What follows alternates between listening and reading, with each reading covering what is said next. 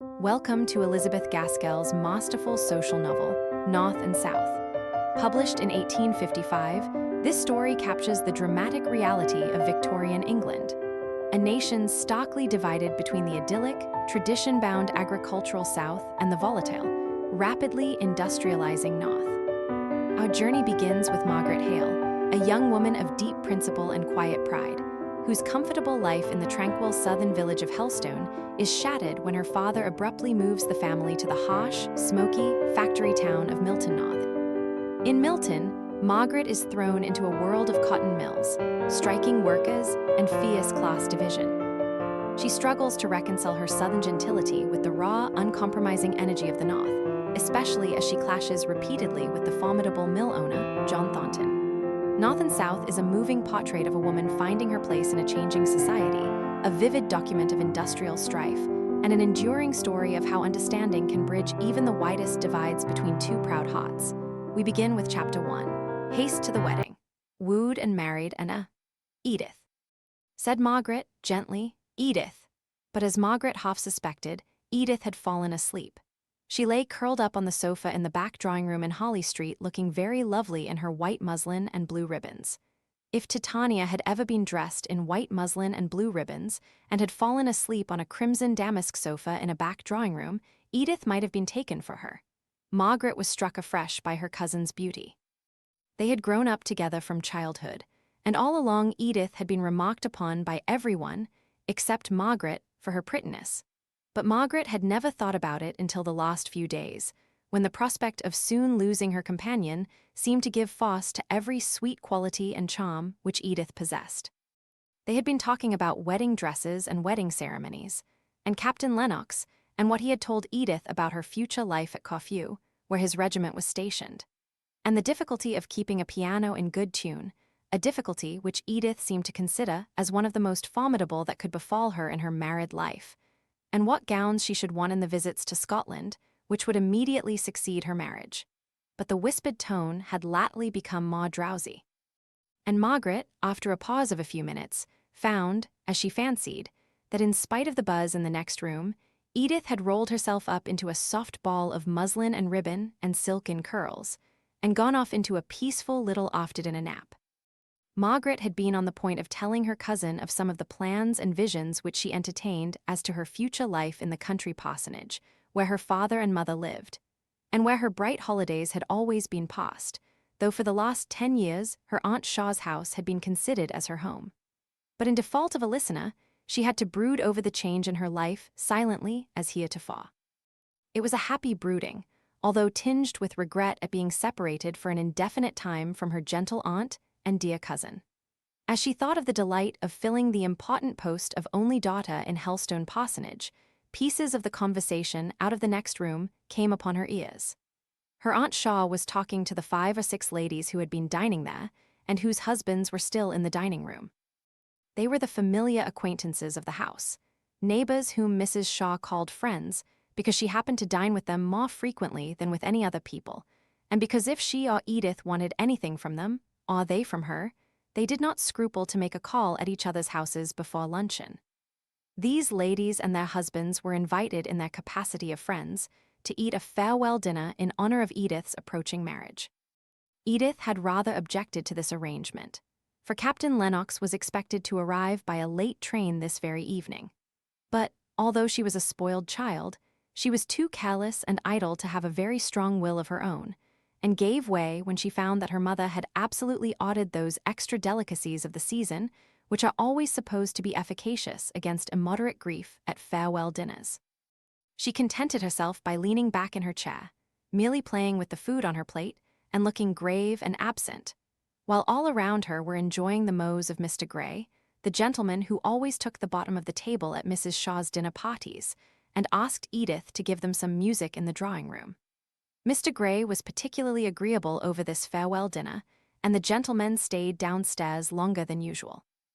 It was very well they did, to judge from the fragments of conversation which Margaret overheard. I suffered too much myself, not that I was not extremely happy with the poor dear general, but still disparity of age is a drawback, one that I was resolved Edith should not have to encounter. Of course, without any maternal partiality, I foresaw that the dear child was likely to marry early. Indeed, I had often said that I was sure she would be married before she was 19. I had quite prophetic feeling when Captain Lennox, and here the voice dropped into a whisper, but Margaret could easily supply the blank. The course of true love in Edith's case had run remarkably smooth.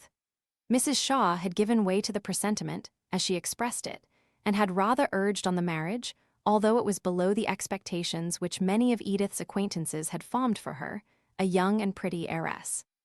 But Mrs. Shaw said that her only child should marry for love, and sighed emphatically, as if love had not been her motive for marrying the general.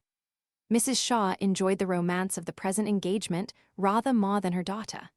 Not but that Edith was very thoroughly and properly in love. Still, she would certainly have preferred a good house in Belgravia to all the picturesqueness of the life which Captain Lennox described at Corfu. The very parts which made Margaret glow as she listened, Edith pretended to shiver and shudder at, partly for the pleasure she had in being coaxed out of her dislike by her fond lover, and partly because anything of a gypsy or makeshift life was really distasteful to her. Yet had anyone come with a fine house, and a fine estate, and a fine title to boot, Edith would still have clung to Captain Lennox while the temptation lasted.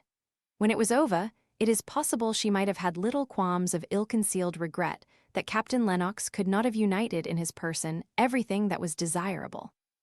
In this she was but her mother's child, who, after deliberately marrying General Shaw with no warmer feeling than respect for his character and establishment, was constantly, though quietly, bemoaning her hard lot in being united to one whom she could not love. "I have spared no expense in her trousseau," were the next words Margaret heard. "She has all the beautiful Indian shawls and scarfs the general gave to me, but which I shall never wear again." "She is a lucky girl," replied another voice, which Margaret knew to be that of Mrs. Gibson, a lady who was taking a double interest in the conversation, from the fact of one of her daughters having been married within the last few weeks. "Helen had set her heart upon an Indian shawl, but really when I found what an extravagant price was asked, I was obliged to refuse her. She will be quite envious when she hears of Edith having Indian shawls." "What kind are they?" "Delhi." "With the lovely little borders." Margaret heard her aunt's voice again, but this time it was as if she had raised herself up from her half-recumbent position and were looking into the more dimly lighted back drawing-room. "Edith, Edith!" cried she, and then she sank as if wearied by the exertion. Margaret stepped forward. "Edith is asleep, Aunt Shaw. Is it anything I can do?" All the ladies said, "Poor child." On receiving this distressing intelligence about Edith, and the minute lapdog in Mrs. Shaw's arms began to bark, as if excited by the burst of pity. "Hush, Tiny, you naughty little girl, you will waken your mistress. It was only to ask Edith if she would tell Newton to bring down her shawls. Perhaps you would go, Margaret dear." Margaret went up into the old nursery at the very top of the house, when Newton was busy getting up some laces which were required for the wedding. While Newton went, not without a muttered grumbling, to undo the shawls, which had already been exhibited 4 or 5 times that day, Margaret looked round upon the nursery. The first room in that house with which she had become familiar 9 years ago, when she was brought, all untamed from the forest, to share the home, the play, and the lessons of her cousin Edith. She remembered the dark, dim look of the London nursery, presided over by an austere and ceremonious nurse, who was terribly particular about clean hands and torn frocks. She recollected the first tea up there, separate from her father and aunt, who were dining somewhere down below, an infinite depth of stairs. For unless she were up in the sky, the child thought, they must be deep down in the bowels of the earth. At home, before she came to live in Holly Street, her mother's dressing-room had been her nursery, and as they kept early hours in the country parsonage, Margaret had always had her meals with her father and mother. Oh, well did the tall stately girl of 18 remember the tears shed with such wild passion of grief by the little girl of 9, as she hid her face under the bedclothes in that first night, and how she was bidden not to cry by the nurse, because it would disturb Miss Edith, and how she had cried as bitterly, but more quietly, till her newly seen, grand, pretty aunt had come softly upstairs with Mr. Hale to show him his little sleeping daughter. Then the little Margaret had hushed her sobs, and tried to lie quiet as if asleep, for fear of making her father unhappy by her grief, which she dared not express before her aunt, and which she rather thought it was wrong to feel at all after the long hoping, and planning, and contriving they had gone through at home, before her wardrobe could be arranged to suit her grander circumstances, and before Papa could leave his parish to come up to London, even for a few days. Now she had got to love the old nursery, though it was but a dismantled place, and she looked all round with a kind of cat-like regret at the idea of leaving it forever in 3 days. "Ah, Newton," said she, "I think we shall all be sorry to leave this dear old room." "Indeed, miss, I shan't for one. My eyes are not so good as they were, and the light here is so bad that I can't see to mend laces except just at the window, where there's always a shocking draught, enough to give one one's death of cold. Well, I dare say you will have both good light and plenty of warmth at Naples. You must keep as much of your darning as you can till then. Thank you, Newton, I can take them down, you're busy." So Margaret went down laden with shawls and snuffing up their spicy Easton smell. Her aunt asked her to stand as a sort of lay figure on which to display them, as Edith was still asleep. No one thought about it, but Margaret's tall, finely made figure, in the black silk dress which she was wearing as mourning for some distant relative of her father's, set off the long, beautiful folds of the gorgeous shawls that would have half-smothered Edith. Margaret stood right under the chandelier, quite silent and passive, while her aunt adjusted the draperies. Occasionally, as she was turned round, she caught a glimpse of herself in the mirror over the chimney-piece, and smiled at her own appearance there, the familiar features in the usual garb of a princess. She touched the shawls gently as they hung around her, and took a pleasure in their soft feel and their brilliant colors, and rather liked to be dressed in such splendor, enjoying it much as a child would do, with a quiet, pleased smile on her lips. Just then the door opened, and Mr. Henry Lennox was suddenly announced. Some of the ladies started back, as if half ashamed of their feminine interest in dress. Mrs. Shaw held out her hand to the newcomer. Margaret stood perfectly still, thinking she might be yet wanted as a sort of block for the shawls, but looking at Mr. Lennox with a bright, amused face, as if sure of his sympathy and her sense of the ludicrousness at being thus surprised. Her aunt was so much absorbed in asking Mr. Henry Lennox, who had not been able to come to dinner, all sorts of questions about his brother the bridegroom, his sister the bridesmaid, coming with the captain from Scotland for the occasion, and various other members of the Lennox family, that Margaret saw she was no more wanted as shawl-bearer, and devoted herself to the amusement of the other visitors, whom her aunt had for the moment forgotten. Almost immediately, Edith came in from the back drawing-room, winking and blinking her eyes at the stronger light, shaking back her slightly ruffled curls, and altogether looking like the sleeping beauty just startled from her dreams.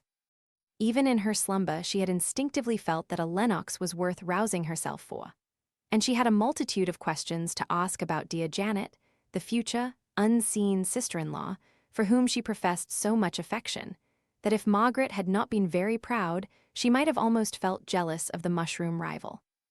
As Margaret sank rather more into the background on her aunt's joining the conversation, she saw Henry Lennox directing his look towards a vacant seat near her, and she knew perfectly well that as soon as Edith released him from her questioning, he would take possession of that chair.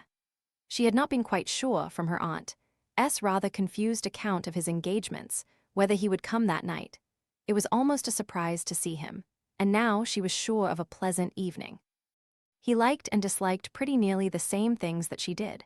Margaret's face was lightened up into an honest, open brightness. By and by he came. She received him with a smile which had not a tinge of shyness or self-consciousness in it. "Well, I suppose you are all in the depth of business, ladies' business, I mean, very different to my business, which is the real true law business. Playing with shawls is very different work to drawing up settlements. Ah, I knew how you would be amused to find us all so occupied in admiring finery, but really Indian shawls are very perfect things of their kind.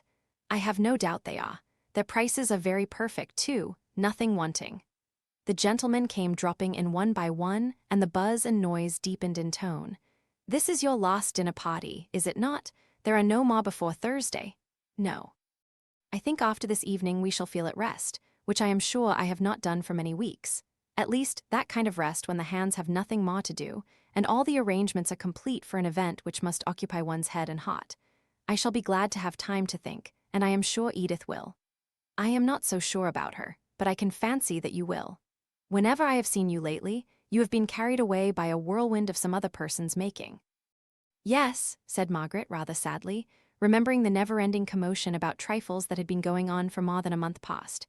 "I wonder if a marriage must always be preceded by what you call a whirlwind, or whether in some cases there might not rather be a calm and peaceful time just before it.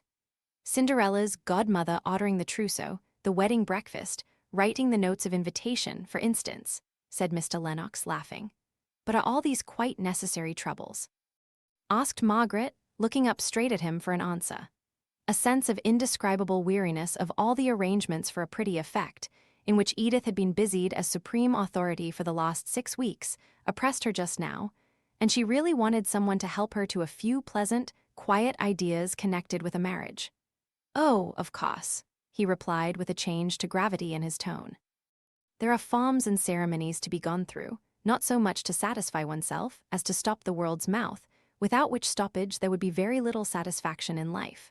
But how would you have a wedding arranged?" "Oh, I have never thought much about it. Only I should like it to be a very fine summer morning, and I should like to walk to church through the shade of trees, and not to have so many bridesmaids, and to have no wedding breakfast. I dare say I am resolving against the very things that have given me the most trouble just now." "No, I don't think you are. The idea of stately simplicity accords well with your character." Margaret did not quite like this speech. She winced away from it more, from remembering former occasions on which he had tried to lead her into a discussion, in which he took the complimentary part about her own character and ways of going on. She cut his speech rather short by saying, "It is natural for me to think of Helstone Church and the walk to it, rather than of driving up to a London church in the middle of a paved street. Tell me about Helstone. You have never described it to me. I should like to have some idea of the place you will be living in when 96 Harley Street will be looking dingy and dirty and dull and shut up. Is Helstone a village or a town in the first place?" "Oh, only a hamlet. I don't think I could call it a village at all. There is the church and a few houses near it on the green, cottages, rather, with roses growing all over them. And flowering all the year round, especially at Christmas, make your picture complete," said he. "No," replied Margaret, somewhat annoyed, "I am not making a picture. I am trying to describe Helstone as it really is. You should not have said that." "I am penitent," he answered. "Only it really sounded like a village in a tale rather than in real life." "And so it is," replied Margaret eagerly. "All the other places in England that I have seen seem so hard and prosaic-looking after the New Forest. Helstone is like a village in a poem in one of Tennyson's poems, but I won't try and describe it any more. You would only laugh at me if I told you what I think of it, what it really is." "Indeed, I would not. But I see you are going to be very resolved." "Well then, tell me that which I should like still better to know, what the parsonage is like." "Oh, I can't describe my home. It is home, and I can't put its charm into words." "I submit. You are rather severe tonight, Margaret." "How?" said she, turning her large, soft eyes round full upon him. "I did not know I was." "Why, because I made an unlucky remark. You will neither tell me what Helstone is like, nor will you say anything about your home, though I have told you how much I want to hear about both, the latter especially. But indeed I cannot tell you about my own home. I don't quite think it is a thing to be talked about unless you knew it."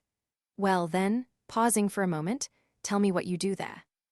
"Here you read or have lessons or otherwise improve your mind till the middle of the day, take a walk before lunch, go a drive with your aunt after, and have some kind of engagement in the evening. There, now fill up your day at Helstone. Shall you ride, drive, or walk?" "Walk, decidedly. We have no horse, not even for papa. He walks to the very extremity of his parish. The walks are so beautiful, it would be a shame to drive, almost a shame to ride." "Shall you garden much?" "That, I believe, is a proper employment for young ladies in the country. I don't know, I am afraid I shan't like such hard work." "Archery parties, picnics, race balls, hunt balls." "Oh no," said she, laughing. "Papa's living is very small, and even if we were near such things, I doubt if I should go to them." "I see, you won't tell me anything.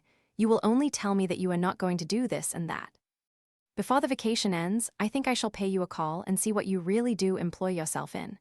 "I hope you will. Then you will see for yourself how beautiful Helstone is. Now I must go. Edith is sitting down to play, and I just know enough of music to turn over the leaves for her, and besides, Aunt Shaw won't like us to talk." Edith played brilliantly. In the middle of the piece the door half opened, and Edith saw Captain Lennox hesitating whether to come in. She threw down her music, and rushed out of the room, leaving Margaret standing confused and blushing to explain to the astonished guests what vision had shown itself to cause Edith's sudden flight. Captain Lennox had come earlier than was expected, or was it really so late?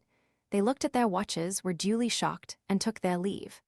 Then Edith came back, glowing with pleasure, half shyly, half proudly leading in her tall, handsome captain. His brother shook hands with him, and Mrs. Shaw welcomed him in her gentle, kindly way, which had always something plaintive in it, arising from the long habit of considering herself a victim to an uncongenial marriage. Now that, the general being gone, she had every good of life, with as few drawbacks as possible, she had been rather perplexed to find an anxiety, if not a sorrow. She had, however, of late settled upon her own health as a source of apprehension. She had a nervous little cough whenever she thought about it, and some complaisant doctor ordered her just what she desired, a winter in Italy.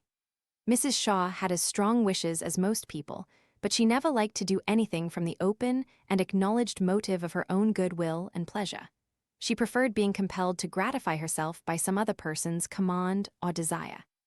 She really did persuade herself that she was submitting to some hard external necessity, and thus she was able to moan and complain in her soft manner, all the time she was in reality doing just what she liked. It was in this way she began to speak of her own journey to Captain Lennox, who assented, as in duty bound, to all his future mother-in-law said, while his eyes sought Edith, who was busying herself in rearranging the tea-table and ordering up all sorts of good things in spite of his assurances that he had dined within the last 2 hours. Mr. Henry Lennox stood leaning against the chimney-piece, amused with the family scene.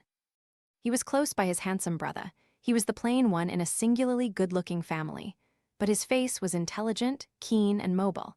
And now and then Margaret wondered what it was that he could be thinking about, while he kept silence, but was evidently observing, with an interest that was slightly sarcastic, all that Edith and she were doing. The sarcastic feeling was called out by Mrs. Shaw's conversation with his brother. It was separate from the interest which was excited by what he saw. He thought it a pretty sight to see the two cousins so busy in their little arrangements about the table. Edith chose to do most herself. She was in a humor to enjoy showing her lover how well she could behave as a soldier's wife. She found out that the water in the urn was cold, and ordered up the great kitchen tea kettle. The only consequence of which was that when she met it at the door and tried to carry it in, it was too heavy for her, and she came in pouting, with a black mark on her muslin gown and a little round white hand indented by the handle, which she took to show to Captain Lennox, just like a hurt child, and of course the remedy was the same in both cases. Margaret's quickly adjusted spirit lamp was the most efficacious contrivance, though not so like the gypsy encampment which Edith, in some of her moods, chose to consider the nearest resemblance to a barrack life. After this evening all was bustle till the wedding was over. Chapter 2. Roses and Thorns. By the soft green light in the woody glade, on the banks of moss where thy childhood played by the household tree, throw, which then I first looked in love to the summer sky. Mrs. Hermans. Margaret was once more in her morning dress, traveling quietly home with her father, who had come up to assist at the wedding. Her mother had been detained at home by a multitude of half-reasons, none of which anybody fully understood, except Mr. Hale, who was perfectly aware that all his arguments in favor of a gray satin gown, which was midway between oldness and newness, had proved unavailing, and that, as he had not the money to equip his wife afresh, from top to toe, she would not show herself at her only sister's only child's wedding. If Mrs. Shaw had guessed at the real reason why Mrs. Hale did not accompany her husband, she would have showered down gowns upon her. But it was nearly 20 years since Mrs. Shaw had been the poor pretty Miss Beresford, and she had really forgotten all grievances except that of the unhappiness arising from disparity of age in married life, on which she could descant by the half-hour. Dearest Maria had married the man of her heart, only 8 years older than herself, with the sweetest temper, and that blue-black hair one so seldom sees. Mr. Hale was one of the most delightful preachers she had ever heard, and a perfect model of a parish priest. Perhaps it was not quite a logical deduction from all these premises, but it was still Mrs. Shaw's characteristic conclusion as she thought over her sister's lot. Married for love, what can dearest Maria have to wish for in this world? Mrs. Hale, if she spoke truth, might have answered with a ready-made list. A silver-gray glacé silk, a white chip bonnet, oh, dozens of things for the wedding, and hundreds of things for the house. Margaret only knew that her mother had not found it convenient to come, and she was not sorry to think that their meeting and greeting would take place at Helstone Parsonage, rather than, during the confusion of the last 2 or 3 days, in the house in Holly Street, where she herself had to play the part of Figaro, and was wanted everywhere at one and the same time. Her mind and body ached now with the recollection of all she had done and said within the last 48 hours. The farewells so hurriedly taken, amongst all the other goodbyes, of those she had lived with so long, oppressed her now with a sad regret for the times that were no more. It did not signify what those times had been, they were gone never to return.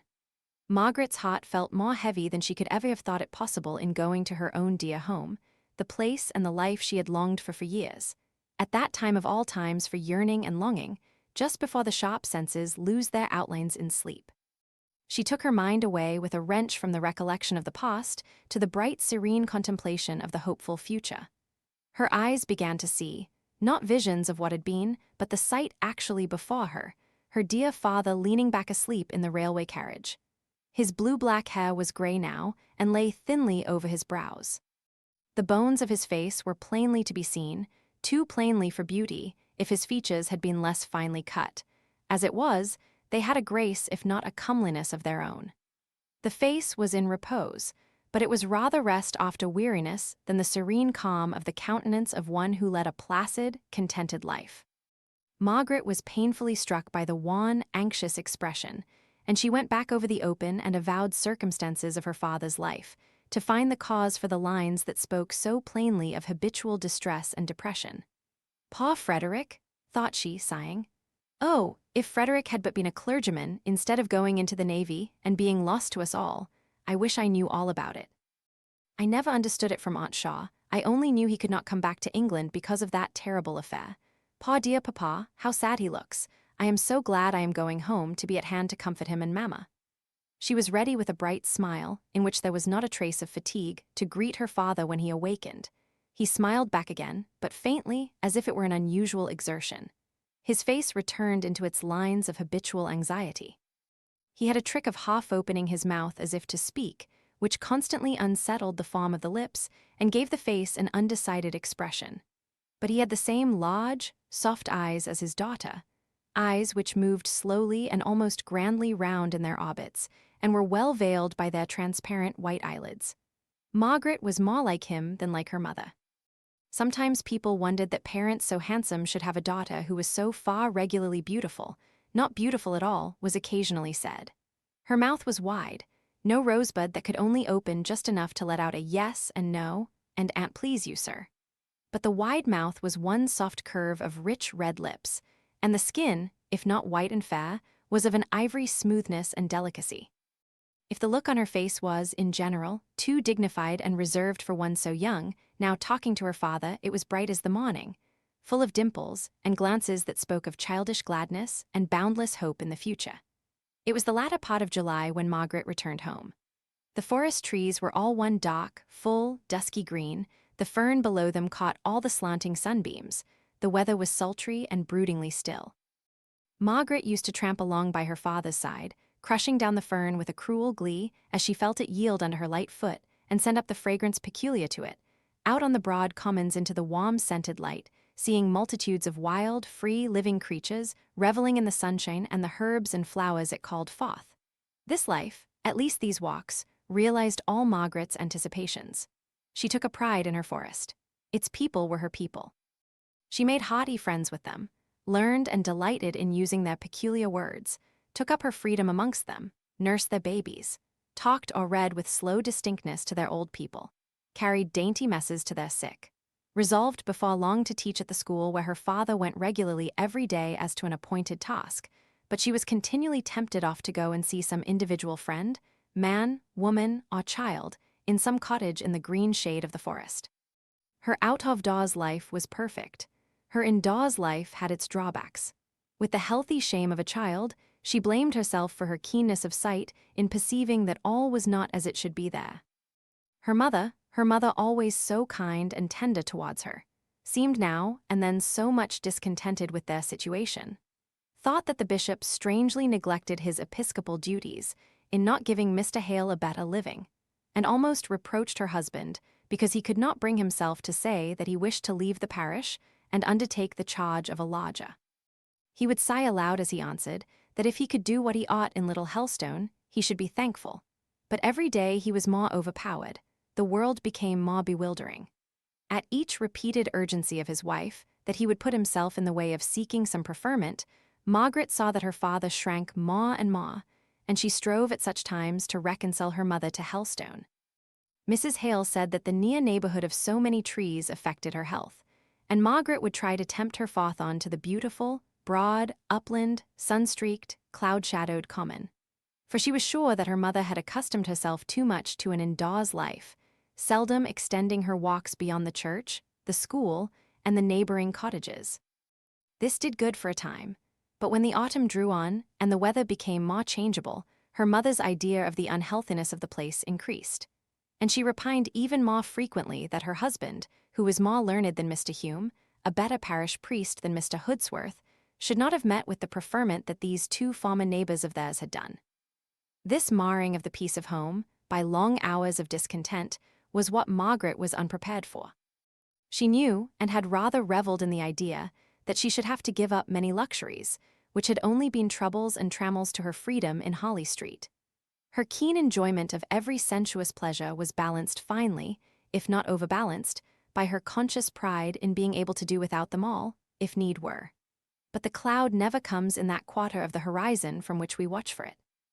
There had been slight complaints and passing regrets on her mother's part, over some trifle connected with Helstone, and her father's position there, when Margaret had been spending her holidays at home before. But in the general happiness of the recollection of those times, she had forgotten the small details which were not so pleasant. In the latter half of September, the autumnal rains and storms came on, and Margaret was obliged to remain more in the house than she had hitherto done.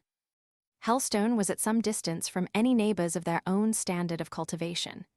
"It is undoubtedly one of the most out-of-the-way places in England," said Mrs. Hale, in one of her plaintive moods. "I can't help regretting constantly that Papa has really no one to associate with here. He is so thrown away, seeing no one but farmers and labourers from week's end to week's end. If we only lived at the other side of the parish, it would be something, that we should be almost within walking distance of the Stansfields. Certainly the Gormans would be within a walk." "Gormans," said Margaret, "are those the Gormans who made their fortunes in trade at Southampton? Oh, I'm glad we don't visit them. I don't like shoppy people. I think we are far better off, knowing only cottages and labourers and people without pretence." "You must not be so fastidious, Margaret, dear," said her mother, secretly thinking of a young and handsome Mr. Gorman whom she had once met at Mr. Hume's. "No, I call mine a very comprehensive taste. I like all people whose occupations have to do with land. I like soldiers and sailors and the three learned professions, as they call them. I'm sure you don't want me to admire butchers and bakers and candlestick makers, do you, mamma?" But the Gormans were neither butchers nor bakers, but very respectable coach builders. "Very well. Coach building is a trade all the same, and I think a much more useless one than that of butchers or bakers. Oh, how tired I used to be of the drives every day in Aunt Shaw's carriage, and how I longed to walk." And walk Margaret did, in spite of the weather. She was so happy out of doors, at her father's side, that she almost danced, and with the soft violence of the west wind behind her, as she crossed some heath, she seemed to be borne onwards, as lightly and easily as the fallen leaf that was wafted along by the autumnal breeze. But the evenings were rather difficult to fill up agreeably. Immediately after tea, her father withdrew into his small library, and she and her mother were left alone. Mrs. Hale had never cared much for books, and had discouraged her husband, very early in their married life, in his desire of reading aloud to her while she worked. At one time they had tried backgammon as a resource, but as Mr. Hale grew to take an increasing interest in his school and his parishioners, he found that the interruptions which arose out of these duties were regarded as hardships by his wife, not to be accepted as the natural conditions of his profession, but to be regretted and struggled against by her as they severally arose. So he withdrew, while the children were yet young, into his library to spend his evenings, if he were at home, in reading the speculative and metaphysical books which were his delight. When Margaret had been here before, she had brought down with her a great box of books, recommended by masters or governess, and had found the summer's day all too short to get through the reading she had to do before her return to town. Now there were only the well-bound, little-read English classics, which were weeded out of her father's library to fill up the small bookshelves in the drawing-room. Thomson's Seasons, Haley's Cowper, Middleton's Cicero were by far the lightest, newest, and most amusing. The bookshelves did not afford much resource. Margaret told her mother every particular of her London life, to all of which Mrs. Hale listened with interest, sometimes amused and questioning, at others a little inclined to compare her sister's circumstances of ease and comfort with the narrower means at Helstone Vicarage. On such evenings, Margaret was apt to stop talking rather abruptly, and listen to the drip-drip of the rain upon the leads of the little bow window. Once or twice, Margaret found herself mechanically counting the repetition of the monotonous sound, while she wondered if she might venture to put a question on a subject very near to her heart, and ask where Frederick was now, what he was doing, how long it was since they had heard from him. But a consciousness that her mother's delicate health and positive dislike to Helstone all dated from the time of the mutiny in which Frederick had been engaged, the full account of which Margaret had never heard, and which now seemed doomed to be buried in sad oblivion, made her pause and turn away from the subject each time she approached it. When she was with her mother, her father seemed the best person to apply to for information, and when with him, she thought that she could speak more easily to her mother. Probably there was nothing much to be heard that was new. In one of the letters she had received before leaving Holly Street, her father had told her that they had heard from Frederick. He was still at Rio and very well in health, and sent his best love to her, which was dry bones, but not the living intelligence she longed for. Frederick was always spoken of, in the rare times when his name was mentioned, as Pa Frederick. His room was kept exactly as he had left it, and was regularly dusted, and put into order by Dixon, Mrs. Hale's maid, who touched no other part of the household work, but always remembered the day when she had been engaged by Lady Beresford as lady's maid to Sir John's wards, the pretty Miss Beresfords, the belles of Rutlandshire. Dixon had always considered Mr. Hale as the blight which had fallen upon her young lady's prospects in life. If Miss Beresford had not been in such a hurry to marry a poor country clergyman, there was no knowing what she might have become. But Dixon was too loyal to desert her in her affliction and downfall, alas, her married life. She remained with her and was devoted to her interests, always considering herself as the good and protecting fairy, whose duty it was to baffle the malignant giant, Mr. Hale. Master Frederick had been her favorite and pride, and it was with a little softening of her dignified look and manner that she went in weekly to arrange the chamber as carefully as if he might be coming home that very evening. Margaret could not help believing that there had been some late intelligence of Frederick, unknown to her mother, which was making her father anxious and uneasy. Mrs. Hale did not seem to perceive any alteration in her husband's looks or ways. His spirits were tender and gentle, readily affected by any small piece of intelligence concerning the welfare of others. He would be depressed for many days after witnessing a deathbed or hearing of any crime. But now Margaret noticed an absence of mind, as if his thoughts were preoccupied by some subject, the oppression of which could not be relieved by any daily action, such as comforting the survivors or teaching at the school in hope of lessening the evils in the generation to come. Mr. Hale did not go out among his parishioners as much as usual. He was more shut up in his study, was anxious for the village postman, whose summons to the household was a rap on the back kitchen window shutter, a signal which at one time had often to be repeated before anyone was sufficiently alive to the hour of the day to understand what it was and attend to him. Now Mr. Hale loitered about the garden if the morning was fine, and if not, stood dreamily by the study window until the postman had called or gone down the lane, giving a half-respectful, half-confidential shake of the head to the parson, who watched him away from the sweetbriar hedge, and past the great arbutus, before he turned into the room to begin his day's work, with all the signs of a heavy heart and an occupied mind. But Margaret was at an age when any apprehension, not absolutely based on a knowledge of facts, is easily banished for a time by a bright sunny day or some happy outward circumstance. And when the brilliant 14 fine days of October came on, her cares were all blown away as lightly as thistledown, and she thought of nothing but the glories of the forest. The fern harvest was over, and now that the rain was gone, many a deep glade was accessible, into which Margaret had only peeped in July and August weather. She had learnt drawing with Edith, and she had sufficiently regretted, during the gloom of the bad weather, her idle reveling in the beauty of the woodlands, while it had yet been fine, to make her determined to sketch what she could before winter fairly set in. Accordingly, she was busy preparing her bod one morning, when Sarah, the housemaid, threw wide open the drawing-room door and announced Mr. Henry Lennox. Chapter 3. The more haste the worse speed. Learn to win a lady's faith nobly as the thing is high, bravely as for life and death with a loyal gravity. Lead her from the festive bawds, point her to the starry skies, guard her by your truthful words, pure from courtship's flatteries. Mrs. Browning. Mr. Henry Lennox. Margaret had been thinking of him only a moment before and remembering his inquiry into her probable occupations at home.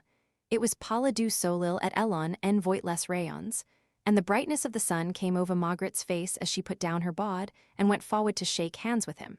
"Tell Mamma, Sarah," said she. "Mamma and I want to ask you so many questions about Edith. I am so much obliged to you for coming. Did not I say that I should?" Asked he in a lower tone than that in which he had spoken. "But I heard of you so far away in the Highlands that I never thought Hampshire could come in." "Oh," said he, more lightly, "our young couple were playing such foolish pranks, running all sorts of risks, climbing this mountain, sailing on that lake, that I really thought they needed a mentor to take care of them." And indeed they did. They were quite beyond my uncle's management, and kept the old gentleman in a panic for 16 hours out of the 24. Indeed, when I once saw how unfit they were to be trusted alone, I thought it my duty not to leave them till I had seen them safely embarked at Plymouth. "Have you been at Plymouth?" "Oh, Edith never named that. To be sure, she has written in such a hurry lately." "Did they really sail on Tuesday?" "Really sailed, and relieved me from many responsibilities. Edith gave me all sorts of messages for you. I believe I have a little diminutive note somewhere. Yes, here it is." "Oh, thank you," exclaimed Margaret, and then, half wishing to read it alone and unwatched, she made the excuse of going to tell her mother again. Sarah surely had made some mistake that Mr. Lennox was there. When she had left the room, he began in his scrutinizing way to look about him. The little drawing-room was looking its best in the streaming light of the morning sun.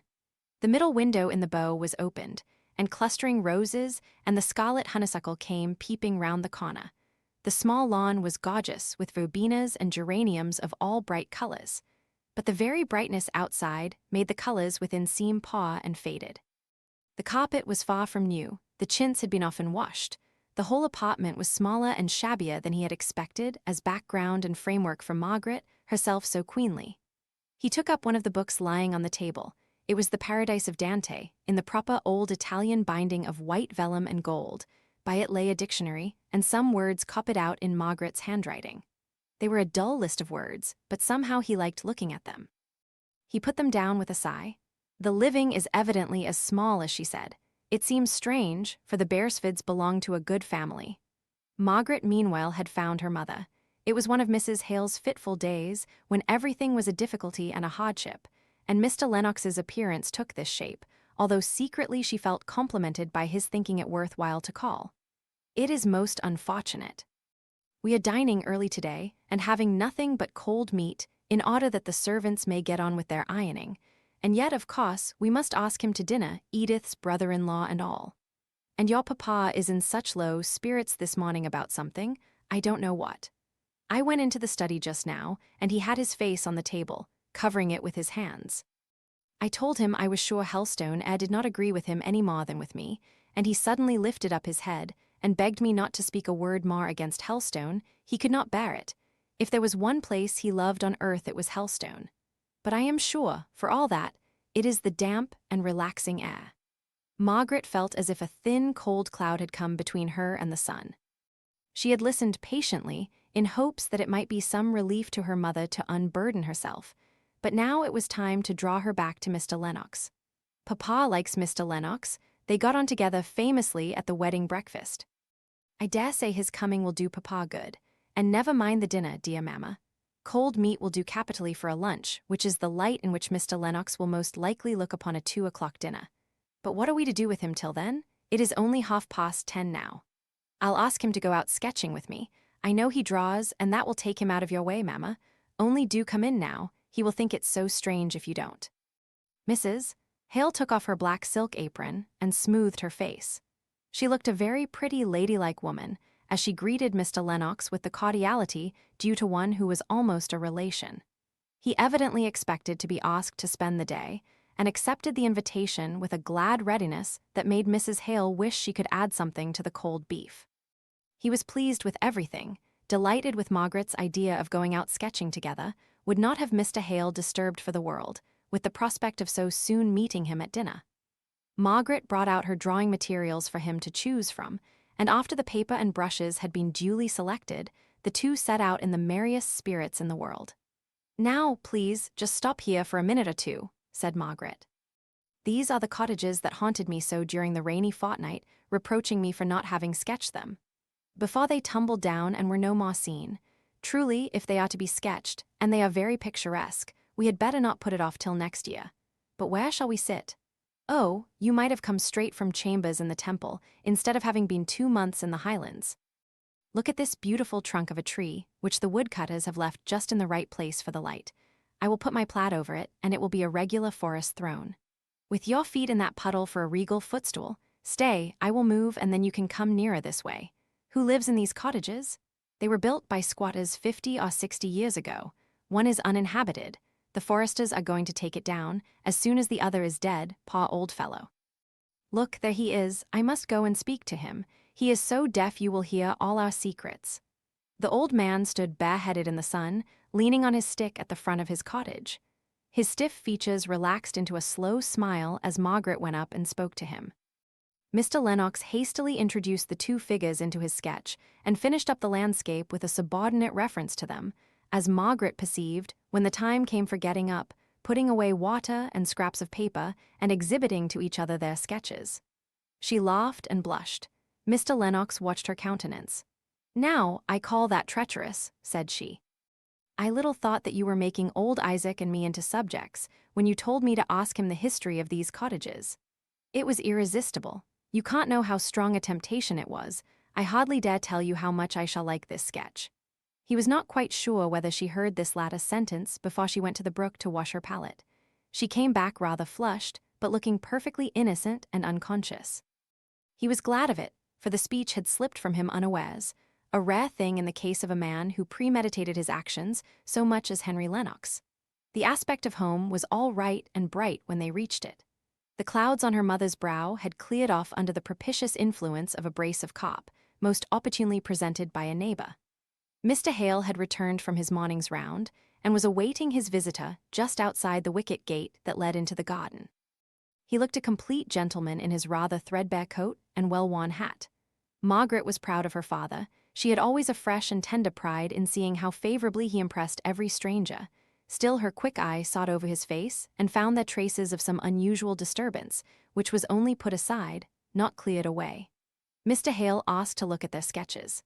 "I think you have made the tints on the thatch too dark, have you not?" As he returned Margaret's to her, and held out his hand for Mr. Lennox's, which was withheld from him one moment no more. "No, Papa, I don't think I have. The house leek and stonecrop have grown so much darker in the rain. Is it not like, Papa?" said she, peeping over his shoulder as he looked at the figures in Mr. Lennox's drawing. "Yes, very like. Your figure and way of holding yourself is capital, and it is just poor old Isaac's stiff way of stooping his long rheumatic back. What is this hanging from the branch of the tree? Not a bird's nest, surely." "Oh no, that is my bonnet. I never can draw with my bonnet on. It makes my head so hot. I wonder if I could manage figures. There are so many people about here whom I should like to sketch." "I should say that a likeness you very much wish to take you would always succeed in," said Mr. Lennox. "I have great faith in the power of will. I think myself I have succeeded pretty well in yours." Mr. Hale had preceded them into the house, while Margaret was lingering to pluck some roses with which to adorn her morning gown for dinner. A regular London girl would understand the implied meaning of that speech, thought Mr. Lennox. She would be up to looking through every speech that a young man made her for the arrière-pensée of a compliment. But I don't believe Margaret— Stay, exclaimed he, "let me help you."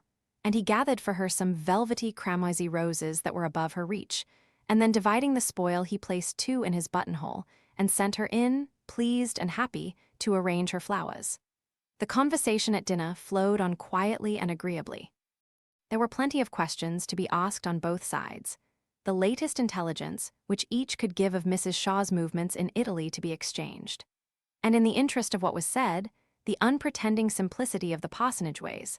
Above all, in the neighborhood of Margaret, Mr. Lennox forgot the little feeling of disappointment with which he had at first perceived that she had spoken but the simple truth when she had described her father's living as very small.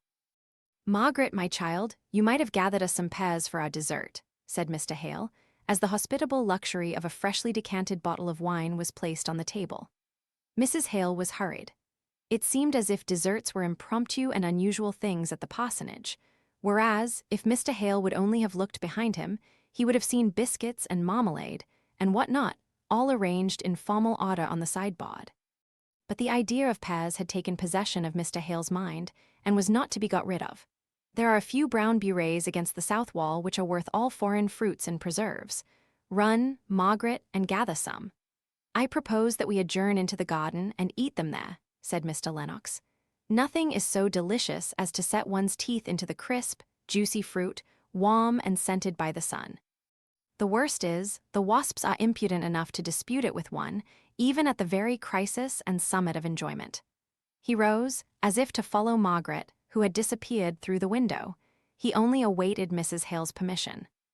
She would rather have wound up the dinner in the proper way, and with all the ceremonies which had gone on so smoothly hitherto, especially as she and Dixon had got out the finger-glasses from the storeroom on purpose to be as correct as became General Shaw's widow's sister. But as Mr. Hale got up directly and prepared to accompany his guest, she could only submit. "I shall arm myself with a knife," said Mr. Hale. "The days of eating fruit so primitively as you describe are over with me. I must pare it and quarter it before I can enjoy it." Margaret made a plate for the pears out of a beetroot leaf, which threw up their brown-gold color admirably. Mr. Lennox looked more at her than at the pears, but her father, inclined to cull fastidiously the very zest and perfection of the hour he had stolen from his anxiety, chose daintily the ripest fruit and sat down on the garden bench to enjoy it at his leisure. Margaret and Mr. Lennox strolled along the little terrace walk under the south wall, where the bees still hummed and worked busily in their hives. "What a perfect life you seem to live here. I have always felt rather contemptuously towards the poets before, with their wishes, mine be a cot beside a hill, and that sort of thing. But now I am afraid that the truth is, I have been nothing better than a cockney. Just now I feel as if 20 years, hard study of law would be amply rewarded by 1 year of such an exquisite serene life as this, such skies. Looking up, such crimson and amber foliage, so perfectly motionless as that, pointing to some of the great forest trees which shut in the garden as if it were a nest. You must please to remember that our skies are not always as deep a blue as they are now. We have rain, and our leaves do fall and get sodden, though I think Helstone is about as perfect a place as any in the world. Recollect how you rather scorned my description of it one evening in Holly Street. A village in a tale. Scorned, Margaret, that is rather a hard word. Perhaps it is. Only I know I should have liked to have talked to you of what I was very full at the time, and you, what must I call it then? Spoke disrespectfully of Helstone as a mere village in a tale. "I will never do so again," said he warmly. They turned the corner of the walk. "I could almost wish, Margaret." He stopped and hesitated.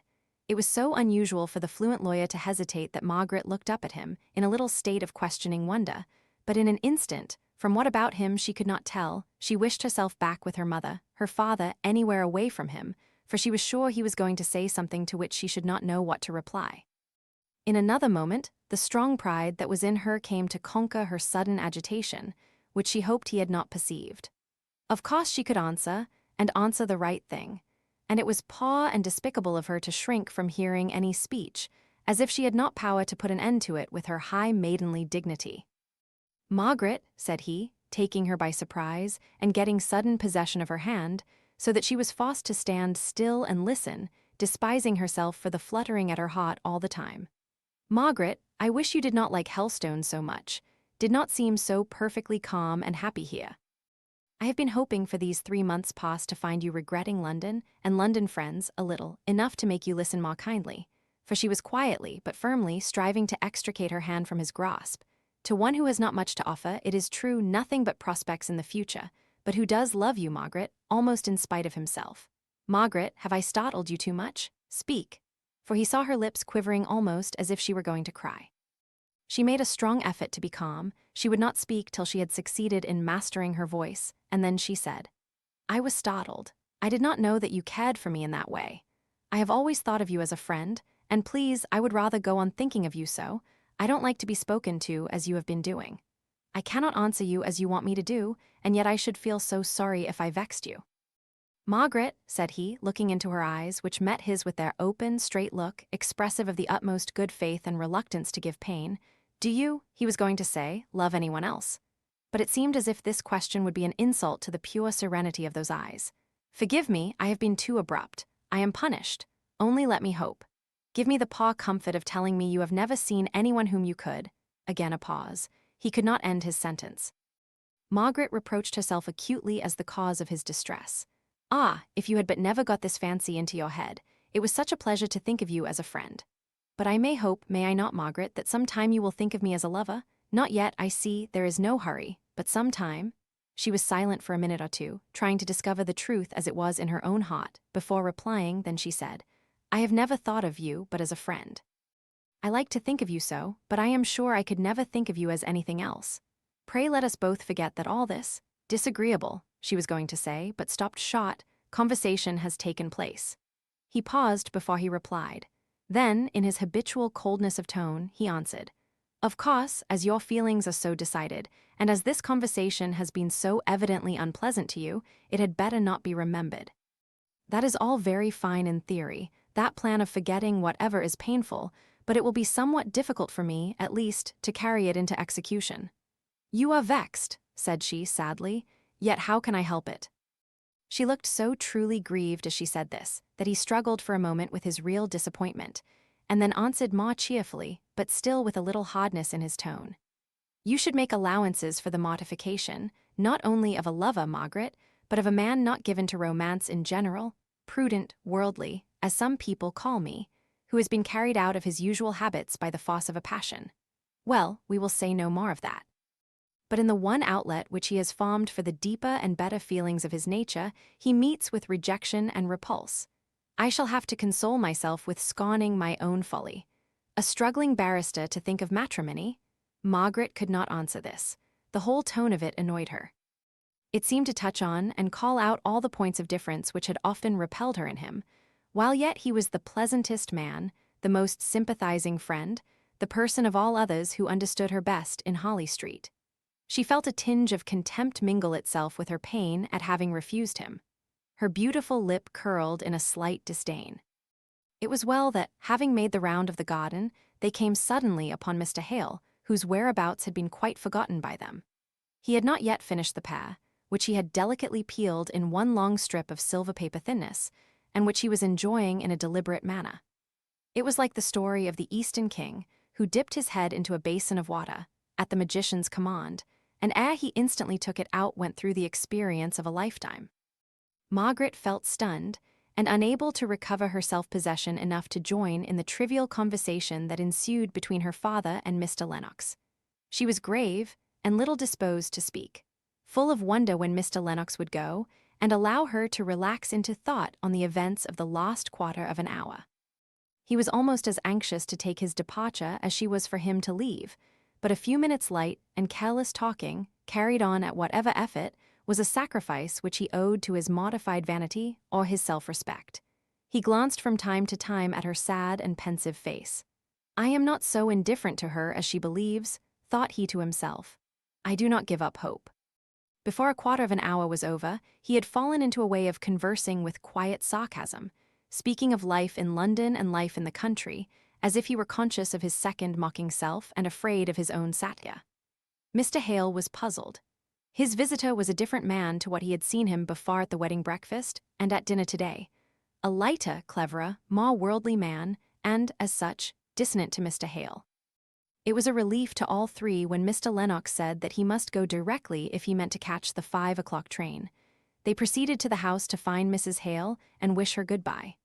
At the last moment, Henry Lennox's real self broke through the crust. Margaret, don't despise me. I have a heart, notwithstanding all this good-for-nothing way of talking. As a proof of it, I believe I love you more than ever, if I do not hate you for the disdain with which you have listened to me during this last half-hour. Goodbye, Margaret, Margaret. Chapter 4, Doubts and Difficulties. Cast me upon some naked shore, where I may track ye only the print of some sad racky. If thou be there though the seas raw, I shall no gentler calm implore. Habington. He was gone. The house was shut up for the evening. No more deep blue skies or crimson and amber tints. Margaret went up to dress for the early tea, finding Dixon in a pretty temper from the interruption which a visitor had naturally occasioned on a busy day. She showed it by brushing away viciously at Margaret's hair, under pretense of being in a great hurry to go to Mrs. Hale. Yet, after all, Margaret had to wait a long time in the drawing room before her mother came down. She sat by herself at the fire, with unlighted candles on the table behind her, thinking over the day, the happy walk, happy sketching, cheerful pleasant dinner, and the uncomfortable, miserable walk in the garden. How different men were to women. Here was she disturbed and unhappy, because her instinct had made anything but a refusal impossible. While he, not many minutes after he had met with a rejection of what ought to have been the deepest, holiest proposal of his life, could speak as if briefs, success, and all its superficial consequences of a good house, clever and agreeable society, were the sole avowed objects of his desires. Oh dear. How she could have loved him if he had but been different, with a difference which she felt, on reflection, to be one that went low, deep down. Then she took it into her head that, after all, his lightness might be but assumed, to cover a bitterness of disappointment which would have been stamped on her own heart if she had loved and been rejected. Her mother came into the room before this whirl of thoughts was adjusted into anything like order. Margaret had to shake off the recollections of what had been done and said through the day, and turn a sympathizing listener to the account of how Dixon had complained that the ironing blanket had been burnt again, and how Susan Lightfoot had been seen with artificial flowers in her bonnet, thereby giving evidence of a vain and giddy character. Mr. Hale sipped his tea in abstracted silence. Margaret had the responses all to herself. She wondered how her father and mother could be so forgetful, so regardless of their companion through the day, as never to mention his name. She forgot that he had not made them an offer. After tea, Mr. Hale got up and stood with his elbow on the chimney-piece, leaning his head on his hand, musing over something, and from time to time sighing deeply. Mrs. Hale went out to consult with Dixon about some winter clothing for the paw. Margaret was preparing her mother's worsted work, and rather shrinking from the thought of the long evening, and wishing bedtime were come that she might go over the events of the day again. "Margaret," said Mr. Hale at last, in a sort of sudden desperate way that made her start, "is that tapestry thing of immediate consequence? I mean, can you leave it and come into my study? I want to speak to you about something very serious to us all. Very serious to us all." Mr. Lennox had never had the opportunity of having any private conversation with her father after her refusal, or else that would indeed be a very serious affair. In the first place, Margaret felt guilty and ashamed of having grown so much into a woman as to be thought of in marriage. And secondly, she did not know if her father might not be displeased that she had taken upon herself to decline Mr. Lennox's proposal. But she soon felt it was not about anything, which having only lately and suddenly occurred, could have given rise to any complicated thoughts that her father wished to speak to her. He made her take a chair by him, he stirred the fire, snuffed the candles, and sighed once or twice before he could make up his mind to say, and it came out with a jerk after all, "Margaret, I am going to leave Helstone." "Leave Helstone, Papa, but why, Mr.?" Hale did not answer for a minute or two. He played with some papers on the table in a nervous and confused manner, opening his lips to speak several times, but closing them again without having the courage to utter a word. Margaret could not bear the sight of the suspense, which was even more distressing to her father than to herself. "But why, dear Papa? Do tell me." He looked up at her suddenly, and then said with a slow and enforced calmness, "Because I must no longer be a minister in the Church of England." Margaret had imagined nothing less than that some of the preferments which her mother had so much desired had befallen her father at last, something that would force him to leave beautiful, beloved Helstone, and perhaps compel him to go and live in some of the stately and silent closes which Margaret had seen from time to time in cathedral towns. They were grand and imposing places, but if, to go there, it was necessary to leave Helstone as a home forever, that would have been a sad, long, lingering pain. But nothing to the shock she received from Mr. Hale's last speech. What could he mean? It was all the worse for being so mysterious. The aspect of piteous distress on his face, almost imploring a merciful and kind judgment from his child, gave her a sudden sickening. Could he have become implicated in anything Frederick had done? Frederick was an outlaw. Had her father, out of a natural love for his son, connived at any? Oh, what is it? Do speak, Papa, tell me all. Why can you no longer be a clergyman? Surely, if the bishop were told all we know about Frederick and the hard unjust, it is nothing about Frederick, the bishop would have nothing to do with that. It is all myself. Margaret, I will tell you about it. I will answer any questions this once, but after tonight let us never speak of it again. I can meet the consequences of my painful, miserable doubts, but it is an effort beyond me to speak of what has caused me so much suffering." "Doubts, Papa, doubts as to religion?" asked Margaret, more shocked than ever. "No, not doubts as to religion, not the slightest injury to that." He paused. Margaret sighed, as if standing on the verge of some new horror. He began again, speaking rapidly as if to get over a set task. "You could not understand it all if I told you my anxiety, for years past, to know whether I had any right to hold my living, my efforts to quench my smoldering doubts by the authority of the Church. Oh, Margaret, how I love the Holy Church from which I am to be shut out." He could not go on for a moment or two. Margaret could not tell what to say. It seemed to her as terribly mysterious as if her father were about to turn Mahometan. "I have been reading today of the 2,000 who were ejected from their churches," continued Mr. Hale, smiling faintly, "trying to steal some of their bravery, but it is of no use, no use, I cannot help feeling it acutely." "But Papa, have you well considered?" "Oh, it seems so terrible, so shocking," said Margaret, suddenly bursting into tears. The one-stayed foundation of her home, of her idea of her beloved father, seemed reeling and rocking. What could she say? What was to be done?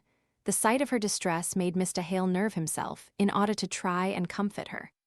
He swallowed down the dry, choking sobs which had been heaving up from his heart hitherto, and going to his bookcase, he took down a volume, which he had often been reading lately, and from which he thought he had derived strength to enter upon the cause in which he was now embarked. "Listen, dear Margaret," said he, putting one arm round her waist.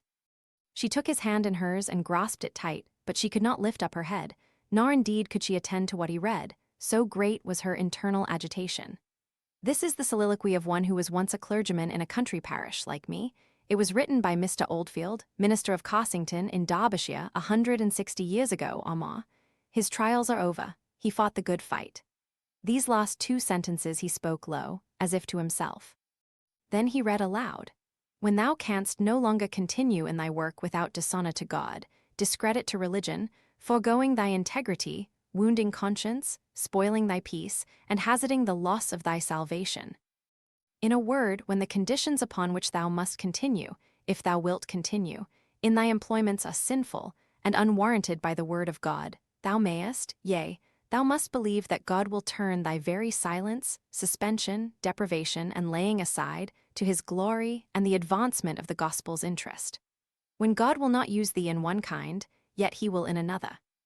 A soul that desires to serve and honor him shall never want opportunity to do it, nor must thou so limit the Holy One of Israel as to think he hath but one way in which he can glorify himself by thee. He can do it by thy silence as well as by thy preaching, the laying aside as well as thy continuance in thy work. It is not pretense of doing God the greatest service, or performing the weightiest duty, that will excuse the least sin, though that sin capacitated or gave us the opportunity for doing that duty.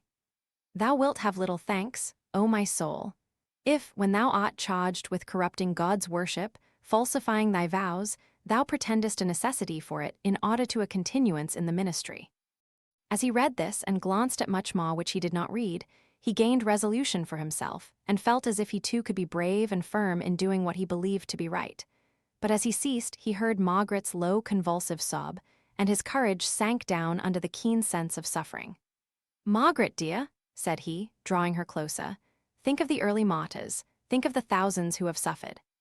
"But father," said she, suddenly lifting up her flushed, tear-wet face, "the early martyrs suffered for the truth, while you, oh, dear, dear Papa." "I suffer for conscience' sake, my child," said he, with a dignity that was only tremulous from the acute sensitiveness of his character. "I must do what my conscience bids.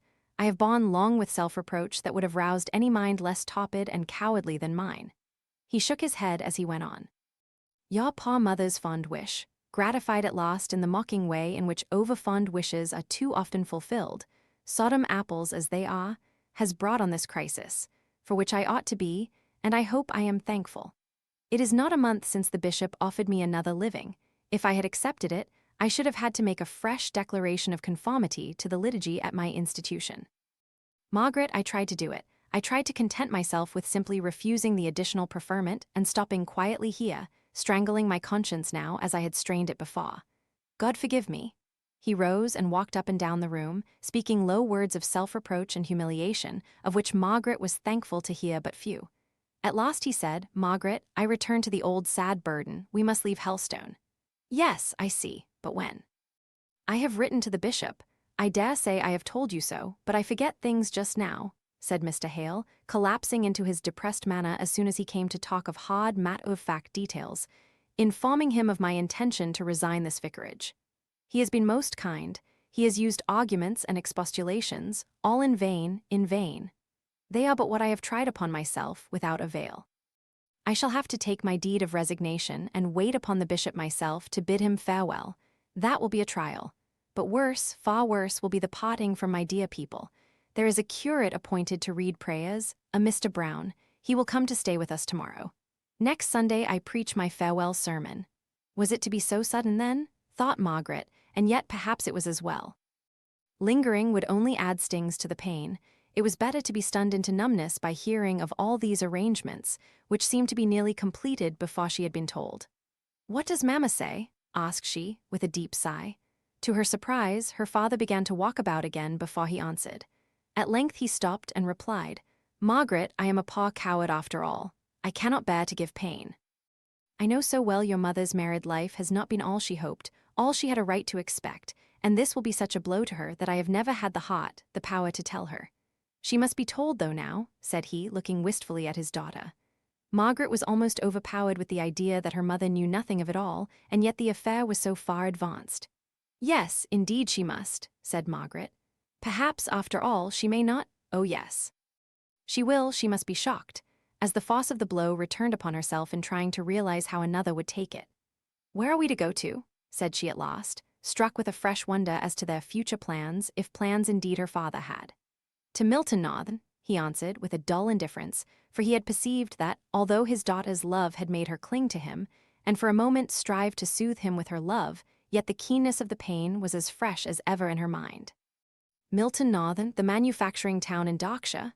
"Yes," said he, in the same despondent, indifferent way. "Why there, papa?" asked she. "Because there I can earn bread for my family, because I know no one there, and no one knows Helstone or can ever talk to me about it. Bread for your family. I thought you and Mamma had," and then she stopped, checking her natural interest regarding their future life as she saw the gathering gloom on her father's brow. But he, with his quick intuitive sympathy, read in her face, as in a mirror, the reflections of his own moody depression and turned it off with an effort. "You shall be told all, Margaret. Only help me to tell your mother. I think I could do anything but that. The idea of her distress turns me sick with dread. If I tell you all, perhaps you could break it to her tomorrow. I am going out for the day to bid Farmer Dobson and the poor people on Bracy Common goodbye. Would you dislike breaking it to her very much, Margaret?" Margaret did dislike it, did shrink from it more than from anything she had ever had to do in her life before. She could not speak all at once. Her father said, "You dislike it very much, don't you, Margaret?" Then she conquered herself and said, with a bright, strong look on her face, "It is a painful thing, but it must be done, and I will do it as well as ever I can. You must have many painful things to do." Mr. Hale shook his head despondingly. He pressed her hand in token of gratitude. Margaret was nearly upset again into a burst of crying. To turn her thoughts, she said, "Now tell me, Papa, what our plans are. You and Mamma have some money, independent of the income from the living, have you not? Aunt Shaw has, I know."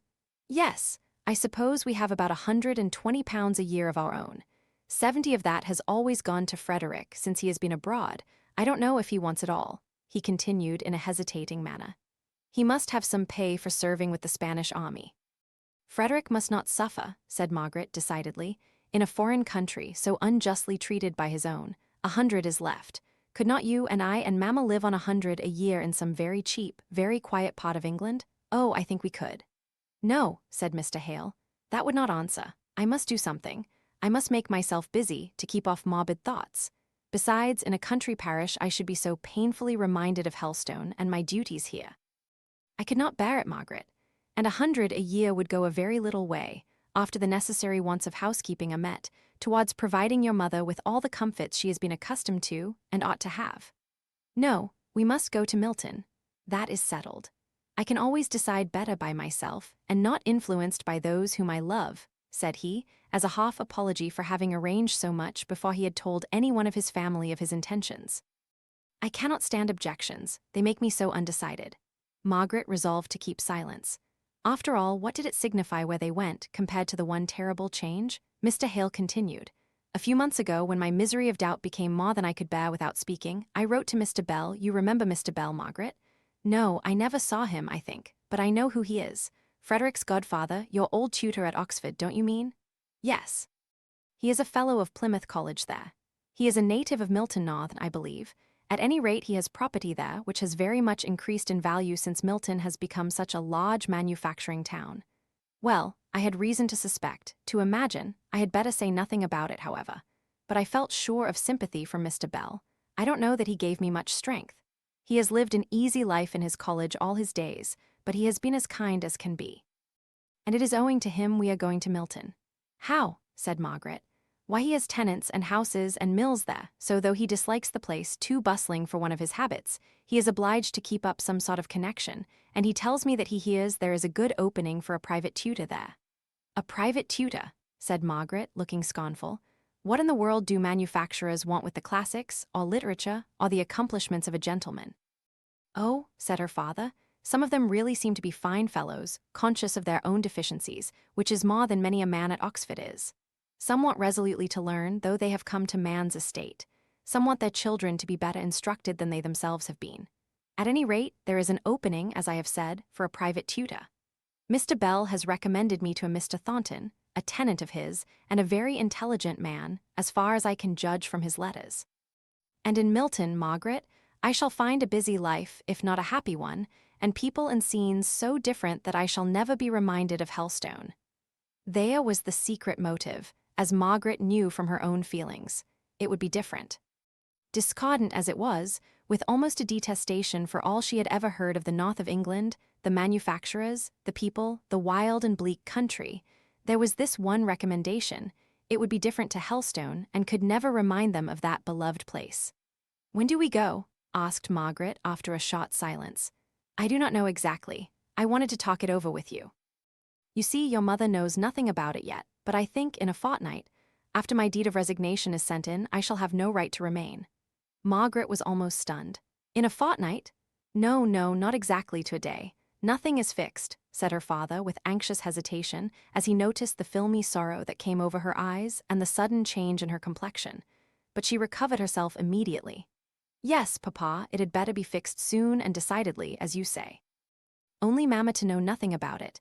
It is that is the great perplexity. Pa Maria, replied Mr. Hale tenderly. Pa Maria, oh, if I were not married, if I were but myself in the world, how easy it would be. As it is, Margaret, I dare not tell her. No, said Margaret sadly, I will do it.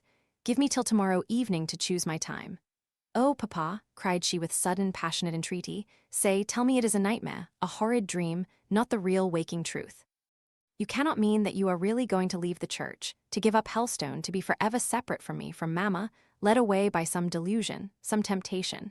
You do not really mean it. Mr. Hale sat in rigid stillness while she spoke. Then he looked her in the face and said in a slow, hoarse, measured way, I do mean it, Margaret. You must not deceive yourself in doubting the reality of my words, my fixed intention and resolve. He looked at her in the same steady, stony manner for some moments after he had done speaking. She, too, gazed back with pleading eyes before she would believe it was irrevocable. Then she arose and went, without another word or look, towards the door. As her fingers were on the handle, he called her back. He was standing by the fireplace, shrunk and stooping, but as she came near he drew himself up to his full height, and placing his hands on her head, he said solemnly, The blessing of God be upon thee, my child.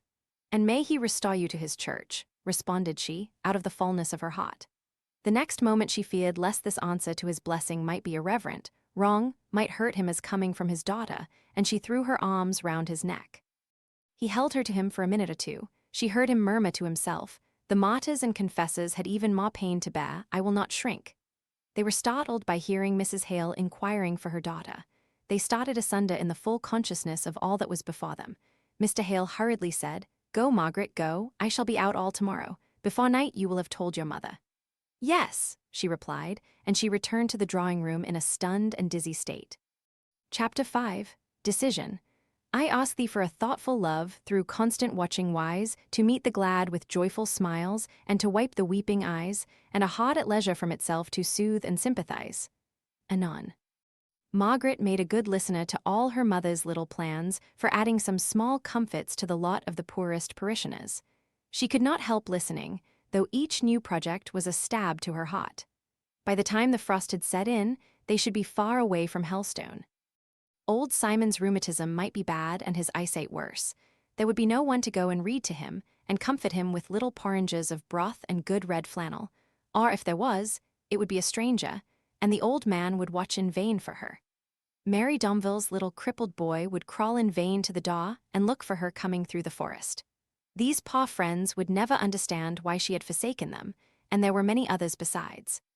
Papa has always spent the income he derived from his living in the parish. I am, perhaps, encroaching upon the next Jews, but the winter is likely to be severe, and our poor people must be helped. Oh, mamma, let us do all we can, said Margaret eagerly, not seeing the prudential side of the question, only grasping at the idea that they were rendering such help for the last time. We may not be here long. Do you feel ill, my darling? Asks Mrs. Hale, anxiously, misunderstanding Margaret's hint of the uncertainty of their stay at Helstone. You look pale and tired. It is this soft, damp, unhealthy air. No, no, mamma, it is not that, it is delicious air. It smells of the freshest, purest fragrance after the smokiness of Holly Street. But I am tired, it surely must be near bedtime. Not far off, it is 9:30. You had better go to bed at once, dear. Ask Dixon for some gruel. I will come and see you as soon as you are in bed. I am afraid you have taken cold, or the bad air from some of the stagnant ponds.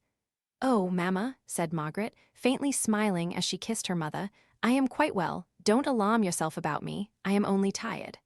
Margaret went upstairs. To soothe her mother's anxiety, she submitted to a basin of gruel. She was lying languidly in bed when Mrs. Hale came up to make some last inquiries and kiss her before going to her own room for the night. But the instant she heard her mother's door locked, she sprang out of bed, and throwing her dressing gown on, she began to pace up and down the room, until the creaking of one of the boards reminded her that she must make no noise.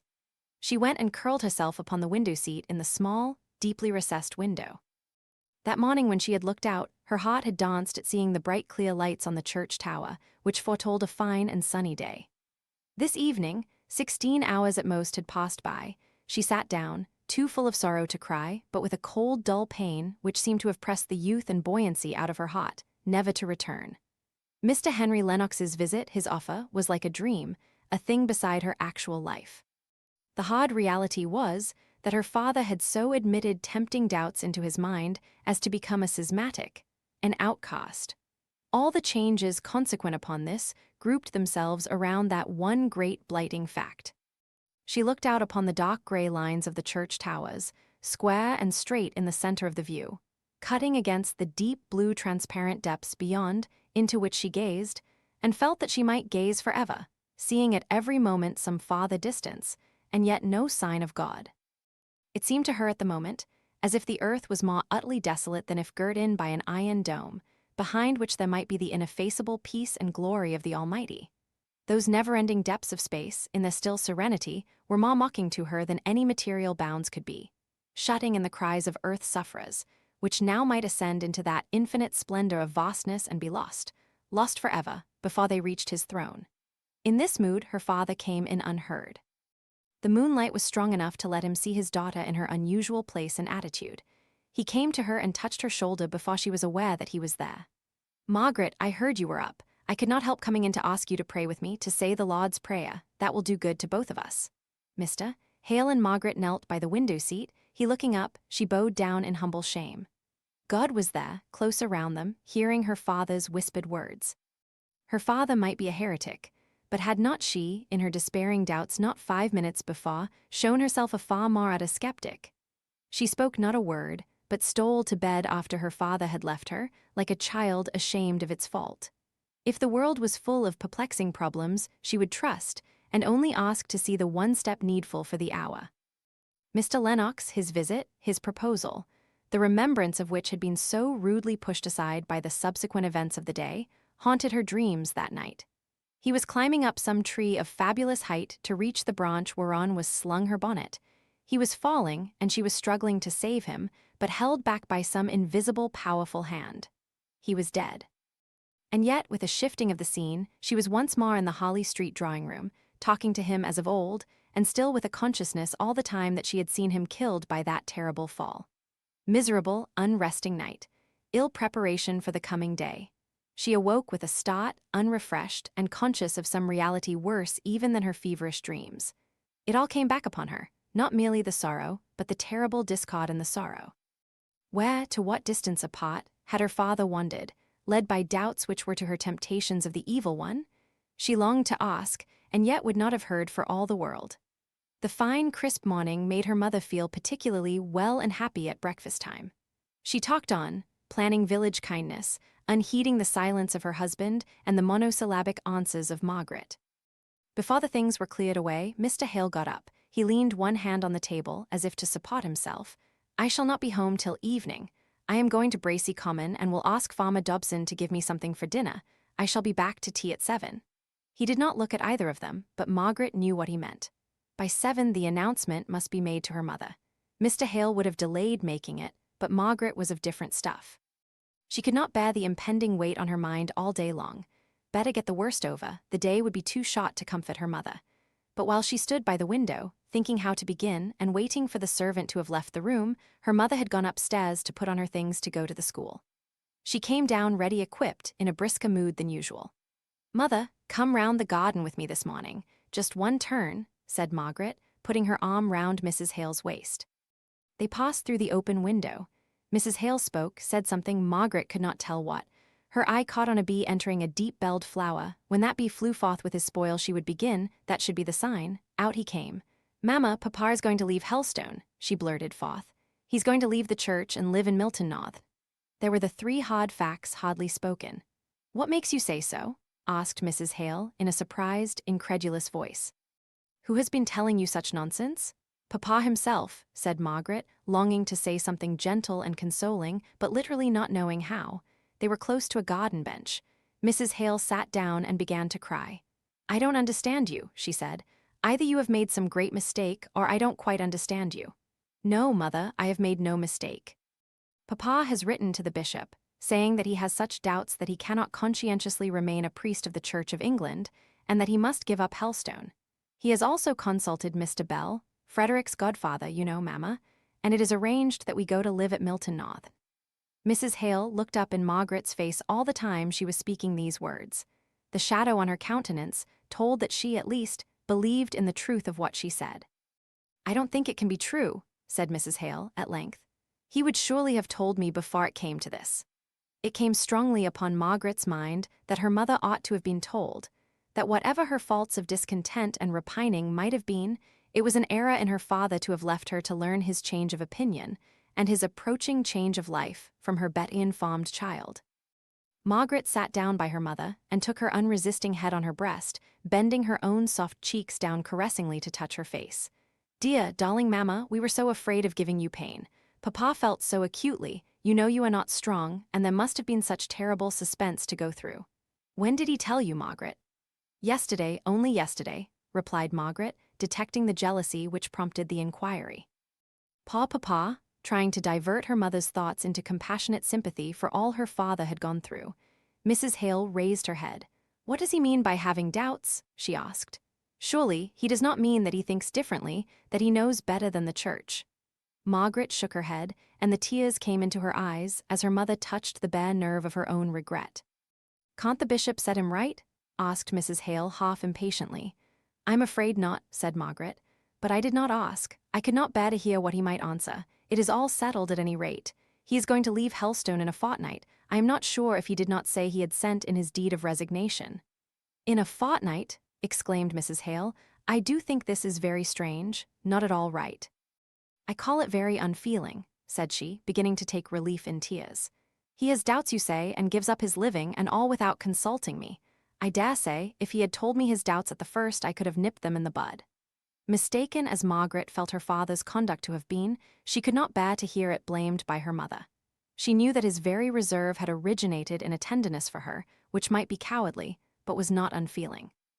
"I almost hoped you might be glad to leave Helstone, Mamma," said she after a pause. "You have never been well in this air, you know. You can't think the smoky air of a manufacturing town, all chimneys and dirt like Milton North, would be better than this air, which is pure and sweet if it is too soft and relaxing. Fancy living in the middle of factories and factory people. Though, of course, if your father leaves the church, we shall not be admitted into society anywhere." It will be such a disgrace to us. Pa dear Sir John, it is well he is not alive to see what your father has come to. Every day after dinner, when I was a girl, living with your Aunt Shaw at Beresford Cot, Sir John used to give for the first toast, church and king, and down with the rump. Margaret was glad that her mother's thoughts were turned away from the fact of her husband's silence to her on the point which must have been so near his heart. Next to the serious vital anxiety as to the nature of her father's doubts, this was the one circumstance of the case that gave Margaret the most pain. You know, we have very little society here, Mamma. The Gormans, who are our nearest neighbors to call society, and we hardly ever see them, have been in trade just as much as these Milton northern people. Yes, says Mrs. Hale almost indignantly, but at any rate the Gormans made carriages for half the gentlemen of the county, and were brought into some kind of intercourse with them. But these factory people, who on earth wears cotton that can afford linen? Well, Mamma, I give up the cotton spinners. I am not standing up for them, any more than for any other trades people. Only we shall have little enough to do with them. Why on earth has your father fixed on Milton Northern to live in? Partly, said Margaret, sighing, because it is so very different from Helstone, partly because Mr. Bell says there is an opening there for a private tutor. Private tutor in Milton? Why can't he go to Oxford and be a tutor to gentlemen? You forget, Mamma, he is leaving the church on account of his opinions. His doubts would do him no good at Oxford. Mrs. Hale was silent for some time, quietly crying. At last she said, And the furniture, how in the world are we to manage the removal? I never removed in my life, and only a fortnight to think about it. Margaret was inexpressibly relieved to find that her mother's anxiety and distress was lowered to this point, so insignificant to herself, and on which she could do so much to help. She planned and promised, and led her mother on to arrange fully as much as could be fixed before they knew somewhat more definitely what Mr. Hale intended to do. Throughout the day Margaret never left her mother, bending her whole soul to sympathize in all the various turns her feelings took. Towards evening especially, as she became more and more anxious that her father should find a soothing welcome home awaiting him, after his return from his day of fatigue and distress. She dwelt upon what he must have borne in secret for long. Her mother only replied coldly that he ought to have told her, and that then at any rate he would have had an adviser to give him counsel. And Margaret turned faint at heart when she heard her father's step in the hall. She dared not go to meet him and tell him what she had done all day, for fear of her mother's jealous annoyance. She heard him linger as if awaiting her or some sign of her, and she dared not stir. She saw by her mother's twitching lips and changing color that she too was aware that her husband had returned. Presently he opened the room door and stood there uncertain whether to come in. His face was gray and pale. He had a timid, fearful look in his eyes, something almost pitiful to see in a man's face. But that look of despondent uncertainty, of mental and bodily languor, touched his wife's heart. She went to him and threw herself on his breast, crying out, "Oh, Richard, Richard, you should have told me sooner."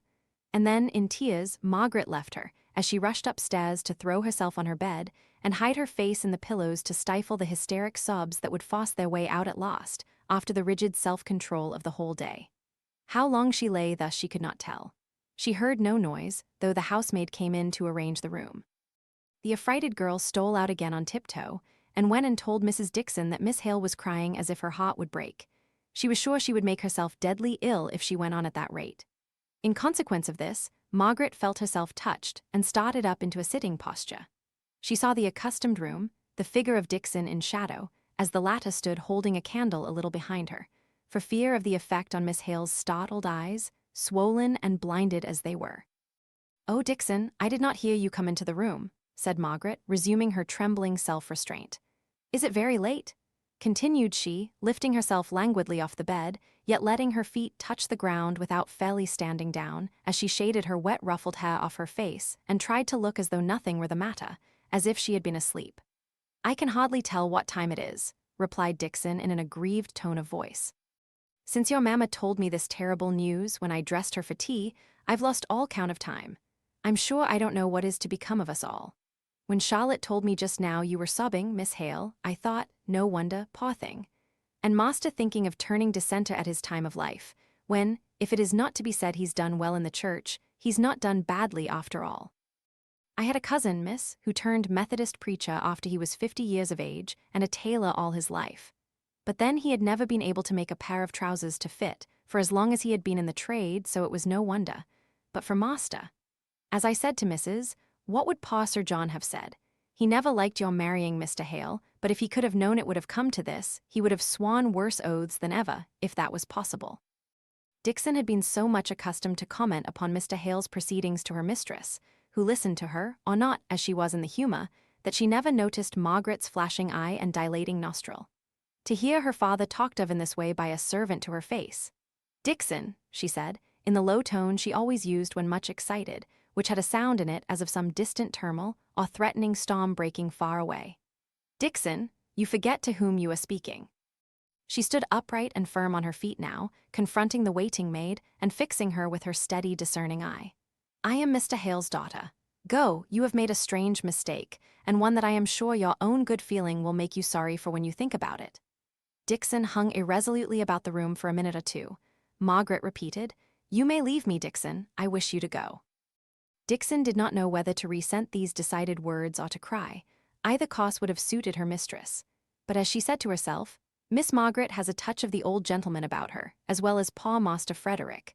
I wonder where they get it from?" And she, who would have resented such words from anyone less haughty and determined in manner, was subdued enough to say, in a half-humble, half-injured tone, "Mayn't I unfasten your gown, miss, and do your hair?" "No, not tonight, thank you." And Margaret gravely lighted her out of the room and bolted the door. From henceforth Dixon obeyed and admired Margaret. She said it was because she was so like Pa Master Frederick, but the truth was that Dixon, as do many others, liked to feel herself ruled by a powerful and decided nature. Margaret needed all Dixon's help in action and silence in words. For some time, the latter thought it her duty to show her sense of affront by saying as little as possible to her young lady. So the energy came out in doing rather than in speaking. A fortnight was a very short time to make arrangements for so serious a removal. As Dixon said, anyone but a gentleman, indeed almost any other gentleman. But catching a look at Margaret's straight, stern brow just here, she coughed the remainder of the sentence away and meekly took the hawhound drop that Margaret offered her to stop the little tickling at my chest, miss. But almost anyone but Mr. Hale would have had practical knowledge enough to see that in so short a time it would be difficult to fix on any house in Milton Northern, or indeed elsewhere, to which they could remove the furniture that had of necessity been taken out of Helstone Vicarage.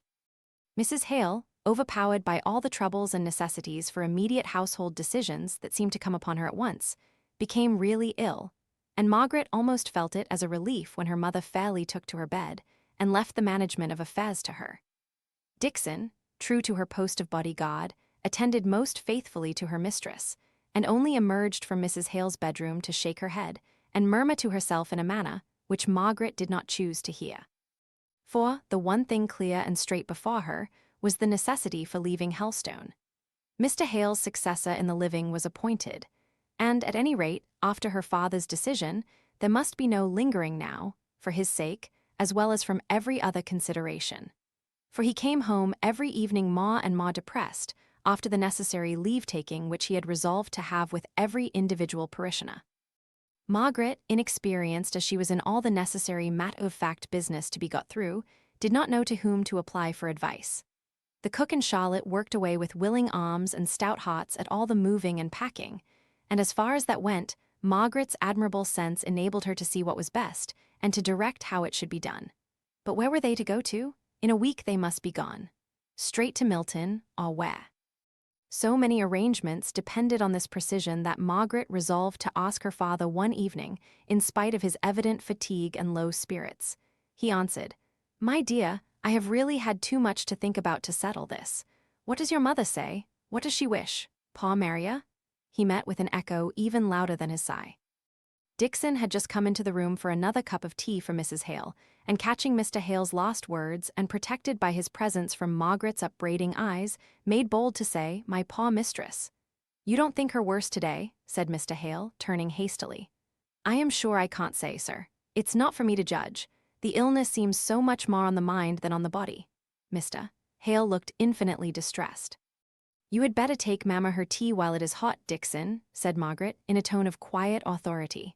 "Oh, I beg your pardon, miss. My thoughts was otherwise occupied in thinking of my pa," of Mrs. Hale.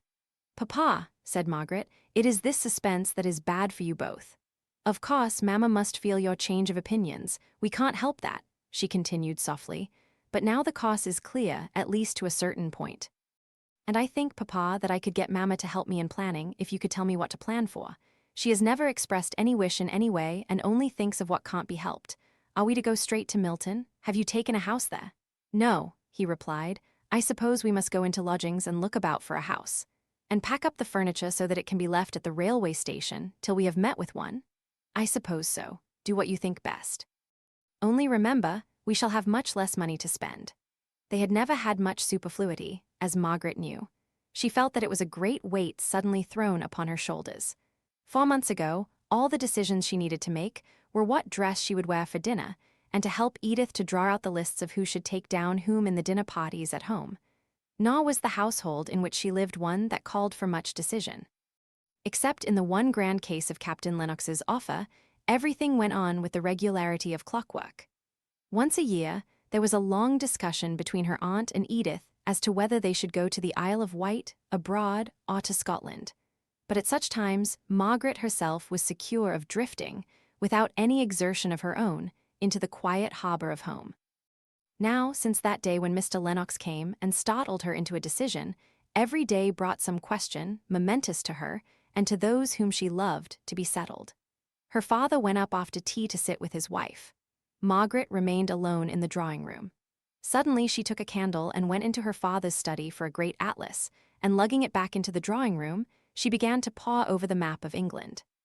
She was ready to look up brightly when her father came downstairs. I have hit upon such a beautiful plan. Look here, in Darkshire, hardly the breadth of my finger from Milton, is Heston, which I have often heard of from people living in the north as such a pleasant little bathing place.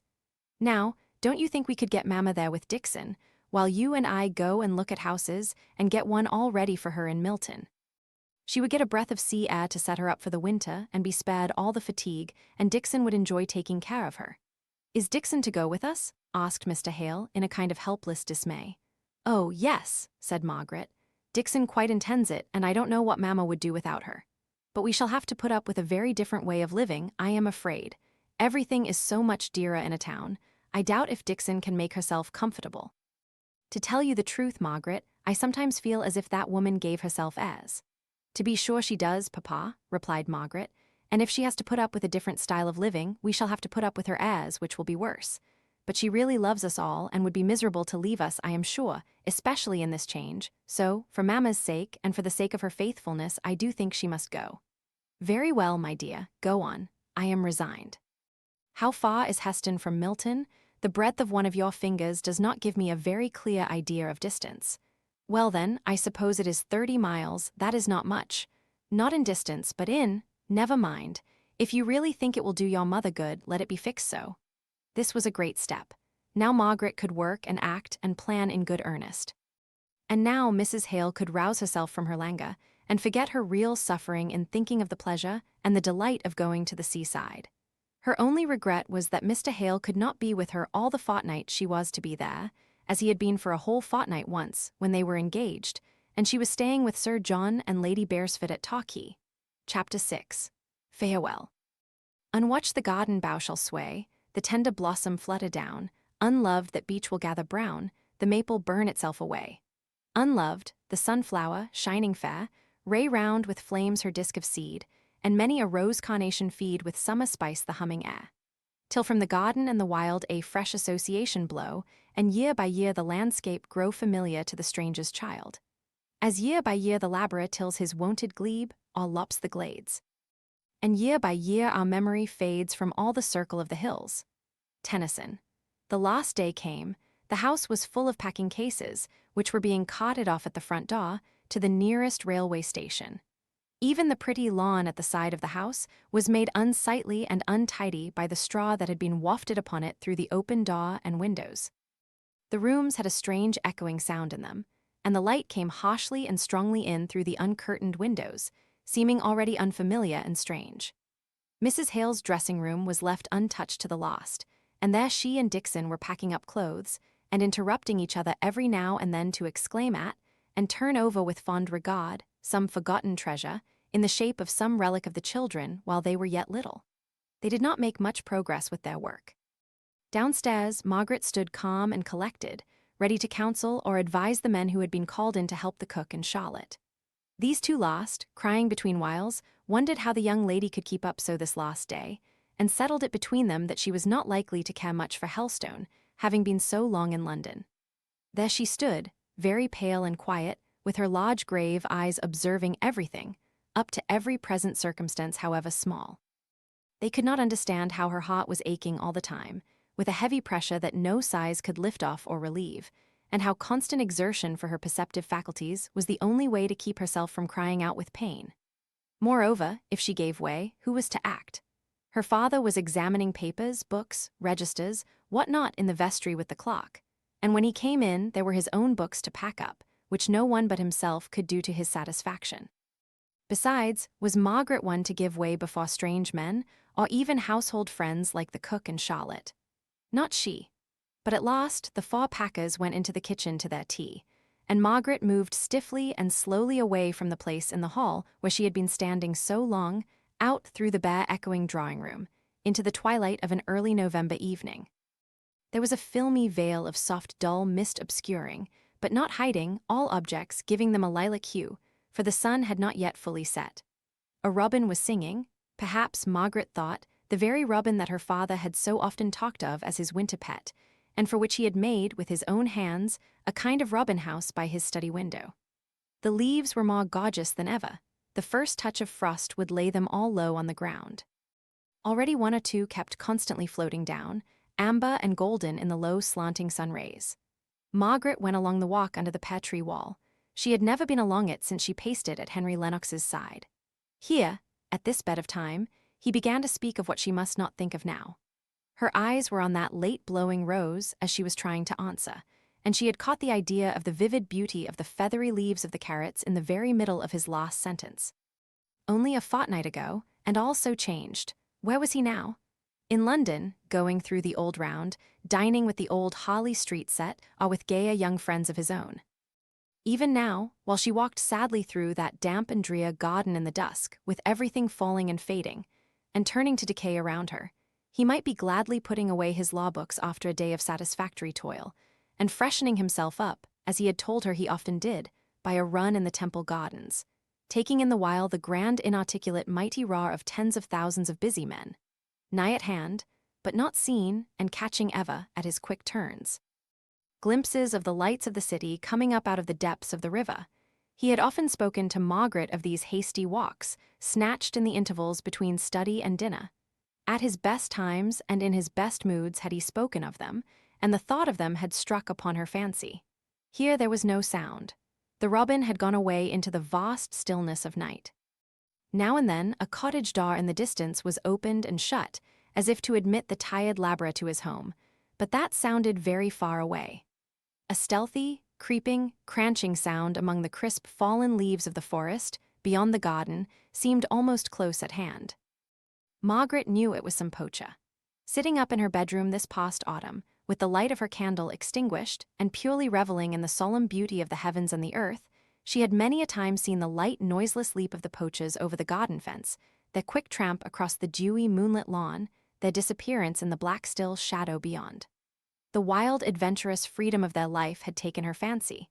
She felt inclined to wish them success. She had no fear of them. But tonight she was afraid, she knew not why. She heard Charlotte shutting the windows and fastening up for the night, unconscious that anyone had gone out into the garden. A small branch, it might be of rotten wood or it might be broken by Foss, came heavily down in the nearest part of the forest.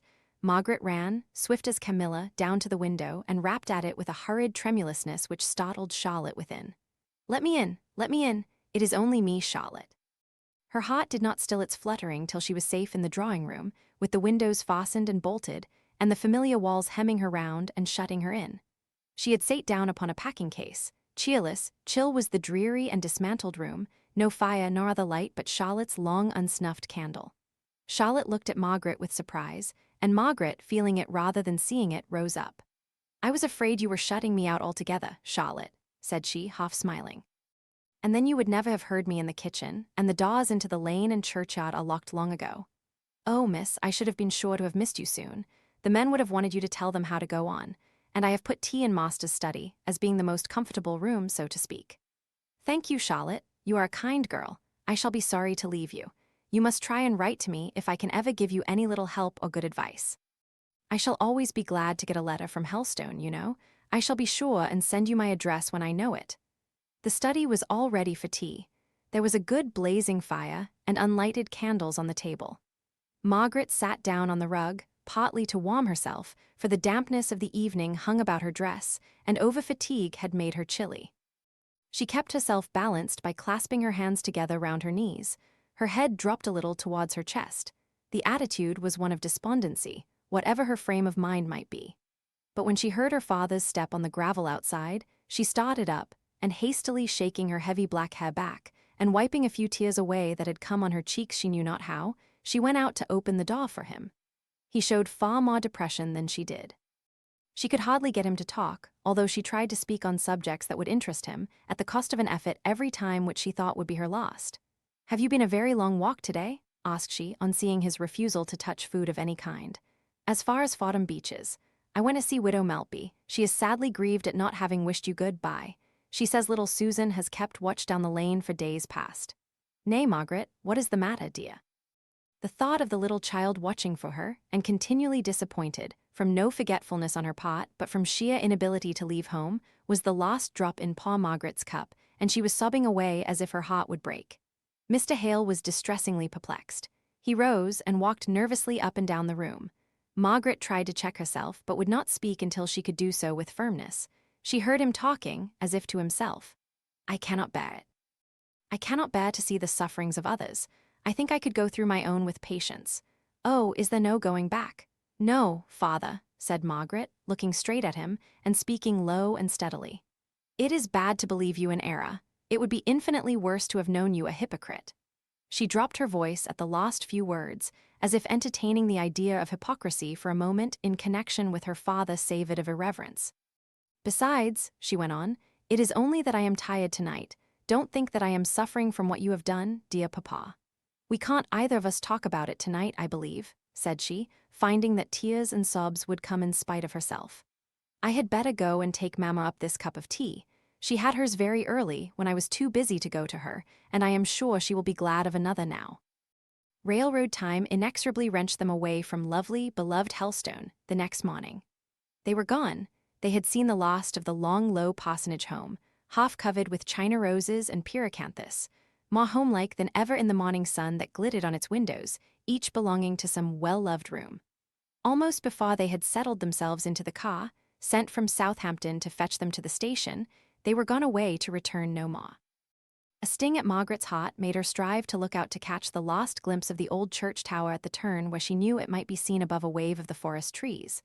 But her father remembered this too, and she silently acknowledged his greater right to the one window from which it could be seen.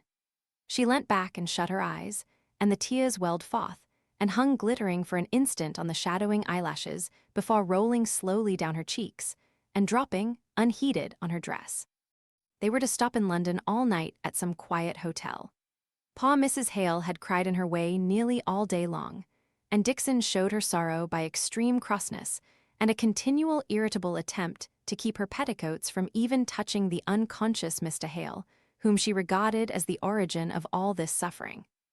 They went through the well-known streets, past houses which they had often visited, past shops in which she had lounged, impatient, by her aunt's side, while that lady was making some important and interminable decision. Nay, absolutely past acquaintances in the streets. For though the morning had been of an incalculable length to them, and they felt as if it ought long ago to have closed in for the repose of darkness, it was the very busiest time of a London afternoon in November when they arrived there. It was long since Mrs. Hale had been in London, and she roused up almost like a child to look about her at the different streets and to gaze after and exclaim at the shops and carriages. "Oh, there's Harrison's, where I bought so many of my wedding things. Dear, how altered. They've got immense plate-glass windows, larger than Crawford's in Southampton. Oh, and there, I declare, no, it is not. Yes, it is. Margaret, we have just passed Mr. Henry Lennox. Where can he be going among all these shops?" Margaret started forwards and as quickly fell back, half smiling at herself for the sudden motion. They were 100 yards away by this time, but he seemed like a relic of Helstone. He was associated with a bright morning, an eventful day, and she should have liked to have seen him without his seeing her, without the chance of their speaking. The evening, without employment, passed in a room high up in an hotel, was long and heavy. Mr. Hale went out to his bookseller, and to call on a friend or two. Everyone they saw, either in the house or out in the streets, appeared hurrying to some appointment, expected by or expecting somebody. They alone seemed strange and friendless and desolate. Yet within a mile, Margaret knew of house after house, where she for her own sake and her mother for her Aunt Shaw's would be welcomed if they came in gladness or even in peace of mind. If they came sorrowing and wanting sympathy in a complicated trouble like the present, then they would be felt as a shadow in all these houses of intimate acquaintances, not friends. London life is too whirling and full to admit of even an hour of that deep silence of feeling which the friends of Job showed, when they sat with him on the ground 7 days and 7 nights, and none spake a word unto him, for they saw that his grief was very great. Chapter 7. New Scenes and Faces. Mist clogs the sunshine's smoky dwarf houses hem me round everywhere. Matthew A. Arnold. The next afternoon, about 20 miles from Milton Northern, they entered on the little branch railway that led to Heston. Heston itself was one long straggling street, running parallel to the seashore. It had a character of its own, as different from the little bathing places in the south of England as they again from those of the continent. To use a Scotch word, everything looked more purpose-like. The country cots had more iron and less wood and leather about the horse gear. The people in the streets, although on pleasure bent, had yet a busy mind. The colours looked greyer, more enduring, not so gay and pretty. There were no smock frocks, even among the country folk. They retarded motion and were apt to catch on machinery, and so the habit of wearing them had died out. In such towns in the south of England, Margaret had seen the shopmen, when not employed in their business, lounging a little at their doors, enjoying the fresh air and the look up and down the street. Here, if they had any leisure from customers, they made themselves business in the shop, even, Margaret fancied, to the unnecessary unrolling and re-rolling of ribbons. All these differences struck upon her mind, as she and her mother went out next morning to look for lodgings. Their 2 nights at hotels had cost more than Mr. Hale had anticipated, and they were glad to take the first clean, cheerful rooms they met with that were at liberty to receive them. There, for the first time for many days, did Margaret feel at rest. There was a dreaminess in the rest, too, which made it still more perfect and luxurious to repose in. The distant sea lapped the sandy shore with measured sound, the nearer cries of the donkey boys, the unusual scenes moving before her like pictures, which she cared not in her laziness to have fully explained before they passed away. The stroll down to the beach to breathe the sea air, soft and warm on that sandy shore even to the end of November, the great long misty sea line touching the tender-colored sky. The white sail of a distant boat turning silver in some pale sunbeam. It seemed as if she could dream her life away in such luxury of pensiveness, in which she made her present all in all, from not daring to think of the past or wishing to contemplate the future. But the future must be met, however stern and iron it be. One evening, it was arranged that Margaret and her father should go the next day to Milton Northern and look out for a house. Mr. Hale had received several letters from Mr. Bell, and 1 or 2 from Mr. Thornton, and he was anxious to ascertain at once a good many particulars respecting his position and chances of success there, which he could only do by an interview with the latter gentleman. Margaret knew that they ought to be removing, but she had a repugnance to the idea of a manufacturing town, and believed that her mother was receiving benefit from Heston Air, so she would willingly have deferred the expedition to Milton. For several miles before they reached Milton, they saw a deep lead-colored cloud hanging over the horizon in the direction in which it lay. It was all the darker from contrast with the pale gray-blue of the wintry sky, for in Heston there had been the earliest signs of frost. Nearer to the town, the air had a faint taste and smell of smoke, perhaps, after all, more a loss of the fragrance of grass and herbage than any positive taste or smell. Quick they were whirled over long, straight, hopeless streets of regularly built houses, all small and of brick. Here and there a great oblong many-windowed factory stood up, like a hen among her chickens, puffing out black unparliamentary smoke, and sufficiently accounting for the cloud which Margaret had taken to foretell rain. As they drove through the larger and wider streets from the station to the hotel, they had to stop constantly. Great loaded lorries blocked up the not over-wide thoroughfares. Margaret had now and then been into the city in her drives with her aunt. But there the heavy lumbering vehicles seemed various in their purposes and intent. Here every van, every wagon and truck, bought cotton, either in the raw shape in bags or the woven shape in bales of calico. People thronged the footpaths, most of them well dressed as regarded the material, but with a slovenly looseness which struck Margaret as different from the shabby, threadbare smartness of a similar class in London. New Street, said Mr. Hale. This, I believe, is the principal street in Milton. Bell has often spoken to me about it. It was the opening of this street from a lane into a great thoroughfare 30 years ago, which has caused his property to rise so much in value. Mr. Thornton's mill must be somewhere not very far off, for he is Mr. Bell's tenant, but I fancy he dates from his warehouse. Where is our hotel, Papa? Close to the end of this street, I believe. Shall we have lunch before or after we have looked at the houses we marked in the Milton Times? Oh, let us get our work done first. Very well. Then I will only see if there is any note or letter for me from Mr. Thornton, who said he would let me know anything he might hear about these houses, and then we will set off. We will keep the cab. It will be safer than losing ourselves and being too late for the train this afternoon. There were no letters awaiting him. They set out on their house hunting. £30 a year was all they could afford to give, but in Hampshire they could have met with a roomy house and pleasant garden for the money. Here, even the necessary accommodation of 2 sitting rooms and 4 bedrooms seemed unattainable. They went through their list, rejecting each as they visited it. They then looked at each other in dismay. We must go back to the second, I think. That one, in Crampton, don't they call the suburb? There were 3 sitting rooms. Don't you remember how we laughed at the number compared with the 3 bedrooms? But I have planned it all. The front room downstairs is to be your study and our dining room, Papa. For you know, we settled Mama is to have as cheerful a sitting room as we can get.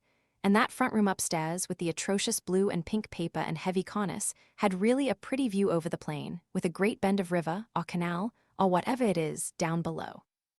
Then I could have the little bedroom behind, in that projection at the head of the first flight of stairs over the kitchen, you know, and you and Mama the room behind the drawing room, and that closet in the roof will make you a splendid dressing room.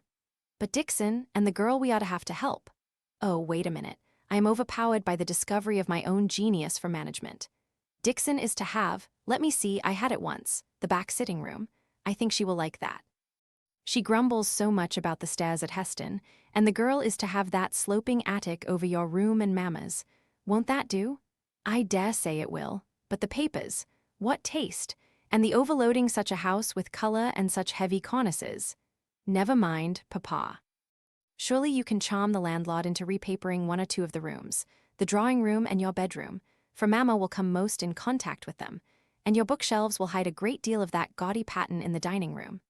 Then you think it the best. If so, I had better go at once and call on this Mr. Donkin, to whom the advertisement refers me. I will take you back to the hotel, where you can order lunch and rest, and by the time it is ready, I shall be with you. I hope I shall be able to get new papers. Margaret hoped so too, though she said nothing. She had never come fairly in contact with the taste that loves ornament, however bad, more than the plainness and simplicity which are of themselves the framework of elegance. Her father took her through the entrance of the hotel, and leaving her at the foot of the staircase, went to the address of the landlord of the house they had fixed upon. Just as Margaret had her hand on the door of their sitting room, she was followed by a quick-stepping waiter. I beg your pardon, ma'am. The gentleman was gone so quickly I had no time to tell him. Mr. Thornton called almost directly after you left, and as I understood from what the gentleman said, you would be back in an hour. I told him so, and he came again about 5 minutes ago and said he would wait for Mr. Hale. He is in your room now, ma'am. Thank you. My father will return soon, and then you can tell him.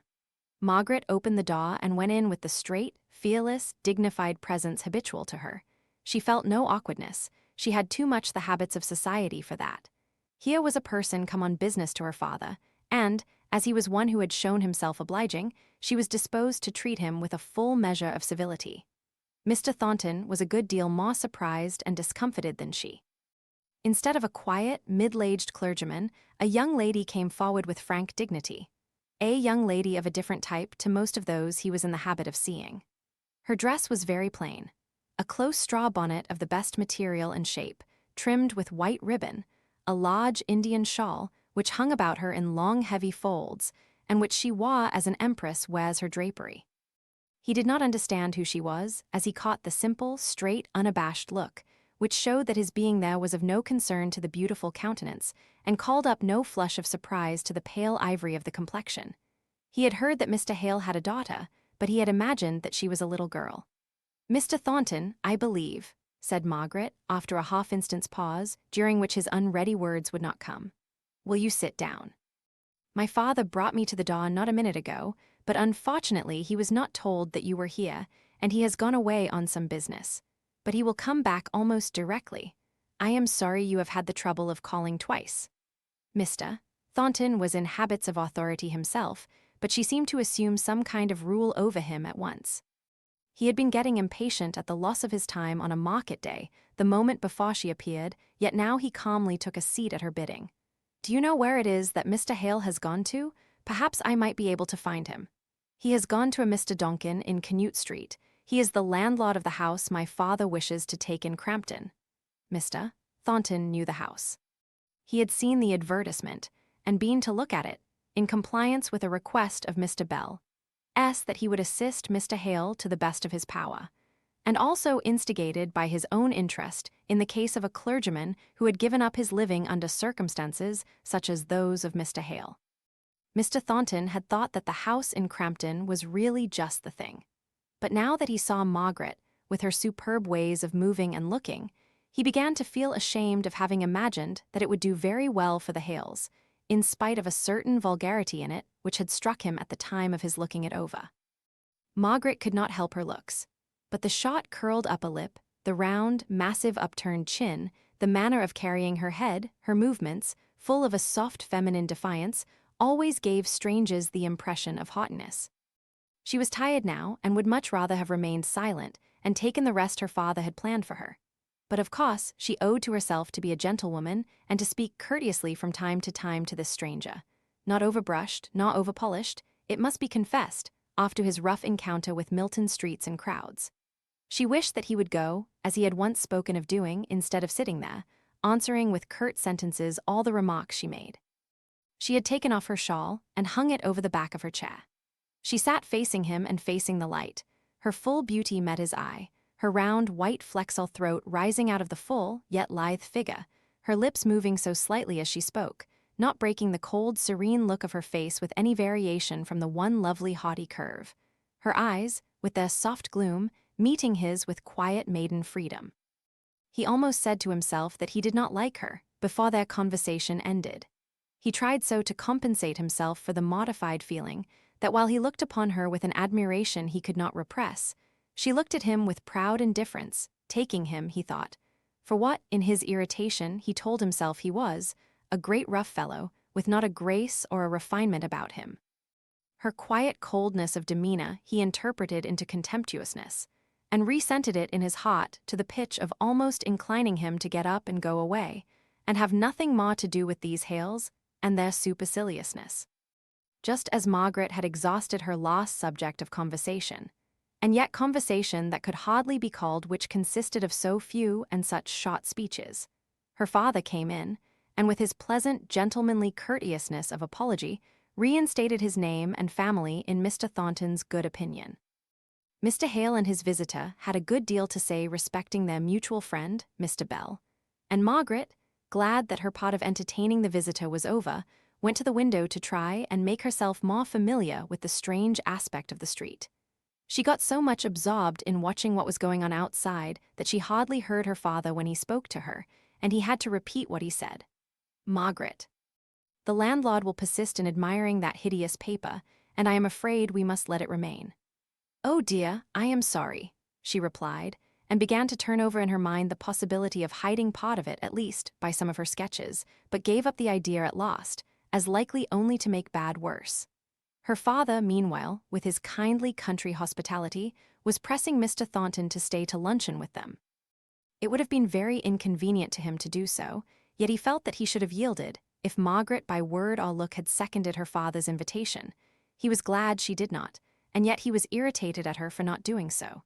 She gave him a low, grave bow when he left, and he felt more awkward and self-conscious in every limb than he had ever done in his life before. "Well, Margaret, now to luncheon as fast as we can. Have you ordered it?"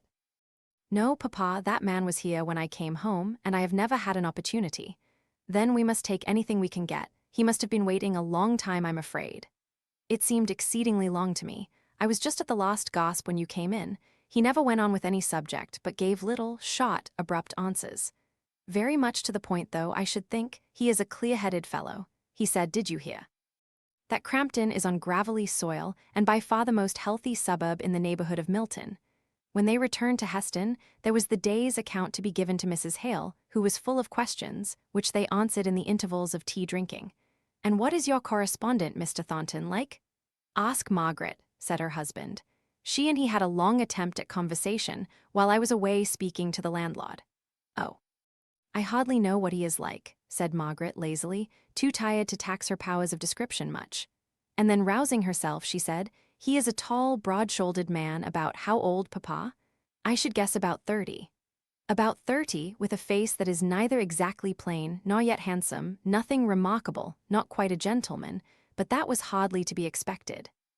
Not vulgar or common, though, put in her father, rather jealous of any disparagement of the sole friend he had in Milton. Oh, no, said Margaret. With such an expression of resolution and power, no face, however plain in feature, could be either vulgar or common. I should not like to have to bargain with him. He looks very inflexible. Altogether a man who seems made for his niche, mamma, sagacious and strong, as becomes a great tradesman. Don't call the Milton manufacturers tradesmen, Margaret, said her father. They are very different. Are they? I apply the word to all who have something tangible to sell, but if you think the term is not correct, Papa, I won't use it. But oh, mamma, speaking of vulgarity and commonness, you must prepare yourself for our drawing-room paper. Pink and blue roses with yellow leaves, and such a heavy cornice round the room. But when they removed to their new house in Milton, the obnoxious papers were gone. The landlord received their thanks very composedly, and let them think, if they liked, that he had relented from his express determination not to repaper. There was no particular need to tell them that what he did not care to do for a Reverend Mr. Hale, unknown in Milton, he was only too glad to do at the one-shot shop remonstrance of Mr. Thornton, the wealthy manufacturer. Chapter 8. Homesickness. And it's hame fain what I be. It needed the pretty light papering of the rooms to reconcile them to Milton.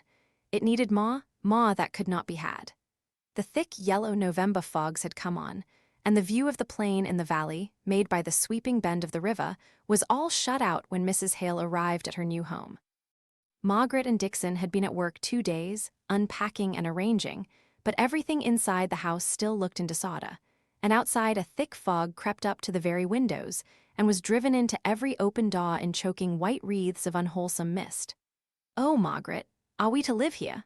Asked Mrs. Hale in blank dismay. Margaret's heart echoed the dreariness of the tone in which this question was put. She could scarcely command herself enough to say, oh, the fogs in London are sometimes far worse. But then you knew that London itself and friends lay behind it. Here, well, we are desolate. Oh, Dixon, what a place this is.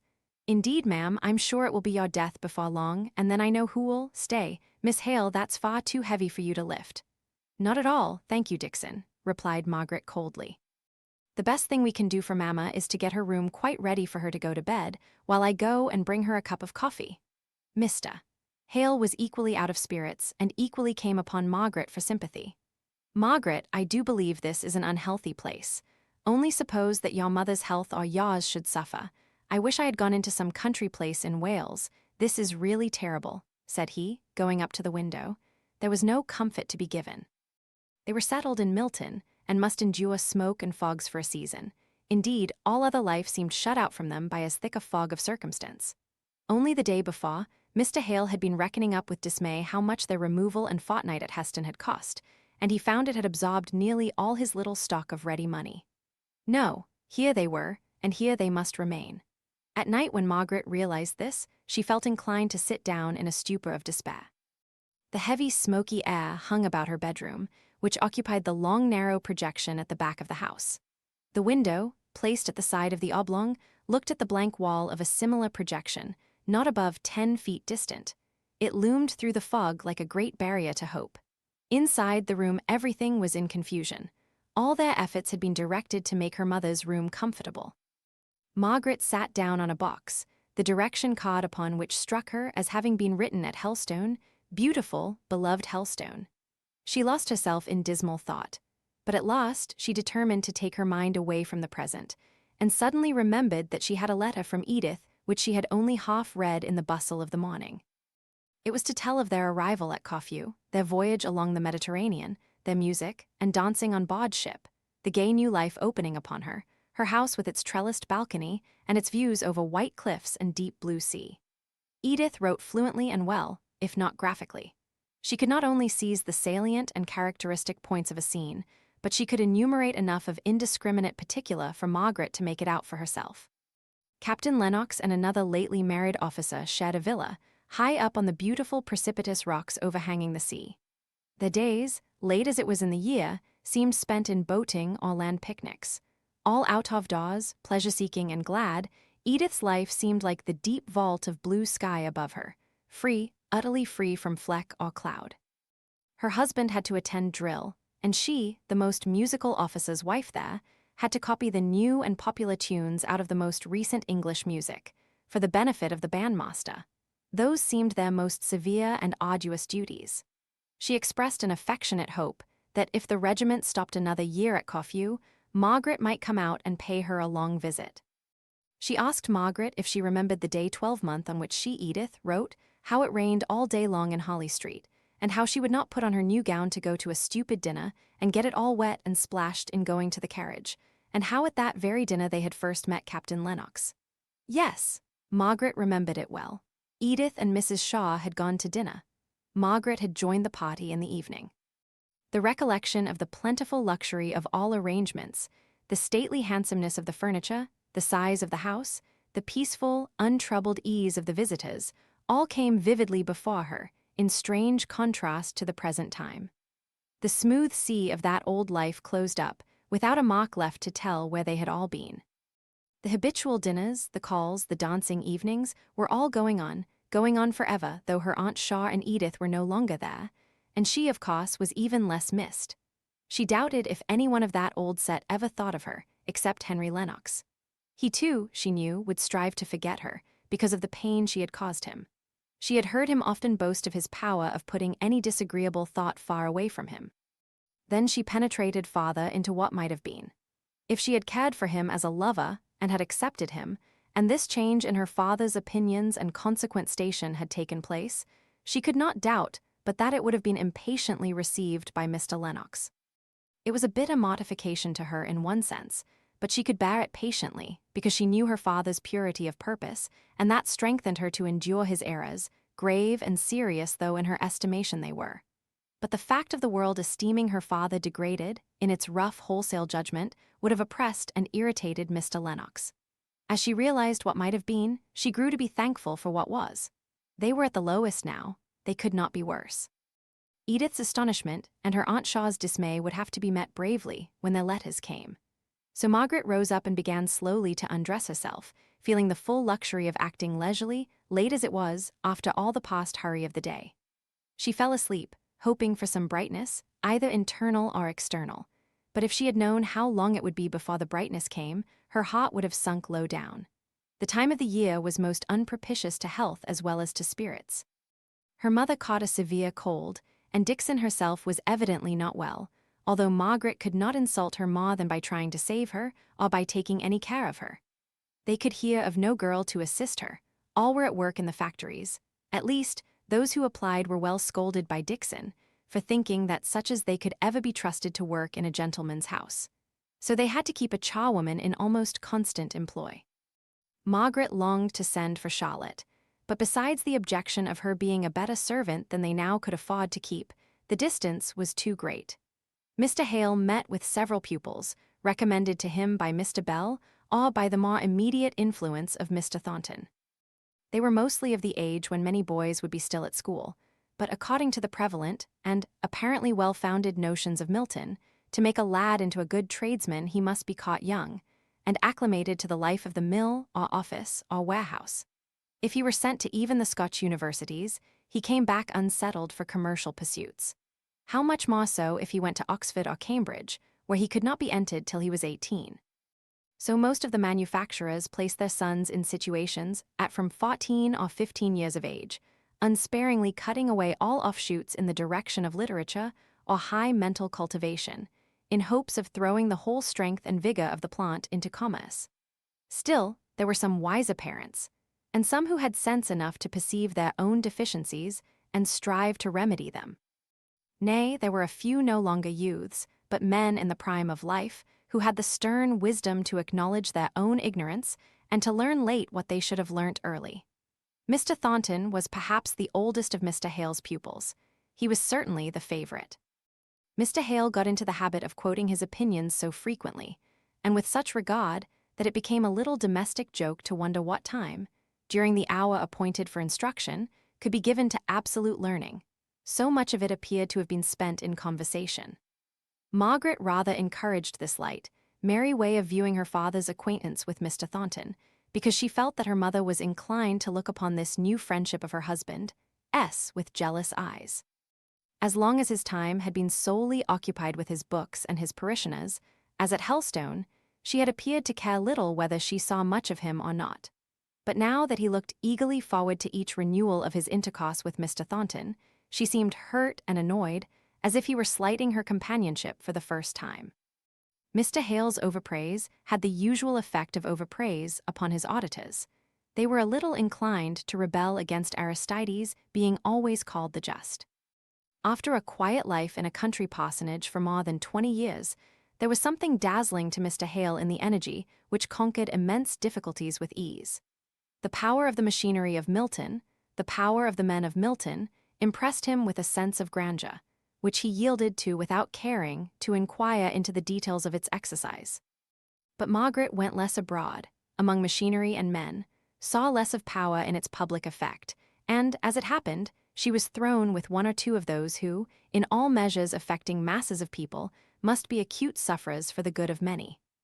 The question always is, has everything been done to make the sufferings of these exceptions as small as possible?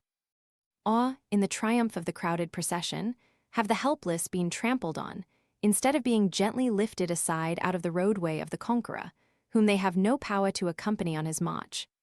It fell to Margaret's share to have to look out for a servant to assist Dixon, who had at first undertaken to find just the person she wanted to do all the rough work of the house. But Dixon's ideas of helpful girls were founded on the recollection of tidy elder scholars at Helstone School, who were only too proud to be allowed to come to the parsonage on a busy day, and treated Mrs. Dixon with all the respect, and a good deal more of fright, which they paid to Mr. and Mrs. Hale. Dixon was not unconscious of this odd reverence which was given to her, nor did she dislike it. It flattered her much as Louis XIV was flattered by his courtiers, shading their eyes from the dazzling light of his presence. But nothing short of her faithful love for Mrs. Hale could have made her endure the rough, independent way in which all the Milton girls, who made application for the servant's place, replied to her inquiries respecting their qualifications. They even went the length of questioning her back again, having doubts and fears of their own as to the solvency of a family who lived in a house of £30 a year, and yet gave themselves heirs, and kept 2 servants, one of them so very high and mighty. Mr. Hale was no longer looked upon as vicar of Helstone, but as a man who only spent at a certain rate. Margaret was weary and impatient of the accounts which Dixon perpetually brought to Mrs. Hale of the behavior of these would-be servants. Not but what Margaret was repelled by the rough, uncourteous manners of these people.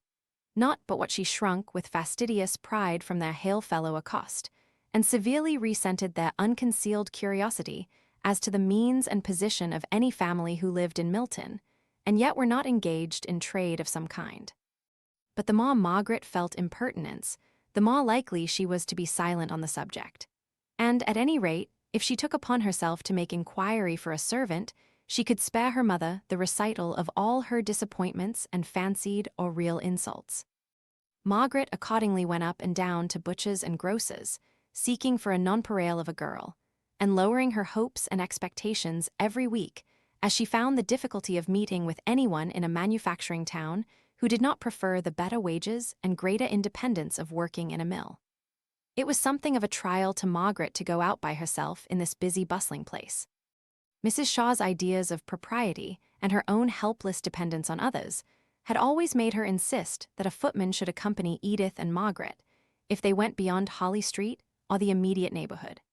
The limits by which this rule of her aunt's had circumscribed Margaret's independence had been silently rebelled against at the time, and she had doubly enjoyed the free walks and rambles of her forest life from the contrast which they presented.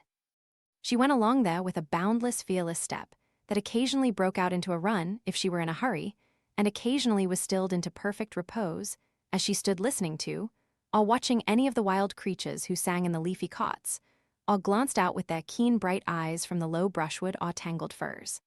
It was a trial to come down from such motion or such stillness, only guided by her own sweet will, to the even and decorous pace necessary in streets.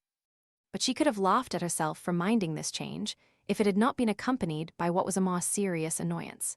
The side of the town on which Crampton lay was especially a thoroughfare for the factory people. In the back streets around them there were many mills, out of which poured streams of men and women 2 or 3 times a day.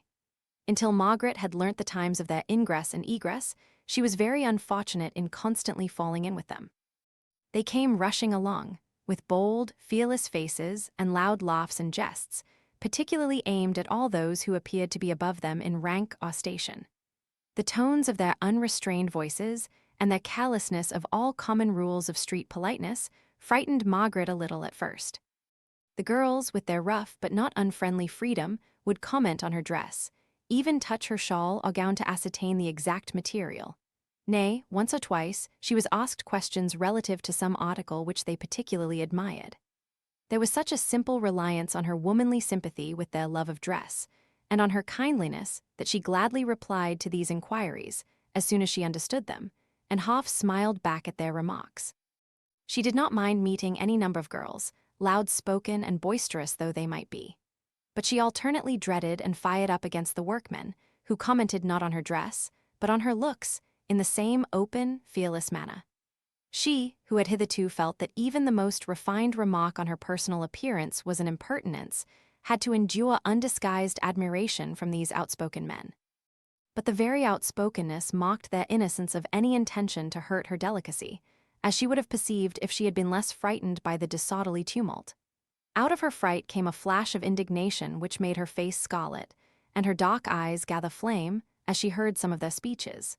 Yet there were other sayings of theirs, which, when she reached the quiet safety of home, amused her even while they irritated her. For instance, one day after she had passed a number of men, several of whom had paid her the not unusual compliment of wishing she was their sweetheart, one of the lingerers added, "Your bonny face, my lass, makes the day look brighter." And another day, as she was unconsciously smiling at some passing thought, she was addressed by a poly-dressed, middle-aged workman, with, "You may well smile, my lass. Many a one would smile to have such a bonny face." This man looked so careworn that Margaret could not help giving him an answering smile, glad to think that her looks, such as they were, should have had the power to call up a pleasant thought. He seemed to understand her acknowledging glance, and a silent recognition was established between them whenever the chances of the day brought them across each other's paths. They had never exchanged a word. Nothing had been said but that first compliment, yet somehow Margaret looked upon this man with more interest than upon anyone else in Milton. Once or twice, on Sundays, she saw him walking with a girl, evidently his daughter, and, if possible, still more unhealthy than he was himself. One day Margaret and her father had been as far as the fields that lay around the town. It was early spring, and she had gathered some of the hedge and ditch flowers, dog violets, lesser celandines, and the like, with an unspoken lament in her heart for the sweet profusion of the South.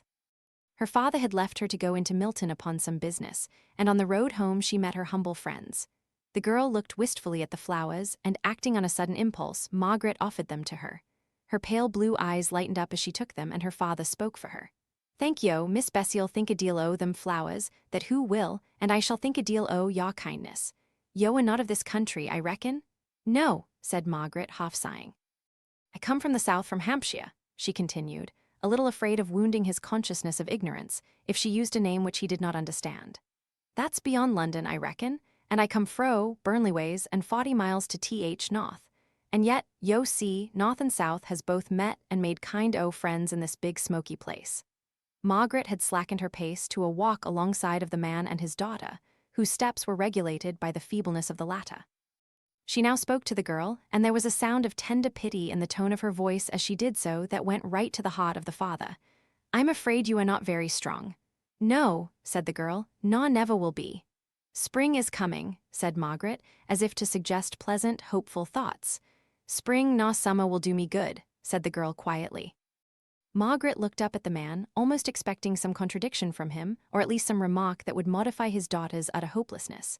But instead, he added, "I'm afeard who speaks the truth. I'm afeard who's too far gone in a waste. I shall have a spring where I am bound to, and flowers and amaranths and shining robes besides." Paw lass," said her father in a low tone. "I'm none so sure o' that, but it's a comfort to thee, paw lass, poor father." "It'll be soon." Margaret was shocked by his words, shocked but not repelled, rather attracted and interested. "Where do you live? I think we must be neighbors, we meet so often on this road." "We put up at 9 Francis Street, second turn to TH, left it after yo of past TH Gooden Dragon. And your name, I must not forget that." "I'm none ashamed o' my name. It's Nicholas Higgins. Who's called Bessie Higgins? What'n yo asking for?" Margaret was surprised at this last question, for at Hellstone it would have been an understood thing, after the inquiries she had made, that she intended to come and call upon any poor neighbor whose name and habitation she had asked for. I meant to come and see you." She suddenly felt rather shy of offering the visit, without having any reason to give for her wish to make it, beyond a kindly interest in a stranger. It seemed all at once to take the shape of an impertinence on her part. She read this meaning too in the man's eyes. "I'm none so fond of having strange folk in my house." But then relenting, as he saw her heightened color, he added, "Yo a foreigner, as one may say, and maybe don't know many folk here, and yo have given my wench here flowers out of yoa own hand. Yo may come if yo like." Margaret was half amused, half nettled at this answer. She was not sure if she would go where permission was given so like a favor conferred. But when they came to the turn into Francis Street, the girl stopped a minute and said, "Yo'll not forget Yoa to come and see us." Aye," said the father impatiently. "Who'll come? Who's a bit set up now because who thinks I might ha spoken more civilly, but who'll think better on it and come? I can read her proud bonny face like a book. Come along, Bess, there's the mill bell ringing." Margaret went home, wondering at her new friends and smiling at the man's insight into what had been passing in her mind. From that day, Milton became a brighter place to her. It was not the long, bleak, sunny days of spring, nor yet was it that time was reconciling her to the town of her habitation. It was that in it she had found a human interest. Chapter 9. Dressing for Tea. Let China's earth, enriched with colored stains, penciled with gold, and streaked with azure veins, the grateful flavor of the Indian leaf, Amaka's sunburnt berry glad receive. Mrs. Barould. The day after this meeting with Higgins and his daughter, Mr. Hale, came upstairs into the little drawing-room at an unusual hour. He went up to different objects in the room, as if examining them, but Margaret saw that it was merely a nervous trick, a way of putting off something he wished, yet feared to say. Out it came at last, "My dear, I've asked Mr. Thornton to come to tea tonight." Mrs. Hale was leaning back in her easy chair, with her eyes shut, and an expression of pain on her face which had become habitual to her of late. But she roused up into querulousness at this speech of her husband, S. "Mr. Thornton, and tonight, what in the world does the man want to come here for? And Dixon is washing my muslins and laces, and there is no soft water with these horrid east winds, which I suppose we shall have all the year round in Milton." "The wind is veering round, my dear," said Mr. Hale, looking out at the smoke, which drifted right from the east, only he did not yet understand the points of the compass, and rather arranged them ad libitum according to circumstances. "Don't tell me," said Mrs. Hale, shuddering up and wrapping her shawl about her still more closely. "But east or west wind, I suppose this man comes." "Oh, mamma, that shows you never saw Mr. Thornton. He looks like a person who would enjoy battling with every adverse thing he could meet with enemies, winds, or circumstances. The more it rains and blows, the more certain we are to have him. But I'll go and help Dixon. I'm getting to be a famous Cleostatra. And he won't want any amusement beyond talking to Papa. Papa, I am really longing to see the Pythias to your Damon. You know I never saw him but once, and then we were so puzzled to know what to say to each other that we did not get on particularly well. I don't know that you would ever like him, or think him agreeable, Margaret. He is not a lady's man." Margaret wreathed her throat in a scornful curve. "I don't particularly admire ladies' men, Papa." "But Mr. Thornton comes here as your friend, as one who has appreciated you, the only person in Milton," said Mrs. Hale. so we will give him a welcome and some coconut cakes. Dixon will be flattered if we ask her to make some, and I will undertake to iron your caps, mamma." Many a time that morning did Margaret wish Mr. Thornton far enough away. She had planned other employments for herself: a letter to Edith, a good piece of Dante, a visit to the Higginses.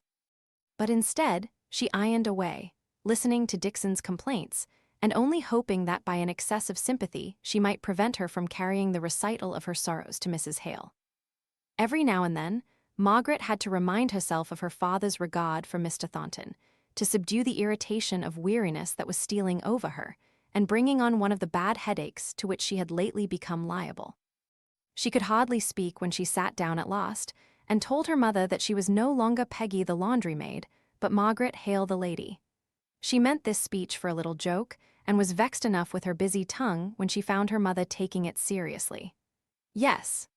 If anyone had told me, when I was Miss Beresford and one of the belles of the country, that a child of mine would have to stand half a day in a little poky kitchen, working away like any servant, that we might prepare properly for the reception of a tradesman, and that this tradesman should be the only— "Oh, mamma," said Margaret, lifting herself up, "don't punish me for so careless a speech. I don't mind ironing or any kind of work for you and papa.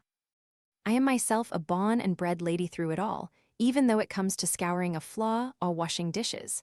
I am tired now, just for a little while, but in half an hour I shall be ready to do the same over again. And as to Mr. Thornton's being in trade, why, he can't help that now, poor fellow. I don't suppose his education would fit him for much else." Margaret lifted herself slowly up and went to her own room, for just now she could not bear much more. In Mr. Thornton's house, at this very same time, a similar yet different scene was going on. A large-boned lady, long past middle age, sat at work in a grim, handsomely furnished dining room. Her features, like her frame, were strong and massive, rather than heavy. Her face moved slowly from one decided expression to another equally decided. There was no great variety in her countenance, but those who looked at it once generally looked at it again. Even the passers-by in the street half turned their heads to gaze an instant longer at the firm, severe, dignified woman who never gave way in street courtesy, or paused in her straight onward course to the clearly defined end which she proposed to herself. She was handsomely dressed in stout black silk, of which not a thread was worn or discolored. She was mending a large, long tablecloth of the finest texture, holding it up against the light occasionally to discover thin places which required her delicate care. There was not a book about in the room, with the exception of Matthew Henry's Bible commentaries, 6 volumes of which lay in the center of the massive sideboard, flanked by a tea-urn on one side and a lamp on the other. In some remote apartment, there was exercise upon the piano going on. Someone was practicing up a morceau de salon, playing it very rapidly, every third note on an average being either indistinct or wholly missed out, and the loud chords at the end being half of them false but not the less satisfactory to the performer. Mrs. Thornton heard a step, like her own in its decisive character, past the dining-room door. "John, is that you?" Her son opened the door and showed himself. "What has brought you home so early?" "I thought you were going to tea with that friend of Mr. Bell S., that Mr. Hale. So I am, mother. I am come home to dress." "Dress, humph. When I was a girl, young men were satisfied with dressing once in a day. Why should you dress to go and take a cup of tea with an old parson? Mr. Hale is a gentleman, and his wife and daughter are ladies." "Wife and daughter, do they teach too? What do they do? You have never mentioned them." "No, mother, because I have never seen Mrs. Hale. I have only seen Miss Hale for half an hour." "Take care you don't get caught by a penniless girl, John." "I am not easily caught, mother, as I think you know, but I must not have Miss Hale spoken of in that way, which, you know, is offensive to me. I never was aware of any young lady trying to catch me yet, nor do I believe that anyone has ever given themselves that useless trouble." Mrs. Thornton did not choose to yield the point to her son, or else she had, in general, pride enough for her sex. "Well, I only say take care. Perhaps our Milton girls have too much spirit and good feeling to go angling after husbands, but this Miss Hale comes out of the aristocratic counties, where, if all tales be true, rich husbands are reckoned prizes." Mr. Thornton's brow contracted, and he came a step forward into the room. "Mother," with a short, scornful laugh, "you will make me confess. The only time I saw Miss Hale, she treated me with a haughty civility which had a strong flavor of contempt in it. She held herself aloof from me as if she had been a queen, and I her humble, unwashed vassal. Be easy, mother." "No, I am not easy nor content either. What business had she, a renegade clergyman's daughter, to turn up her nose at you? I would dress for none of them, a saucy set, if I were you." As he was leaving the room, he said, "Mr. Hale is good and gentle and learned. He is not saucy. As for Mrs. Hale, I will tell you what she is like tonight if you care to hear." He shut the door and was gone. "Despise my son, treat him as her vassal indeed. Humph, I should like to know where she could find such another. Boy and man, he's the noblest, stoutest heart I ever knew. I don't care if I am his mother, I can see what's what and not be blind. I know what Fanny is, and I know what John is. Despise him, I hate her." Chapter 10. Wrought iron and gold. We are the trees whom shaking fastens maw. George Herbert. Mr. Thornton left the house without coming into the dining room again. He was rather late and walked rapidly out to Crampton. He was anxious not to slight his new friend by any disrespectful unpunctuality. The church clock struck 7:30 as he stood at the door awaiting Dixon's slow movements, always doubly tardy when she had to degrade herself by answering the doorbell. He was ushered into the little drawing-room and kindly greeted by Mr. Hale, who led him up to his wife, whose pale face and shawl-draped figure made a silent excuse for the cold languor of her greeting. Margaret was lighting the lamp when he entered, for the darkness was coming on.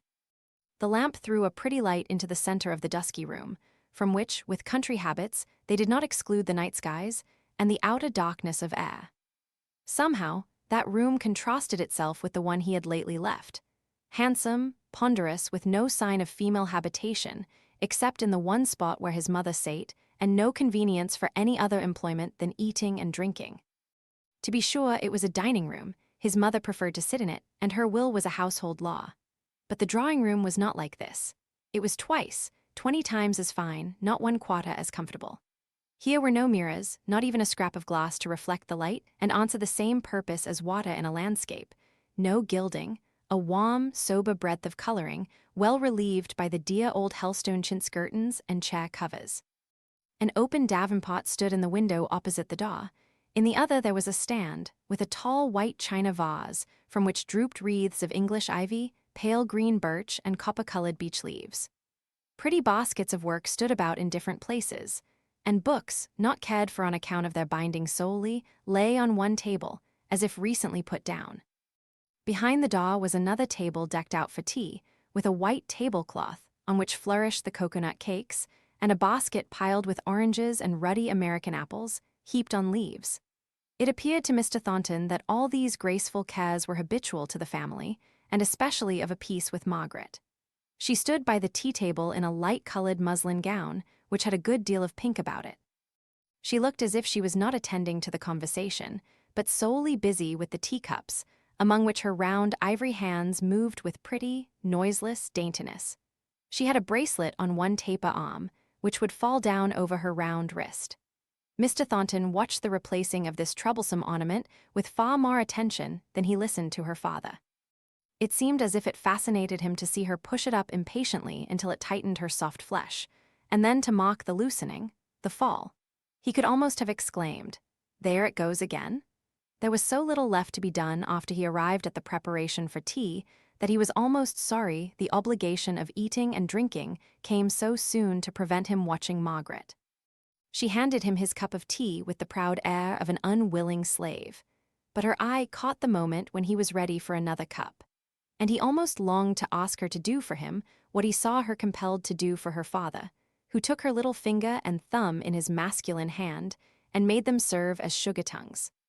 Mr. Thornton saw her beautiful eyes lifted to her father, full of light, half-laughter and half-love, as this bit of pantomime went on between the two, unobserved as they fancied by any.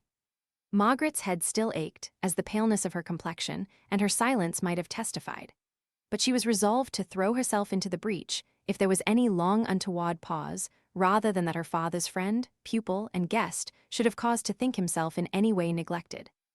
But the conversation went on, and Margaret drew into a corner near her mother with her work after the tea things were taken away, and felt that she might let her thoughts roam without fear of being suddenly wanted to fill up a gap.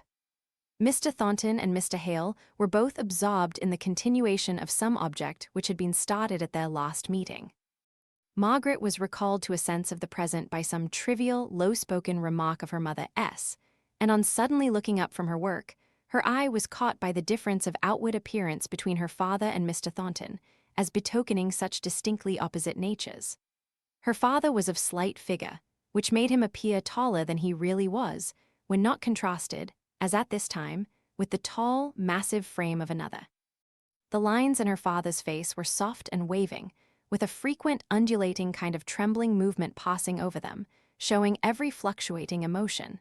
The eyelids were large and arched, giving to the eyes a peculiar languid beauty which was almost feminine. The brows were finely arched, but were by the very size of the dreamy lids, raised to a considerable distance from the eyes. Now, in Mr. Thornton's face, the straight brows fell low over the clear, deep-set, earnest eyes, which, without being unpleasantly sharp, seemed intent enough to penetrate into the very heart and core of what he was looking at. The lines in the face were few but firm, as if they were carved in marble, and lay principally about the lips, which were slightly compressed, over a set of teeth so faultless and beautiful as to give the effect of sudden sunlight when the rare bright smile, coming in an instant and shining out of the eyes, changed the whole look from the severe and resolved expression of a man ready to do and dare everything, to the keen, honest enjoyment of the moment, which is seldom shown so fearlessly and instantaneously except by children. Margaret liked this smile. It was the first thing she had admired in this new friend of her father.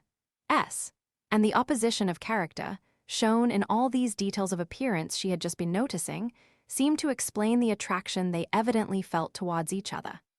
She rearranged her mother's worsted work, and fell back into her own thoughts, as completely forgotten by Mr. Thornton as if she had not been in the room, so thoroughly was he occupied in explaining to Mr. Hale the magnificent power, yet delicate adjustment of the might of the steam hammer, which was recalling to Mr. Hale some of the wonderful stories of subservient genii in the Arabian Nights, one moment stretching from earth to sky and filling all the width of the horizon, at the next obediently compressed into a vase small enough to be borne in the hand of a child. And this imagination of power, this practical realization of a gigantic thought, came out of one man's brain in our good town. That very man has it within him to mount, step by step, on each wonder he achieves to higher marvel still. And I'll be bound to say, we have many among us who, if he were gone, could spring into the breach and carry on the war which compels, and shall compel, all material power to yield to science. Your boast reminds me of the old lines. "I've 100 captains in England," he said. "As good as ever was he." At her father's quotation Margaret looked suddenly up, with inquiring wonder in her eyes. How in the world had they got from the cogwheels to Chevy Chase? "It is no boast of mine," replied Mr. Thornton. "It is plain matter of fact. I won't deny that I am proud of belonging to a town, or perhaps I should rather say a district, the necessities of which give birth to such grandeur of conception. I would rather be a man toiling, suffering, nay, failing and successless, here, than lead a dull, prosperous life in the old wan grooves of what you call more aristocratic society down in the South, with their slow days of careless ease. One may be clogged with honey and unable to rise and fly." "You are mistaken," said Margaret, roused by the aspersion on her beloved South to a fond vehemence of defense that brought the color into her cheeks and the angry tears into her eyes. "You do not know anything about the South. If there is less adventure or less progress, I suppose I must not say less excitement, from the gambling spirit of trade, which seems requisite to force out these wonderful inventions, there is less suffering also. I see men here going about in the streets who look ground down by some pinching sorrow or care, who are not only sufferers but haters. Now, in the South we have our paw, but there is not that terrible expression in their countenances of a sullen sense of injustice which I see here. You do not know the South, Mr. Thornton," she concluded, collapsing into a determined silence and angry with herself for having said so much. "And may I say you do not know the North?" asked he, with an inexpressible gentleness in his tone, as he saw that he had really hurt her. She continued resolutely silent, yearning after the lovely haunts she had left far away in Hampshire, with a passionate longing that made her feel her voice would be unsteady and trembling if she spoke. "At any rate, Mr. Thornton," said Mrs. Hale, "you will allow that Milton is a much more smoky, dirty town than you will ever meet with in the South." "I'm afraid I must give up its cleanliness," said Mr. Thornton with the quick gleaming smile. "But we are bidden by Parliament to burn our own smoke, so I suppose, like good little children, we shall do as we are bid, some time. But I think you told me you had altered your chimneys so as to consume the smoke, did you not?" asked Mr. Hale. "Mine were altered by my own will, before Parliament meddled with the affair. It was an immediate outlay, but it repays me in the saving of coal. I'm not sure whether I should have done it if I had waited until the act was passed. At any rate, I should have waited to be informed against and fined, and given all the trouble in yielding that I legally could. But all laws which depend for their enforcement upon informers and fines become inert from the odiousness of the machinery. I doubt if there has been a chimney in Milton informed against for 5 years past, although some are constantly sending out 1/3 of their coal in what is called here unparliamentary smoke. I only know it is impossible to keep the muslin blinds clean here above a week together, and at Helstone we have had them up for a month or more, and they have not looked dirty at the end of that time.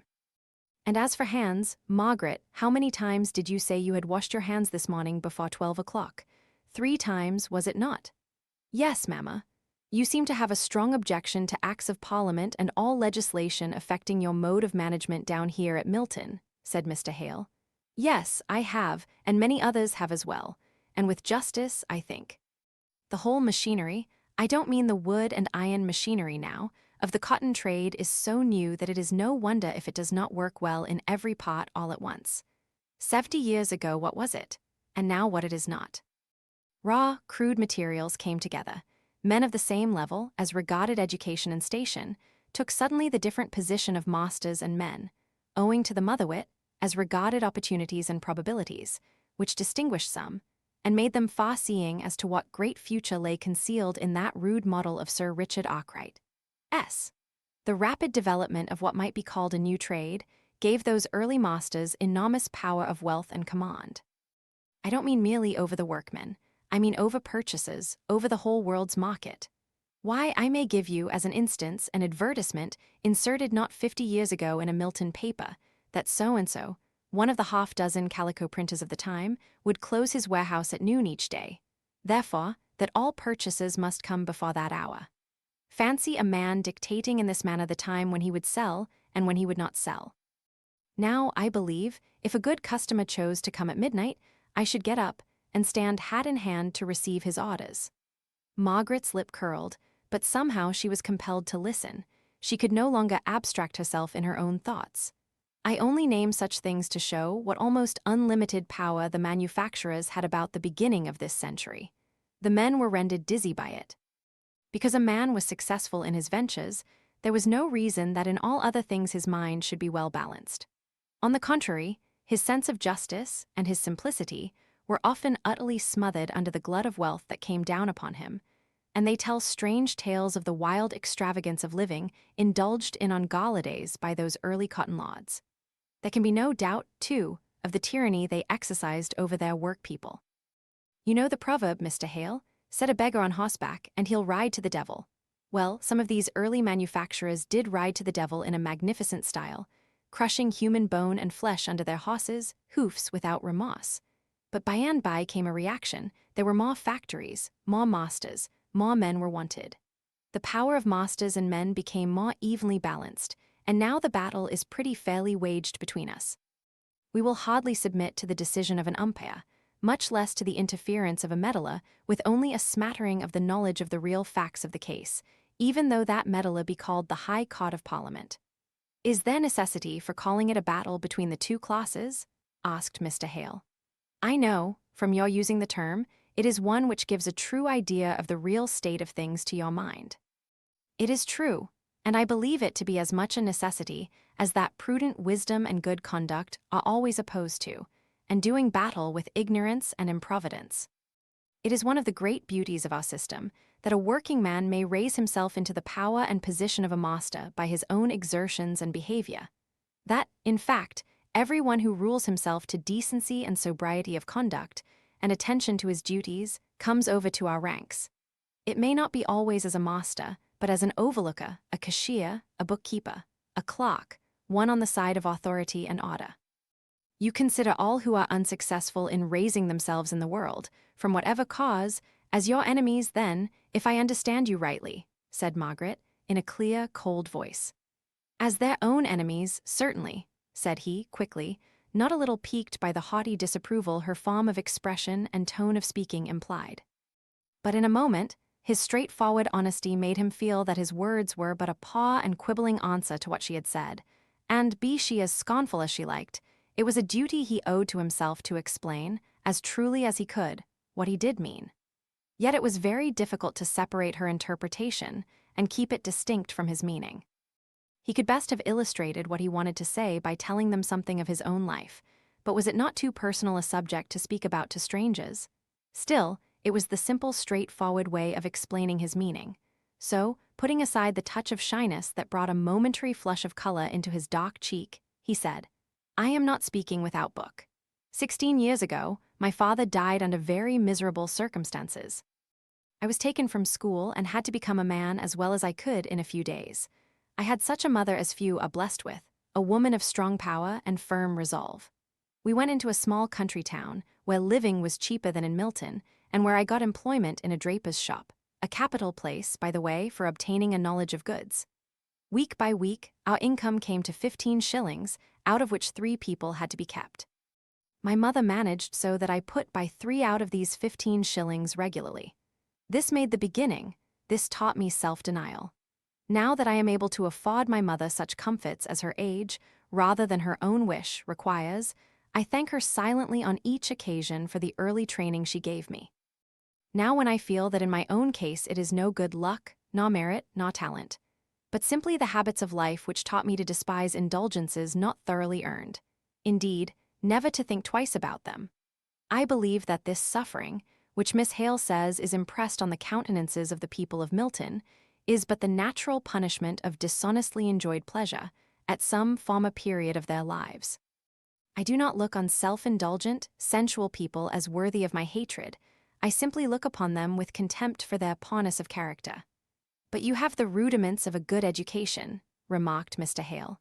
The quick zest with which you are now reading Homer shows me that you do not come to it as an unknown book. You have read it before and are only recalling your old knowledge. That is true. I had blundered along it at school. I dare say I was even considered a pretty fair classic in those days, though my Latin and Greek have slipped away from me since. But I ask you, what preparation were they for such a life as I had to lead? None at all. Utterly none at all. On the point of education, any man who can read and write starts fair with me in the amount of really useful knowledge that I had at that time. Well, I don't agree with you. But there I am perhaps somewhat of a pedant. Did not the recollection of the heroic simplicity of the Homeric life nerve you up? Not one bit, exclaimed Mr. Thornton, laughing.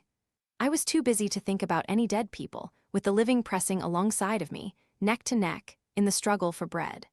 Now that I have my mother safe in the quiet peace that becomes her age and duly rewards her former exertions, I can turn to all that old narration and thoroughly enjoy it. I dare say my remark came from the professional feeling of there being nothing like leather, replied Mr. Hale. When Mr. Thornton rose up to go away, after shaking hands with Mr. and Mrs. Hale, he made an advance to Margaret to wish her goodbye in a similar manner. It was the frank, familiar custom of the place, but Margaret was not prepared for it. She simply bowed her farewell, although the instant she saw the hand, half put out, quickly drawn back, she was sorry she had not been aware of the intention. Mr. Thornton, however, knew nothing of her sorrow, and drawing himself up to his full height, walked off, muttering as he left the house, "A more proud, disagreeable girl I never saw. Even her great beauty is blotted out of one's memory by her scornful ways." Chapter 11. First Impressions. There's iron, they say, in all our blood, and a grain or two perhaps is good, but his, he makes me harshly feel, has got a little too much of steel. Anon. "Margaret," said Mr. Hale as he returned from showing his guest downstairs, "I could not help watching your face with some anxiety when Mr. Thornton made his confession of having been a shop boy. I knew it all along from Mr. Bell, so I was aware of what was coming, but I half expected to see you get up and leave the room." "Oh, Papa, you don't mean that you thought me so silly. I really liked that account of himself better than anything else he said.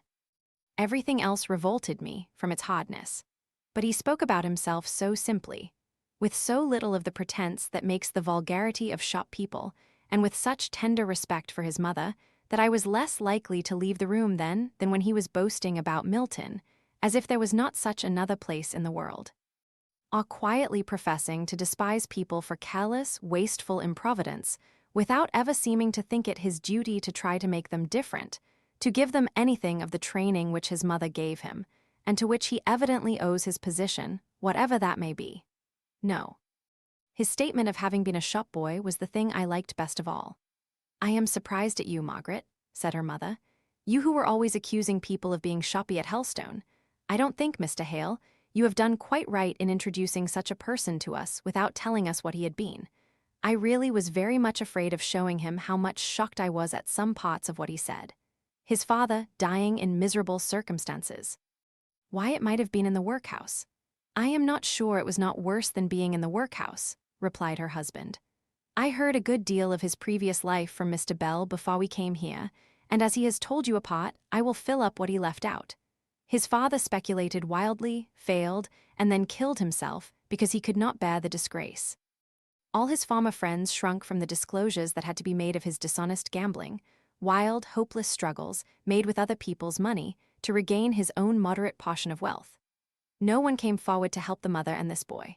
There was another child, I believe, a girl, too young to earn money, but of course she had to be kept.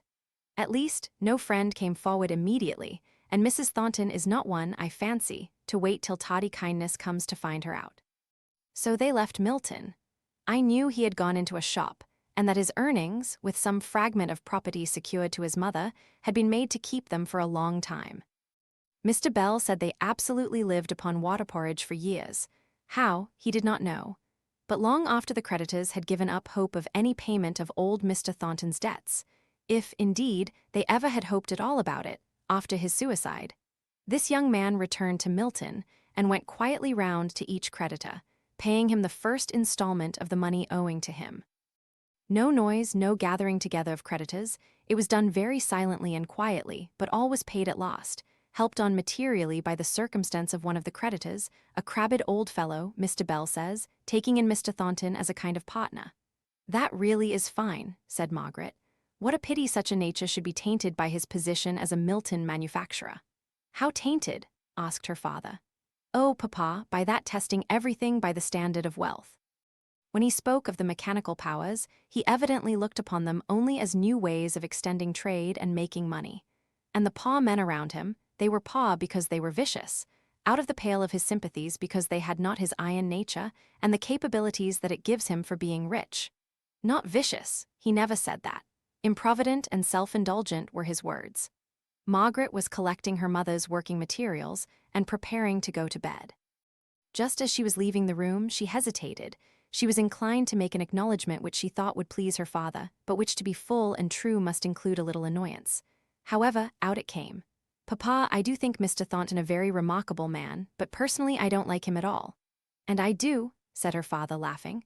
"Personally, as you call it, and all. I don't set him up for a hero or anything of that kind. But good night, child. Your mother looks sadly tired tonight, Margaret."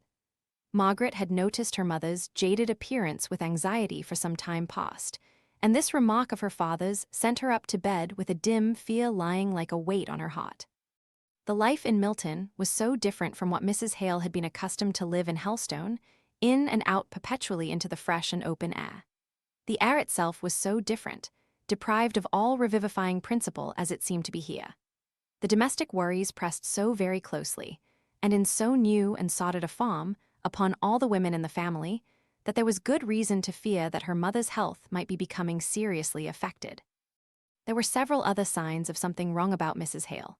She and Dixon held mysterious consultations in her bedroom, from which Dixon would come out crying and cross, as was her custom when any distress of her mistress called upon her sympathy. Once Margaret had gone into the chamber soon after Dixon left it, and found her mother on her knees, and as Margaret stole out, she caught a few words which were evidently a prayer for strength and patience to endure severe bodily suffering.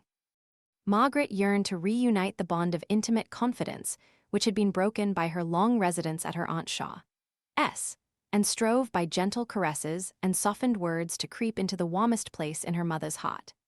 But though she received caresses and fond words back again, in such profusion as would have gladdened her family, yet she felt that there was a secret withheld from her, and she believed it bore serious reference to her mother's health. She lay awake very long this night, planning how to lessen the evil influence of their Milton life on her mother. A servant to give Dixon permanent assistance should be got, if she gave up her whole time to the search. And then, at any rate, her mother might have all the personal attention she required, and had been accustomed to her whole life. Visiting register offices, seeing all manner of unlikely people, and very few in the least likely, absorbed Margaret's time and thoughts for several days. One afternoon she met Bessie Higgins in the street and stopped to speak to her. "Well, Bessie, how are you? Better, I hope, now the wind has changed. Better and not better, if yo know what that means." "Not exactly," replied Margaret, smiling.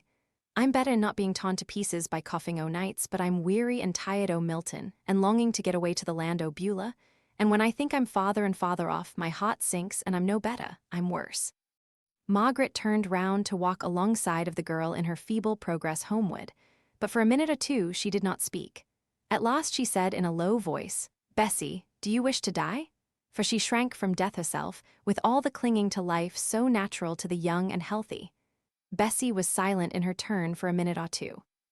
Then she replied, "If yo'd led the life I have, and getten as weary of it as I have and thought at times, maybe it'll last for 50 or 60 years, it does why some, and got dizzy and dazed and sick, as each of them 60 years seemed to spin about me, and mock me with its length of hours and minutes, and endless bits o' time. Oh, wench, I tell thee thou'd been glad enough when doctor said he feared thou'd never see another winter.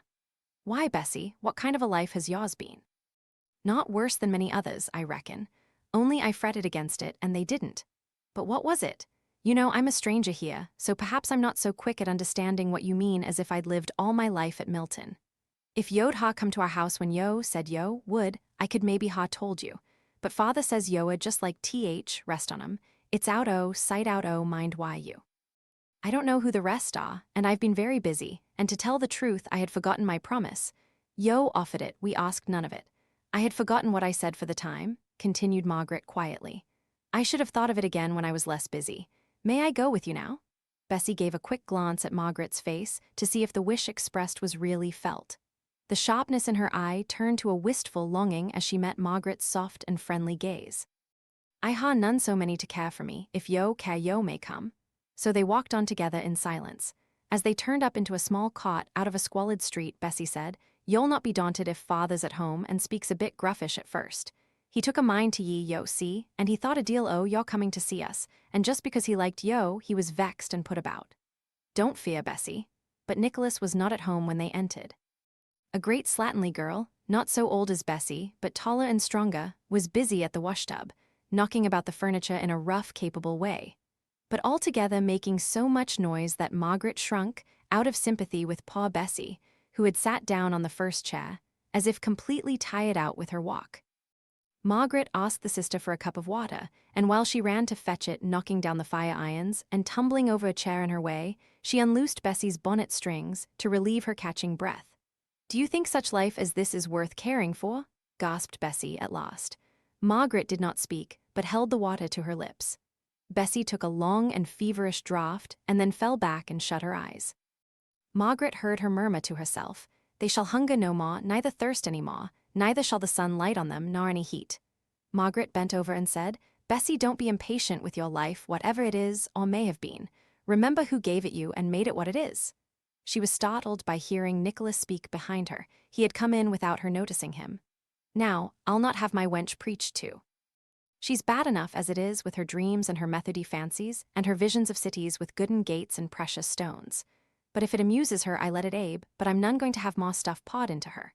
"But surely," said Margaret, facing round, "you believe in what I said, that God gave her life and ordered what kind of life it was to be." "I believe what I see and no more. That's what I believe, young woman. I don't believe all I hear, no, not by a big deal. I did hear a young lass make an ado about knowing where we lived and coming to see us. And my wench here thought a deal about it and flushed up many a time, when who little knew as I was looking at her at the sound of a strange step. But who's come at last, and who's welcome, as long as who'll keep from preaching on what who knows not about." Bessie had been watching Margaret's face. She half sate up to speak now, laying her hand on Margaret's arm with a gesture of entreaty. "Don't be vexed why him, there's many a one thinks like him, many and many a one here. If yo could hear them speak, yo'd not be shocked at him. He's a rare good man, is father. But oh," said she, falling back in despair, "what he says at times makes me long to die more than ever, for I want to know so many things, and am so tossed about why, wonder. Poor wench, poor old wench, I'm loth to vex thee, I am, but a man mun speak out for the truth, and when I see the world going all wrong at this time o' day, bothering itself why things it knows not about, and leaving undone all the things that lie in disorder close at its hand, Why, I say, leave this talk about religion alone and set to work on what yo see and know. That's my creed.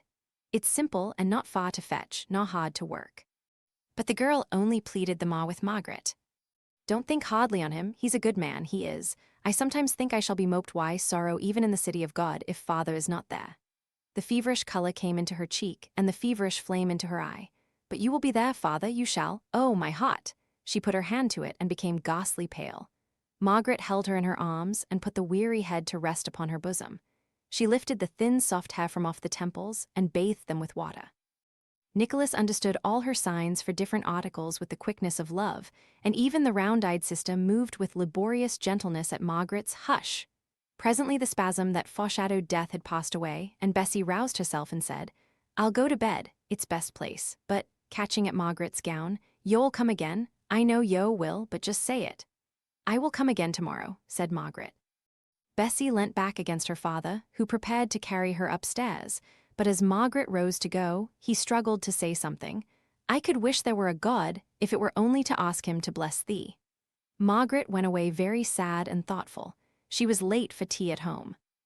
At Helstone, unpunctuality at mealtimes was a great fault in her mother's eyes, but now this, as well as many other little irregularities, seemed to have lost their power of irritation, and Margaret almost longed for the old complainings.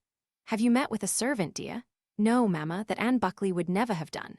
Suppose I try, said Mr. Hale. Everybody else has had their turn at this great difficulty. Now let me try. I may be the Cinderella to put on the slipper after all. Margaret could hardly smile at this little joke, so oppressed was she by her visit to the Higginses. What would you do, papa? How would you set about it? Why, I should apply to some good house mother to recommend me one known to herself or her servants. Very good, but we must first catch our house mother. You have caught her, or rather she is coming into the snare, and you will catch her tomorrow if you're skillful. What do you mean, Mr. Hale? Asked his wife, her curiosity aroused. Why, my paragon pupil, as Margaret calls him, has told me that his mother intends to call on Mrs. and Miss Hale tomorrow. Mrs. Thornton, exclaimed Mrs. Hale. The mother of whom he spoke to us, said Margaret. Mrs. Thornton, the only mother he has, I believe, said Mr. Hale quietly. I shall like to see her. She must be an uncommon person, her mother added. Perhaps she may have a relation who might suit us and be glad of our place. She sounded to be such a careful, economical person that I should like anyone out of the same family. My dear, said Mr. Hale, alarmed, pray don't go off on that idea.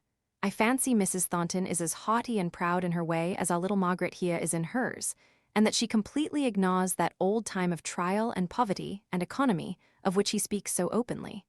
I am sure, at any rate, she would not like strangers to know anything about it. Take notice that is not my kind of haughtiness, papa, if I have any at all, which I don't agree to, though you're always accusing me of it. I don't know positively that it is hers either, but from little things I have gathered from him, I fancy so. They cared too little to ask in what manner her son had spoken about her. Margaret only wanted to know if she must stay in to receive this call, as it would prevent her going to see how Bessie was, until late in the day, since the early morning was always occupied in household affairs. And then she recollected that her mother must not be left to have the whole weight of entertaining her visitor. Chapter 12. Morning Calls. Well, I suppose we must. Friends in council. Mr. Thornton had had some difficulty in working up his mother to the desired point of civility. She did not often make calls, and when she did, it was in heavy state that she went through her duties. Her son had given her a carriage, but she refused to let him keep horses for it. They were hired for the solemn occasions when she paid morning or evening visits. She had had horses for 3 days, not a fortnight before, and had comfortably killed off all her acquaintances, who might now put themselves to trouble and expense in their turn. Yet Crampton was too far off for her to walk, and she had repeatedly questioned her son as to whether his wish that she should call on the Hales was strong enough to bear the expense of cab hire. She would have been thankful if it had not. For, as she said, she saw no use in making up friendships and intimacies with all the teachers and masters in Milton. Why, he would be wanting her to call on Fanny's dancing master's wife, the next thing. So I would, mother, if Mr. Mason and his wife were friendless in a strange place like the Hales. Oh, you need not speak so hastily. I am going tomorrow. I only wanted you exactly to understand about it. If you are going tomorrow, I shall order horses. Nonsense, John. One would think you were made of money. Not quite yet, but about the horses I'm determined. The last time you were out in a cab, you came home with a headache from the jolting. I never complained of it, I'm sure. "Oh, my mother is not given to complaints," said he a little proudly, "but so much the more I have to watch over you. Now, as for Fanny there, a little hardship would do her good. She is not made of the same stuff as you are, John. She could not bear it." Mrs. Thornton was silent after this, for her last words bore relation to a subject which mortified her. She had an unconscious contempt for a weak character, and Fanny was weak in the very points in which her mother and brother were strong. Mrs. Thornton was not a woman much given to reasoning. Her quick judgment and firm resolutions served her in good stead of any long arguments and discussions with herself. She felt instinctively that nothing could strengthen Fanny to endure hardships patiently or face difficulties bravely. And though she winced as she made this acknowledgment to herself about her daughter, it only gave her a kind of pitying tenderness of manner towards her. Much of the same description of demeanor with which mothers are wont to treat their weak and sickly children. A stranger, a callous observer might have considered that Mrs. Thornton's manner to her children betokened far more love to Fanny than to John. But such a one would have been deeply mistaken. The very daringness with which mother and son spoke out unpalatable truths, the one to the other, showed a reliance on the firm center of each other's souls, which the uneasy tenderness of Mrs. Thornton's manner to her daughter, the shame with which she thought to hide the poverty of her child in all the grand qualities which she herself possessed unconsciously, and which she set so high a value upon in others.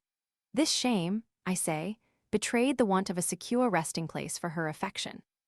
She never called her son by any name but John. Love and dear and such like terms were reserved for Fanny, but her heart gave thanks for him day and night, and she walked proudly among women for his sake. "Fanny, dear, I shall have horses to the carriage today to go and call on these Hales. Should not you go and see nurse? It's in the same direction, and she's always so glad to see you. You could go on there while I am at Mrs. Hale's." "Oh, mamma, it's such a long way, and I am so tired." "With what?" asked Mrs. Thornton, her brow slightly contracting. "I don't know the weather. I think it is so relaxing. Couldn't you bring nurse here, mamma? The carriage could fetch her, and she could spend the rest of the day here, which I know she would like." Mrs. Thornton did not speak, but she laid her work on the table and seemed to think. "It will be a long way for her to walk back at night," she remarked at last. "Oh, but I will send her home in a cab. I never thought of her walking." At this point, Mr. Thornton came in, just before going to the mill. "Mother, I need hardly say that if there is any little thing that could serve Mrs. Hale as an invalid, you will offer it, I'm sure. If I can find it out, I will, but I have never been ill myself, so I am not much up to invalids' fancies." "Well, here is Fanny, then, who is seldom without an ailment. She will be able to suggest something, perhaps, won't you, Fan?" "I have not always an ailment," said Fanny pettishly, "and I am not going with mamma. I have a headache today, and I shan't go out." Mr. Thornton looked annoyed. His mother's eyes were bent on her work, at which she was now stitching away busily. "Fanny, I wish you to go," said he authoritatively. "It will do you good instead of harm. You will oblige me by going, without my saying anything more about it."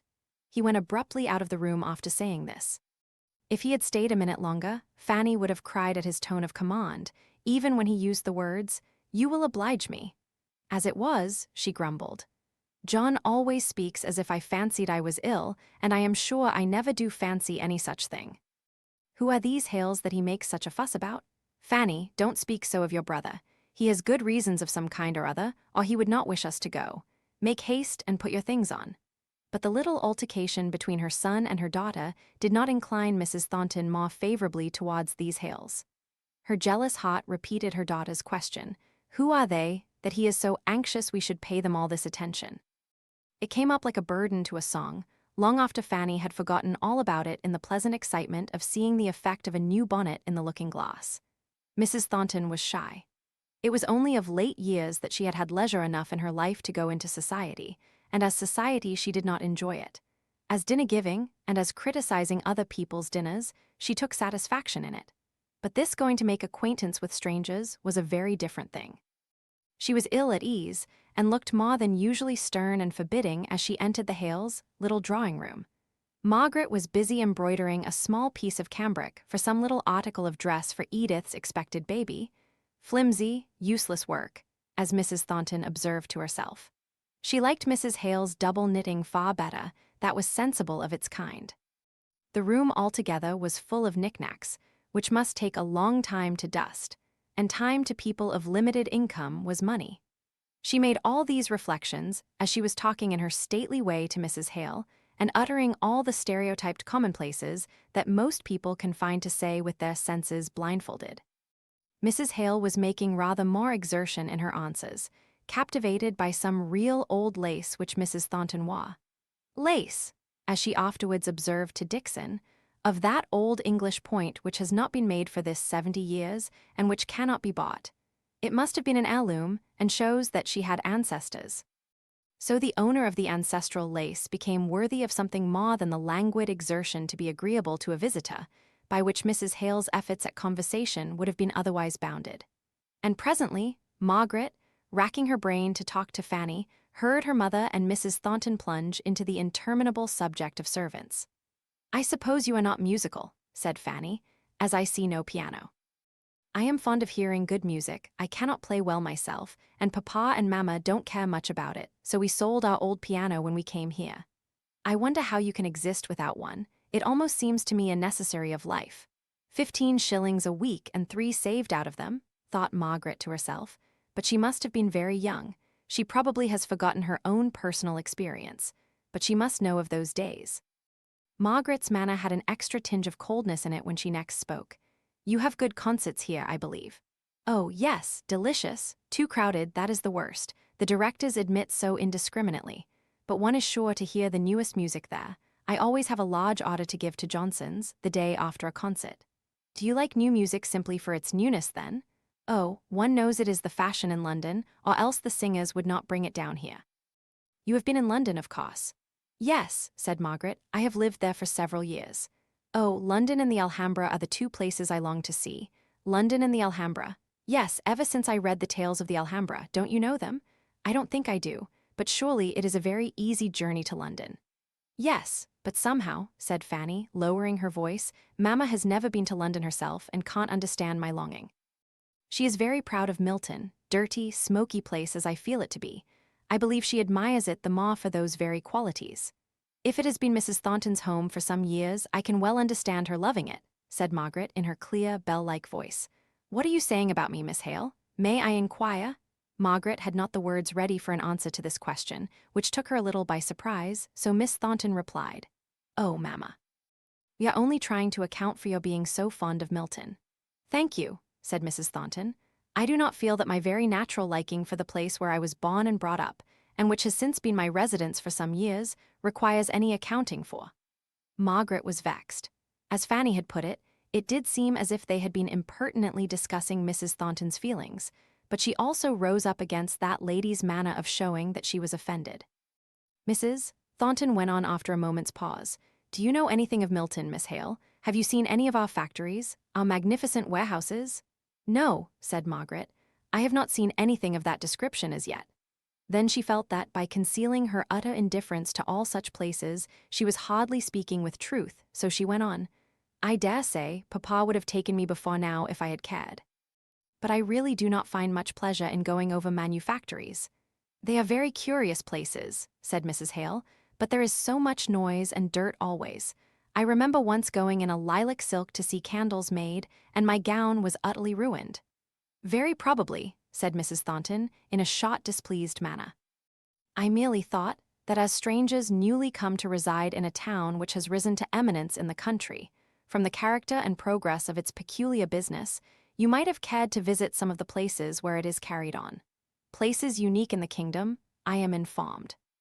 If Miss Hale changes her mind and condescends to be curious as to the manufactures of Milton, I can only say I shall be glad to procure her admission to print works, or reed-making, or the more simple operations of spinning carried on in my son's mill.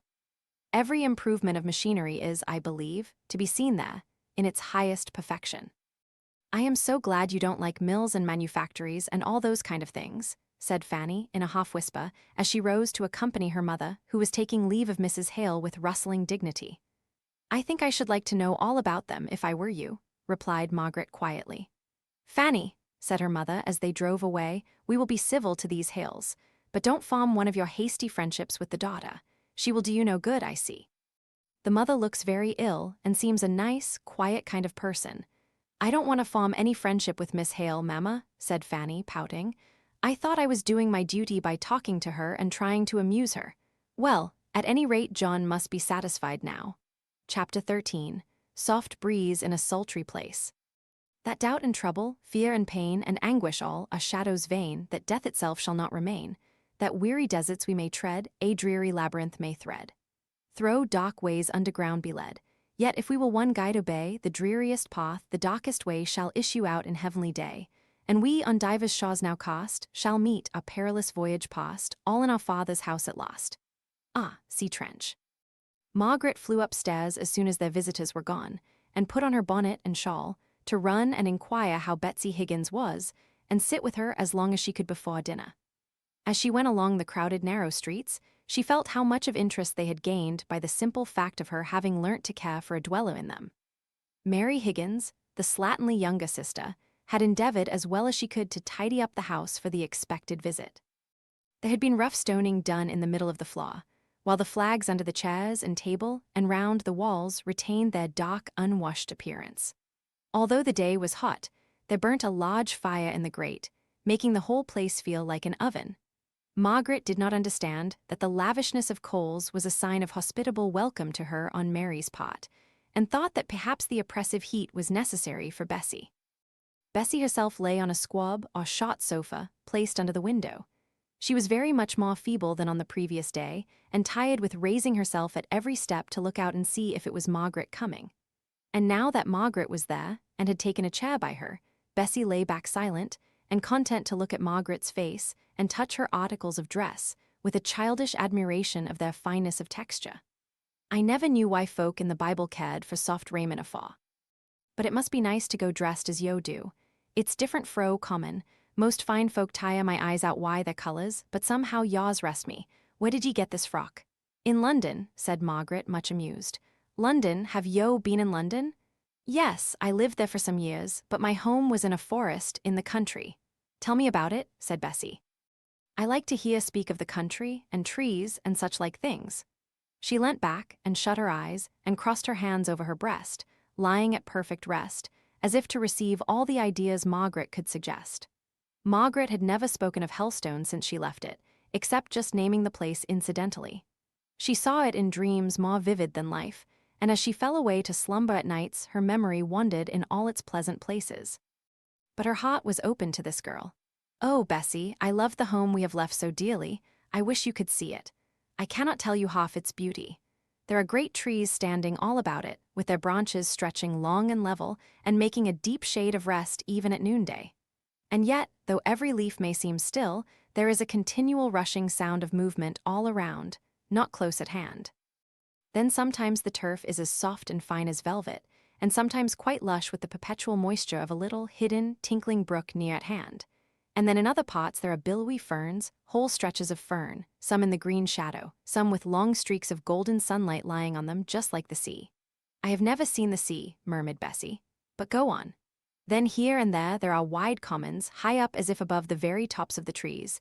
I am glad of that. I felt smothered like down below.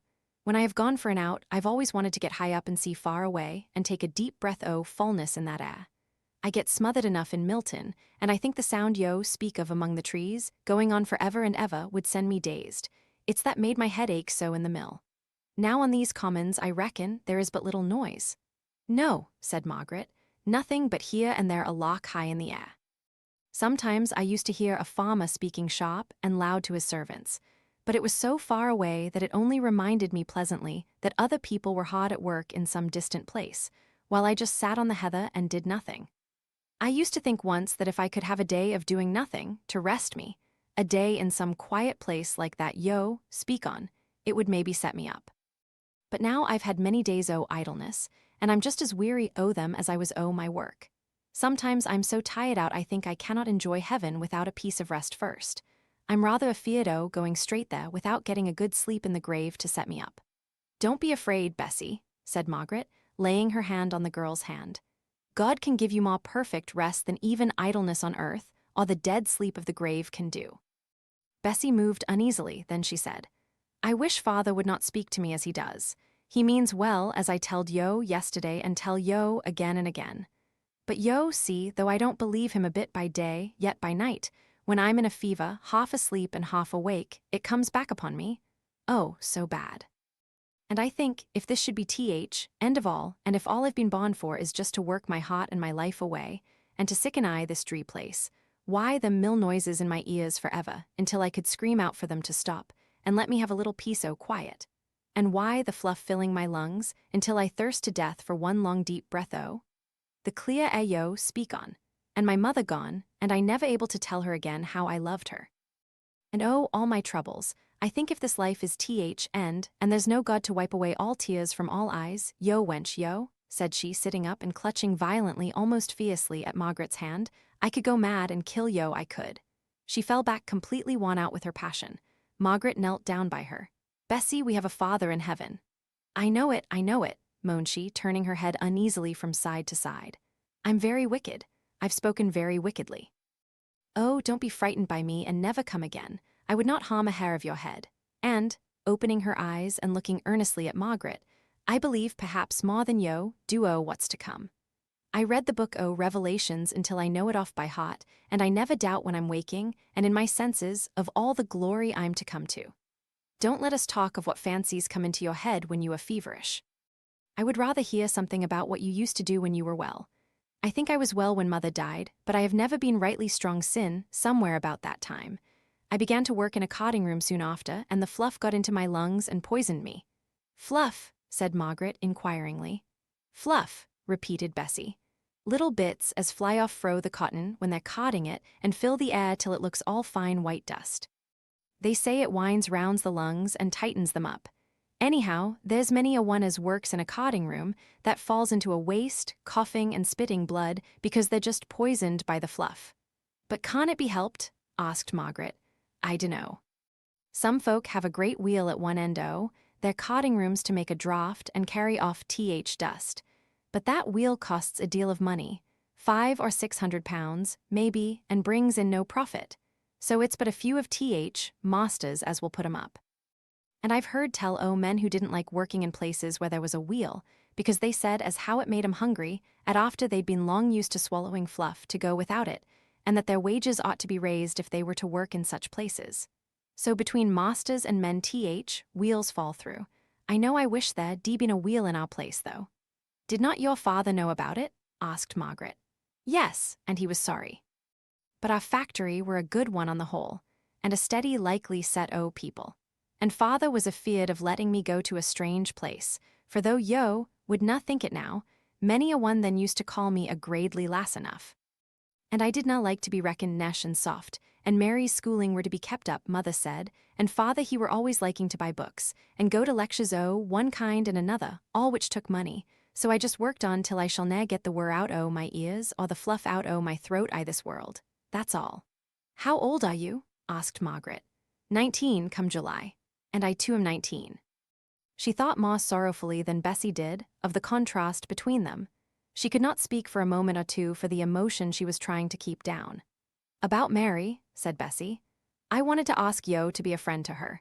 She's 17, but she's lost on us, and I don't want her to go to mill, and yet I dunno what she's fit for. She could not do. Margaret glanced unconsciously at the uncleaned corners of the room. She could hardly undertake a servant's place, could she? We have an old faithful servant, almost a friend, who wants help, but who is very particular, and it would not be right to plague her with giving her any assistance that would really be an annoyance and an irritation. No, I see. I reckon yo are right.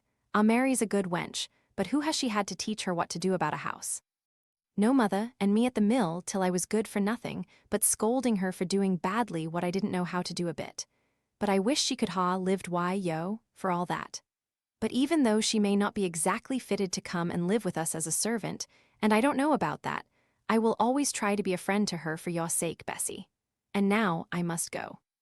I will come again as soon as I can, but if it should not be tomorrow, or the next day, or even a week or a fortnight hence, don't think I've forgotten you. I may be busy. I'll know yo won't forget me again. I'll not mistrust yo no more. But remember, in a week or a fortnight I may be dead and buried. I'll come again as soon as I can, Bessie, said Margaret, squeezing her hand tight. But you'll let me know if you get worse. Aye, that will I, said Bessie, returning the pressure. From that day forwards, Mrs. Hale became more and more of a suffering invalid. It was now drawing near to the anniversary of Edith's marriage, and looking back upon the year's accumulated heap of troubles, Margaret wondered how they had been borne. If she could have anticipated them, how she would have shrunk away and hid herself from the coming time. And yet day by day had, of itself, and by itself, been very endurable. Small, keen, bright little spots of positive enjoyment having come sparkling into the very middle of sorrows. A year ago, when she first went to Helstone, and first became silently conscious of the querulousness in her mother's temper, she would have groaned bitterly over the idea of a long illness to be borne in a strange, desolate, noisy, busy place, with diminished comforts on every side of the home life. But with the increase of serious, and just ground of complaint, a new kind of patience had sprung up in her mother's mind. She was gentle and quiet in intense bodily suffering, almost in proportion as she had been restless and depressed when there had been no real cause for grief. Mr. Hale was in exactly that stage of apprehension which, in men of his stamp, takes the shape of willful blindness. He was more irritated than Margaret had ever known him at his daughter's expressed anxiety.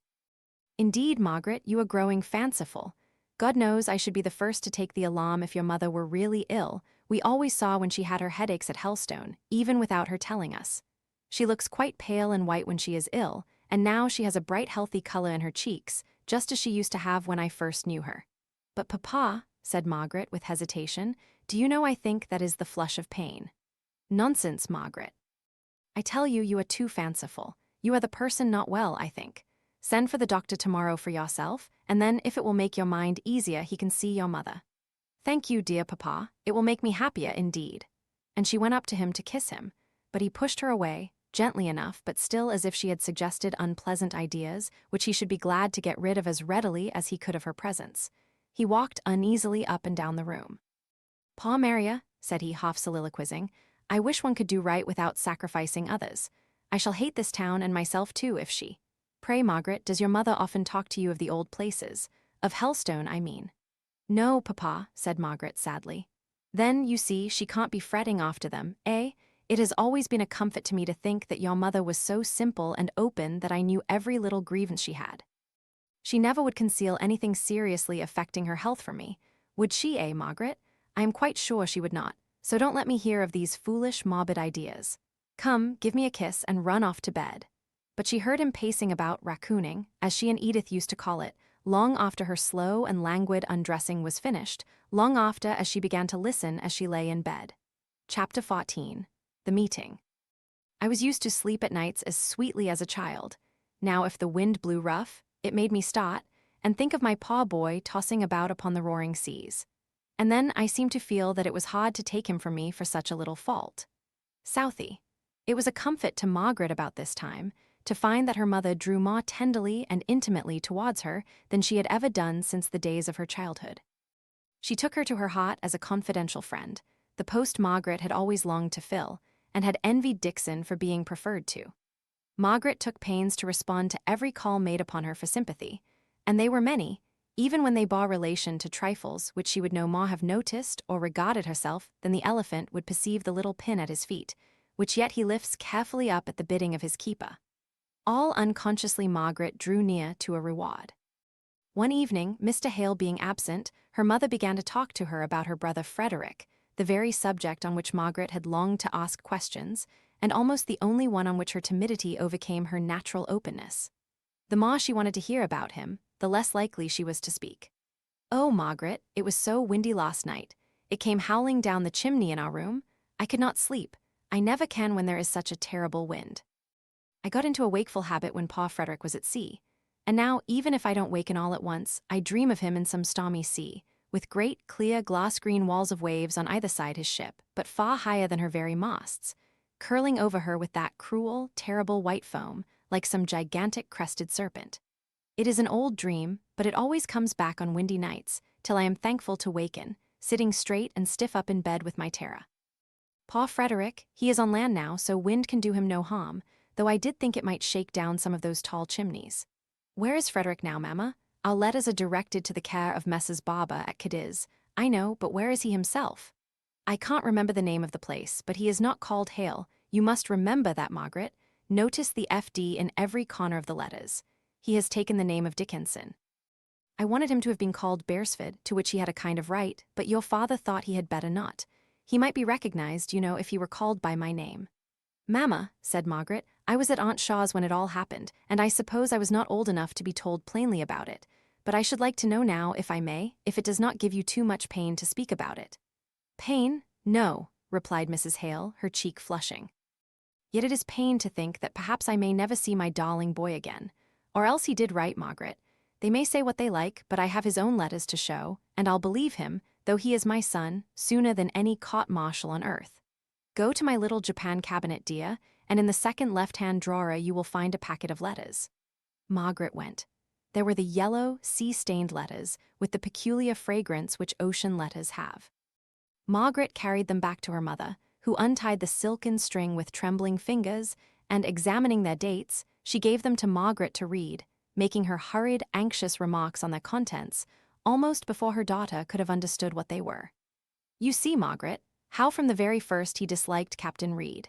He was second lieutenant in the ship, the Orion, in which Frederick sailed the very first time. Poor little fellow, how well he looked in his midshipman's dress with his dirk in his hand, cutting open all the newspapers with it as if it were a paper knife. But this Mr. Reed, as he was then, seemed to take a dislike to Frederick from the very beginning. And then stay, these are the letters he wrote on board the Russell. When he was appointed to her, and found his old enemy Captain Reed in command, he did mean to bear all his tyranny patiently. Look, this is the letter. Just read it, Margaret. Where is it, he says? Stop, my father may rely upon me, that I will bear with all proper patience everything that one officer and gentleman can take from another. But from my former knowledge of my present captain, I confess I look forward with apprehension to a long course of tyranny on board the Russell. You see, he promises to bear patiently, and I am sure he did, for he was the sweetest-tempered boy, when he was not vexed, that could possibly be. Is that the letter in which he speaks of Captain Reed's impatience with the men, for not going through the ship's maneuvers as quickly as the Avenger?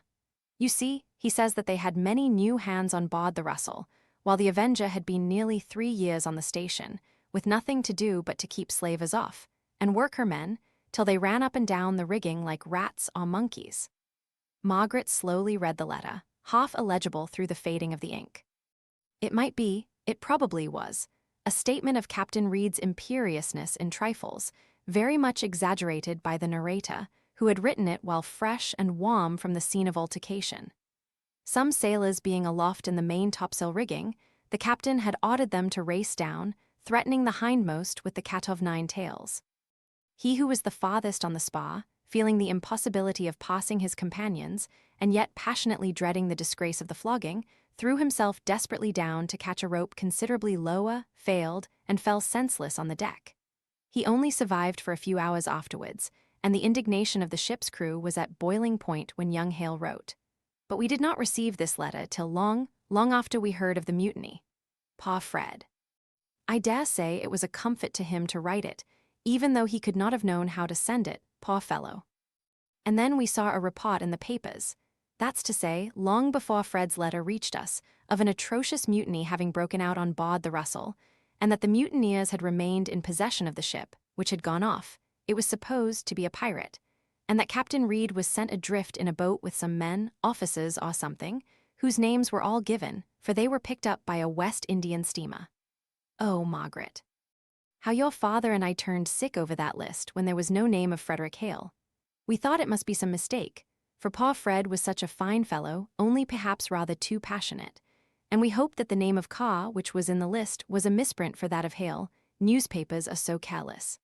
And towards post-time the next day, Papa set off to walk to Southampton to get the papers, and I could not stop at home, so I went to meet him. He was very late, much later than I thought he would have been, and I sat down under the hedge to wait for him. He came at last, his arms hanging loose down, his head sunk, and walking heavily along as if every step was a labor and a trouble. Margaret, I see him now. Don't go on, Mamma. I can understand it all, said Margaret, leaning up caressingly against her mother's side and kissing her hand. No, you can't, Margaret. No one can who did not see him then. I could hardly lift myself up to go and meet him. Everything seemed so to reel around me all at once. And when I got to him, he did not speak, or seem surprised to see me there, more than 3 miles from home, beside the Oldham beech tree.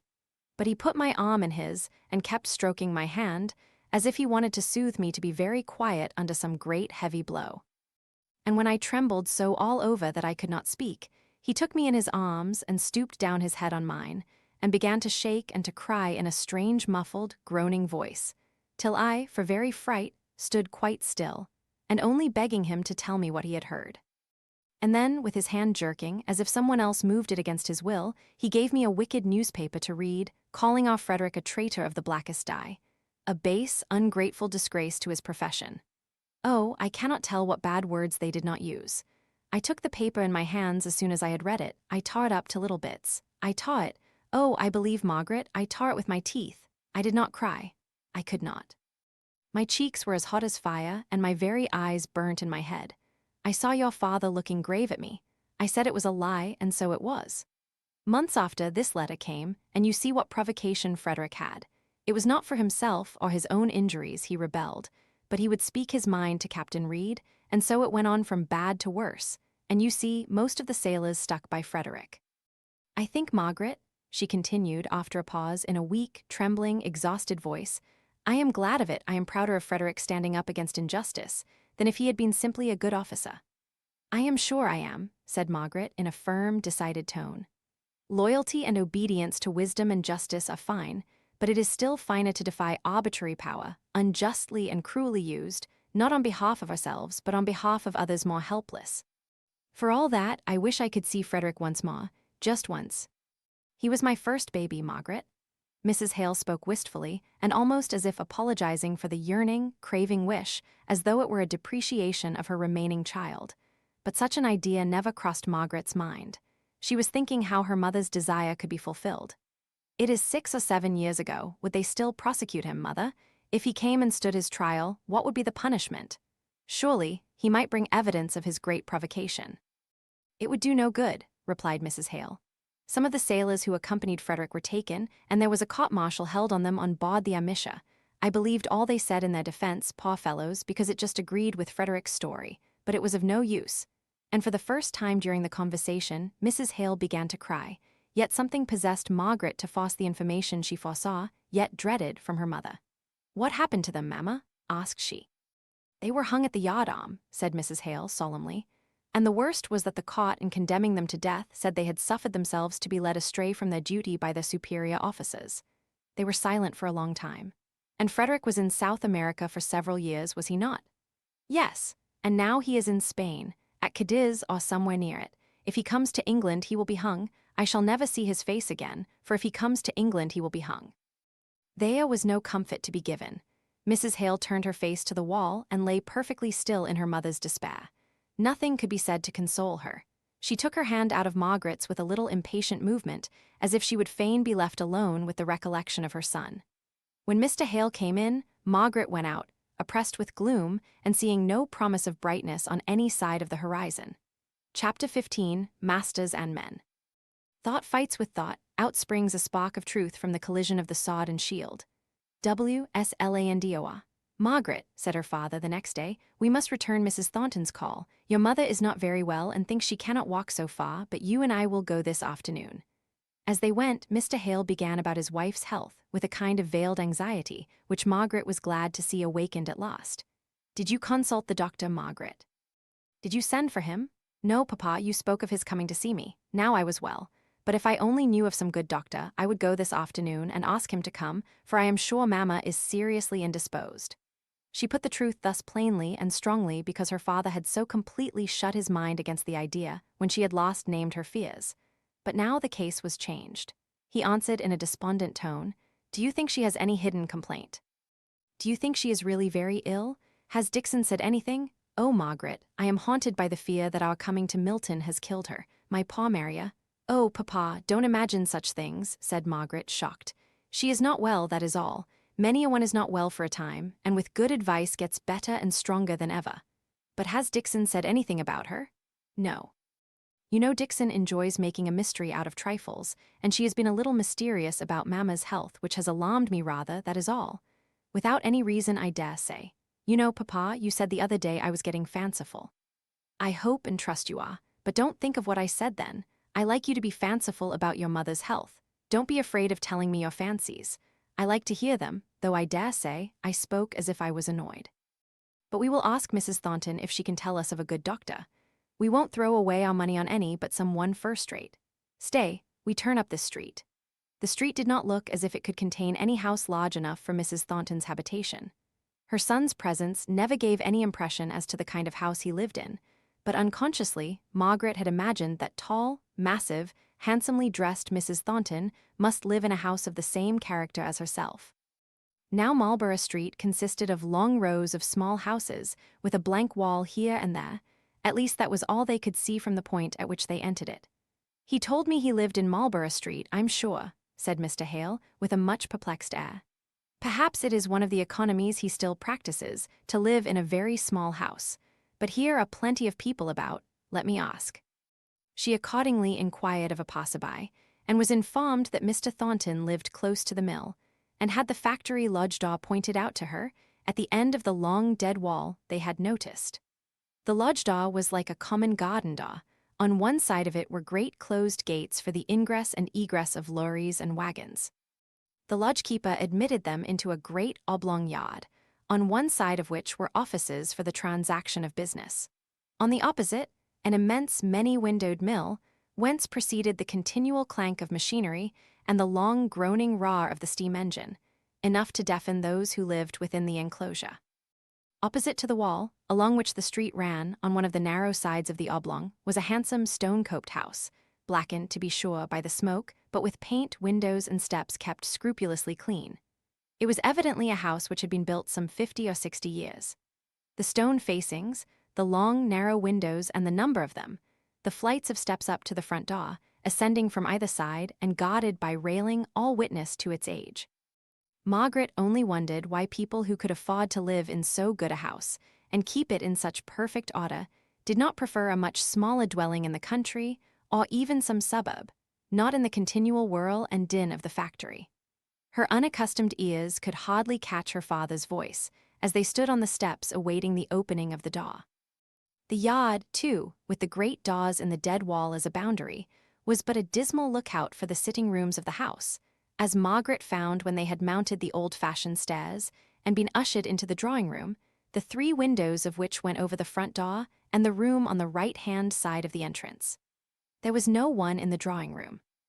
It seemed as though no one had been in it since the day when the furniture was bagged up with as much care as if the house was to be overwhelmed with lava and discovered 1,000 years hence.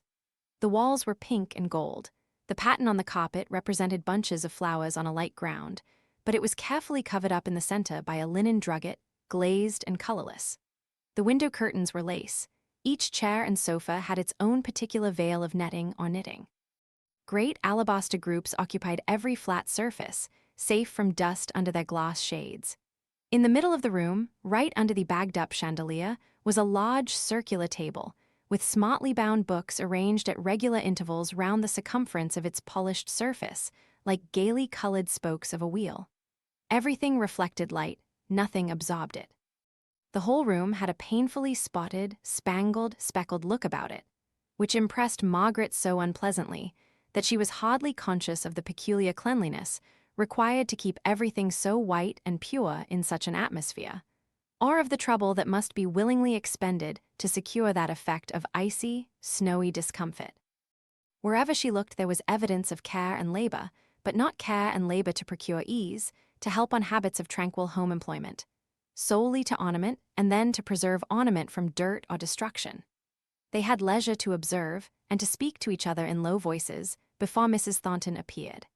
They were talking of what all the world might hear, but it is a common effect of such a room as this to make people speak low, as if unwilling to awaken the unused echoes. At last Mrs. Thornton came in, rustling in handsome black silk, as was her wont, her muslins and laces rivaling, not excelling, the pure whiteness of the muslins and netting of the room. Margaret explained how it was that her mother could not accompany them to return Mrs. Thornton's call, but in her anxiety not to bring back her father's fears too vividly, she gave but a bungling account, and left the impression on Mrs. Thornton's mind that Mrs. Hale's was some temporary or fanciful fine ladyish indisposition, which might have been put aside had there been a strong enough motive, or that if it was too severe to allow her to come out that day, the call might have been deferred. Remembering, too, the horses to her carriage, hired for her own visit to the Hales, and how Fanny had been ordered to go by Mr. Thornton in order to pay every respect to them, Mrs. Thornton drew up slightly offended and gave Margaret no sympathy. Indeed, hardly any credit for the statement of her mother's indisposition. "How is Mr. Thornton?" asked Mr. Hale. "I was afraid he was not well from his hurried note yesterday. My son is rarely ill, and when he is, he never speaks about it or makes it an excuse for not doing anything. He told me he could not get leisure to read with you last night, sir. He regretted it, I am sure. He values the hours spent with you." "I am sure they are equally agreeable to me," said Mr. Hale.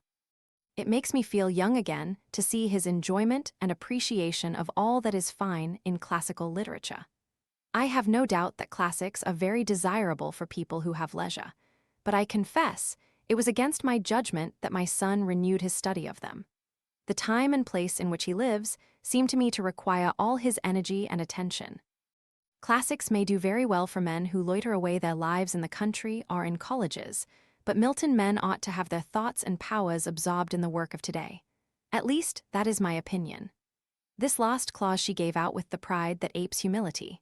"But surely, if the mind is too long directed to one object only, it will get stiff and rigid and unable to take in many interests," said Margaret.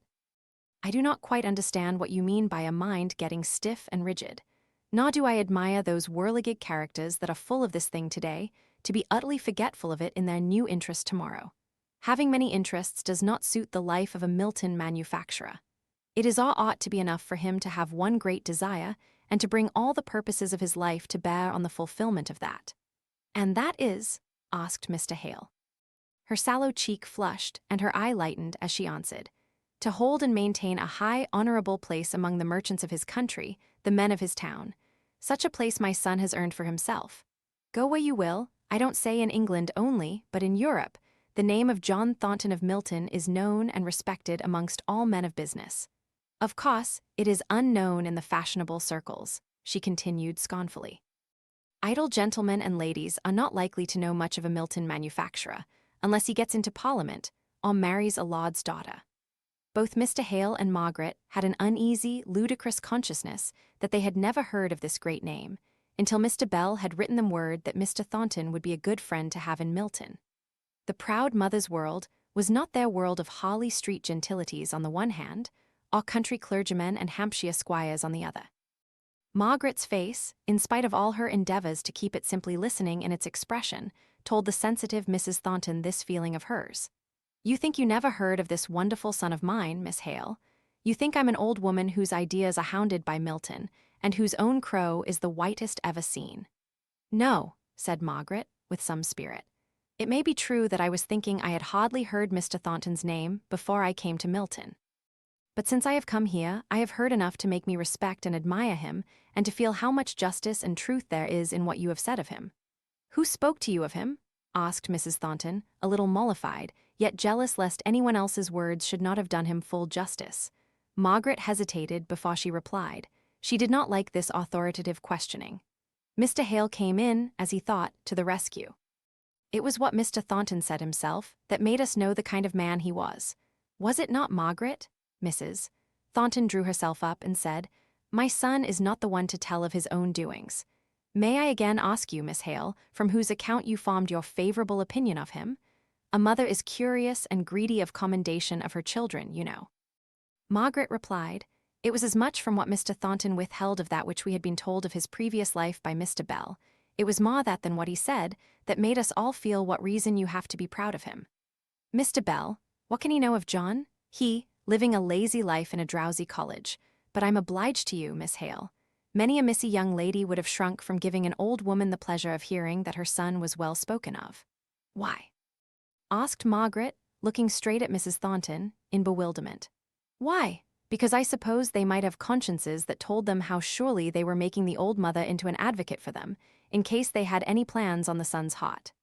She smiled a grim smile, for she had been pleased by Margaret's frankness, and perhaps she felt that she had been asking questions too much as if she had a right to catechize. Margaret laughed outright at the notion presented to her, laughed so merrily that it grated on Mrs. Thornton's ear, as if the words that called forth that laugh must have been utterly and entirely ludicrous. Margaret stopped her merriment as soon as she saw Mrs. Thornton's annoyed look. "I beg your pardon, madam, but I really am very much obliged to you for exonerating me from making any plans on Mr. Thornton's heart. Young ladies have, before now, said Mrs. Thornton, stiffly. I hope Miss Thornton is well, put in Mr. Hale, desirous of changing the current of the conversation. She is as well as she ever is. She is not strong, replied Mrs. Thornton shortly. And Mr. Thornton, I suppose I may hope to see him on Thursday. I cannot answer for my son's engagements. There is some uncomfortable work going on in the town, a threatening of a strike. If so, his experience and judgment will make him much consulted by his friends. But I should think he could come on Thursday. At any rate, I am sure he will let you know if he cannot. A strike? Asked Margaret. What for? What are they going to strike for? For the mastership and ownership of other people's property, said Mrs. Thornton with a fierce snort. That is what they always strike for. If my son's work people strike, I will only say they are a pack of ungrateful hounds, but I have no doubt they will. They are wanting higher wages, I suppose? Asked Mr. Hale. That is the face of the thing. But the truth is, they want to be masters and make the masters into slaves on their own ground. They are always trying at it. They always have it in their minds, and every 5 or 6 years there comes a struggle between masters and men. They'll find themselves mistaken this time, I fancy, a little out of their reckoning. If they turn out, they mayn't find it so easy to go in again. I believe the masters have a thing or two in their heads which will teach the men not to strike again in a hurry if they try it this time. Does it make the town very rough? Asked Margaret. Of course it does. But surely you are not a coward, are you? Milton is not the place for cowards. I have known the time when I have had to thread my way through a crowd of white, angry men, all swearing they would have Mackinson's blood as soon as he ventured to show his nose out of his factory. And he, knowing nothing of it, someone had to go and tell him, or he was a dead man, and it needed to be a woman, so I went. And when I got in, I could not get out. It was as much as my life was worth. So I went up to the roof, where there were stones piled ready to drop on the heads of the crowd if they tried to force the factory doors. And I would have lifted those heavy stones and dropped them with as good an aim as the best man there, but that I fainted with the heat I had gone through. If you live in Milton, you must learn to have a brave heart, Miss Hale. I would do my best, said Margaret, rather pale. I do not know whether I am brave or not till I am tried, but I am afraid I should be a coward. South country people are often frightened by what our Darkshire men and women only call living and struggling. But when you've been 10 years among a people who are always owing their betters a grudge and only waiting for an opportunity to pay it off, you'll know whether you are a coward or not, take my word for it. Mr. Thornton came that evening to Mr. Hale S. He was shown up into the drawing-room, where Mr. Hale was reading aloud to his wife and daughter. I am come partly to bring you a note from my mother, and partly to apologize for not keeping to my time yesterday. The note contains the address you asked for, Dr. Donaldson.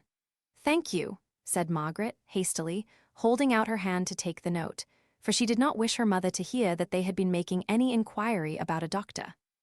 She was pleased that Mr. Thornton seemed immediately to understand her feeling.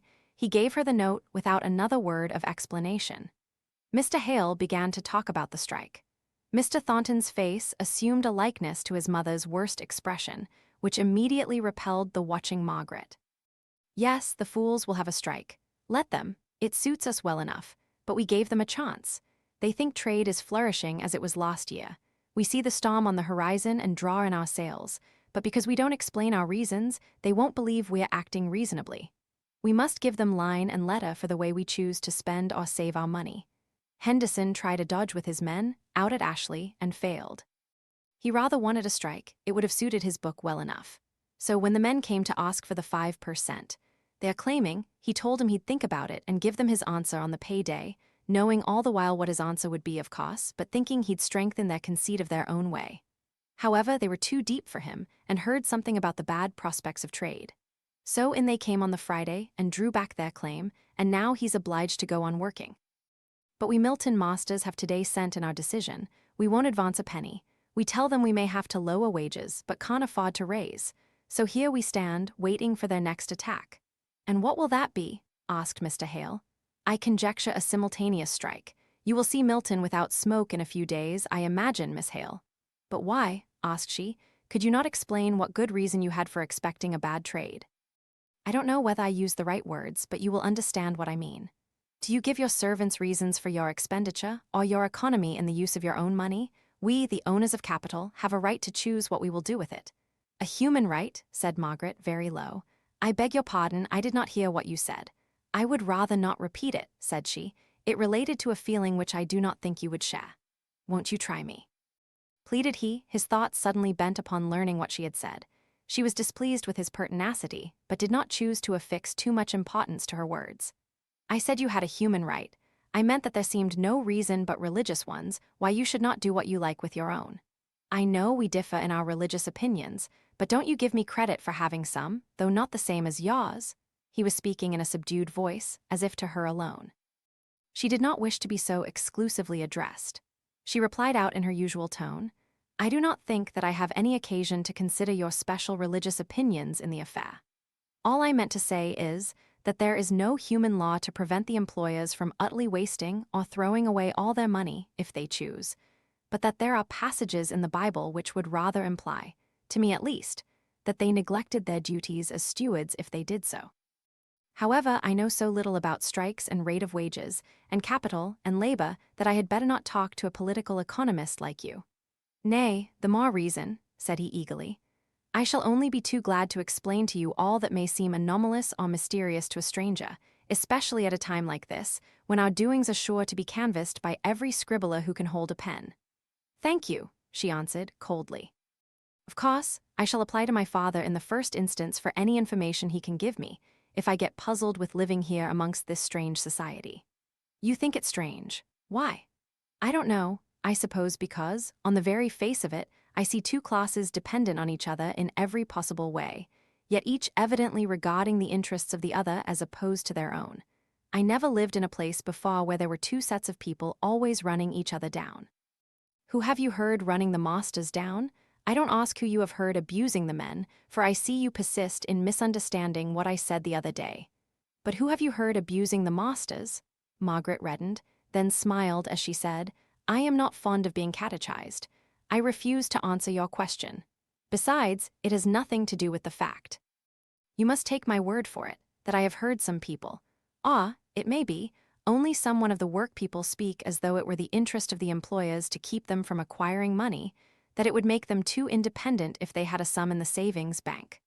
"I dare say it was that man Higgins who told you all this," said Mrs. Hale.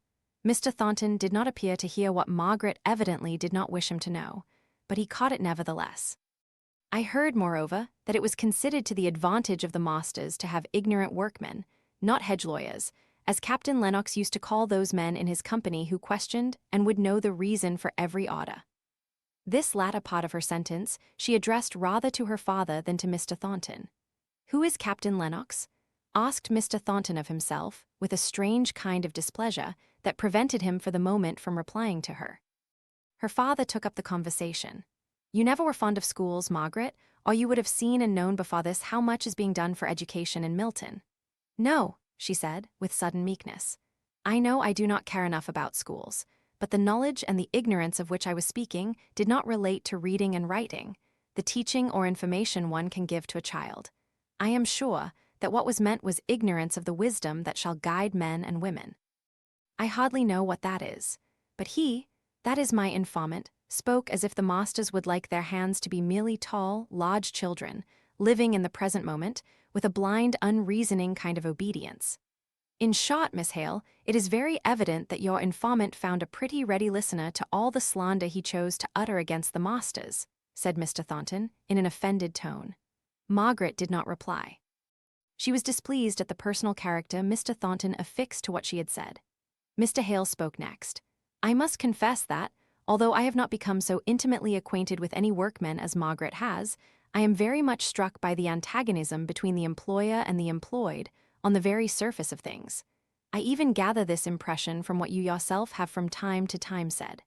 Mr. Thornton paused a while before he spoke. Margaret had just left the room, and he was vexed at the state of feeling between himself and her. However, the little annoyance, by making him cooler and more thoughtful, gave a greater dignity to what he said. "My theory is that my interests are identical with those of my work people and vice versa. Miss Hale, I know, does not like to hear men called hands, so I won't use that word, though it comes most readily to my lips as the technical term, whose origin, whatever it was, dates before my time. On some future day, in some millennium, in utopia, this unity may be brought into practice, just as I can fancy a republic the most perfect form of government. We will read Plato's Republic as soon as we have finished Homer. Well, in the Platonic year, it may fall out that we are all, men, women, and children, fit for a republic, but give me a constitutional monarchy in our present state of morals and intelligence. In our infancy, we require a wise despotism to govern us. Indeed, long past infancy, children and young people are the happiest under the unfailing laws of a discreet, firm authority. I agree with Miss Hale so far as to consider our people in the condition of children, while I deny that we, the masters, have anything to do with the making or keeping them so. I maintain that despotism is the best kind of government for them, so that in the hours in which I come in contact with them, I must necessarily be an autocrat. I will use my best discretion, from no humbug or philanthropic feeling, of which we have had rather too much in the North, to make wise laws and come to just decisions in the conduct of my business, laws and decisions which work for my own good in the first instance, for theirs in the second. But I will neither be forced to give my reasons, nor flinch from what I have once declared to be my resolution. Let them turn out. I shall suffer as well as they, but in the end they will find I have not bated nor altered one jot. Margaret had re-entered the room and was sitting at her work, but she did not speak. Mr. Hale answered, "I dare say I am talking in great ignorance, but from the little I know, I should say that the masses were already passing rapidly into the troublesome stage which intervenes between childhood and manhood in the life of the multitude as well as that of the individual. Now, the error which many parents commit in the treatment of the individual at this time is insisting on the same unreasoning obedience as when all he had to do in the way of duty was to obey the simple laws of come when you're called and do as you're bid. But a wise parent humors the desire for independent action, so as to become the friend and adviser when his absolute rule shall cease. If I get wrong in my reasoning, recollect, it is you who adopted the analogy." "Very lately," said Margaret, "I heard a story of what happened in Nuremberg only 3 or 4 years ago. A rich man there lived alone in one of the immense mansions which were formerly both dwellings and warehouses. It was reported that he had a child, but no one knew of it for certain. For 40 years this rumor kept rising and falling, never utterly dying away. After his death it was found to be true. He had a son, an overgrown man, with the unexercised intellect of a child, whom he had kept up in that strange way, in order to save him from temptation and error. But of course, when this great old child was turned loose in the world, every bad counselor had power over him. He did not know good from evil. His father had made the blunder of bringing him up in ignorance and taking it for innocence. And after 14 months of riotous living, the city authorities had to take charge of him in order to save him from starvation. He could not even use words effectively enough to be a successful beggar. I used the comparison, suggested by Miss Hale, of the position of the master to that of a parent, so I ought not to complain of your turning the simile into a weapon against me. But Mr. Hale, when you were setting up a wise parent as a model for us, you said he humored his children in their desire for independent action. Now certainly, the time is not come for the hands to have any independent action during business hours. I hardly know what you would mean by it then. And I say that the masters would be trenching on the independence of their hands, in a way that I, for one, should not feel justified in doing, if we interfered too much with the life they lead out of the mills. Because they labor 10 hours a day for us, I do not see that we have any right to impose leading strings upon them for the rest of their time. I value my own independence so highly that I can fancy no degradation greater than that of having another man perpetually directing and advising and lecturing me, or even planning too closely in any way about my actions. He might be the wisest of men or the most powerful. I should equally rebel and resent his interference. I imagine this is a stronger feeling in the north of England than in the south.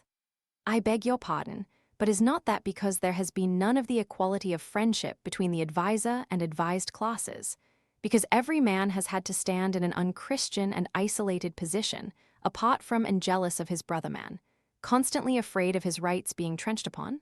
I only state the fact.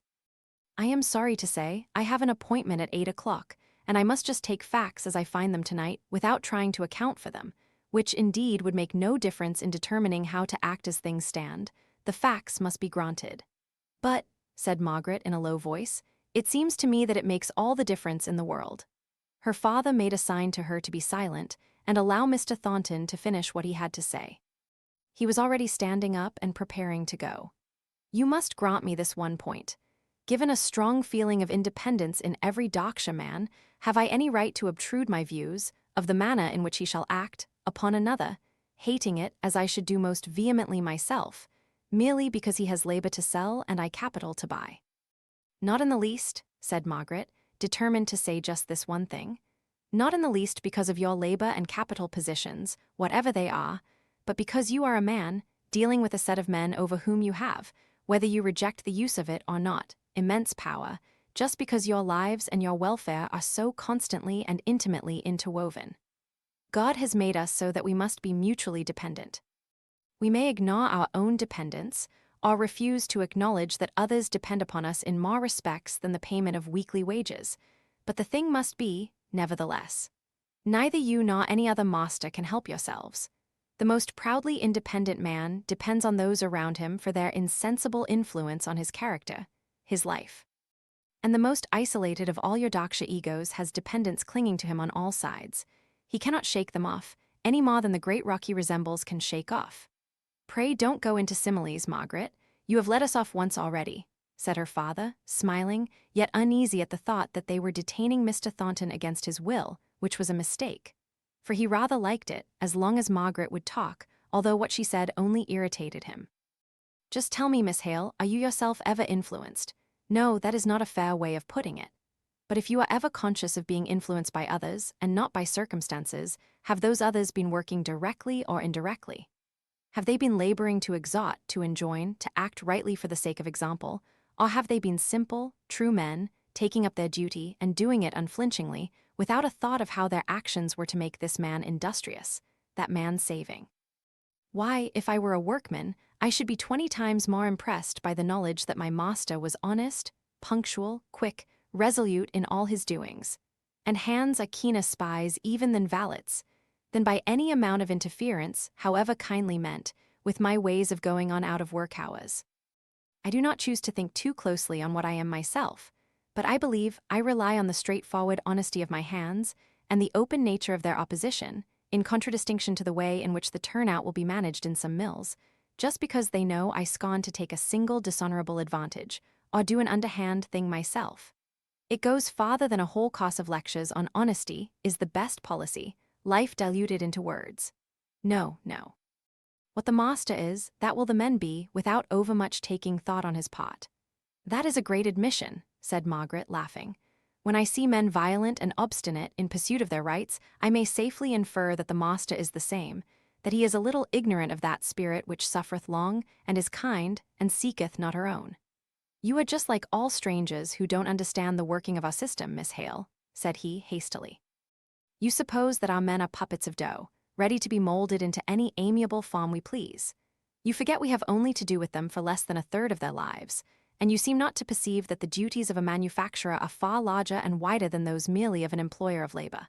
We have a wide commercial character to maintain, which makes us into the great pioneers of civilization. It strikes me, said Mr. Hale, smiling, that you might pioneer a little at home. They are a rough, heathenish set of fellows, these Milton men of yours.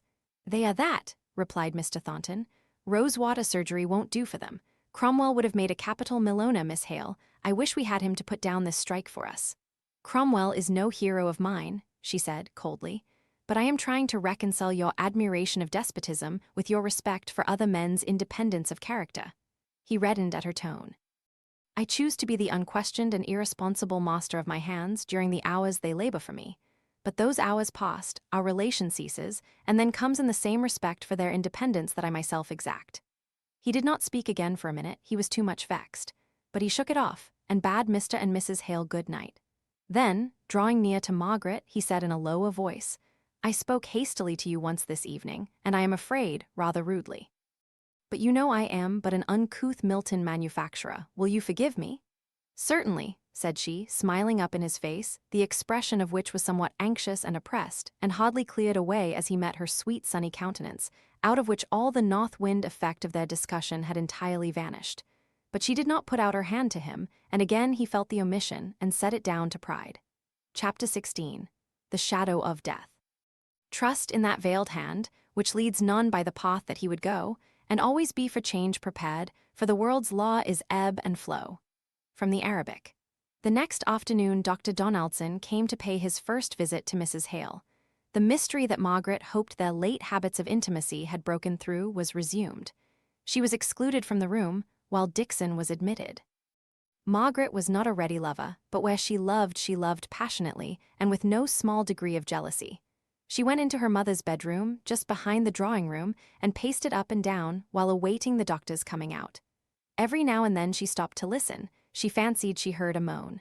She clenched her hands tight and held her breath. She was sure she heard a moan.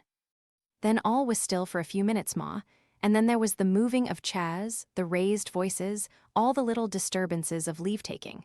When she heard the door open, she went quickly out of the bedroom. "My father is from home, Dr. Donaldson. He has to attend a pupil at this hour. May I trouble you to come into his room downstairs?" She saw and triumphed over all the obstacles which Dixon threw in her way, assuming her rightful position as daughter of the house in something of the spirit of the elder brother, which quelled the old servant's officiousness very effectually. Margaret's conscious assumption of this unusual dignity of demeanor towards Dixon gave her an instant's amusement in the midst of her anxiety.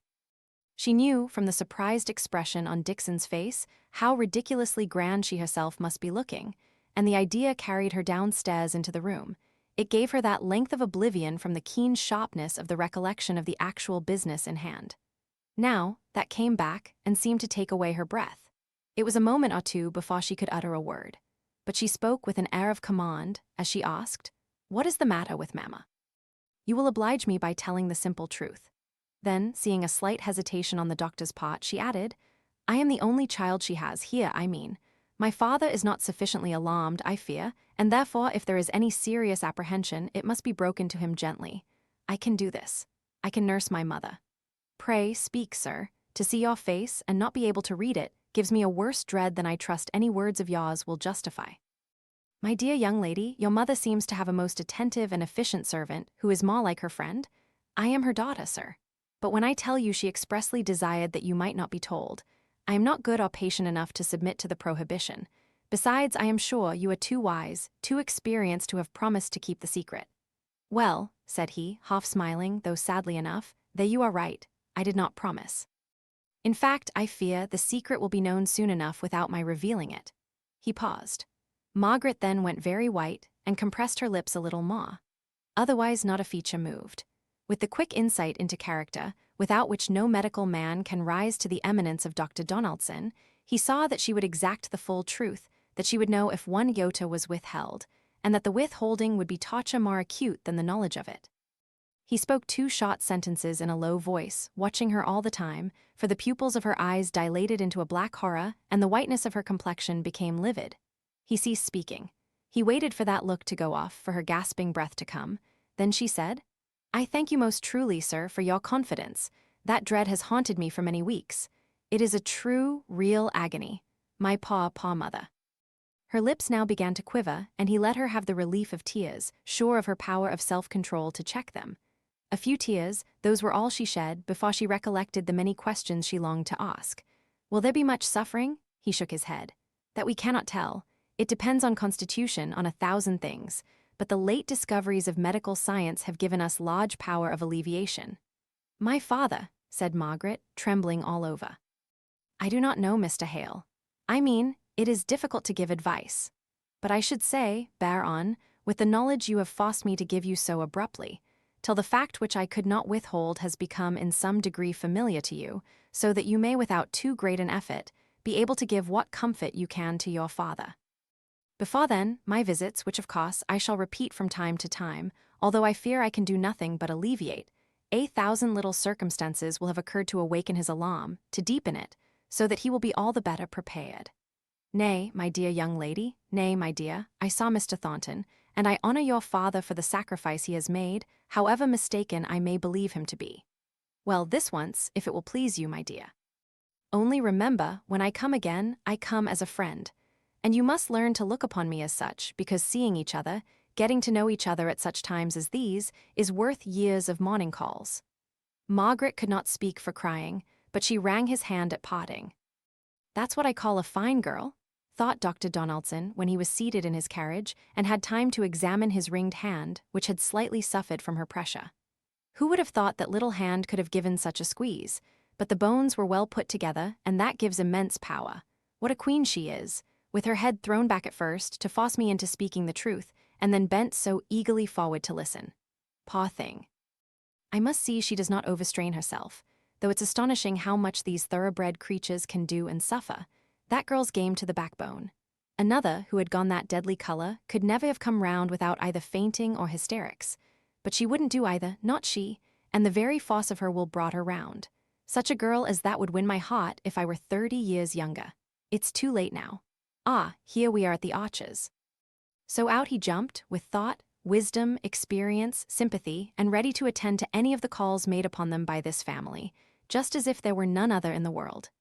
Meanwhile, Margaret had returned into her father's study for a moment, to recover strength before going upstairs into her mother's presence. Oh, my God, but this is terrible. How shall I bear it? Such a deadly disease, no hope. Oh, mamma, I wish I had never gone to Aunt Shaw's and been all those precious years away from you. Poor mamma, how much she must have borne. Oh, pray thee, my God, that her sufferings may not be too acute, too dreadful. How shall I bear to see them? How can I bear papa's agony? He must not be told yet, not all at once. It would kill him, but I won't lose another moment of my own dear, precious mother. She ran upstairs. Dixon was not in the room. Mrs. Hale lay back in an easy chair, with a soft white shawl wrapped around her and a becoming cap put on, in expectation of the doctor's visit. Her face had a little faint color in it, and the very exhaustion after the examination gave it a peaceful look. Margaret was surprised to see her look so calm. "Why, Margaret, how strange you look. What is the matter?" And then, as the idea stole into her mind of what was indeed the real state of the case, she added, as if a little displeased, "You have not been seeing Dr. Donaldson and asking him any questions, have you, child?" Margaret did not reply, only looked wistfully towards her. Mrs. Hale became more displeased. He would not surely break his word to me, and, "Oh yes, mamma, he did. I made him. It was I, blame me." She knelt down by her mother's side and caught her hand. She would not let it go, though Mrs. Hale tried to pull it away. She kept kissing it, and the hot tears she shed bathed it. "Margaret, it was very wrong of you. You knew I did not wish you to know." But as if tired with the contest, she left her hand in Margaret's clasp, and by and by she returned the pressure faintly. That encouraged Margaret to speak. "Oh, mamma, let me be your nurse. I will learn anything Dixon can teach me." "But you know I am your child, and I do think I have a right to do everything for you." "You don't know what you are asking," said Mrs. Hale with a shudder. "Yes, I do. I know a great deal more than you are aware of. Let me be your nurse. Let me try, at any rate. No one shall ever try so hard as I will do. It will be such a comfort, mamma." "My poor child, well, you shall try." "Do you know, Margaret, Dixon and I thought you would quite shrink from me if you knew." "Dixon thought?" said Margaret, her lip curling. "Dixon could not give me credit for enough true love for as much as herself. She thought, I suppose, that I was one of those poor sickly women who like to lie on rose leaves and be fanned all day. Don't let Dixon's fancies come any more between you and me, mamma. Don't, please," implored she. "Don't be angry with Dixon," said Mrs. Hale anxiously. Margaret recovered herself. "No, I won't. I will try and be humble and learn her ways if you will only let me do all I can for you. Let me be in the first place, mother. I am greedy of that. I used to fancy you would forget me while I was away at Aunt Shaw's, and cry myself to sleep at nights with that notion in my head. And I used to think, how will Margaret bear our makeshift poverty after the thorough comfort and luxury in Holly Street, till I have many a time been more ashamed of your seeing our contrivances at Helstone than of any stranger finding them out. Oh, mamma, and I did so enjoy them. They were so much more amusing than all the jog-trot Holly Street ways. The wardrobe shelf with handles that served as a supper tray on grand occasions, and the old tea chests stuffed and covered for ottomans. I think what you call the makeshift contrivances at dear Helstone were a charming part of the life there." "I shall never see Helstone again, Margaret," said Mrs. Hale, the tears welling up into her eyes. Margaret could not reply. Mrs. Hale went on. "While I was there, I was forever wanting to leave it. Every place seemed pleasanter, and now I shall die far away from it. I am rightly punished." "You must not talk so," said Margaret impatiently. "He said you might live for years." "Oh, mother." "We will have you back at Helstone yet." "No, never, that I must take as a just penance, but Margaret Frederick." At the mention of that one word, she suddenly cried out loud, as in some sharp agony. It seemed as if the thought of him upset all her composure, destroyed the calm, overcame the exhaustion. Wild, passionate cry succeeded to cry, Frederick, Frederick, come to me, I am dying. Little firstborn child, come to me once again. She was in violent hysterics. Margaret went and called Dixon in terror. Dixon came in a huff and accused Margaret of having overexcited her mother. Margaret bore all meekly, only trusting that her father might not return. In spite of her alarm, which was even greater than the occasion warranted, she obeyed all Dixon's directions promptly and well without a word of self-justification. By so doing, she mollified her accuser. They put her mother to bed, and Margaret sate by her till she fell asleep, and afterwards till Dixon beckoned her out of the room, and, with a sour face, as if doing something against the grain, she bade her drink a cup of coffee which she had prepared for her in the drawing-room, and stood over her in a commanding attitude as she did so. "You shouldn't have been so curious, miss, and then you wouldn't have needed to fret before your time. It would have come soon enough. And now I suppose you'll tell master, and a pretty household I shall have of you?" "No, Dixon," said Margaret sorrowfully, "I will not tell papa, he could not bear it as I can." And by way of proving how well she bore it, she burst into tears. "Aye, I knew how it would be. Now you'll waken your mamma, just after she's gone to sleep so quietly." "Miss Margaret, my dear, I've had to keep it down this many a week. And though I don't pretend I can love her as you do, yet I loved her better than any other man, woman, or child. No one but Master Frederick ever came near her in my mind. Ever since Lady Beresford's maid first took me in to see her dressed out in white crape and connias and scarlet poppies, and I ran a needle down into my finger and broke it in, and she tore up her worked pocket handkerchief after they'd cut it out, and came in to wet the bandages again with lotion when she returned from the ball, where she'd been the prettiest young lady of all. I've never loved anyone like her. I little thought then that I should live to see her brought so low. I don't mean no reproach to nobody. Many a one calls you pretty and handsome and what not. Even in this smoky place enough to blind one's eyes, the owls can see that. But you'll never be like your mother for beauty, never, not if you live to be 100. Mamma is very pretty still. Pa, mamma? Now don't ye set off again, or I shall give way at last, whimpering. You'll never stand master's coming home and questioning at this rate. Go out and take a walk and come in something like. Many's the time I've longed to walk it off, the thought of what was the matter with her and how it must all end. "Oh, Dixon," said Margaret, "how often I've been cross with you, not knowing what a terrible secret you had to bear. Bless you, child. I like to see you showing a bit of a spirit. It's the good old Beresford blood. Why, the lost Sir John but 2 shot his steward down, there where he stood, for just telling him that he racked the tenants, and he'd rack the tenants till he could get no more money off them than he could get skin off a flint. Well, Dixon, I won't shoot you, and I'll try not to be cross again. You never have. If I've said it at times, it has always been to myself, just in private, by way of making a little agreeable conversation, for there's no one here fit to talk to. And when you fire up, you're the very image of Master Frederick. I could find in my heart to put you in a passion any day just to see his stormy look coming like a great cloud over your face. But now you go out, miss, I'll watch over missus, and as for master, his books are company enough for him, if he should come in." "I will go," said Margaret. She hung about Dixon for a minute or so, as if afraid and irresolute, then suddenly kissing her, she went quickly out of the room. "Bless her," said Dixon. "She's as sweet as a nut. There are 3 people I love, it's Mrs., Master Frederick, and her, just them 3, that's all. The rest be hanged, for I don't know what they're in the world for. Master was born, I suppose, for to marry Mrs. If I thought he loved her properly, I might get to love him in time. But he should ha' made a deal more on her, and not been always reading, thinking. See what it has brought him to. Many a one who never reads or thinks either gets to be rector and dean and what not, and I dare say master might if he'd just minded Mrs. and let the weary reading and thinking alone. There she goes, looking out of the window as she heard the front door shut. Poor young lady, her clothes look shabby to what they did when she came to Helstone a year ago. Then she hadn't so much as a darned stocking or a clean pair of gloves in all her wardrobe. And now, Chapter 17, what is a strike? There are briars besetting every path, which call for patient care. There is a cross in every lot and an earnest need for prayer. Anon, Margaret went out heavily and unwillingly enough. But the length of a street, yes, the air of a Milton street, cheered her young blood before she reached her first turning. Her step grew lighter, her lip redder.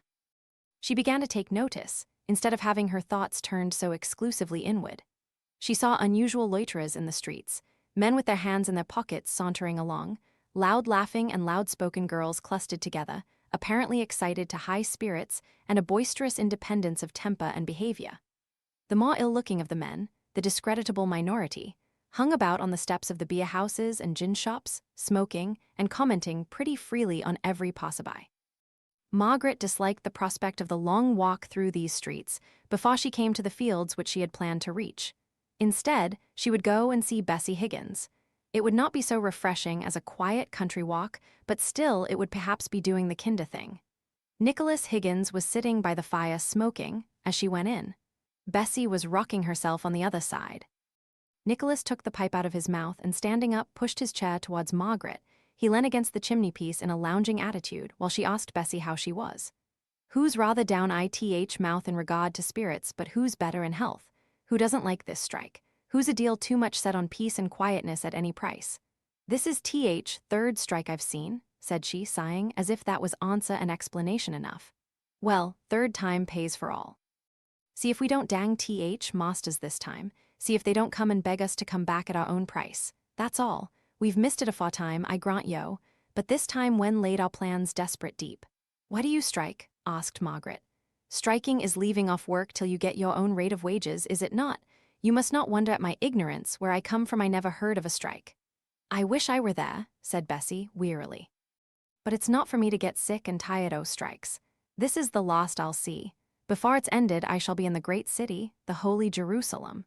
Who's so full of life to come, who cannot think of present? Now I, see, am bound to do the best I can here. I think a bird hand is worth two bush. So them's the different views we take on strike question. But, said Margaret, if the people struck, as you call it, where I come from, as they are mostly all field labourers, the seed would not be sown, the hay got in, the corn reaped. Well, said he. He had resumed his pipe and put his well in the form of an interrogation. Why, she went on, what would become of the farmers? He puffed away. I reckon they'd have either to give up their farms or to give fair rate of wage. Suppose they could not or would not do the last. They could not give up their farms all in a minute, however much they might wish to do so, but they would have no hay nor corn to sell that year, and where would the money come from to pay the labourers' wages the next? Still puffing away. At last he said, I know not of your ways down south. I have heard there a pack of spiritless, downtrodden men, welly clemmed to death, too dazed why, clemming to know when they're put upon. Now, it's not so here. We known when we're put upon, and when too much blood in us to stand it. We just take our hands fro our looms and say, yo may clem us, but you'll not put upon us my masters, and be danged to 'em, they shan't this time. I wished I lived down south, said Bessie.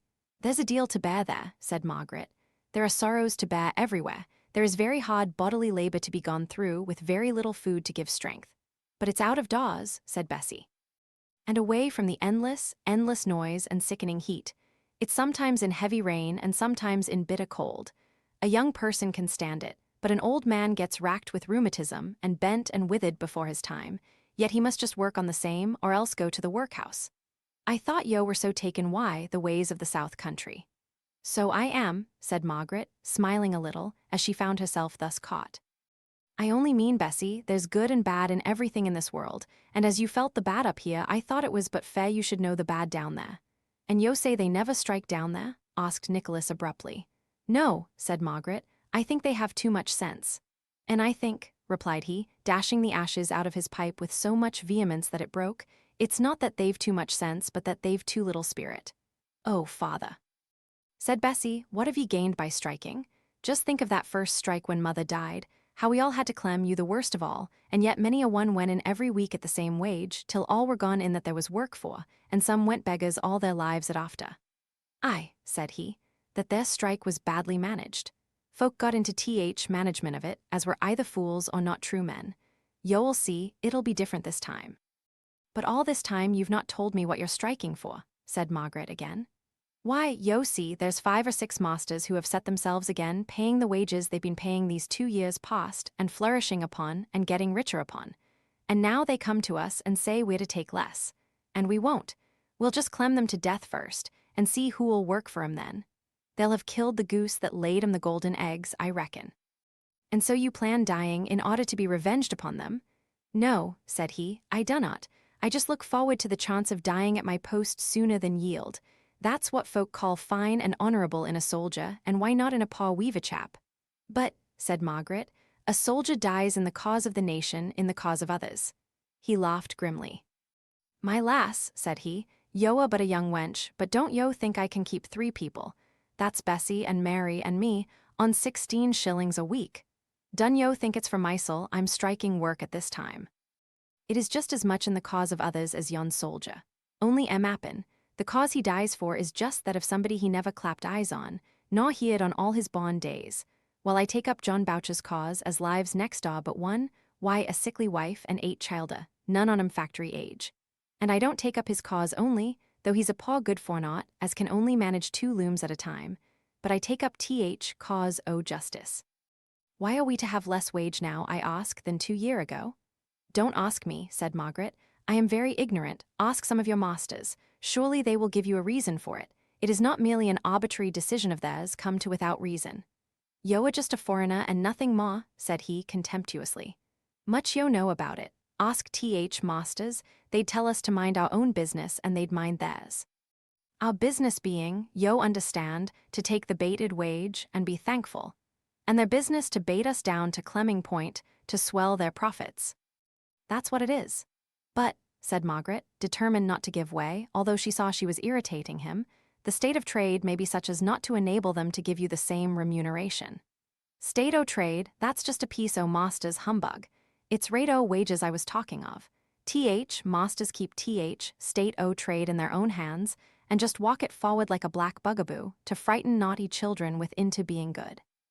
I'll tell you it's their pot, their cue, as some folks call it, to beat us down to swell their fortunes, and it's ours to stand up and fight hard, not for ourselves alone, but for them round about us, for justice and fair play. We help to make their profits, and we ought to help spend 'em. It's not that we want their brass so much this time, as we've done many a time afore. When gettin' money laid by, and we're resolved to stand and fall together, not a man on us will go in for less wage than Union says is our due. So I say, hooray for the strike, and let Thornton and Slickson and Hamper and their set look to it. Thornton, said Margaret. Mr. Thornton of Marlborough Street. Aye, Thornton o' Marlborough Mill, as we call him. He is one of the masters you are striving with, is he not? What sort of a master is he? Did yo ever see a bulldog? Set a bulldog on hind legs and dress him up in coat and breeches, and yon just gettin' John Thornton. Nay, said Margaret, laughing, I deny that. Mr. Thornton is plain enough, but he's not like a bulldog with its short broad nose and snarling upper lip. No, not in look, I grant yo. But let John Thornton get hold on a notion, and he'll stick to it like a bulldog. Yo might pull him away why, a pitchfork he'd leave go. He's worth fighting why, is John Thornton. As for Slickson, I take it, these days he'll wheedle his men back why fair promises that they'll just get cheated out of as soon as they're in his power again. He'll work his fines well out on 'em, I'll warrant. He's as slippery as an eel, he is. He's like a cat, as sleek and cunning and fierce. It'll never be an honest up and down fight why him, as it will be why Thornton. Thornton's as dour as a darnail, an obstinate chap every inch on him, ood bulldog. Poor Bessie, said Margaret, turning round to her. You sigh over it all. You don't like struggling and fighting as your father does, do you? No, said she heavily. I'm sick on it. I could have wished to have had other talk about me in my latter days than just the clashing and clanging and clattering that has ever wearied o' my life long, about work and wages and masters and hands and knobsticks. Paw wench, latter days be fod, thou it looking a sight better already for a little stir and change. Beside, I shall be a deal here to make it more lively for thee. Tobacco smoke chokes me, said she, querulously. Then I'll never smoke no more I the house, he replied, tenderly. But why didst thou not tell me afore, thou foolish wench? She did not speak for a while, and then so low that only Margaret heard her. I reckon he'll want the comfort he can get out o' either pipe or drink afore he's done. Her father went out of doors, evidently to finish his pipe. Bessie said passionately, Now am not I a fool, am I not, miss? There, I knew I ought for to keep father at home, and away fro the folk that are always ready for to tempt a man in time o' strike to go drink, and then my tongue must needs quarrel with this pipe o' his'n, and he'll go off, I know he will, as often as he wants to smoke, and nobody knows where it'll end. I wish I'd letten myself be choked first. But does your father drink? Said Margaret. No, not to say drink, replied she, still in the same wild excited tone. But what when ye have? There are days why you as why other folk, I suppose, when yo get up and go through hours, just longing for a bit of a change, a bit of a fillip, as it were. I know I ha gone and bought a £4 out o' another baker's shop to common on such days. just because I sickened at the thought of going on forever. Why, the same sight in my eyes, and the same sound in my ears, and the same taste in my mouth, and the same thought, or no thought, for that matter, in my head, day after day, forever. I've longed for to be a man to go spreeing, even if it were only a tramp to some new place in search o' work. And father, all men have it stronger in 'em than me to get tired o' sameness and work forever. And what is 'em to do? It's little blame to them if they do go into gin shop for to make their blood flow quicker and more lively, and see things they never see at no other time, pictures and looking glass and such like. But father never was a drunkard, though maybe he's got worse for drink now and then. Only yo see, and now her voice took a mournful, pleading tone, at times strike there's much to knock a man down, for all they start so hopefully, and where's the comfort to come fro? He'll get angry and mad, they all do, and then they get tired out why being angry and mad, and maybe hard done things in their passion they'd be glad to forget. Bless your sweet pitiful face, but yo do not know what a strike is yet. Come, Bessie, said Margaret, I won't say you're exaggerating because I don't know enough about it, but perhaps as you're not well, you're only looking on one side, and there is another and a brighter to be looked to.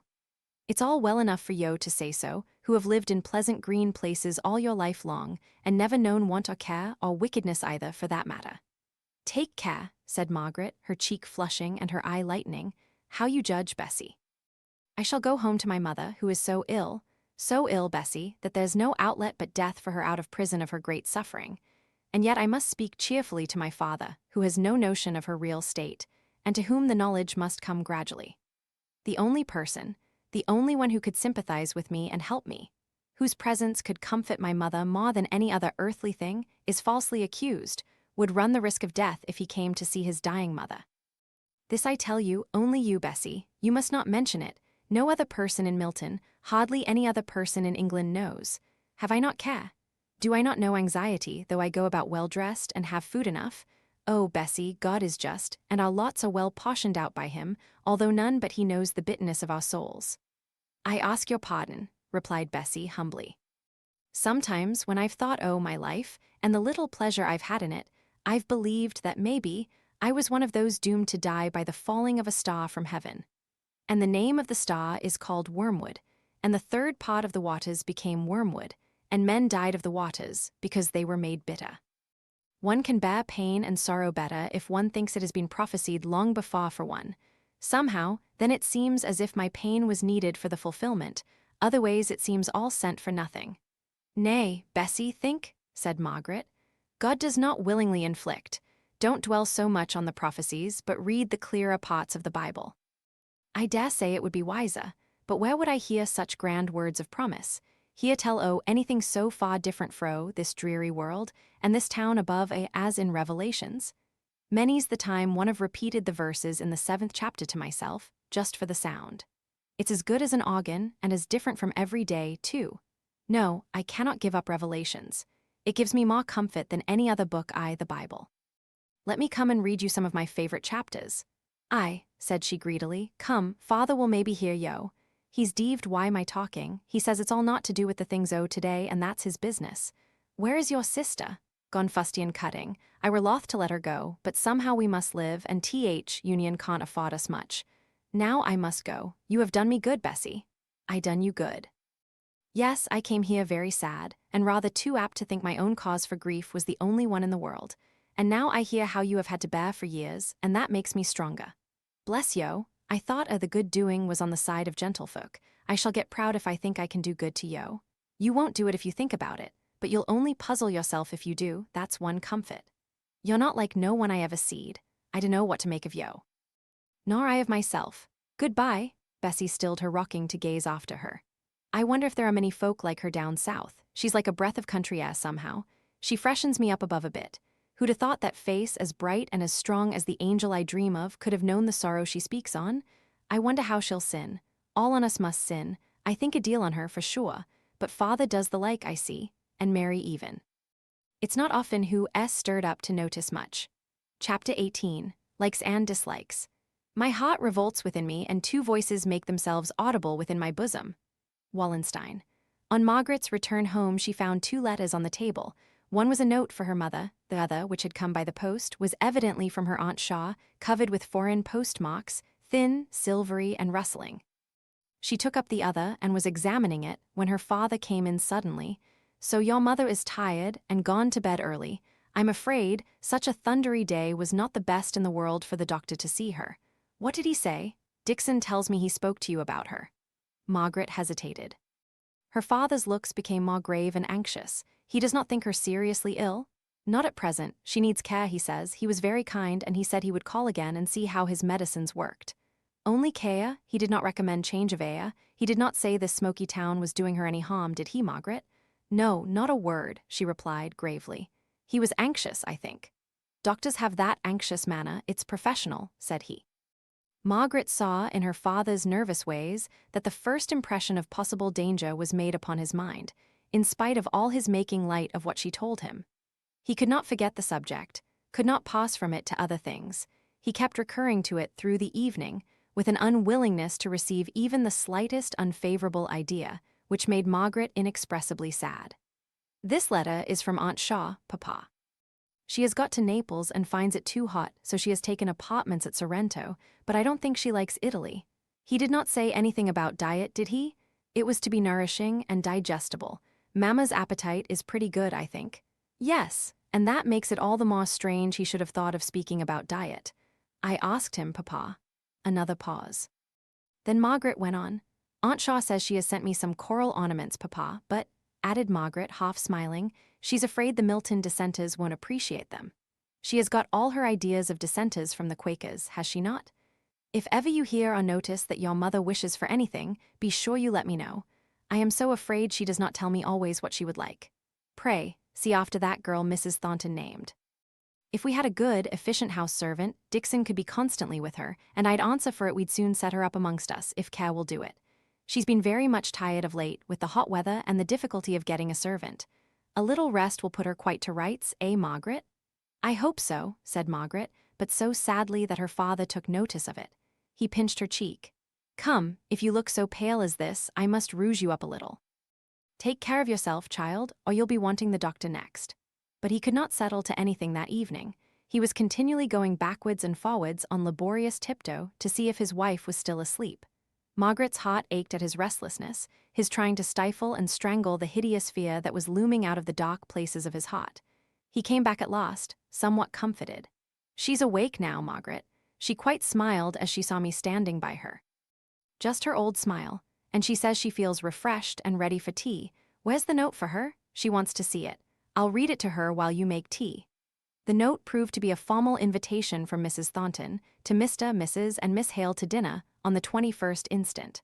Margaret was surprised to find an acceptance contemplated, after all she had learnt of sad probabilities during the day. But so it was. The idea of her husband's and daughters going to this dinner had quite captivated Mrs. Hale's fancy, even before Margaret had heard the contents of the note.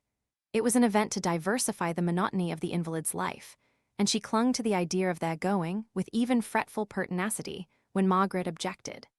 "Nay, Margaret, if she wishes it, I'm sure we'll both go willingly. She never would wish it unless she felt herself really stronger, really better than we thought she was, eh, Margaret?" said Mr. Hale anxiously as she prepared to write the note of acceptance the next day. "Eh, Margaret?" questioned he with a nervous motion of his hands. It seemed cruel to refuse him the comfort he craved for, and besides, his passionate refusal to admit the existence of fear almost inspired Margaret herself with hope. "I do think she is better since last night," said she. "Her eyes look brighter and her complexion clearer." "God bless you," said her father earnestly. "But is it true? Yesterday was so sultry everyone felt ill. It was a most unlucky day for Mr. Donaldson to see her on." So he went away to his day's duties, now increased by the preparation of some lectures he had promised to deliver to the working people at a neighboring lyceum. He had chosen ecclesiastical architecture as his subject, rather more in accordance with his own taste and knowledge than as falling in with the character of the place or the desire for particular kinds of information among those to whom he was to lecture.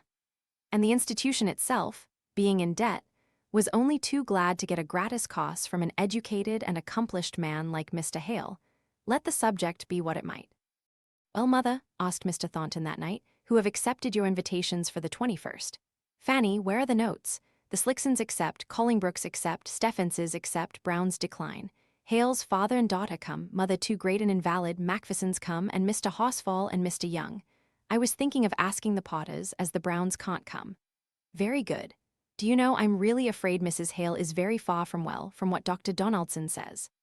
It's strange of them to accept a dinner invitation if she's very ill, said Fanny. I didn't say very ill, said her brother rather sharply. I only said far from well. They may not know it either.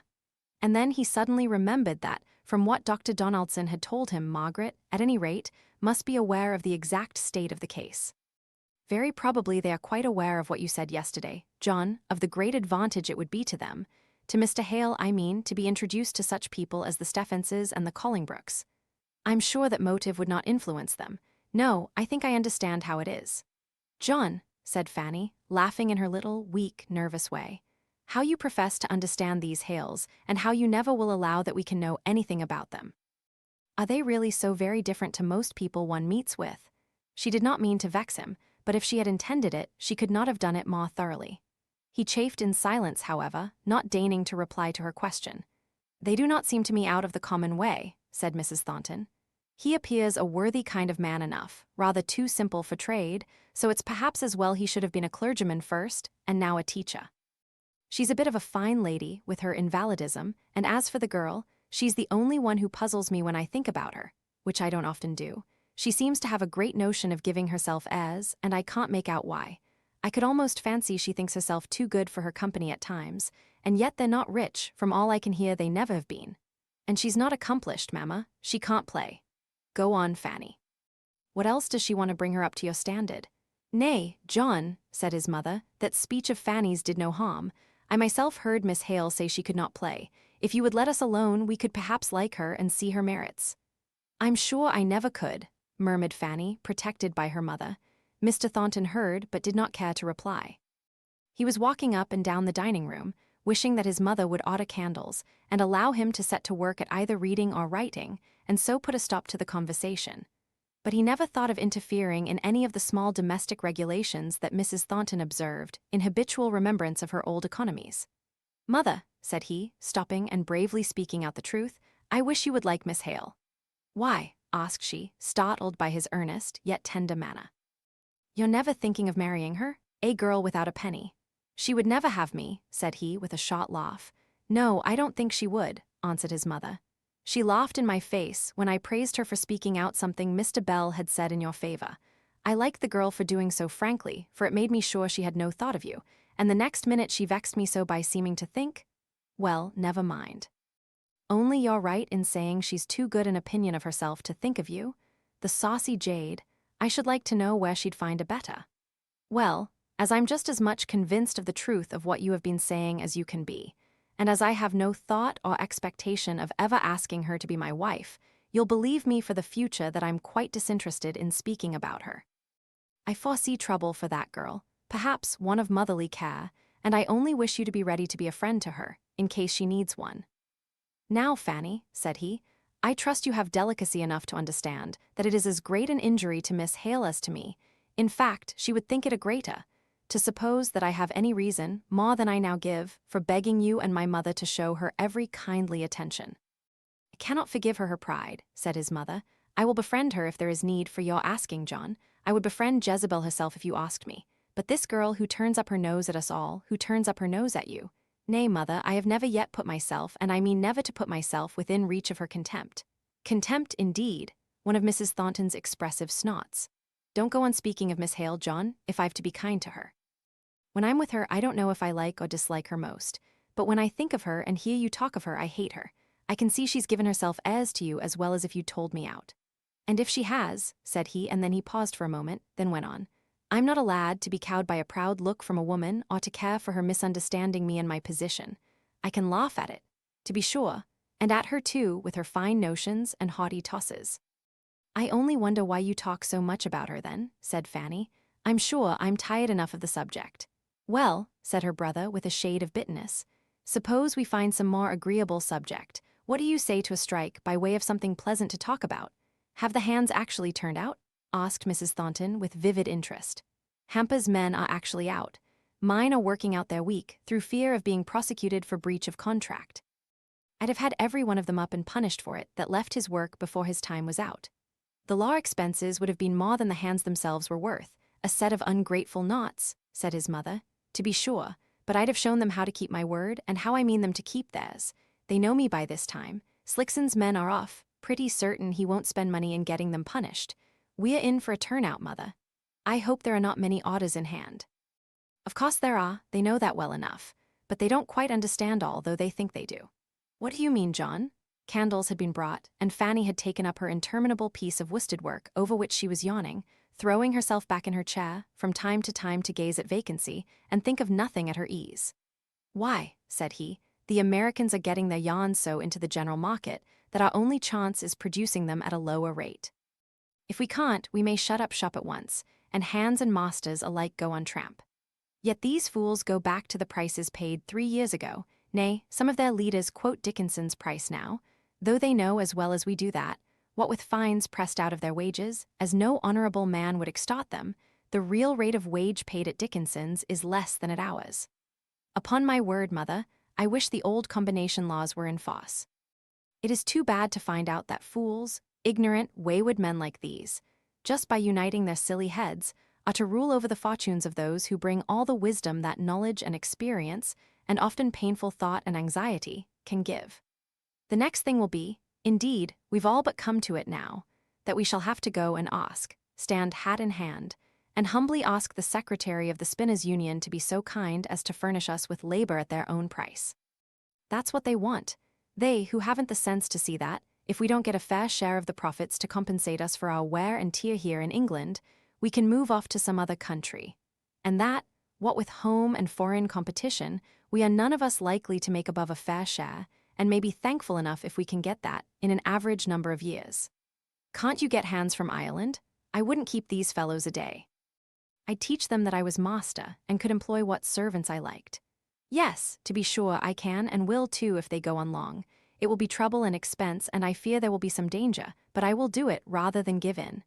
If there is to be all this extra expense, I'm sorry we're giving a dinner just now. So am I, not because of the expense, but because I shall have much to think about and many unexpected calls on my time. But we must have had Mr. Horsfall, and he does not stay in Milton long. And as for the others, we owe them dinners, and it's all one trouble. He kept on with his restless walk, not speaking any more, but drawing a deep breath from time to time, as if endeavoring to throw off some annoying thought.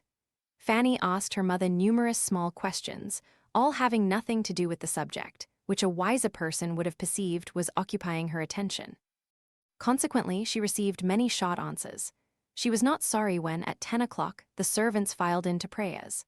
These her mother always read, first reading a chapter. They were now working steadily through the Old Testament. When prayers were ended, and his mother had wished him good night, with that long, steady look of hers which conveyed no expression of the tenderness that was in her heart, but yet had the intensity of a blessing, Mr. Thornton continued his walk. All his business plans had received a check, a sudden pull-up, from this approaching turnout. The forethought of many anxious hours was thrown away, utterly wasted by their insane folly, which would injure themselves even more than him, though no one could set any limit to the mischief they were doing. And these were the men who thought themselves fitted to direct the masters in the disposal of their capital.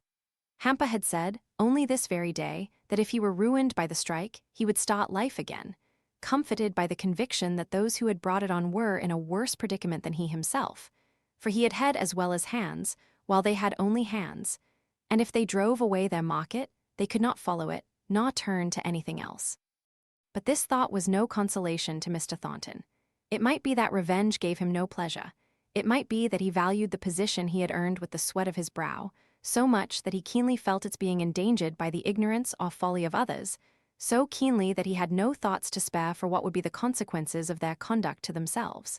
He paced up and down, setting his teeth now and then. At last it struck 2. The candles were flickering in their sockets. He lighted his own, muttering to himself, "Once for all they shall know whom they have got to deal with. I can give them a fortnight, no more. If they don't see their madness before the end of that time, I must have hands from Ireland. I believe it's Slickson's doing, confound him and his dodges. He thought he was overstocked, so he seemed to yield at first when the deputation came to him, and of course he only confirmed them in their folly as he meant to do. That's where it spread from." Chapter 19. Angel visits. As angels in some brighter dreams call to the soul when man doth sleep, so some strange thoughts transcend our wonted themes and into glory peep. Henry Vaughan. Mrs. Hale was curiously amused and interested by the idea of the Thornton dinner party. She kept wondering about the details, with something of the simplicity of a little child who wants to have all its anticipated pleasure described beforehand. But the monotonous life led by invalids often makes them like children, inasmuch as they have neither of them any sense of proportion in events, and seem each to believe that the walls and curtains which shut in their world and shut out everything else must of necessity be larger than anything hidden beyond. Besides, Mrs. Hale had had her vanities as a girl, had perhaps unduly felt their mortification when she became a poor clergyman's wife. They had been smothered and kept down, but they were not extinct, and she liked to think of seeing Margaret dressed for a party, and discussed what she should wear with an unsettled anxiety that amused Margaret, who had been more accustomed to society in her 1 year in Holly Street than her mother in 25 years of Helstone.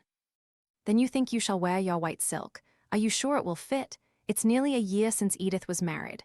"Oh, yes, mamma, Mrs. Murray made it, and it's sure to be right. It may be a straw's breadth shorter or longer waisted, according to my having grown fat or thin, but I don't think I've altered in the least.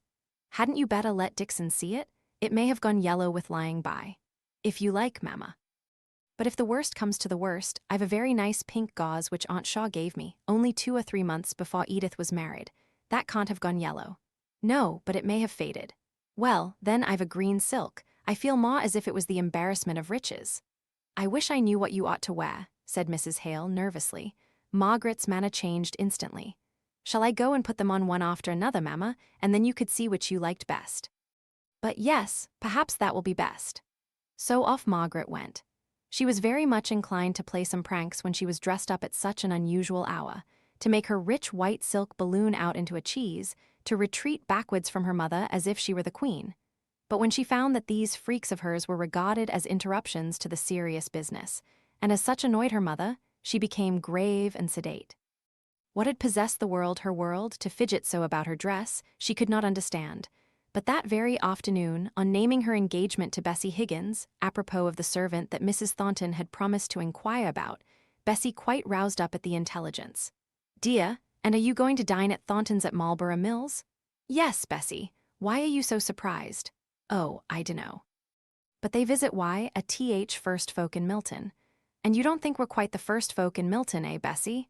Bessie's cheeks flushed a little at her thought being thus easily read. "Well," said she, "yo see, they thinkin' a deal o' money here, and I reckon yo of not gettin' much." "No," said Margaret, "that's very true, but we are educated people, and have lived amongst educated people.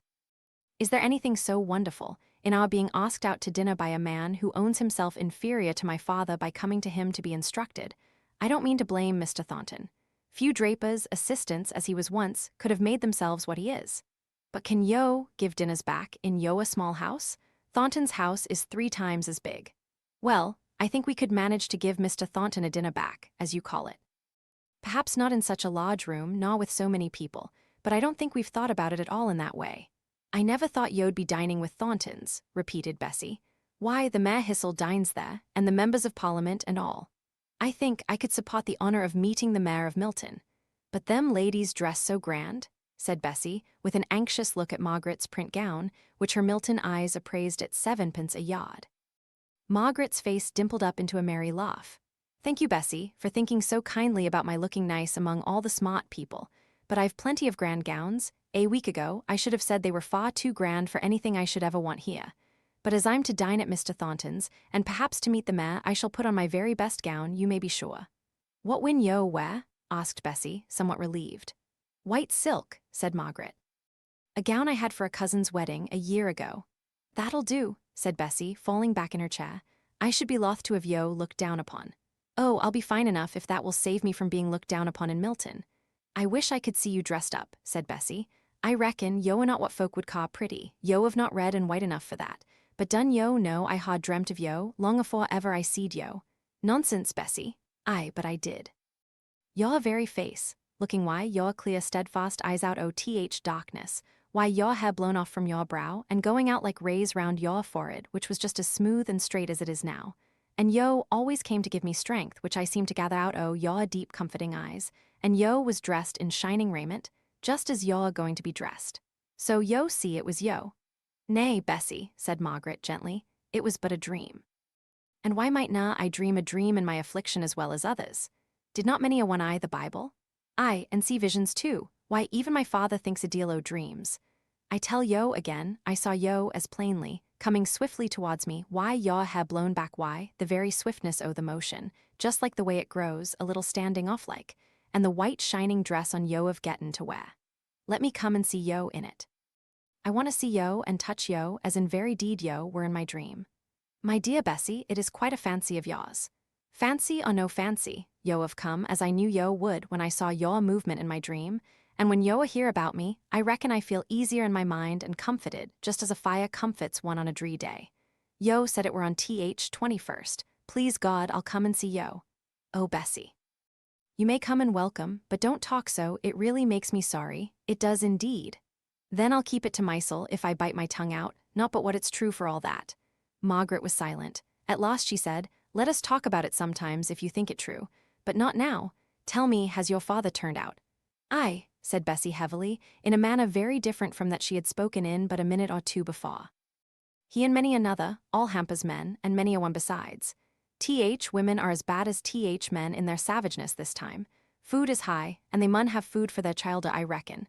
Suppose Thornton sent 'em their dinner out, same money spent on potatoes and meal would keep many a crying baby quiet and hush up its mother's heart for a bit. Don't speak so, said Margaret. You'll make me feel wicked and guilty in going to this dinner. No, said Bessie. Some's pre-elected to sumptuous feasts and purple and fine linen, maybe Yoa one on 'em. Others toil and moil all their lives long, and the very dogs are not pitiful in our days as they were in the days of Lazarus. But if yo ask me to cool yo a tongue why, tip of my finger, I'll come across the great gulf to yo, just for thought what yo have been to me here. Bessie, you're very feverish. I can tell it in the touch of your hand, as well as in what you're saying. It won't be division enough in that awful day that some of us have been beggars here, and some of us have been rich. We shall not be judged by that paw accident, but by our faithful following of Christ. Margaret got up and found some water, and soaking her pocket handkerchief in it, she laid the cool wetness on Bessie's forehead and began to chafe the stone-cold feet. Bessie shut her eyes and allowed herself to be soothed. At last she said, Yod ha been deeved out yoa 5 wits, as well as me, if Yod had one body after another coming in to ask for father, and staying to tell me each one their tale. Some spoke deadly hatred, and made my blood run cold why the terrible things they said masters, but ma, being women, kept plaining why the tears running down their cheeks and never wiped away nor heeded, of the price meat, and how their childa could na sleep at nights for hunger. And do they think the strike will mend this? Asked Margaret. They say so, replied Bessie. They do say trade has been good for long, and the masters has made no end o' money. How much father doesn't know, but in costs union does, and as it is natural they wanted their share o' profits, now that food is getting dear. And union says they'll not be doing their duty if they don't make masters give 'em their share. But masters has getten up a hand somehow, and I'm feared they'll keep it now and evermore. It's like great battle o' Armageddon, the way they keep on, grinning and fighting at each other, till even while they fight they are picked off into the pit. Just then Nicholas Higgins came in. He caught his daughter's last words. Aye, and I'll fight on too, and I'll got it this time. It'll not take long for to make 'em give in, for they've getten a pretty lot of orders, all under contract, and they'll soon find out they'd better give us our 5%. Then lose the profit they'll gain, let alone the fine for not fulfilling the contract. Aha, my masters, I know who'll win.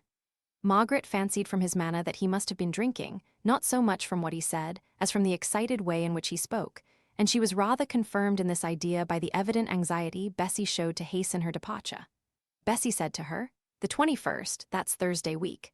I may come and see yo, dressed for Thornton I reckon. What time is your dinner? Before Margaret could answer, Higgins broke out. Thornton going to dine at Thornton Ask him to give yo a bumper to the success of his orders. By 21st, I reckon he'll be potted in his brains how to get 'em done in time. Tell him there's 700 LL come marching into Marlborough Mills the morning after he gives the 5%, and will help him through his contract in no time. You'll have 'em all there. My master hamper. He's 10th old-fashioned sot. Ne'er meets a man bout an oath or a curse. I should think he were going to die if he spoke me civil, but arter all, his box wathen his bite, and yo may tell him 10 his turnout said so if yo like. But yo'll have a lot of prize millonas at Thornton's.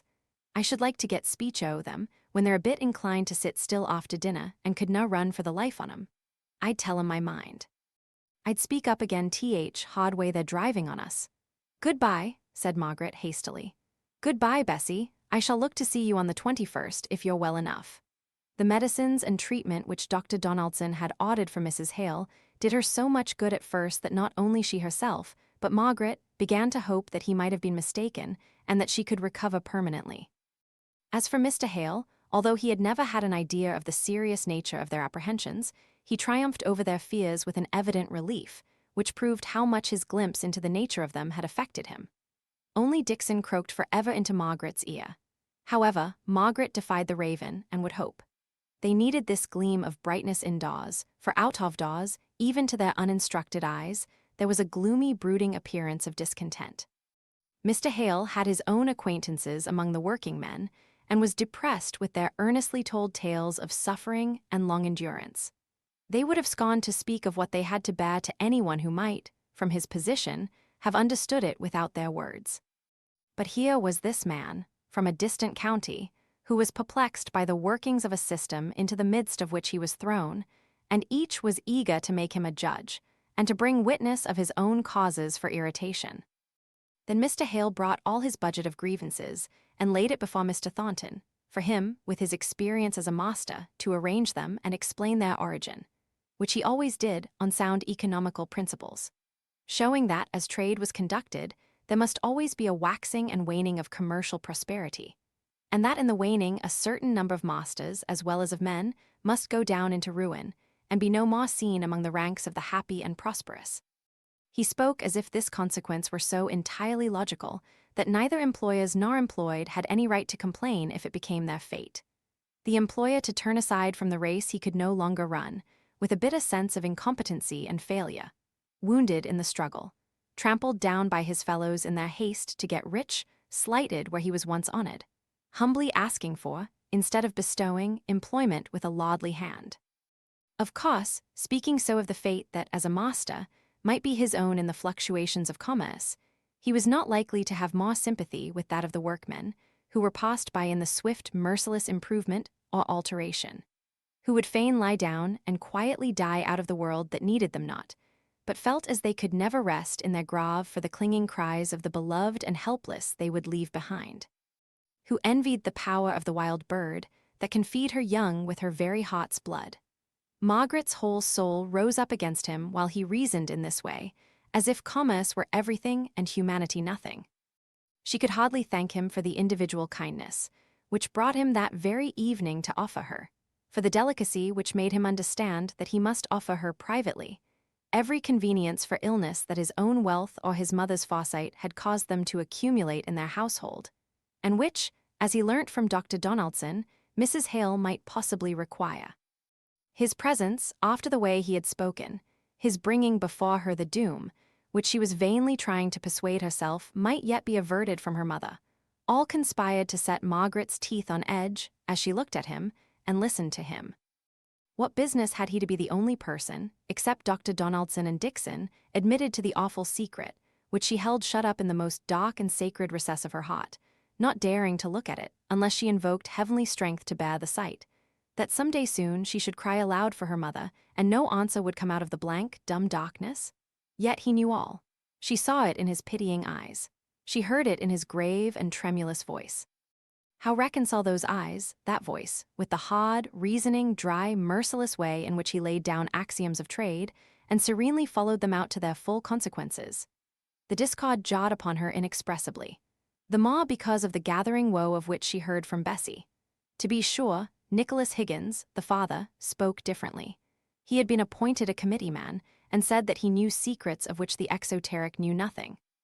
He said this more expressly and particularly on the very day before Mrs. Thornton's dinner party, when Margaret, going in to speak to Bessie, found him arguing the point with Boucher, the neighbor of whom she had frequently heard mention, as by turns exciting Higgins's compassion, as an unskillful workman with a large family depending upon him for support, and at other times enraging his more energetic and sanguine neighbor by his want of what the latter called spirit.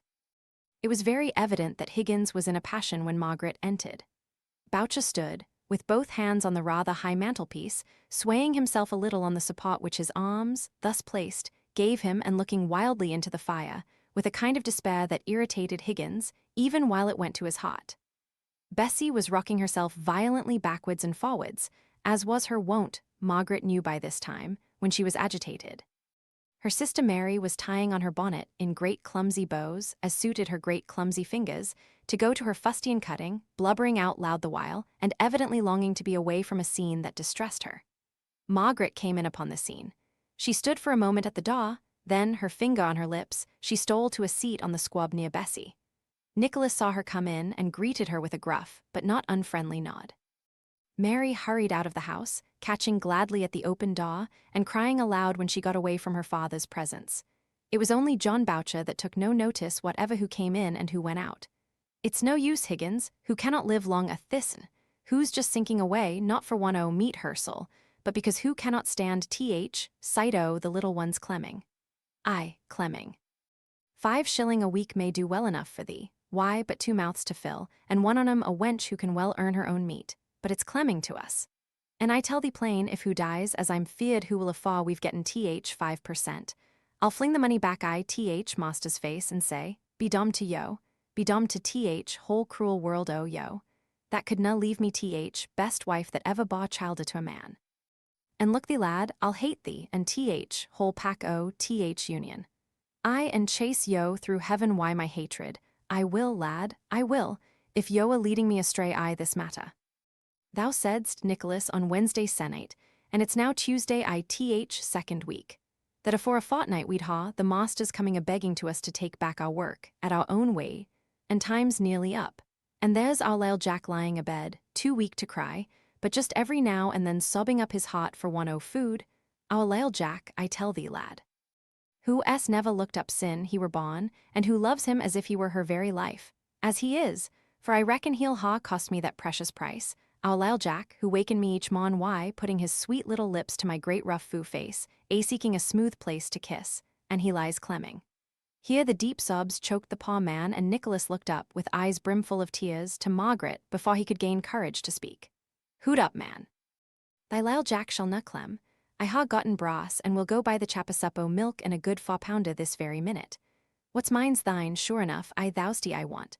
Only dunnot lose heart, man, continued he, as he fumbled in a teapot for what money he had. I lay yo my heart and soul will win for this. It's but bearing on one more week, and yo just see masters come round, praying on us to come back to our mills. And the union, that's to say, I will take care yo of enough for childer and misses. So do not turn faint-heart and go to tyrants a-seeking work. The man turned round at these words, turned round a face so white and gaunt and tear-furrowed and hopeless that it's very calm forced Margaret to weep. Yo know well that a worse a tyrant than masters were says, clem to death, and see a clem to death, yo dago again union.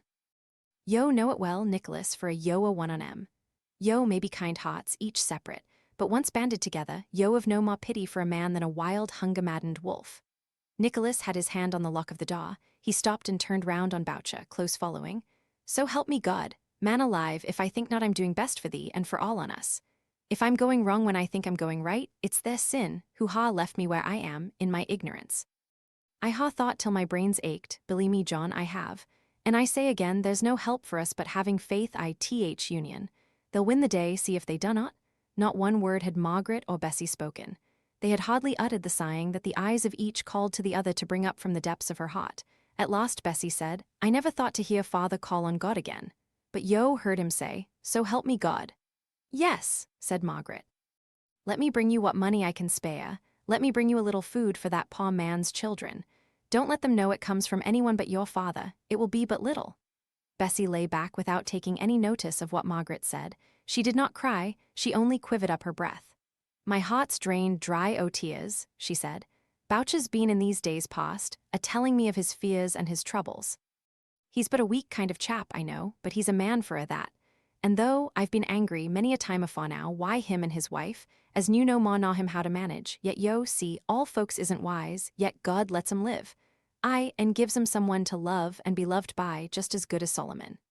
And if sorrow comes to them they love, it hurts 'em as sore as it did Solomon. I can't make it out. Perhaps it's as well such a one as Boucher has union to see after him. But I'd just like for to see men as make union, and put 'em one by one face to face why Boucher.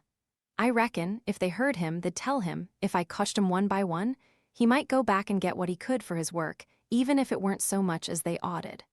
Margaret sat utterly silent. How was she ever to go away into comfort and forget that man's voice, with the tone of unutterable agony, telling more by far than his words of what he had to suffer? She took out her purse. She had not much in it of what she could call her own, but what she had she put into Bessie's hands without speaking. Thank yo. There's many on 'em gets no more, and is not so bad off, leastways does not show it as he does. But father won't let 'em want, now he knows. Yo see, Boucher's been pulled down why his childer, and her being so cranky, and they could pawn has gone this last 12-month. Yo are not to think we'd ha lettin' 'em clem, for all we're a bit pressed oursel. If neighbours doesn't see often neighbours, I dunno who will. Bessie seemed almost afraid lest Margaret should think they had not the will, and, to a certain degree, the power of helping one whom she evidently regarded as having a claim upon them. Besides, she went on, father is sure and positive the masters must give in within these next few days, that they canna hood on much longer. But I thank yo all the same, I thank yo for mysel, as much as for Boucher, for it ju makes my heart warm to yo more and more. Bessie seemed much quieter today, but fearfully languid and exhausted. As she finished speaking, she looked so faint and weary that Margaret became alarmed. It's nout, said Bessie. It's not death yet. I had a fearful night-wide dreams, or somewhat like dreams, for I were wide awake, and I'm all in a swounding daze today. Only yon paw chap made me alive again. No, it's not death yet, but death is not far off. Aye, cover me up and I'll maybe sleep if cough will let me. Good night, good afternoon, and one should say, but light is dim and misty today. Chapter 20. Men and Gentlemen. Old and young, boy, let 'em all eat, I have it. Let 'em have 10 tire of teeth apiece, I cannot. Rollo, Duke of Normandy. Margaret went home so painfully occupied with what she had heard and seen that she hardly knew how to rouse herself up to the duties which awaited her. The necessity for keeping up a constant flow of cheerful conversation for her mother, who, now that she was unable to go out, always looked to Margaret's return from the shortest walk as bringing in some news. And can your factory friend come on Thursday to see you dressed? She was so ill I never thought of asking her, said Margaret dolefully. Dear, everybody is ill now, I think, said Mrs. Hale, with a little of the jealousy which one invalid is apt to feel of another. But it must be very sad to be ill in one of those little back streets. Her kindly nature prevailing and the old Hellstone habits of thought returning. It's bad enough here. What could you do for her, Margaret? Mr. Thornton has sent me some of his old pot wine since you went out. Would a bottle of that do her good, think you? No, mamma, I don't believe they are very poor. At least, they don't speak as if they were, and at any rate, Bessie's illness is consumption. She won't want wine. Perhaps I might take her a little preserve, made of our dear Hellstone fruit. No, there's another family to whom I should like to give. Oh, mamma. How am I to dress up in my finery and go off and away to smart parties, after the sorrow I've seen today? Exclaimed Margaret, bursting the bounds she had preordained for herself before she came in, and telling her mother what she had seen and heard at Higgins's cottage. It distressed Mrs. Hale excessively. It made her restlessly irritated till she could do something. She directed Margaret to pack up a basket in the very drawing-room, to be sent there and then to the family, and was almost angry with her for saying that it would not signify if it did not go till morning, as she knew Higgins had provided for their immediate wants, and she herself had left money with Bessie. Mrs. Hale called her unfeeling for saying this, and never gave herself breathing time till the basket was sent out of the house. Then she said, After all, we may have been doing wrong. It was only the last time Mr. Thornton was here that he said, those were no true friends who helped to prolong the struggle by assisting the turnouts. And this Boucher man was a turnout, was he not? The question was referred to Mr. Hale by his wife, when he came upstairs, fresh from giving a lesson to Mr. Thornton, which had ended in conversation, as was their wont. Margaret did not care if their gifts had prolonged the strife. She did not think far enough for that, in her present excited state. Mr. Hale listened, and tried to be as calm as a judge. He recalled all that had seemed so clear not half an hour before as it came out of Mr. Thornton's lips, and then he made an unsatisfactory compromise. His wife and daughter had not only done quite right in this instance, but he did not see for a moment how they could have done otherwise. Nevertheless, as a general rule, it was very true what Mr. Thornton said, that as the strike, if prolonged, must end in the masters bringing hands from a distance. If, indeed, the final result were not, as it had often been before, the invention of some machine which would diminish the need of hands at all. Why, it was clear enough that the kindest thing was to refuse all help which might bolster them up in their folly. But as to this Boucher, he would go and see him the first thing in the morning and try and find out what could be done for him. Mr. Hale went the next morning, as he proposed.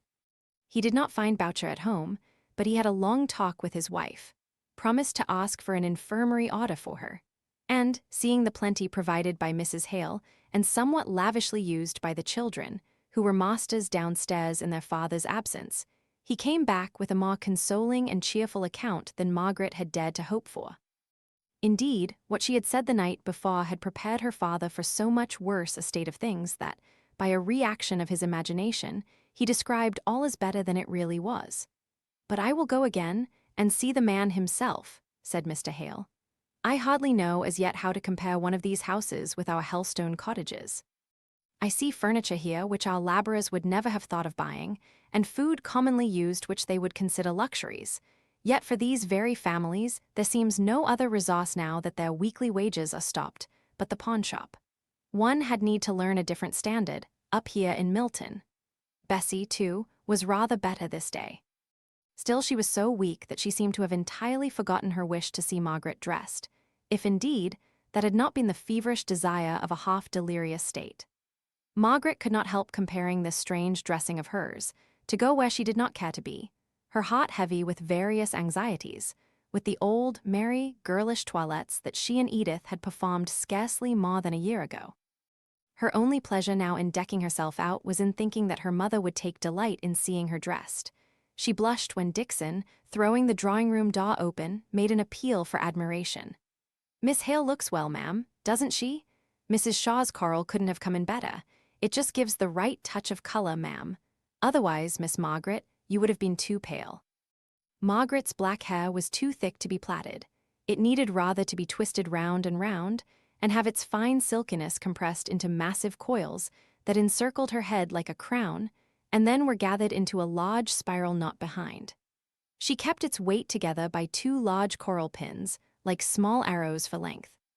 Her white silk sleeves were looped up with strings of the same material, and on her neck, just below the base of her curved and milk-white throat, there lay heavy coral beads.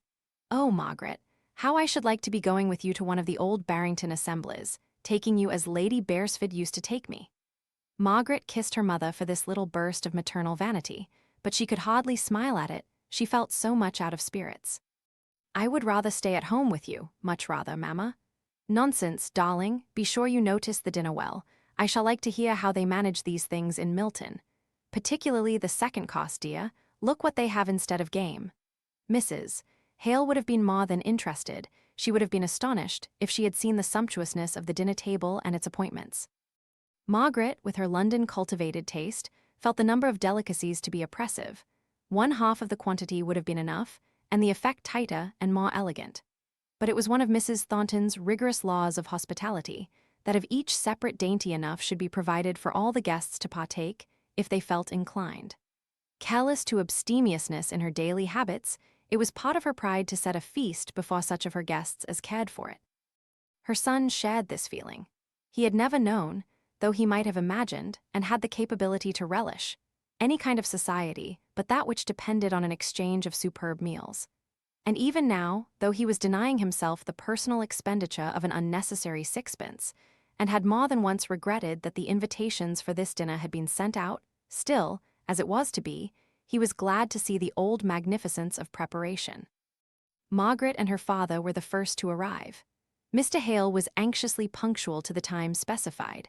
There was no one upstairs in the drawing-room but Mrs. Thornton and Fanny. Every cover was taken off, and the apartment blazed forth in yellow silk damask and a brilliantly flowered carpet. Every corner seemed filled up with ornament, until it became a weariness to the eye, and presented a strange contrast to the bald ugliness of the lookout into the great mill yard, where wide folding gates were thrown open for the admission of carriages. The mill loomed high on the left-hand side of the windows, casting a shadow down from its many stories, which darkened the summer evening before its time. My son was engaged up to the last moment on business. He will be here directly, Mr. Hale. May I beg you to take a seat? Mr. Hale was standing at one of the windows as Mrs. Thornton spoke. He turned away, saying, "Don't you find such close neighborhood to the mill rather unpleasant at times?" She drew herself up. "Never. I am not become so fine as to desire to forget the source of my son's wealth and power. Besides, there is not such another factory in Milton. One room alone is 220 square yards. I meant that the smoke and the noise, the constant going out and coming in of the work people, might be annoying." "I agree with you, Mr. Hale," said Fanny. "There is a continual smell of steam and oily machinery, and the noise is perfectly deafening. I have heard noise that was called music far more deafening.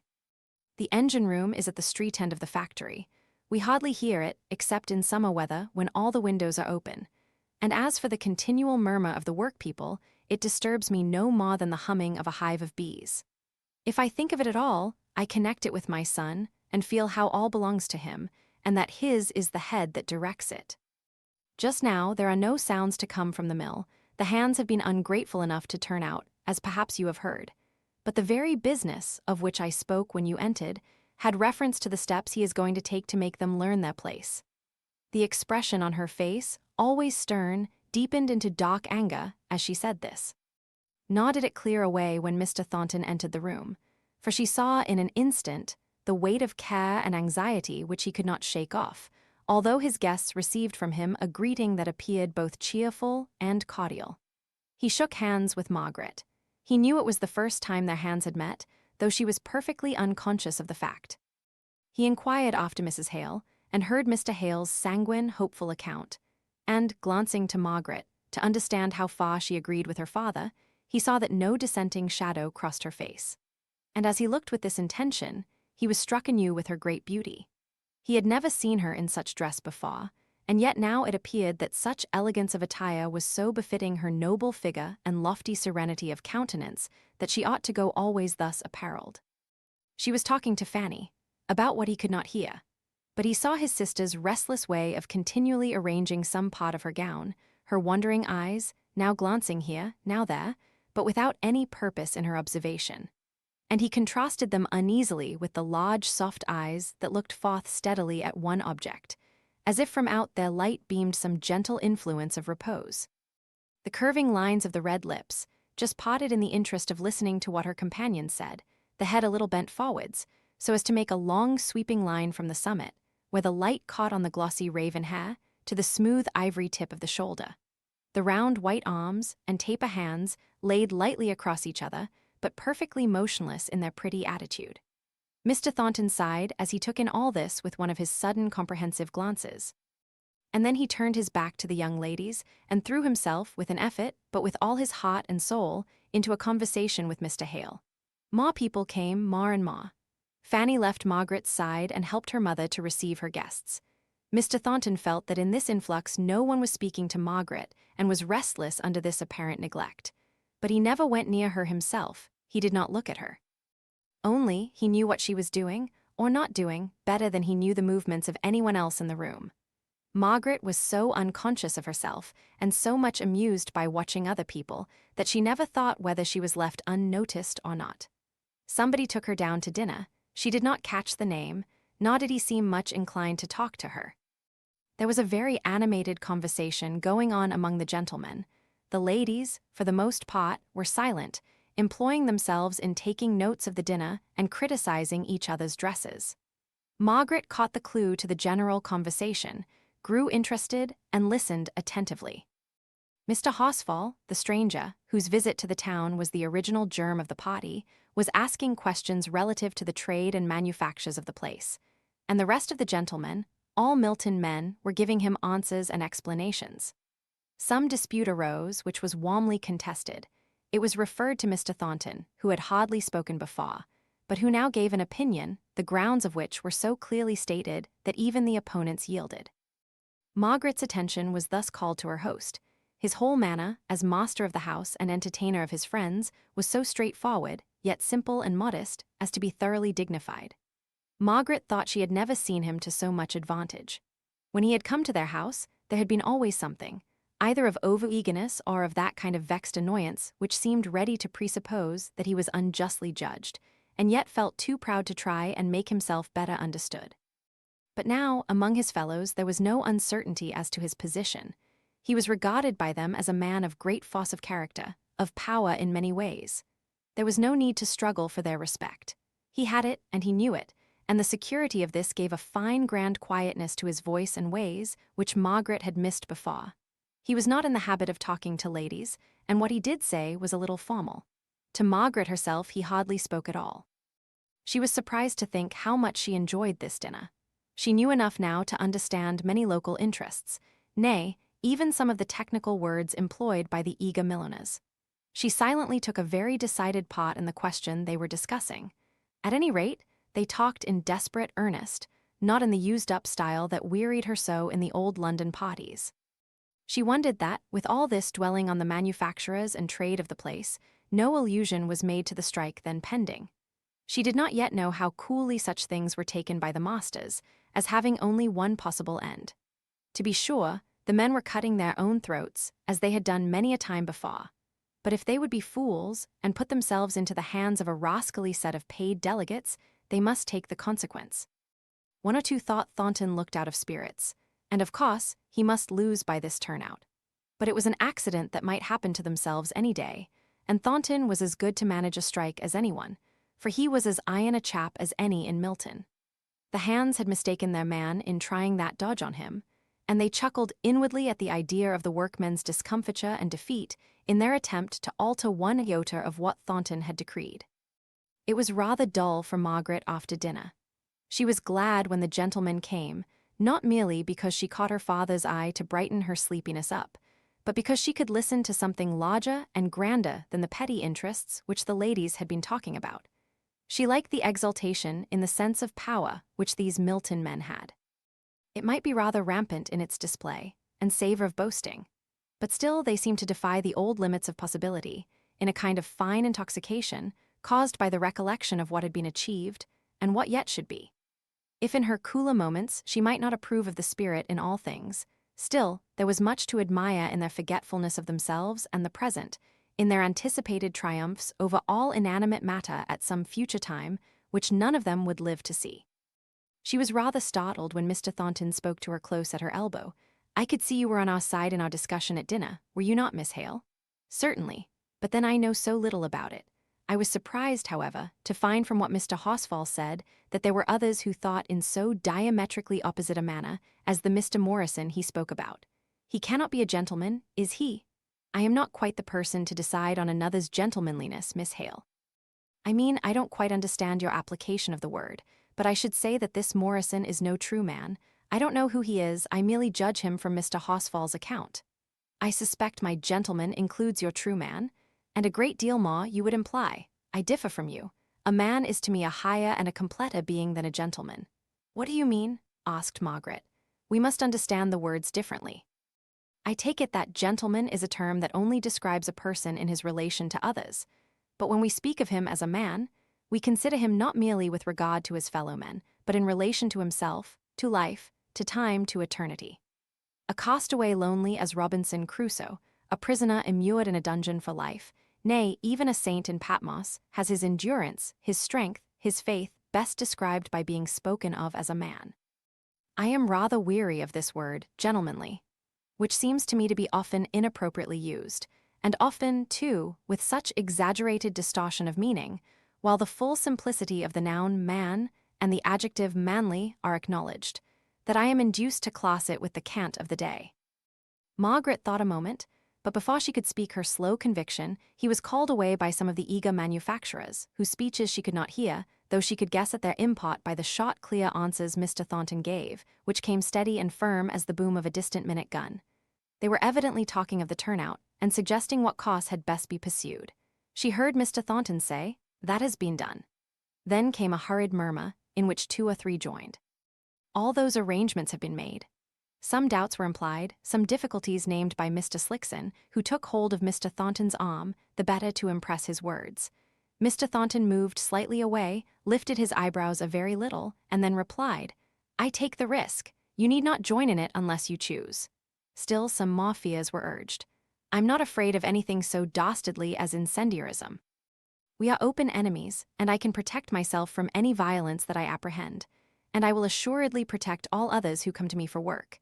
They know my determination by this time, as well and as fully as you do." Mr. Hosfall took him a little on one side, as Margaret conjectured, to ask him some other question about the strike, but in truth it was to inquire who she herself was, so quiet, so stately, and so beautiful.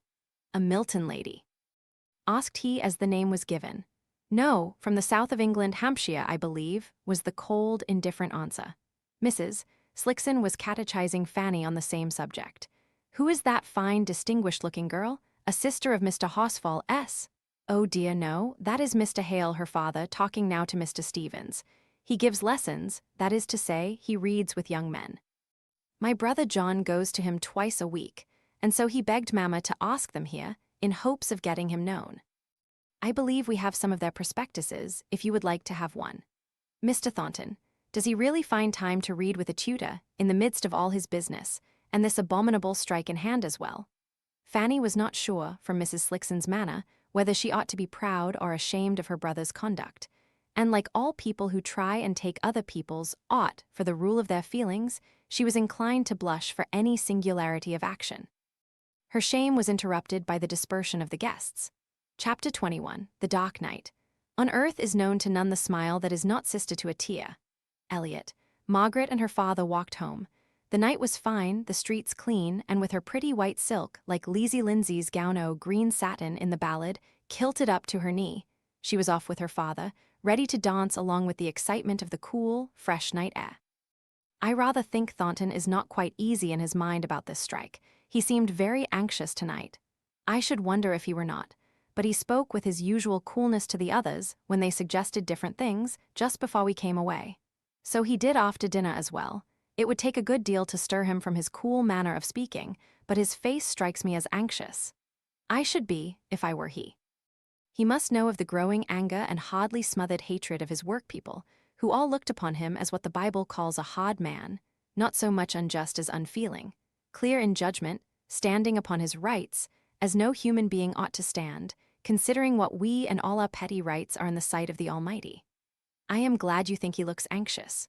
When I remember Boucher's half-mad words and ways, I cannot bear to think how coolly Mr. Thornton spoke. In the first place, I am not so convinced as you are about that man Boucher's utter distress. For the moment, he was badly off, I don't doubt. But there is always a mysterious supply of money from these unions, and from what you said, it was evident the man was of a passionate, demonstrative nature, and gave strong expression to all he felt. Oh, Papa. Well, I only want you to do justice to Mr. Thornton, who is, I suspect, of an exactly opposite nature, a man who is far too proud to show his feelings. Just the character I should have thought beforehand you would have admired, Margaret. So I do, so I should, but I don't feel quite so sure as you do of the existence of those feelings. He is a man of great strength of character, of unusual intellect, considering the few advantages he has had. Not so few. He has led a practical life from a very early age, has been called upon to exercise judgment and self-control. All that develops one part of the intellect. To be sure, he needs some of the knowledge of the past, which gives the truest basis for conjecture as to the future, but he knows this need, he perceives it, and that is something. You are quite prejudiced against Mr. Thornton, Margaret. He is the first specimen of a manufacturer, of a person engaged in trade, that I had ever the opportunity of studying, Papa. He is my first olive. Let me make a face while I swallow it. I know he is good of his kind, and by I shall like the kind. I rather think I am already beginning to do so. I was very much interested by what the gentlemen were talking about, although I did not understand half of it. I was quite sorry when Miss Thornton came to take me to the other end of the room, saying she was sure I should be uncomfortable at being the only lady among so many gentlemen. I had never thought about it, I was so busy listening. And the ladies were so dull, Papa, oh, so dull. Yet I think it was clever too. It reminded me of our old game of having each so many nouns to introduce into a sentence. What do you mean, child? Asked Mr. Hale. Why, they took nouns that were signs of things which gave evidence of wealth: housekeepers, undergardeners, extent of glass, valuable lace, diamonds, and all such things, and each one formed her speech so as to bring them all in the prettiest accidental manner possible. You will be as proud of your one servant when you get her, if all is true about her that Mrs. Thornton says. To be sure, I shall. I felt like a great hypocrite tonight, sitting there in my white silk gown with my idle hands before me when I remembered all the good, thorough housework they had done today. They took me for a fine lady, I'm sure. Even I was mistaken enough to think you looked like a lady, my dear, said Mr. Hale, quietly smiling. But smiles were changed to white and trembling looks when they saw Dixon's face as she opened the door. Oh, master. Oh, Miss Margaret, thank God you are come. Dr. Donaldson is here. The servant next door went for him, for the charwoman is gone home. She's better now, but oh, sir, I thought she'd have died an hour ago. Mr. Hale caught Margaret's arm to steady himself from falling. He looked at her face and saw an expression upon it of surprise and extremest sorrow, but not the agony of terror that contracted his own unprepared heart. She knew more than he did, and yet she listened with that hopeless expression of awed apprehension.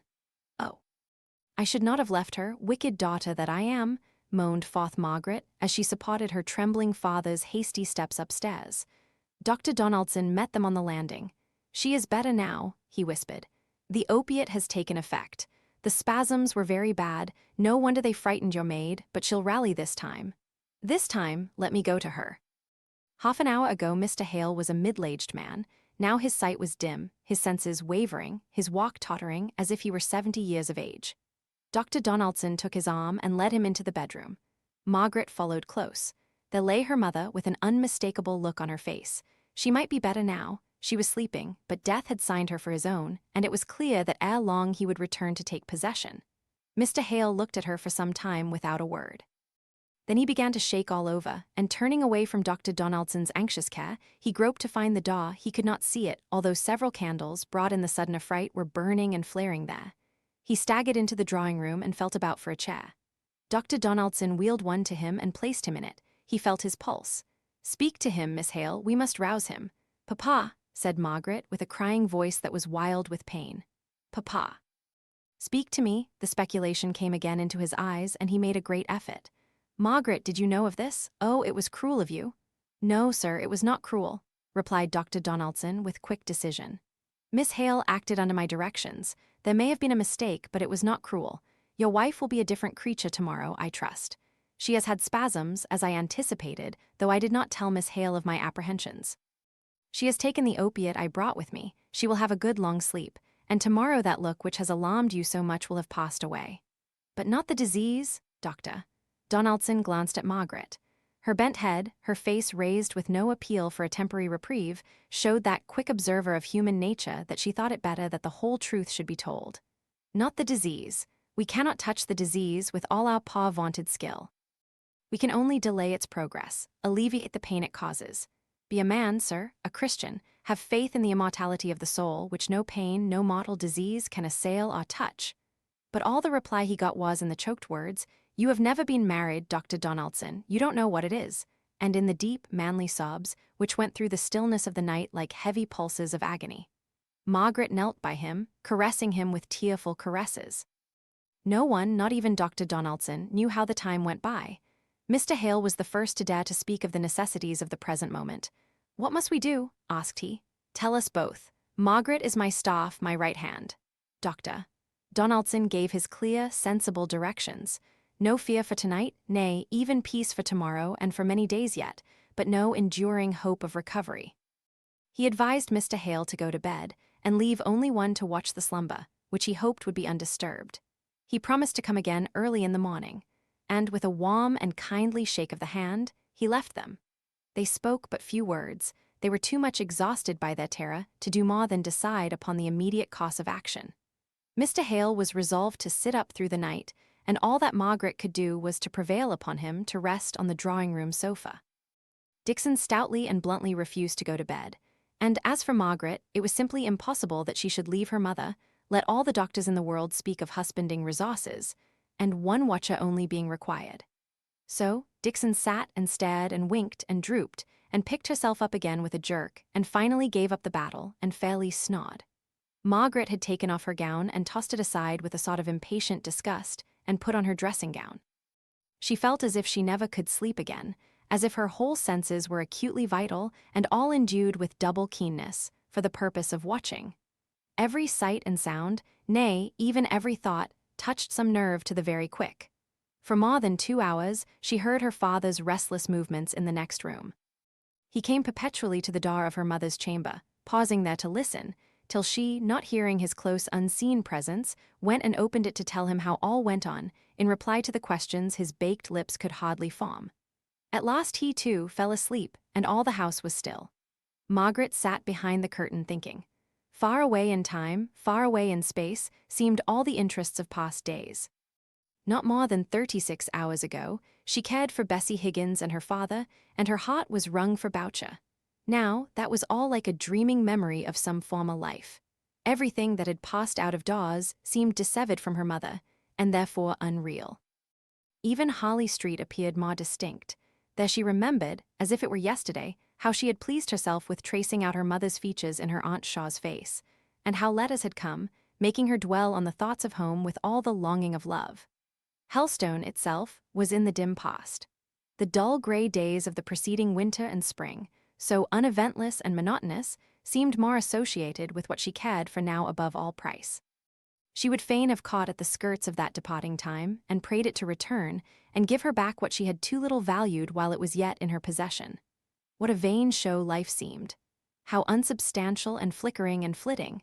It was as if from some aerial belfry, high up above the stir and jar of the earth, there was a bell continually tolling. All are shadows, all are passing, all is past. And when the morning dawned, cool and grey, like many a happier morning before, when Margaret looked one by one at the sleepers, it seemed as if the terrible night were unreal as a dream. It too was a shadow. It too was past. Mrs. Hale herself was not aware when she awoke how ill she had been the night before. She was rather surprised at Dr. Donaldson's early visit and perplexed by the anxious faces of husband and child. She consented to remain in bed that day, saying she certainly was tired, but the next she insisted on getting up, and Dr. Donaldson gave his consent to her returning into the drawing-room. She was restless and uncomfortable in every position, and before night she became very feverish. Mr. Hale was utterly listless and incapable of deciding on anything. "What can we do to spare Mamma such another night?" asked Margaret on the third day. "It is to a certain degree the reaction after the powerful opiates I have been obliged to use. It is more painful for you to see than for her to bear, I believe. But I think if we could get a waterbed it might be a good thing. Not but what she will be better tomorrow, pretty much like herself as she was before this attack. Still, I should like her to have a waterbed. Mrs. Thornton has one, I know. I'll try and call there this afternoon." "Stay," said he, his eye catching on Margaret's face, blanched with watching in a sick room.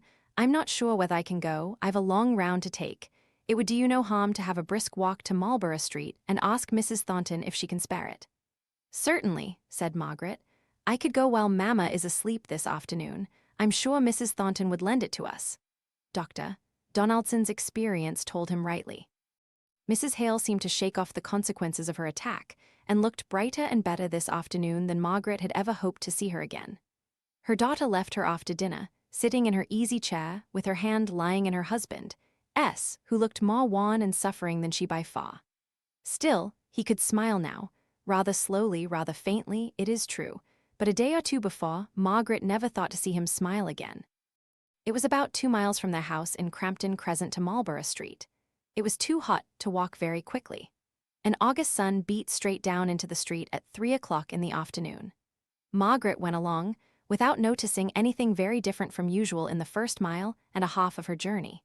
She was absorbed in her own thoughts, and had learnt by this time to thread her way through the irregular stream of human beings that flowed through Milton streets. But by and by, she was struck with an unusual heaving among the mass of people in the crowded road on which she was entering.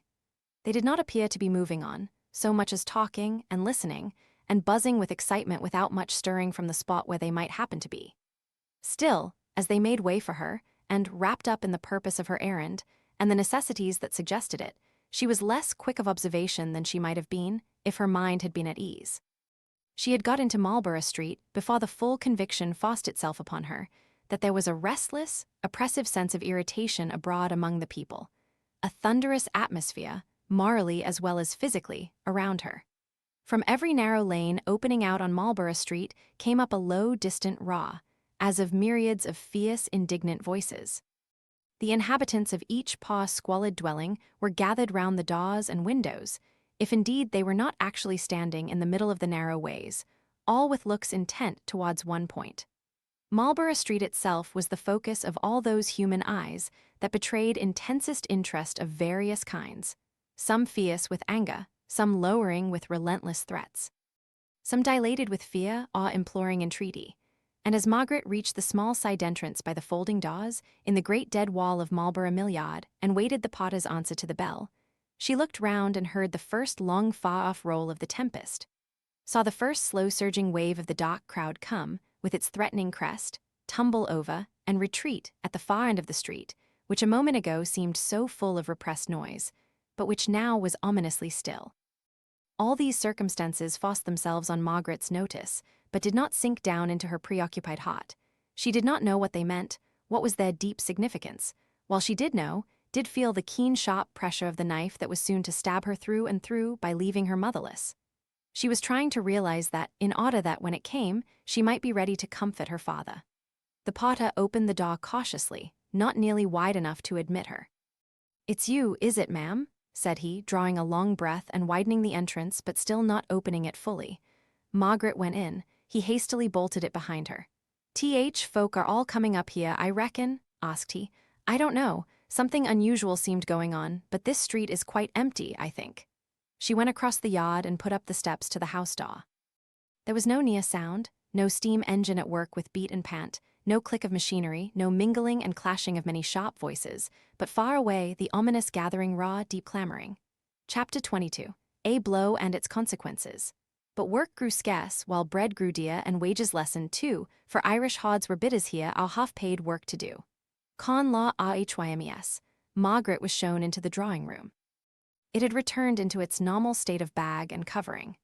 The windows were half open because of the heat, and the Venetian blinds covered the glass, so that a gray, grim light, reflected from the pavement below, threw all the shadows wrong and combined with the green-tinged upper light to make even Margaret's own face, as she caught it in the mirrors, look ghastly and wan. She sat and waited. No one came. Every now and then, the wind seemed to bear the distant, multitudinous sound nearer, and yet there was no wind.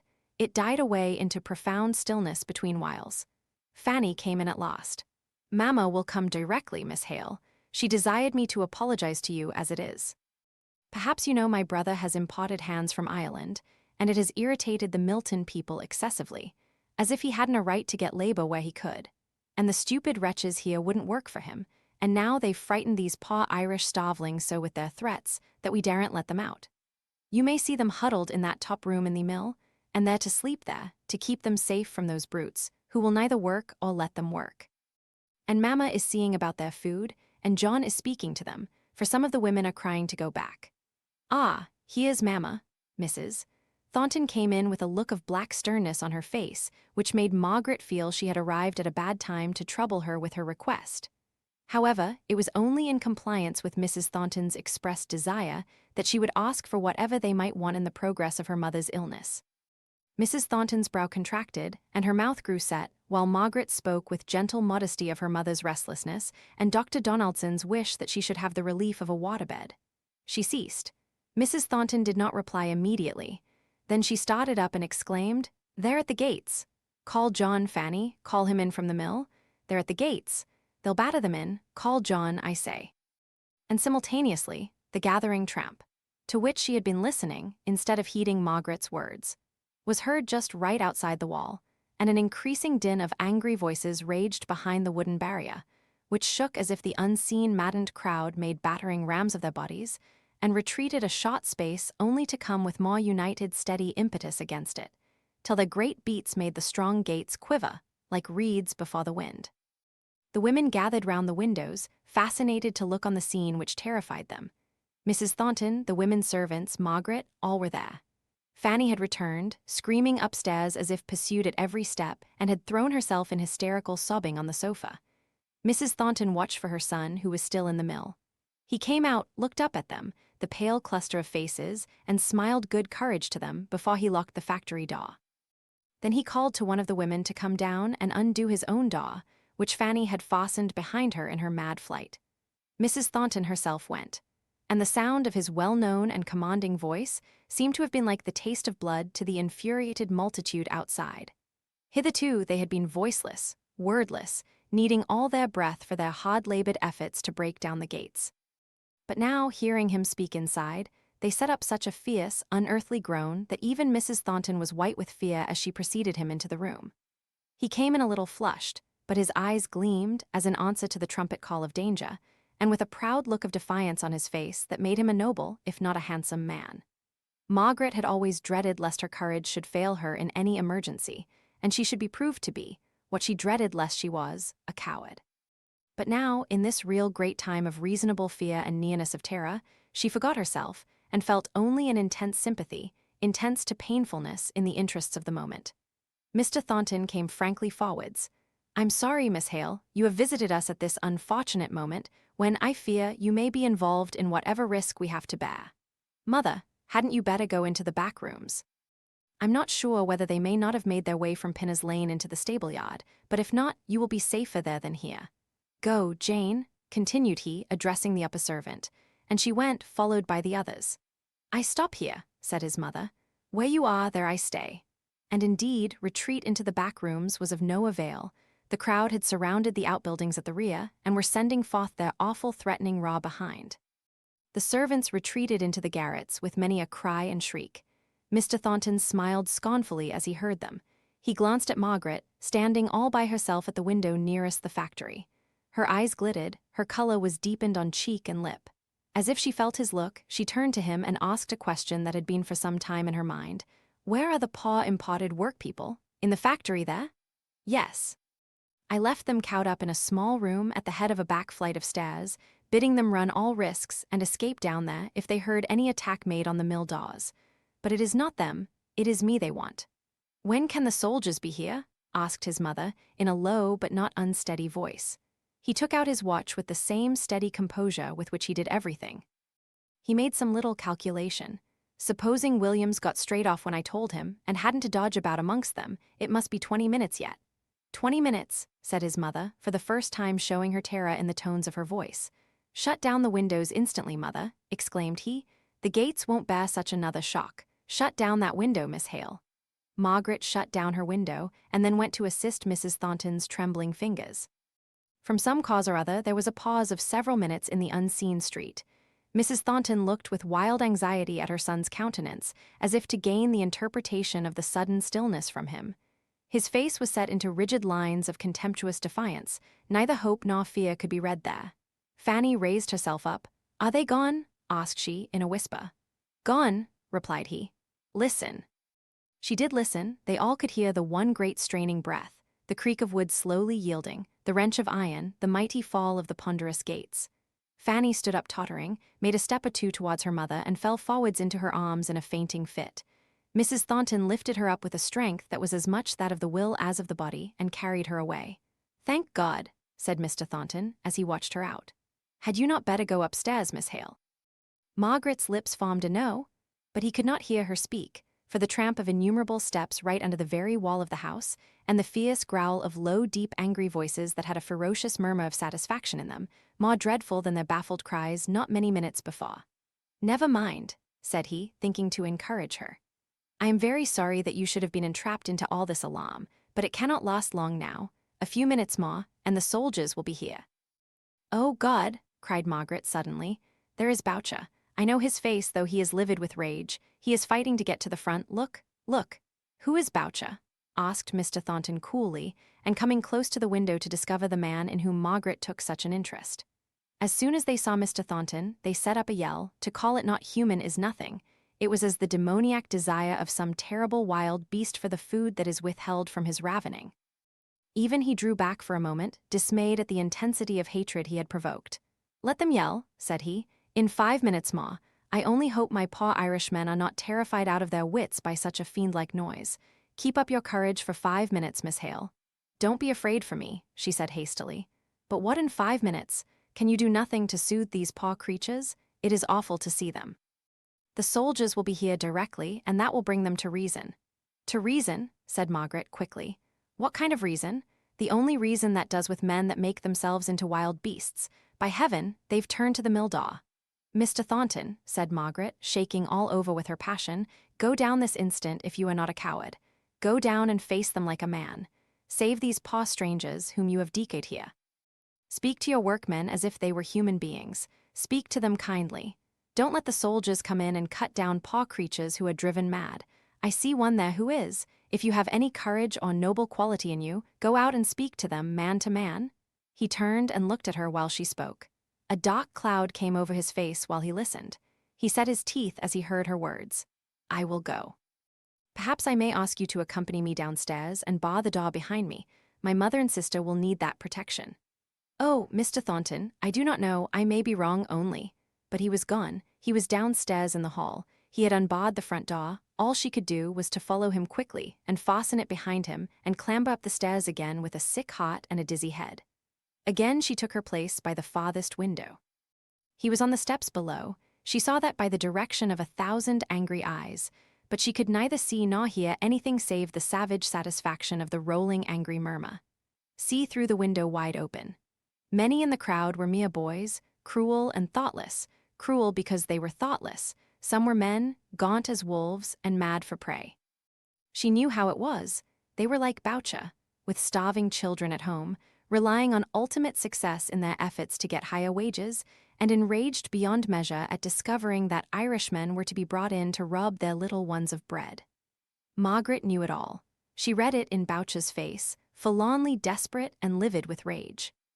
If Mr. Thornton would but say something to them, let them hear his voice only, it seemed as if it would be better than this wild beating and raging against the stony silence that vouchsafed them no word, even of anger or reproach. But perhaps he was speaking now. There was a momentary hush of their noise, inarticulate as that of a troop of animals. She tore her bonnet off and bent forward to hear. She could only see, for if Mr. Thornton had indeed made the attempt to speak, the momentary instinct to listen to him was past and gone, and the people were raging worse than ever. He stood with his arms folded, still as a statue, his face pale with repressed excitement.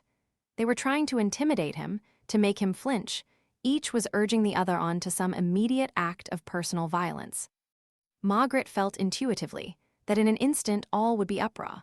The first touch would cause an explosion, in which, among such hundreds of infuriated men and reckless boys, even Mr. Thornton's life would be unsafe.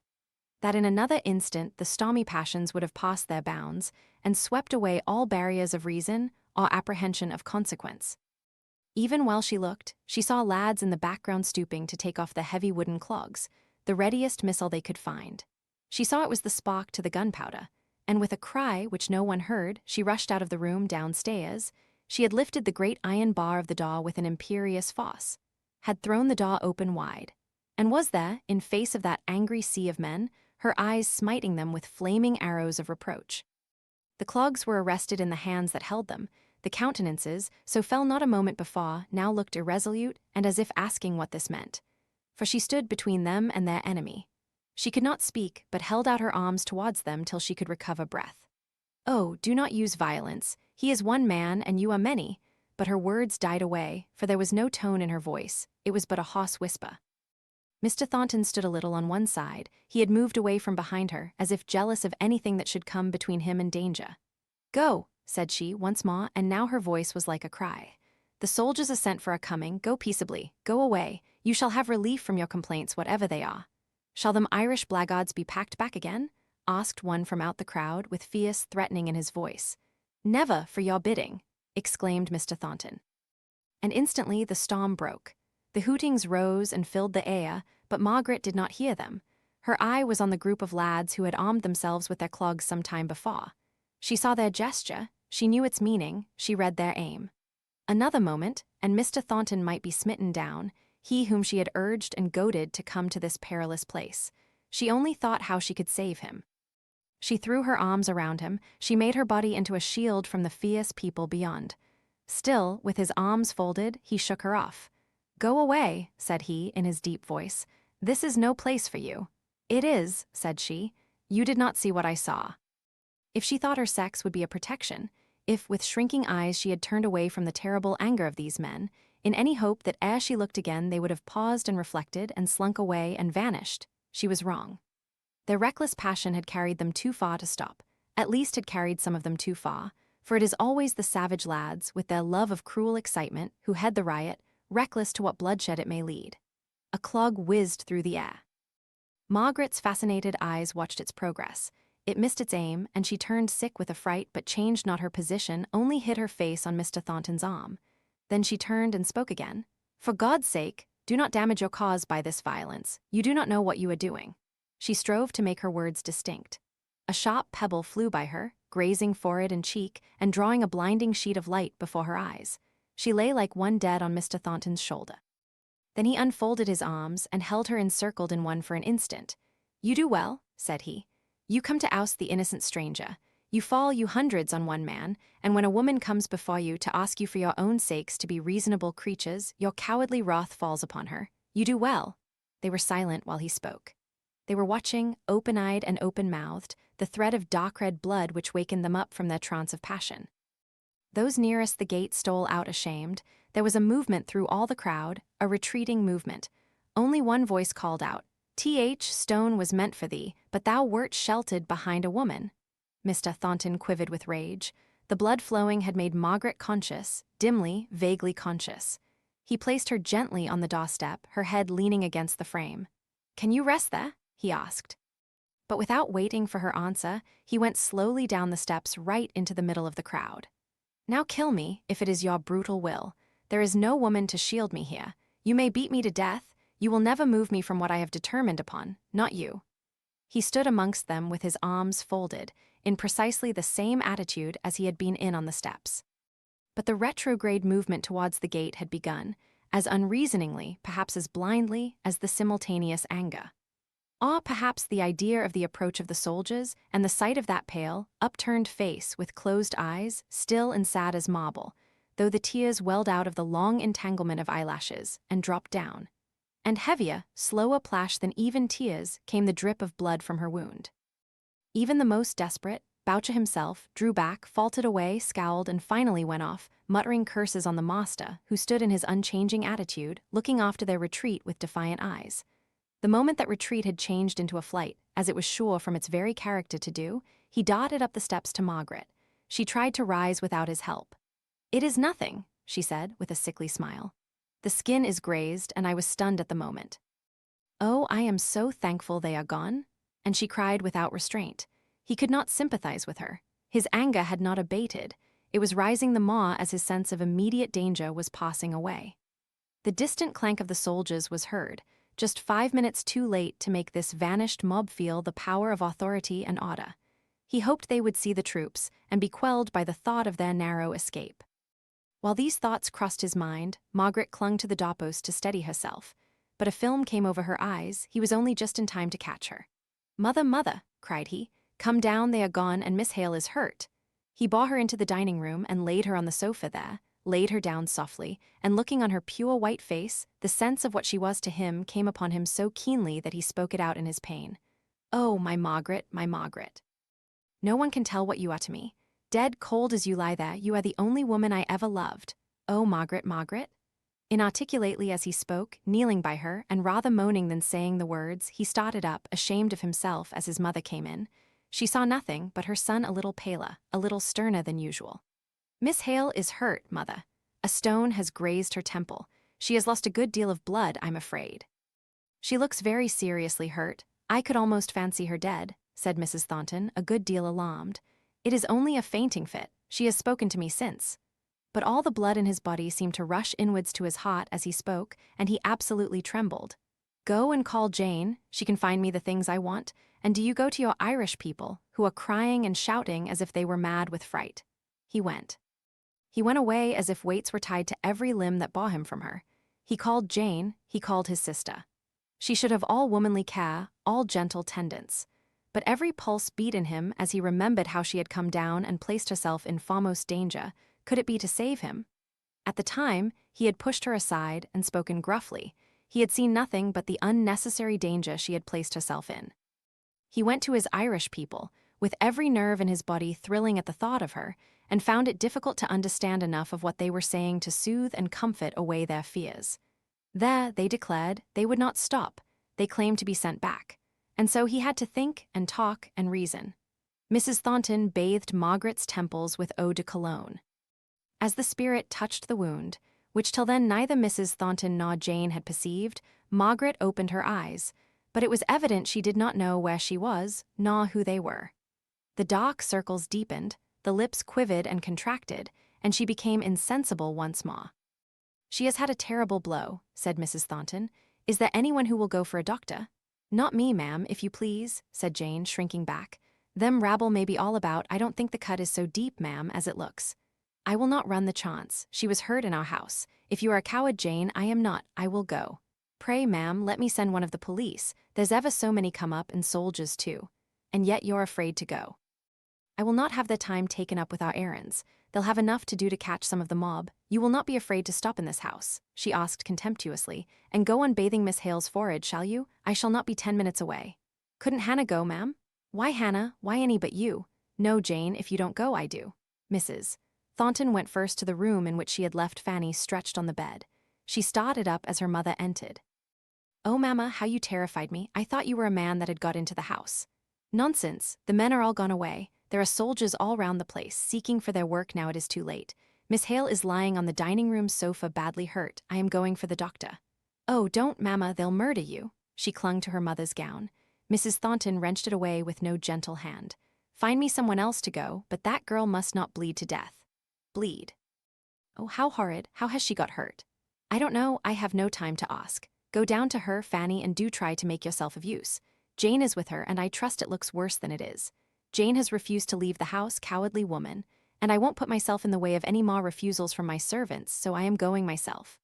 "Oh, dear, dear," said Fanny, crying, and preparing to go down rather than be left alone, with the thought of wounds and bloodshed in the very house. "Oh, Jane," said she, creeping into the dining room, "what is the matter? How white she looks. How did she get hurt?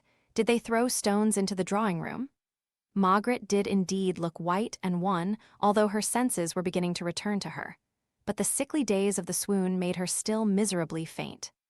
She was conscious of movement around her, and of refreshment from the eau de cologne, and a craving for the bathing to go on without intermission. But when they stopped to talk, she could no more have opened her eyes, or spoken to ask for more bathing, than the people who lie in death-like trance can move or utter sound to arrest the awful preparations for their burial, while they are yet fully aware, not merely of the actions of those around them, but of the idea that is the motive for such actions. Jane paused in her bathing to reply to Miss Thornton's question. "She'd have been safe enough, miss, if she'd stayed in the drawing-room or come up to us. We were in the front garret and could see it all out of harm's way." "Where was she then?" said Fanny, drawing nearer by slow degrees as she became accustomed to the sight of Margaret's pale face. "Just before the front door with master," said Jane, significantly. "With John, with my brother. How did she get there?" "Nay, miss, that's not for me to say," answered Jane, with a slight toss of her head. "Sarah did." "Sarah what?" said Fanny, with impatient curiosity. Jane resumed her bathing, as if what Sarah did or said was not exactly the thing she liked to repeat. "Sarah what?" asked Fanny, sharply. "Don't speak in these half-sentences, or I can't understand you." "Well, miss, since you will have it, Sarah, you see, was in the best place for seeing, being at the right-hand window, and she says, and said at the very time, too, that she saw Miss Hale with her arms about master's neck, hugging him before all the people." "I don't believe it," said Fanny. "I know she cares for my brother, anyone can see that, and I dare say she'd give her eyes if he'd marry her, which he never will, I can tell her. But I don't believe she'd be so bold and forward as to put her arms round his neck. Poor young lady, she's paid for it dearly if she did. It's my belief that the blow has given her such an ascendancy of blood to the head as she'll never get the better from. She looks like a corpse now." "Oh, I wish Mamma would come," said Fanny, wringing her hands. "I never was in the room with a dead person before." "Stay, miss, she's not dead. Her eyelids are quivering, and here's wet tears a-coming down her cheeks." "Speak to her, Miss Fanny. Are you better now?" asked Fanny in a quavering voice. No answer, no sign of recognition, but a faint pink color returned to her lips, although the rest of her face was ashen pale. Mrs. Thornton came hurriedly in with the nearest surgeon she could find. "How is she? Are you better, my dear?" as Margaret opened her filmy eyes and gazed dreamily at her. "Here is Mr. Lowe come to see you." Mrs. Thornton spoke loudly and distinctly as to a deaf person. Margaret tried to rise and drew her ruffled, luxuriant hair instinctively over the cut. "I am better now," said she in a very low, faint voice. "I was a little sick." She let him take her hand and feel her pulse. The bright color came for a moment into her face when he asked to examine the wound in her forehead, and she glanced up at Jane, as if shrinking from her inspection more than from the doctor's. "It is not much, I think. I am better now. I must go home." "Not until I have applied some strips of plaster and you have rested a little." She sat down hastily without another word and allowed it to be bound up. "Now, if you please," said she, "I must go. Mamma will not see it, I think. It is under the hair, is it not?" "Quite, no one could tell." "But you must not go," said Mrs. Thornton impatiently. "You are not fit to go." "I must," said Margaret decidedly. "Think of Mamma." "If they should hear, besides, I must go," said she vehemently. "I cannot stay here. May I ask for a cab?" "You are quite flushed and feverish," observed Mr. Lowe. "It is only with being here when I do so want to go. The air, getting away, would do me more good than anything," pleaded she. "I really believe it is as she says," Mr. Lowe replied. "If her mother is so ill as you told me on the way here, it may be very serious if she hears of this riot and does not see her daughter back at the time she expects. The injury is not deep. I will fetch a cab if your servants are still afraid to go out." "Oh, thank you," said Margaret. "It will do me more good than anything. It is the air of this room that makes me feel so miserable." She leant back on the sofa and closed her eyes. Fanny beckoned her mother out of the room and told her something that made her equally anxious with Margaret for the departure of the latter. Not that she fully believed Fanny's statement, but she credited enough to make her manner to Margaret appear very much constrained at wishing her goodbye. Mr. Lowe returned in the cab. "If you will allow me, I will see you home, Miss Hale. The streets are not very quiet yet." Margaret's thoughts were quite alive enough to the present to make her desirous of getting rid of both Mr. Lowe and the cab before she reached Crampton Crescent, for fear of alarming her father and mother. Beyond that one aim she would not look.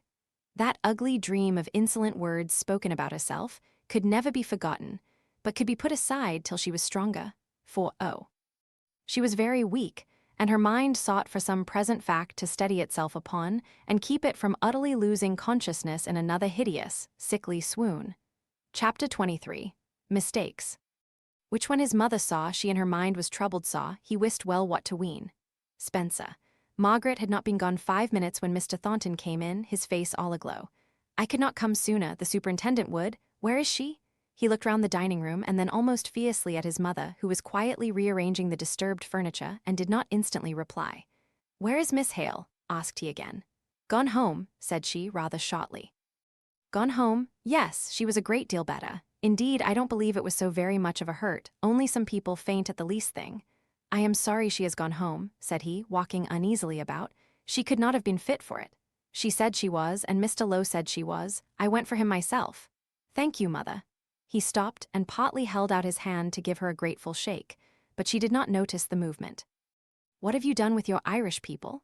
"Sent to the Dragon for a good meal for them, poor wretches.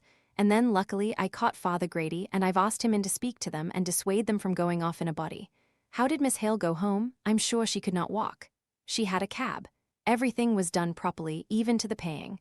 Let us talk of something else. She has caused disturbance enough. I don't know where I should have been but for her." "Are you become so helpless as to have to be defended by a girl?" asked Mrs. Thornton scornfully. He reddened. "Not many girls would have taken the blows on herself which were meant for me, meant with right down goodwill, too." "A girl in love will do a good deal," replied Mrs. Thornton shortly. "Mother!" He made a step forwards, stood still, heaved with passion. She was a little startled at the evident force he used to keep himself calm. She was not sure of the nature of the emotions she had provoked. It was only their violence that was clear. Was it anger? His eyes glowed, his figure was dilated, his breath came thick and fast. It was a mixture of joy, of anger, of pride, of glad surprise, of panting doubt, but she could not read it. Still it made her uneasy, as the presence of all strong feeling, of which the cause is not fully understood or sympathized in, always has this effect. She went to the sideboard, opened a drawer, and took out a duster, which she kept there for any occasional purpose. She had seen a drop of eau de cologne on the polished arm of the sofa, and instinctively sought to wipe it off.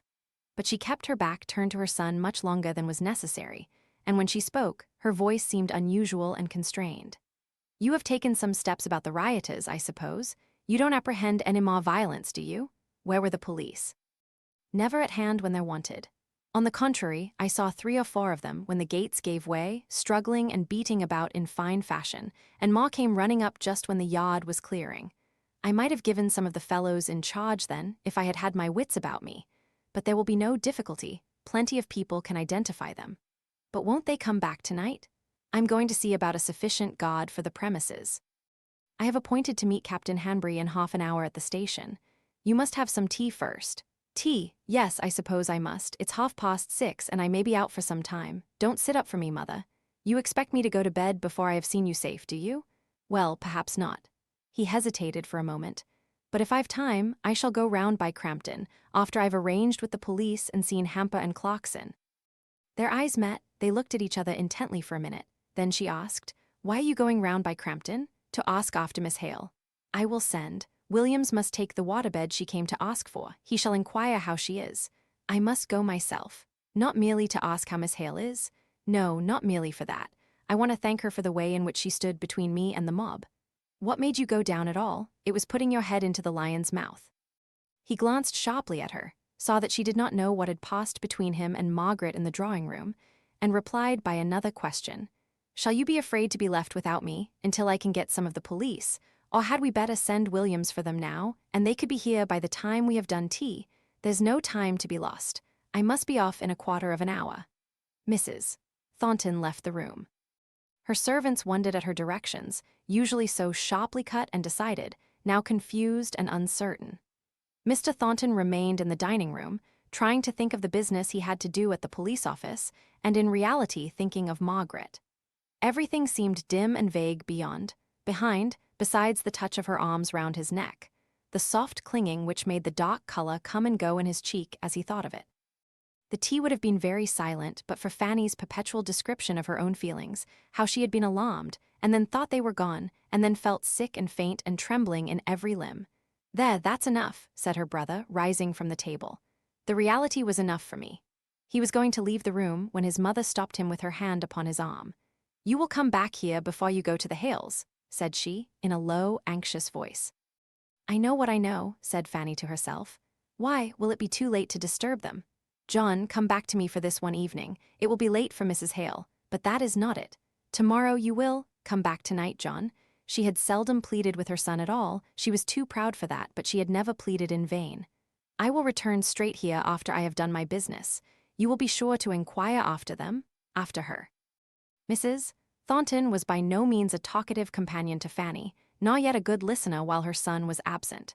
But on his return, her eyes and ears were keen to see and to listen to all the details which he could give as to the steps he had taken to secure himself, and those whom he chose to employ, from any repetition of the day's outrages. He clearly saw his object. Punishment and suffering were the natural consequences to those who had taken part in the riot. All that was necessary, in order that property should be protected, and that the will of the proprietor might cut to his end, clean and sharp as a sod. "Mother, you know what I have got to say to Miss Hale tomorrow?" The question came upon her suddenly, during a pause in which she at least had forgotten Margaret. She looked up at him. "Yes, I do. You can hardly do otherwise." "Do otherwise? I don't understand you." "I mean that, after allowing her feelings so to overcome her, I consider you bound in honor." "Bound in honor," said he scornfully. "I'm afraid honor has nothing to do with it. Her feelings overcome her. What feelings do you mean? Nay, John, there is no need to be angry. Did she not rush down and cling to you to save you from danger?" "She did," said he. "But, mother," continued he, stopping short in his walk right in front of her, "I dare not hope. I never was faint-hearted before, but I cannot believe such a creature cares for me." "Don't be foolish, John. Such a creature? Why, she might be a duke's daughter, to hear you speak. And what proof more would you have, I wonder, of her caring for you? I can believe she has had a struggle with her aristocratic way of viewing things, but I like her the better for seeing clearly at last." "It is a good deal for me to say," said Mrs. Thornton, smiling slowly, while the tears stood in her eyes. "For after tonight I stand second. It was to have you to myself, all to myself, a few hours longer, that I begged you not to go till tomorrow. Dearest mother," still love is selfish, and in an instant he reverted to his own hopes and fears in a way that drew the cold creeping shadow over Mrs. Thornton's heart. But I know she does not care for me. I shall put myself at her feet, I must. If it were but one chance in 1,000 or 1,000,000, I should do it. Don't fear," said his mother, crushing down her own personal mortification at the little notice he had taken of the rare ebullition of her maternal feelings, of the pang of jealousy that betrayed the intensity of her disregarded love.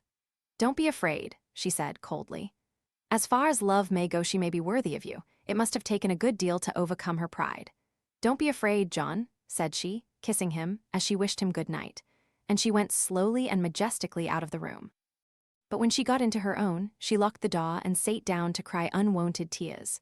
Margaret entered the room where her father and mother still sat, holding low conversation together, looking very pale and white.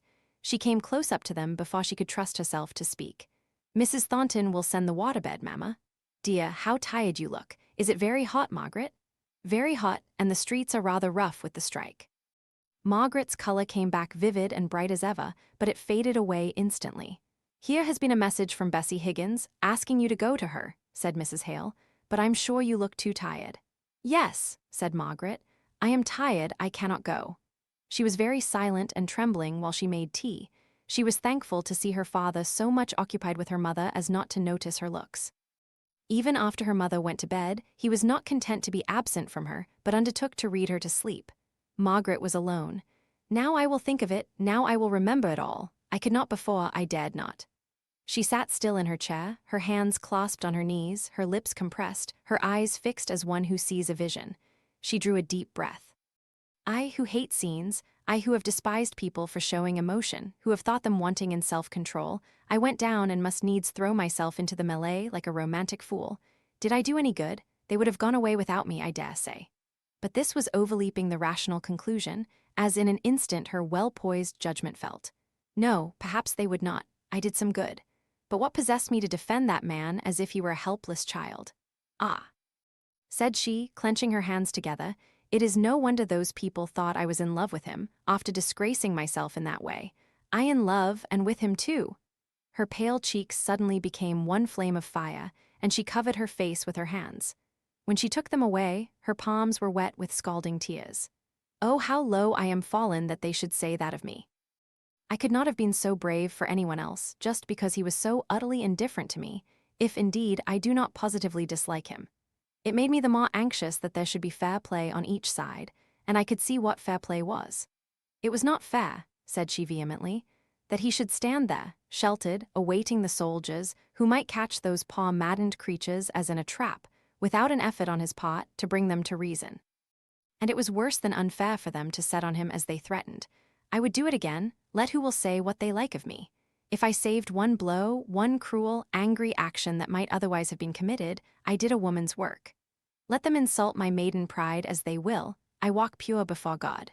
She looked up, and a noble peace seemed to descend and calm her face, till it was stiller than chiseled marble. Dixon came in. "If you please, Miss Margaret, here's the waterbed from Mrs. Thornton's. It's too late for tonight, I'm afraid, for Mrs. is nearly asleep, but it will do nicely for tomorrow." "Very," said Margaret. "You must send our best thanks." Dixon left the room for a moment. "If you please, Miss Margaret, he says he's to ask particular how you are. I think he must mean Mrs., but he says his last words were to ask how Miss Hale was."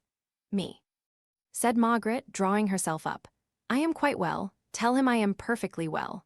But her complexion was as deadly white as her handkerchief, and her head ached intensely. Mr. Hale now came in. He had left his sleeping wife, and wanted, as Margaret saw, to be amused and interested by something that she was to tell him.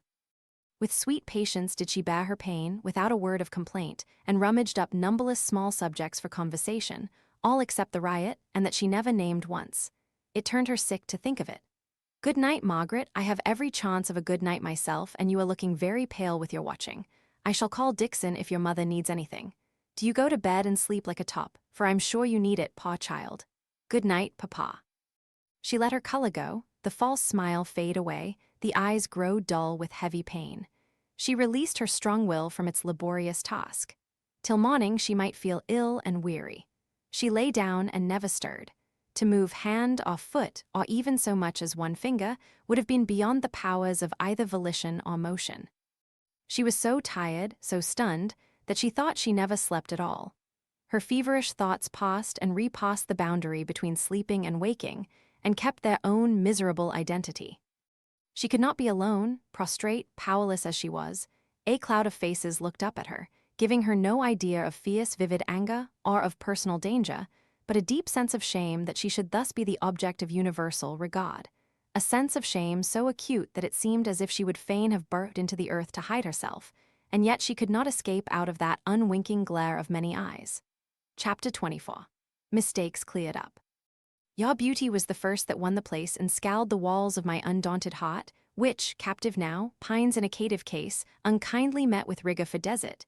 Yet not the less your servant shall abide, in spite of rude repulse or silent pride. William Fowler. The next morning, Margaret dragged herself up, thankful that the night was over, unrefreshed, yet rested. All had gone well through the house, her mother had only wakened once. A little breeze was stirring in the hot air, and though there were no trees to show the playful tossing movement caused by the wind among the leaves, Margaret knew how, somewhere or another, by wayside, in copses, or in thick green woods, there was a pleasant, murmuring dancing sound, a rushing and falling noise, the very thought of which was an echo of distinct gladness in her heart. She sat at her work in Mrs. Hale's room. As soon as that forenoon slumber was over, she would help her mother to dress. After dinner, she would go and see Bessie Higgins. She would banish all recollection of the Thornton family, no need to think of them till they absolutely stood before her in flesh and blood. But of course the effort not to think of them brought them only the more strongly before her, and from time to time the hot flush came over her pale face, sweeping it into color, as a sunbeam from between watery clouds comes swiftly moving over the sea. Dixon opened the door very softly and stole on tiptoe up to Margaret, sitting by the shaded window. "Mr. Thornton, Miss Margaret, he is in the drawing-room." Margaret dropped her sewing. "Did he ask for me? Isn't Papa come in?" "He asked for you, miss, and master is out." "Very well, I will come," said Margaret quietly, but she lingered strangely. Mr. Thornton stood by one of the windows, with his back to the door, apparently absorbed in watching something in the street, but in truth he was afraid of himself. His heart beat thick at the thought of her coming. He could not forget the touch of her arms around his neck, impatiently felt as it had been at the time. But now the recollection of her clinging defense of him seemed to thrill him through and through, to melt away every resolution, all power of self-control, as if it were wax before a fire. He dreaded lest he should go forwards to meet her, with his arms held out in mute entreaty that she would come and nestle there, as she had done, all unheeded, the day before, but never unheeded again. His heart throbbed loud and quick. Strong man as he was, he trembled at the anticipation of what he had to say, and how it might be received. She might droop and flush and flutter to his arms as to her natural home and resting place. One moment he glowed with impatience at the thought that she might do this. The next he feared a passionate rejection, the idea of which withered up his future with so deadly a blight that he refused to think of it. He was startled by the sense of the presence of someone else in the room.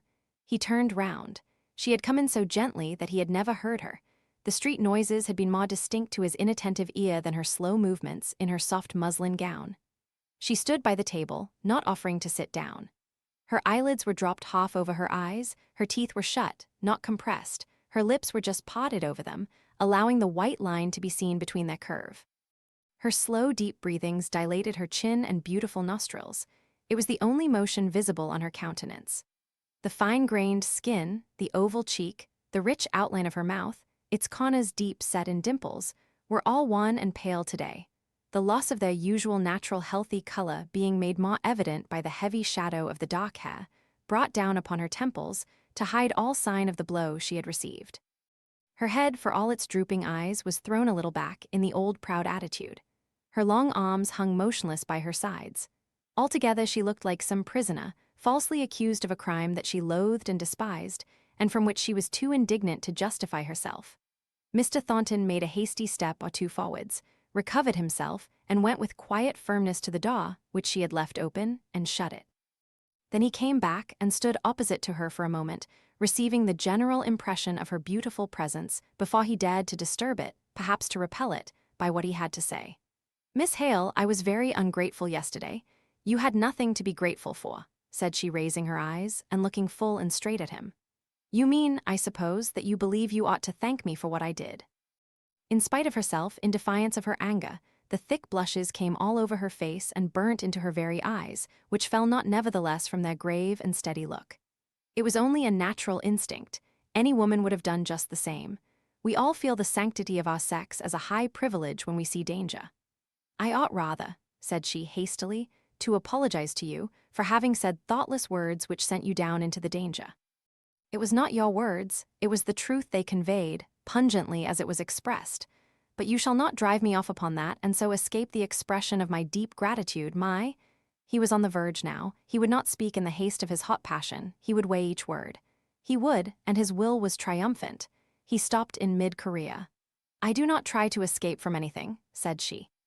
I simply say that you owe me no gratitude, and I may add that any expression of it will be painful to me because I do not feel that I deserve it.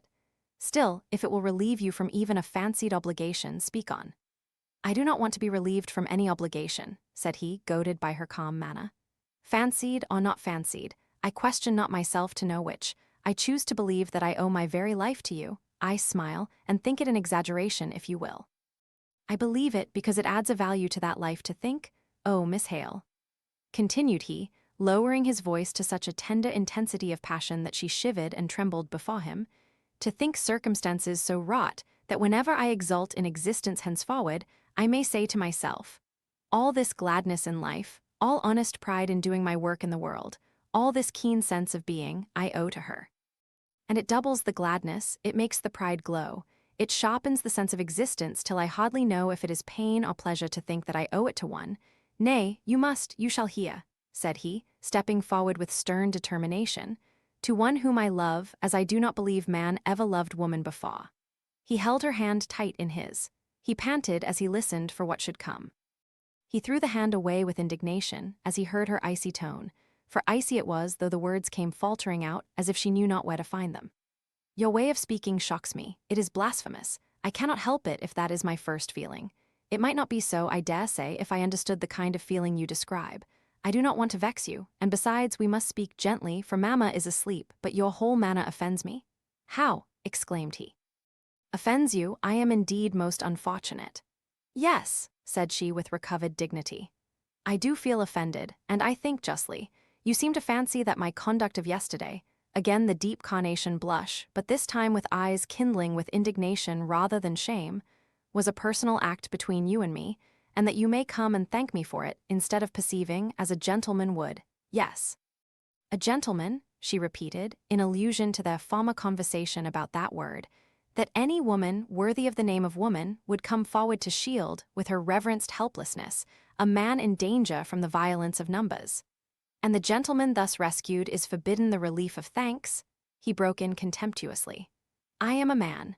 I claim the right of expressing my feelings. And I yielded to the right, simply saying that you gave me pain by insisting upon it, she replied proudly. But you seem to have imagined that I was not merely guided by womanly instinct, but, and here the passionate tears, kept down for long, struggled with vehemently, came up into her eyes and choked her voice, but that I was prompted by some particular feeling for you.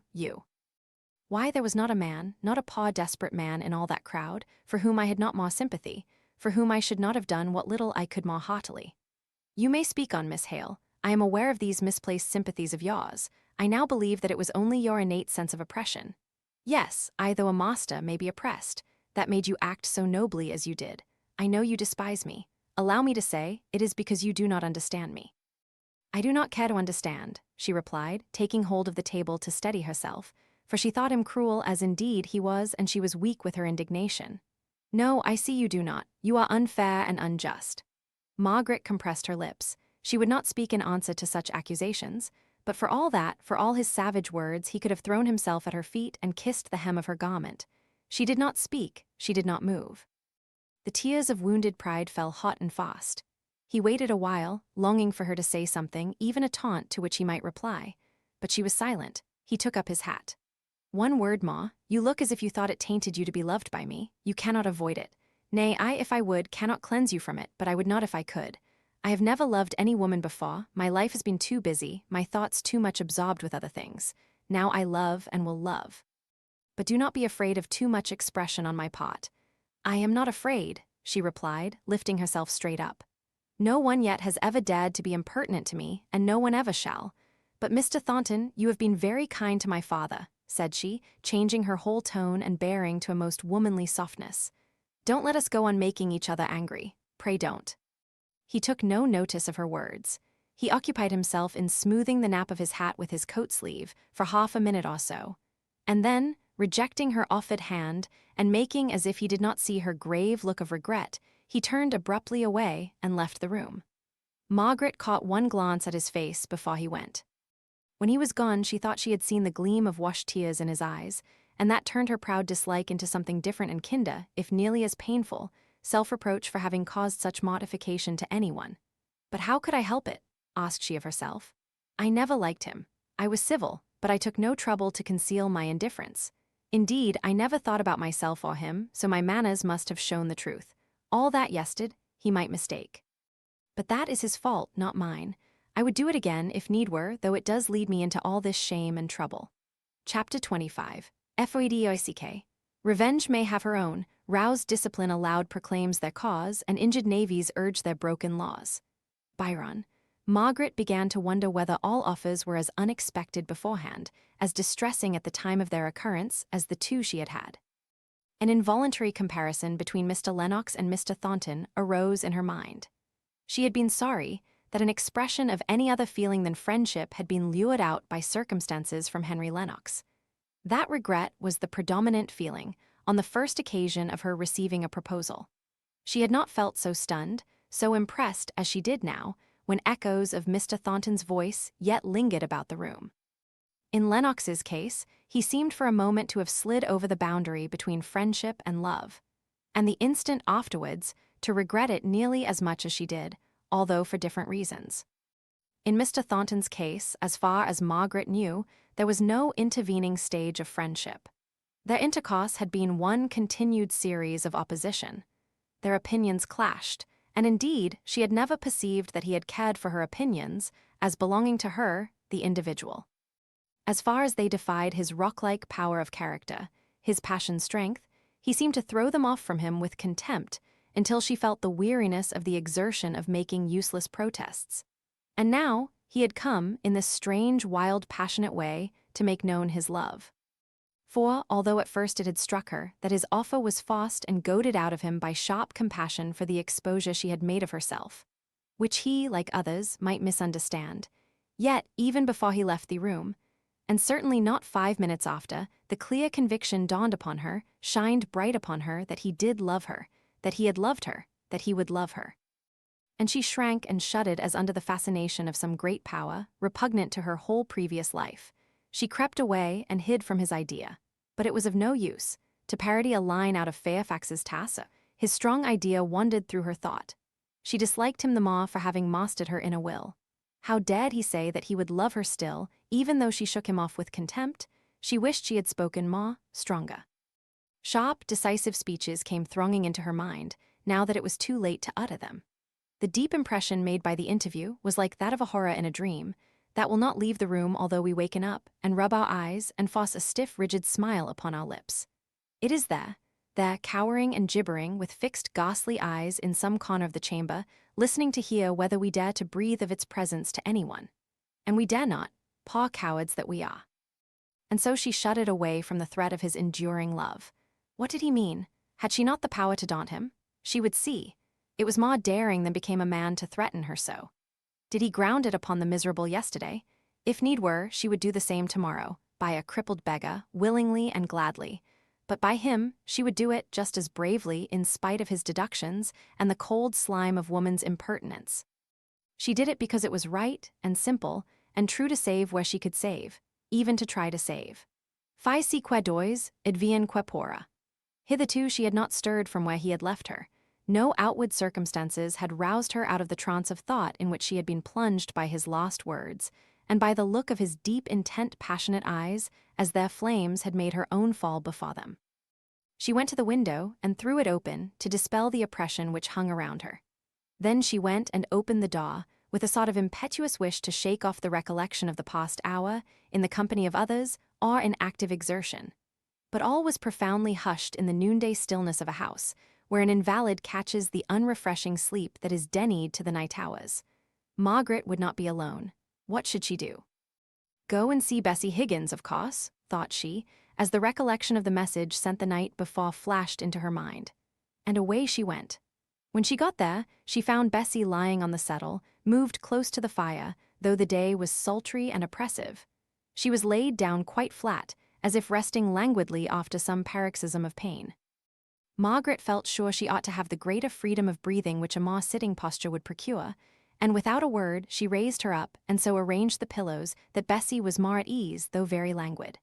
"I thought I should na ha seen yo again," said she at last, looking wistfully in Margaret's face. "I'm afraid you're much worse. But I could not have come yesterday, my mother was so ill, for many reasons," said Margaret, colouring. "Yo'd happen think I went beyond my place in sending Mary for yo. But the raglin and the loud voices had just torn me to pieces, and I thought when father left, oh, if one could just hear her voice, reading me some words peace and promise, one could die away into the silence and rest God, just as a baby is hushed up to sleep by its mother's lullaby. Shall one read you a chapter now?" "Aye, do." "Happen I shan't listen to sense at first, it will seem far away, but when yo come to words I like, to comforting texts, it'll seem close in my ear and going through me as it were." Margaret began. Bessie tossed to and fro. If by an effort she attended for one moment, it seemed as though she were convulsed into double restlessness the next. At last she burst out, "Don't go on reading, it's no use. I'm blaspheming all the time in my mind, why thinking angrily on what can be helped. Yo'd hear of riot happen yesterday at Marlborough Mills, Thornton's factory yo know." "Your father was not there, was he?" said Margaret, colouring deeply. "Not he. He'd ha given his right hand if it had never come to pass. It's that's fretting me. He's fairly knocked down in his mind by it. It's no use telling him, fools will always break out bounds. Yo never saw a man so downhearted as he is." "But why?" asked Margaret. "I don't understand." "Why, yo see, he's a committee man on this special strike. Union appointed him because, though I say it as shouldn't say it, he's reckoned a deep chap and true to backbone. And he and t'other committee men laid their plans. They were to hood together through thick and thin what the major part thought t'others were to think whether they would or no. And above all, there was to be no going again the law of the land. Folk would go with them if they saw them striving and starving dumb patience. But if there was once any noise fighting and struggling, even nubsticks, all was up, as they know by experience of many, and many a time before. They would try and get speech nubsticks, and coax 'em, and reason why and happen warn 'em off. But whatever came, the committee charged all members Union to lie down and die, if need were, without striking a blow. And then they reckoned they were sure carrying public with them. And besides all that, committee knew they were right in their demand, and they didn't want to have right all mixed up wrong, till folk can't separate it, no more nor I can the physic powder from jelly gave me to mix it in. Jelly is much the biggest, but powder tastes it all through. Well, I've told at length about this'n, but I am tired out. Just think for yossel, what it mun be for father to have his work undone, and by such a fool as Boucher, who must needs go right again the orders of committee, and ruin strike, just as bad as if he meant to be a Judas. But father jived at him last night. He went so far as to say he'd go and tell police where they might find ringleader riot, he'd give him up to Milonas to do what they would him.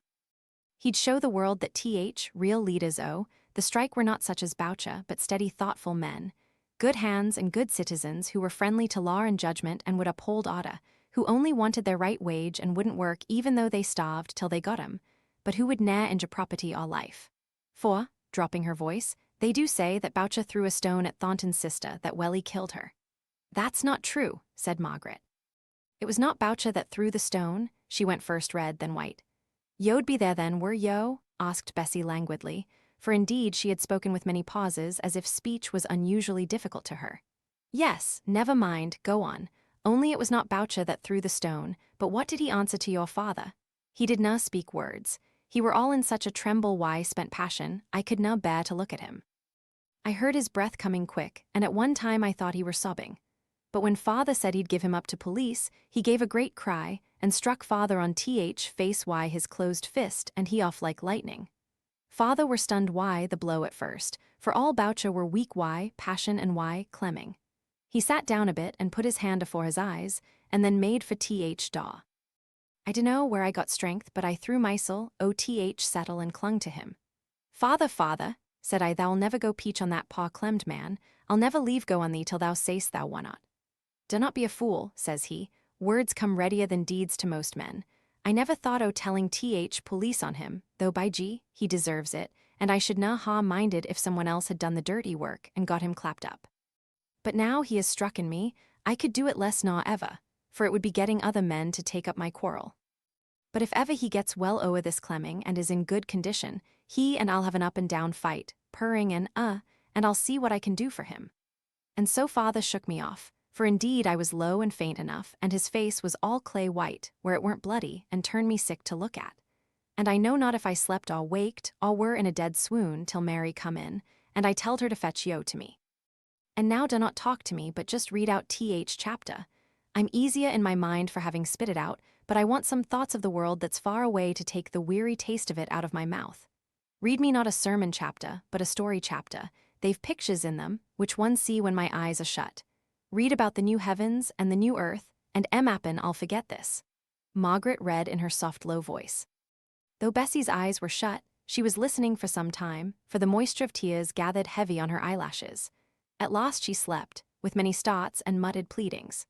Margaret covered her up and left her, for she had an uneasy consciousness that she might be wanted at home, and yet, until now, it seemed cruel to leave the dying girl.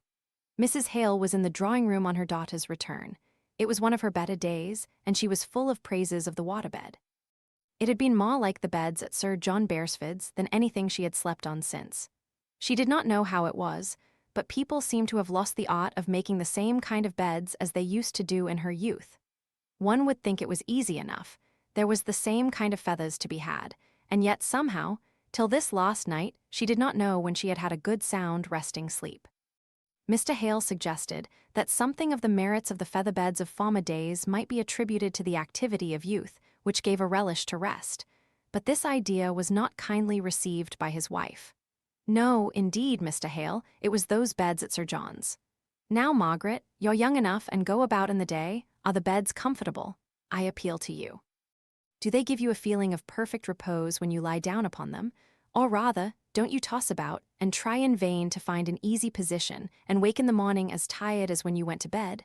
Margaret laughed. To tell the truth, Mamma, I've never thought about my bed at all, what kind it is. I'm so sleepy at night that if I only lie down anywhere, I nap off directly, so I don't think I'm a competent witness. But then, I never had the opportunity of trying Sir John Beresford's beds. I never was at Oxenham. Were you not? Oh, no, to be sure. It was Pa darling Fred I took with me, I remember. I only went to Oxenham once after I was married, to your Aunt Shaw's wedding, and Pa little Fred was the baby then.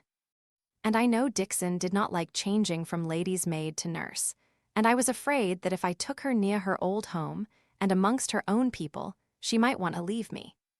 But Pa baby was taken ill at Oxenham, with his teething, and, what with my being a great deal with Anna just before her marriage, and not being very strong myself, Dixon had more of the charge of him than she ever had before, and it made her so fond of him, and she was so proud when he would turn away from everyone and cling to her, that I don't believe she ever thought of leaving me again, though it was very different from what she'd been accustomed to.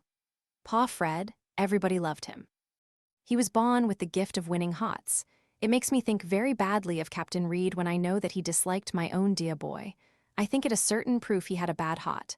Ah, your poor father, Margaret. He has left the room. He can't bear to hear Fred spoken of. I love to hear about him, Mamma. Tell me all you like. You never can tell me too much. Tell me what he was like as a baby. Why, Margaret, you must not be hurt, but he was much prettier than you were. I remember when I first saw you in Dixon's arms, I said, "Dear, what an ugly little thing." And she said, "It's not every child that's like Master Fred, bless him." Dear, how well I remember it. Then I could have had Fred in my arms every minute of the day, and his cot was close by my bed, and now, Margaret, I don't know where my boy is, and sometimes I think I shall never see him again. Margaret sat down by her mother's sofa on a little stool, and softly took hold of her hand, caressing it and kissing it, as if to comfort. Mrs. Hale cried without restraint. At last she sat straight, stiff up on the sofa, and turning round to her daughter, she said with tearful, almost solemn earnestness, "Margaret, if I can get better, if God lets me have a chance of recovery, it must be through seeing my son Frederick once more. It will waken up all the paw springs of health left in me." She paused, and seemed to try and gather strength for something more yet to be said. Her voice was choked as she went on, was quavering as with the contemplation of some strange, yet closely present idea. "And Margaret, if I am to die, if I am one of those appointed to die before many weeks are over, I must see my child first. I cannot think how it must be managed, but I charge you, Margaret, as you yourself hope for comfort in your last illness, bring him to me that I may bless him." "Only for 5 minutes, Margaret. There could be no danger in 5 minutes. Oh, Margaret, let me see him before I die." Margaret did not think of anything that might be utterly unreasonable in this speech. We do not look for reason or logic in the passionate entreaties of those who are sick unto death. We are strung with the recollection of 1,000 slighted opportunities of fulfilling the wishes of those who will soon pass away from among us. And do they ask us for the future happiness of our lives, we lay it at their feet and will it away from us. But this wish of Mrs. Hale's was so natural, so just, so right to both parties, that Margaret felt as if, on Frederick's account as well as on her mother's, she ought to overlook all intermediate chances of danger and pledge herself to do everything in her power for its realization. The large, pleading, dilated eyes were fixed upon her wistfully, steady in their gaze, though the paw-white lips quivered like those of a child. Margaret gently rose up and stood opposite to her frail mother, so that she might gather the secure fulfillment of her wish from the calm steadiness of her daughter's face. "Mamma, I will write tonight and tell Frederick what you say. I am as sure that he will come directly to us as I am sure of my life. Be easy, Mamma, you shall see him as far as anything earthly can be promised." "You will write tonight? Oh, Margaret, the post goes out at 5, you will write by it, won't you?" "I have so few hours left, I feel, dear, as if I should not recover, though sometimes your father overpersuades me into hoping. You will write directly, won't you? Don't lose a single post, for just by that very post I may miss him." "But, Mamma, Papa is out." "Papa is out, and what then? Do you mean that he would deny me this last wish, Margaret? Why, I should not be ill, be dying, if he had not taken me away from Helstone to this unhealthy, smoky, sunless place." "Oh, Mamma," said Margaret. "Yes, it is so, indeed. He knows it himself, he has said so many a time. He would do anything for me. You don't mean he would refuse me this last wish, prayer, if you will. And indeed, Margaret, the longing to see Frederick stands between me and God. I cannot pray till I have this one thing, indeed I cannot. Don't lose time, dear, dear Margaret. Write by this very next post. Then he may be here in 22 days, for he is sure to come. No cords or chains can keep him. In 22 days I shall see my boy." She fell back, and for a short time she took no notice of the fact that Margaret sat motionless, her hand shading her eyes. "You are not writing," said her mother at last. "Bring me some pens and paper, I will try and write myself." She sat up, trembling all over with feverish eagerness. Margaret took her hand down and looked at her mother sadly. "Only wait till Papa comes in. Let us ask him how best to do it." "You promised, Margaret, not a quarter of an hour ago. You said he should come." "And so he shall, Mamma. Don't cry, my own dear mother. I'll write here, now, you shall see me write, and it shall go by this very post, and if Papa thinks fit he can write again when he comes in, it is only a day's delay." "Oh, Mamma, don't cry so pitifully, it cuts me to the heart." Mrs. Hale could not stop her tears. They came hysterically, and in truth she made no effort to control them, but rather called up all the pictures of the happy past and the probable future, painting the scene when she should lie a corpse, with the son she had longed to see in life weeping over her, and she unconscious of his presence, till she was melted by self-pity into a state of sobbing and exhaustion that made Margaret's heart ache. But at last she was calm and greedily watched her daughter as she began her letter, wrote it with swift urgent entreaty, sealed it up hurriedly for fear her mother should ask to see it, and then to make security most sure at Mrs. Hale's own bidding, took it herself to the post office. She was coming home when her father overtook her. "And where have you been, my pretty maid?" asked he. "To the post office with a letter to Frederick." "Oh, Papa, perhaps I have done wrong, but Mamma was seized with such a passionate yearning to see him. She said it would make her well again, and then she said that she must see him before she died. I cannot tell you how urgent she was. Did I do wrong?" Mr. Hale did not reply at first. Then he said, "You should have waited till I came in, Margaret." I tried to persuade her, and then she was silent. "I don't know," said Mr. Hale after a pause. "She ought to see him if she wishes it so much, for I believe it would do her much more good than all the doctor's medicine, and, perhaps, set her up altogether. But the danger to him, I'm afraid, is very great. All these years since the mutiny, Papa." "Yes, it is necessary, of course, for government to take very stringent measures for the repression of offenses against authority, more particularly in the Navy. where a commanding officer needs to be surrounded in his men's eyes with a vivid consciousness of all the power there is at home to back him, and take up his cause, and avenge any injuries offered to him, if need be. Ah!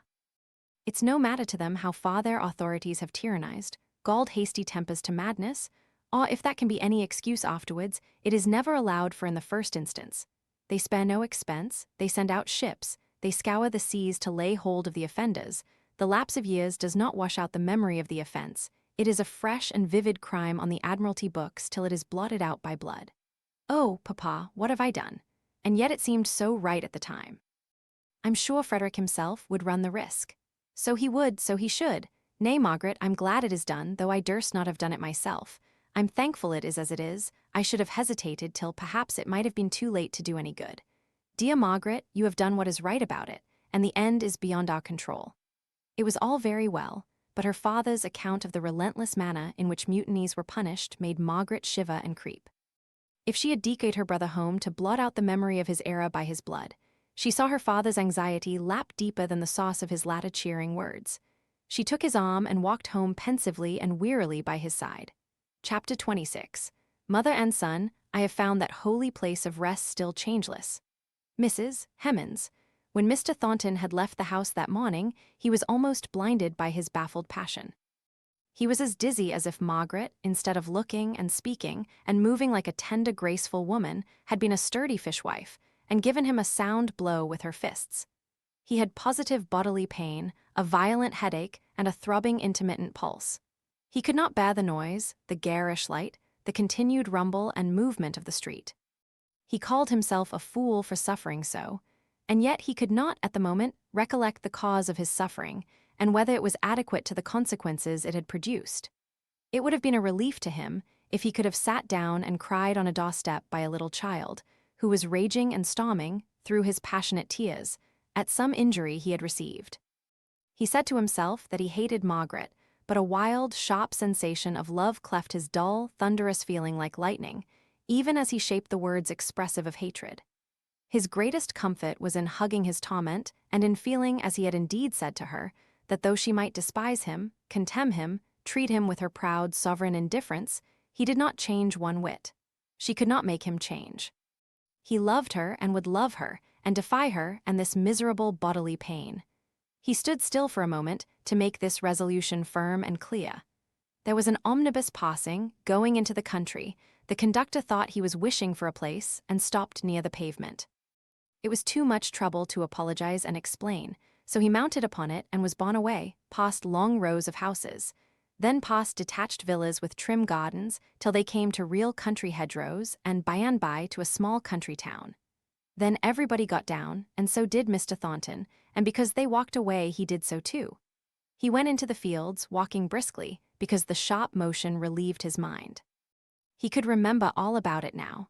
The pitiful figure he must have cut, the absurd way in which he had gone and done the very thing he had so often agreed with himself in thinking would be the most foolish thing in the world, and had met with exactly the consequences which, in these wise moods, he had always foretold were certain to follow, if he ever did make such a fool of himself. Was he bewitched by those beautiful eyes, that soft, half-open, sighing mouth which lay so close upon his shoulder only yesterday? He could not even shake off the recollection that she had been there, that her arms had been round him once, if never again. He only caught glimpses of her. He did not understand her altogether.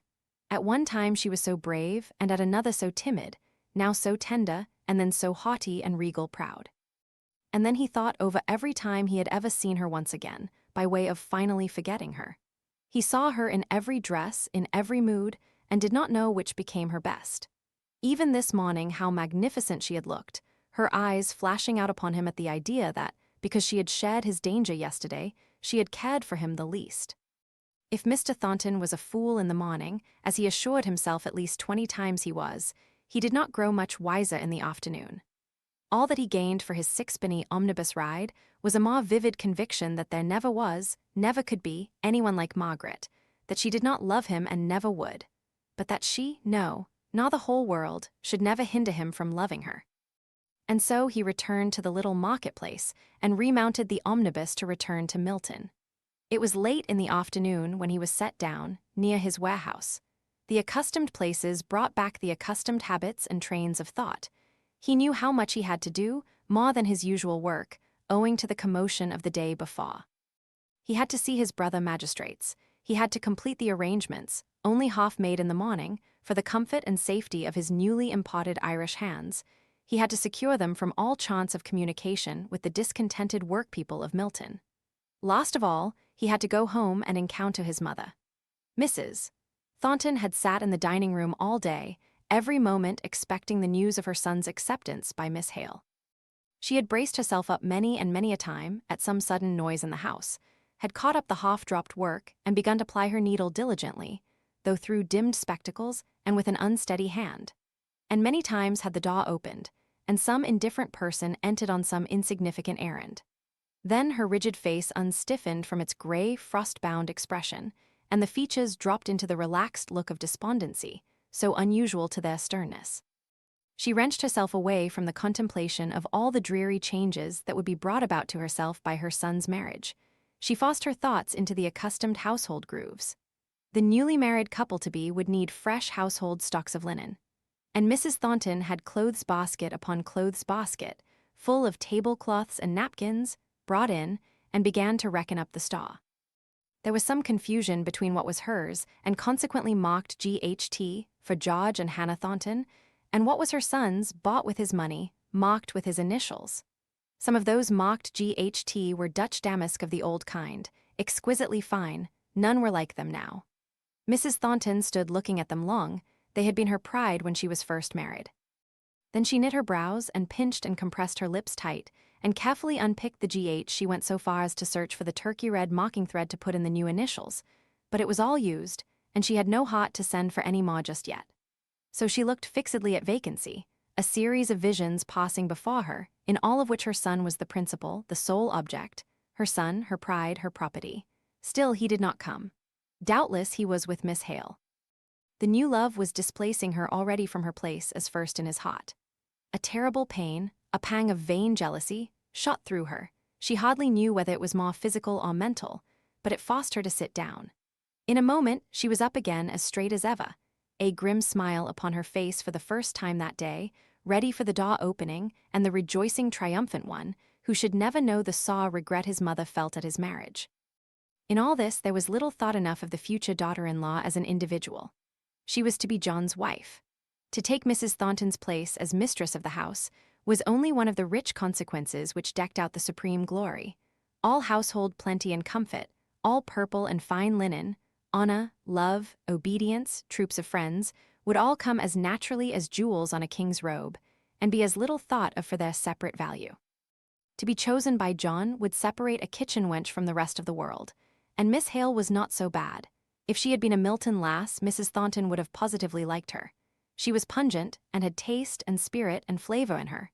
True, she was sadly prejudiced and very ignorant, but that was to be expected from her southern breeding. A strange sort of modified comparison of Fanny with her went on in Mrs. Thornton's mind, and for once she spoke harshly to her daughter, abused her roundly. And then, by way of penance, she took up Henry's commentaries and tried to fix her attention on it, instead of pursuing the employment she took pride in and continuing her inspection of the table linen. His step at last.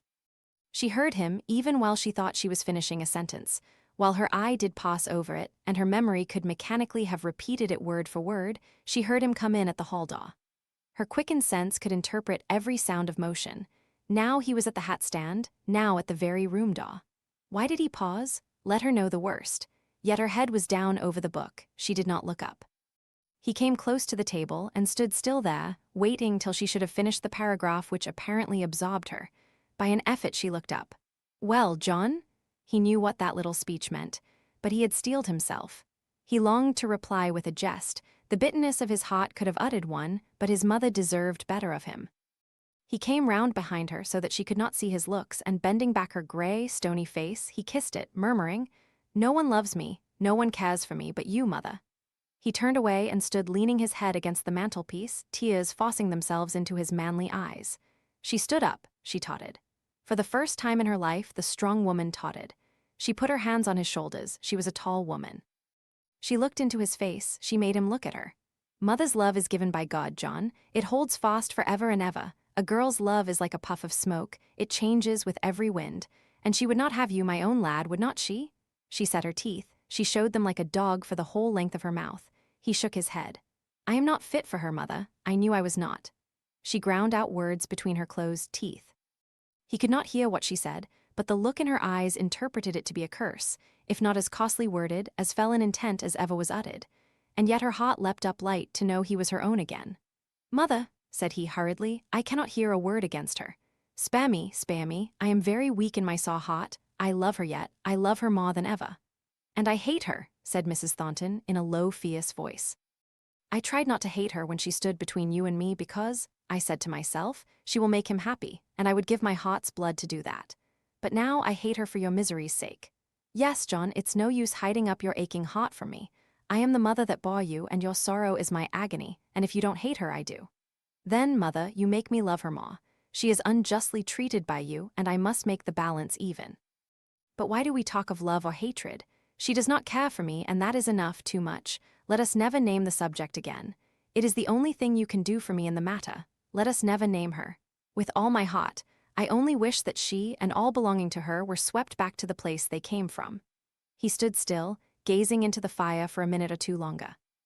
Her dry, dim eyes filled with unwonted tears as she looked at him, but she seemed just as grim and quiet as usual when he next spoke. Warrants are out against 3 men for conspiracy, mother. The riot yesterday helped to knock up the strike. And Margaret's name was no more mentioned between Mrs. Thornton and her son. They fell back into their usual mode of talk, about facts, not opinions, far less feelings. Their voices and tones were calm and cold. A stranger might have gone away and thought that he had never seen such frigid indifference of demeanor between such near relations. Chapter 27. Fruit Piece. For never anything can be amiss when simpleness and duty tender it. Midsummer Night's Dream. Mr. Thornton went straight and clear into all the interests of the following day. There was a slight demand for finished goods, and as it affected his branch of the trade, he took advantage of it and drove hard bargains. He was sharp to the hour at the meeting of his brother magistrates, giving them the best assistance of his strong sense and his power of seeing consequences at a glance, and so coming to a rapid decision. Older men of long standing in the town, men of far greater wealth, realized and turned into land, while his was all floating capital, engaged in his trade, looked to him for prompt, ready wisdom. He was the one deputed to see and arrange with the police, to lead in all the requisite steps. And he cared for their unconscious deference no more than for the soft west wind that scarcely made the smoke from the great tall chimneys swerve in its straight upward course. He was not aware of the silent respect paid to him. If it had been otherwise, he would have felt it as an obstacle in his progress to the object he had in view. As it was, he looked to the speedy accomplishment of that alone. It was his mother's greedy ears that sucked in, from the womenkind of these magistrates and wealthy men, how highly Mr. this or Mr. that thought of Mr. Thornton, that if he had not been there, things would have gone on very differently, very badly indeed. He swept off his business right and left that day. It seemed as though his deep mortification of yesterday and the stunned, purposeless course of the hours afterwards had cleared away all the mists from his intellect. He felt his power and reveled in it. He could almost defy his heart. If he had known it, he could have sang the song of the miller who lived by the river Dee. I care for nobody, nobody cares for me. The evidence against Boucher and other ringleaders of the riot was taken before him. That against the 3 others, for conspiracy, failed. But he sternly charged the police to be on the watch, for the swift right arm of the law should be in readiness to strike as soon as they could prove a fault. And then he left the hot reeking room in the borough court and went out into the fresher, but still sultry street. It seemed as though he gave way all at once. He was so languid that he could not control his thoughts. They would wander to her. They would bring back the scene, not of his repulse and rejection the day before, but the looks, the actions of the day before that. He went along the crowded streets mechanically, winding in and out among the people, but never seeing them, almost sick with longing for that 1/2 hour, that one brief space of time when she clung to him, and her heart beat against his, to come once again. Why, Mr. Thornton, you're cutting me very coolly, I must say. And how is Mrs. Thornton? Brave weather this. We doctors do like it, I can tell you. I beg your pardon, Dr. Donaldson, I really didn't see you. My mother's quite well, thank you. It is a fine day and good for the harvest, I hope. If the wheat is well got in, we shall have a brisk trade next year, whatever you doctors have. Aye, each man for himself. Your bad weather and your bad times are my good ones. When trade is bad, there's more undermining of health and preparation for death going on among you Milton men than you're aware of. Not with me, doctor. I'm made of iron. The news of the very worst bad debt I ever had never made my pulse vary.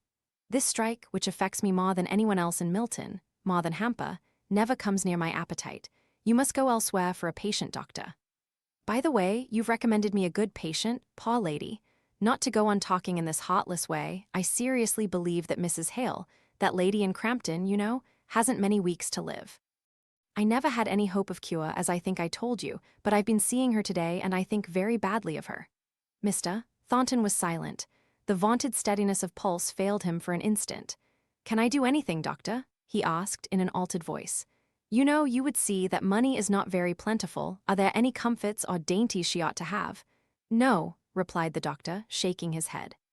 She craves for fruit, she has a constant fever on her, but jargonelle pears will do as well as anything, and there are quantities of them in the market. You will tell me if there is anything I can do, I'm sure, replied Mr. Thornton. I rely upon you. Oh, never fear, I'll not spare your purse. I know it's deep enough. I wish you'd give me a carte blanche for all my patients and all their wants. But Mr. Thornton had no general benevolence, no universal philanthropy. Few even would have given him credit for strong affections. But he went straight to the first fruit shop in Milton and chose out the bunch of purple grapes with the most delicate bloom upon them, the richest colored peaches, the freshest vine leaves. They were packed into a basket, and the shopman awaited the answer to his inquiry, "Where shall we send them to, sir?" There was no reply. "To Marlborough Mills, I suppose, sir?" "No," Mr. Thornton said. "Give the basket to me, I'll take it." It took up both his hands to carry it, and he had to pass through the busiest part of the town for feminine shopping. Many a young lady of his acquaintance turned to look after him, and thought it strange to see him occupied just like a porter or an errand boy. He was thinking, I will not be daunted from doing as I choose by the thought of her. I like to take this fruit to the poor mother, and it is simply right that I should. She shall never scorn me out of doing what I please. A pretty joke, indeed, if, for fear of a haughty girl, I failed in doing a kindness to a man I liked. I do it for Mr. Hale, I do it in defiance of her. He went at an unusual pace, and was soon at Crampton. He went upstairs 2 steps at a time, and entered the drawing-room before Dixon could announce him, his face flushed, his eyes shining with kindly earnestness. Mrs. Hale lay on the sofa, heated with fever. Mr. Hale was reading aloud. Margaret was working on a low stool by her mother's side. Her heart flooded, if his did not at this interview. But he took no notice of her, hardly of Mr. Hale himself. He went up straight with his basket to Mrs. Hale, and said, in that subdued and gentle tone, which is so touching when used by a robust man in full health, speaking to a feeble invalid, "I met Dr. Donaldson, ma'am, and as he said fruit would be good for you, I have taken the great liberty, of bringing you some that seemed to me fine." Mrs. Hale was excessively pleased, quite in a tremble of eagerness. Mr. Hale, with fewer words, expressed a deeper gratitude. "Fetch a plate, Margaret, a basket, anything." Margaret stood up by the table, half afraid of moving or making any noise to arouse Mr. Thornton into a consciousness of her being in the room. She thought it would be awkward for both to be brought into conscious collision, and fancied that, from her being on a low seat at first, and now standing behind her father, he had overlooked her in his haste. As if he did not feel the consciousness of her presence all over, though his eyes had never rested on her. "I must go," said he. "I cannot stay. If you will forgive this liberty, my rough ways, too abrupt, I fear, but I will be more gentle next time. You will allow me the pleasure of bringing you some fruit again if I should see any that is tempting. Good afternoon, Mr. Hale. Good-bye, ma'am." He was gone, not one word, not one look to Margaret. She believed that he had not seen her. She went for a plate in silence and lifted the fruit out tenderly with the points of her delicate taper fingers. It was good of him to bring it, and after yesterday too. "Oh, it is so delicious," said Mrs. Hale in a feeble voice. "How kind of him to think of me. Margaret, love, only taste these grapes. Was it not good of him?" "Yes," said Margaret quietly. "Margaret," said Mrs. Hale rather querulously, "you won't like anything Mr. Thornton does." "I never saw anybody so prejudiced." Mr. Hale had been peeling a peach for his wife, and cutting off a small piece for himself, he said, "If I had any prejudices, the gift of such delicious fruit as this would melt them away. I have not tasted such fruit, no, not even in Hampshire, since I was a boy, and to boys, I fancy, all fruit is good. I remember eating sloes and crabs with a relish. Do you remember the matted-up currant bushes, Margaret, at the corner of the west wall at the garden at home? Did she not? Did she not remember every weather stain on the old stone wall, the gray and yellow lichens that marked it like a map, the little cranesbill that grew in the crevices? She had been shaken by the events of the last 2 days. Her whole life just now was a strain upon her fortitude, and somehow these careless words of her father's, touching on the remembrance of the sunny times of old, made her start up, and dropping her sewing on the ground, she went hastily out of the room into her own little chamber. She had hardly given way to the first choking sob when she became aware of Dixon standing at her drawers and evidently searching for something. "Bless me, miss. How you startled me. Mrs. is not worse, is she? Is anything the matter?" "No, nothing. Only I'm silly, Dixon, and want a glass of water. What are you looking for? I keep my muslins in that drawer." Dixon did not speak, but went on rummaging. The scent of lavender came out and perfumed the room. At last Dixon found what she wanted, what it was Margaret could not see. Dixon faced round and spoke to her. "Now I don't like telling what I wanted because you've fretting enough to go through, and I know you'll fret about this. I meant to have kept it from you till night, may be, or such times as that. What is the matter? Pray tell me, Dixon, at once. That young woman you go to see, Higgins I mean." Well, she died this morning, and her sister is here, come to beg a strange thing. It seems the young woman who died had a fancy for being buried in something of yours, and so the sisters come to ask for it, and I was looking for a nightcap that wasn't too good to give away." "Oh, let me find one," said Margaret in the midst of her tears. "Poor Bessie, I never thought I should not see her again.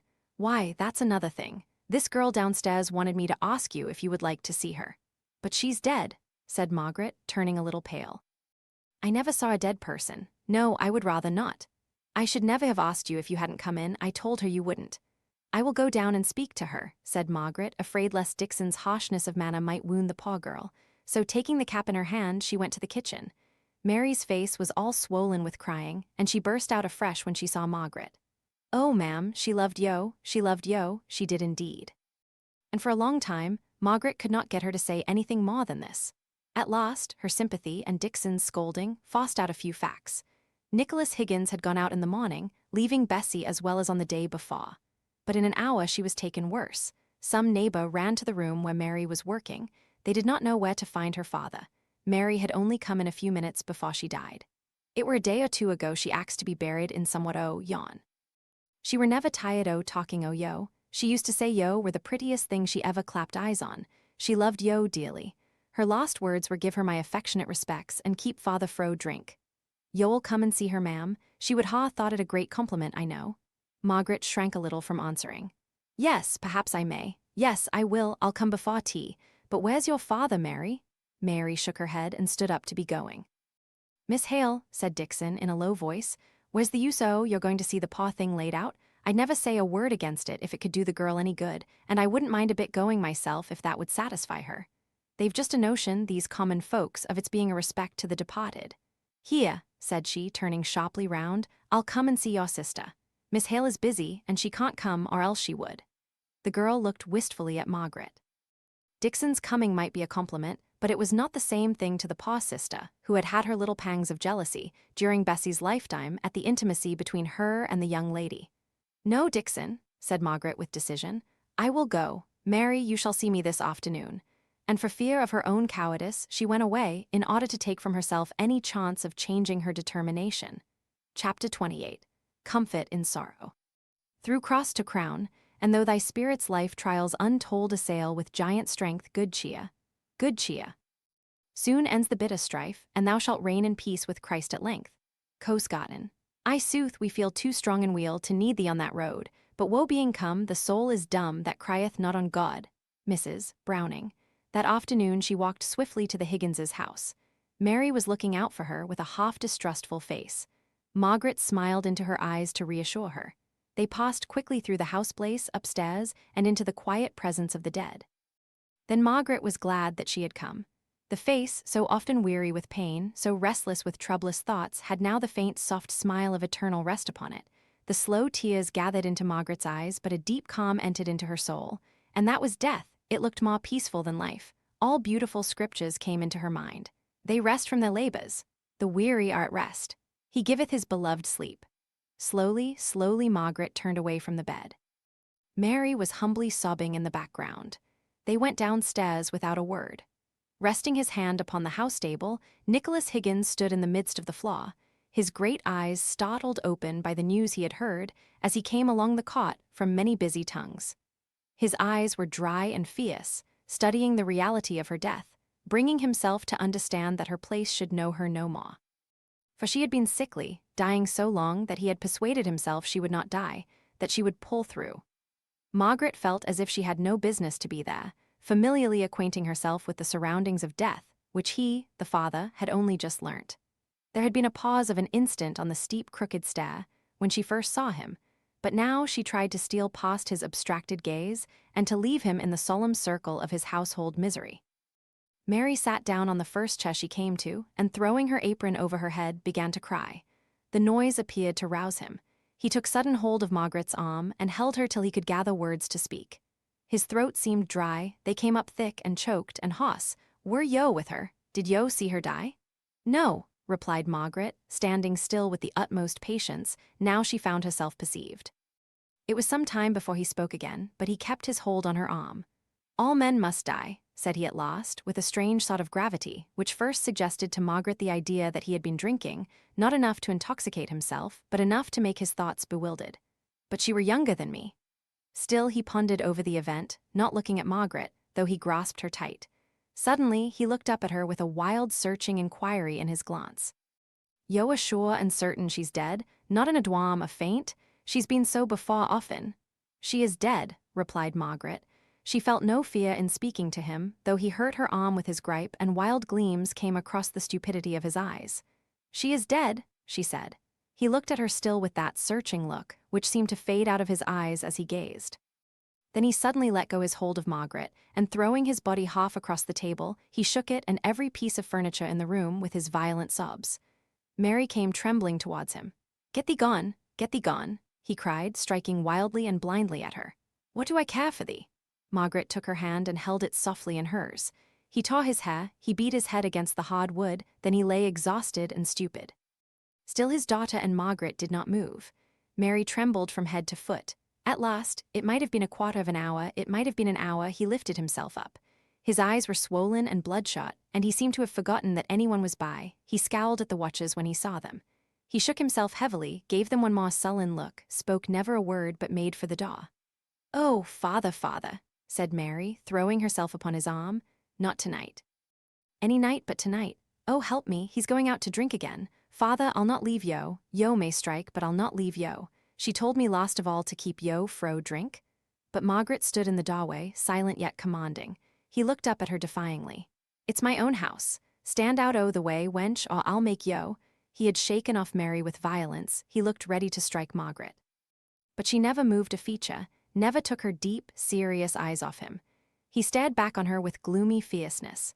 If she had stirred hand or foot, he would have thrust her aside with even more violence than he had used to his own daughter, whose face was bleeding from her fall against a chair. What are Yo looking at me in that way for? Asked he at last, daunted and awed by her severe calm. If Yo think for to keep me from going what gate I choose, because she loved Yo, and in my own house too, where I never asked Yo to come, Yo a mistan. It's very hard upon a man that he can't go to the only comfort left. Margaret felt that he acknowledged her power. What could she do next? He had seated himself on a chair, close to the door, half conquered, half resenting, intending to go out as soon as she left her position, but unwilling to use the violence he had threatened not 5 minutes before. Margaret laid her hand on his arm. Come with me, she said. Come and see her. The voice in which she spoke was very low and solemn, but there was no fear or doubt expressed in it, either of him or of his compliance. He sullenly rose up. He stood uncertain, with dogged irresolution upon his face. She waited him there, quietly and patiently waited for his time to move. He had a strange pleasure in making her wait, but at last he moved towards the stairs. She and he stood by the copse. Her last words to Mary were, "Keep my father fro drink." "It canna hurt her now," muttered he. "Naught can hurt her now." Then, raising his voice to a wailing cry, he went on. "We may quarrel and fall out, we may make peace and be friends, we may clem to skin and bone, and not all our griefs will ever touch her maw. Who's had her passion on 'em? What why hard work first and sickness at last, who led the life of a dog? And to die without knowing one good piece rejoicing in all her days. Nay, wench, whatever who said, who can know naught about it now, and I mun ha a sup drink just to steady me again sorrow. No, said Margaret, softening with his softened manner, you shall not. If her life has been what you say, at any rate she did not fear death as some do. Oh, you should have heard her speak of the life to come, the life hidden with God that she is now gone to. He shook his head, glancing sideways up at Margaret as he did so. His pale, haggard face struck her painfully. You are sorely tried. Where have you been all day, not at work? Not at work, sure enough, said he, with a short, grim laugh. Not at what you call work. I were at the committee, till I were sickened out why trying to make fools hear reason. I were fetched to Boucher's wife afore 7 this morning. She's bed fast, but she were raving and raging to know where her dun-a-headed brute of a chap was, as if I'd to keep him, as if he were fit to be ruled by me.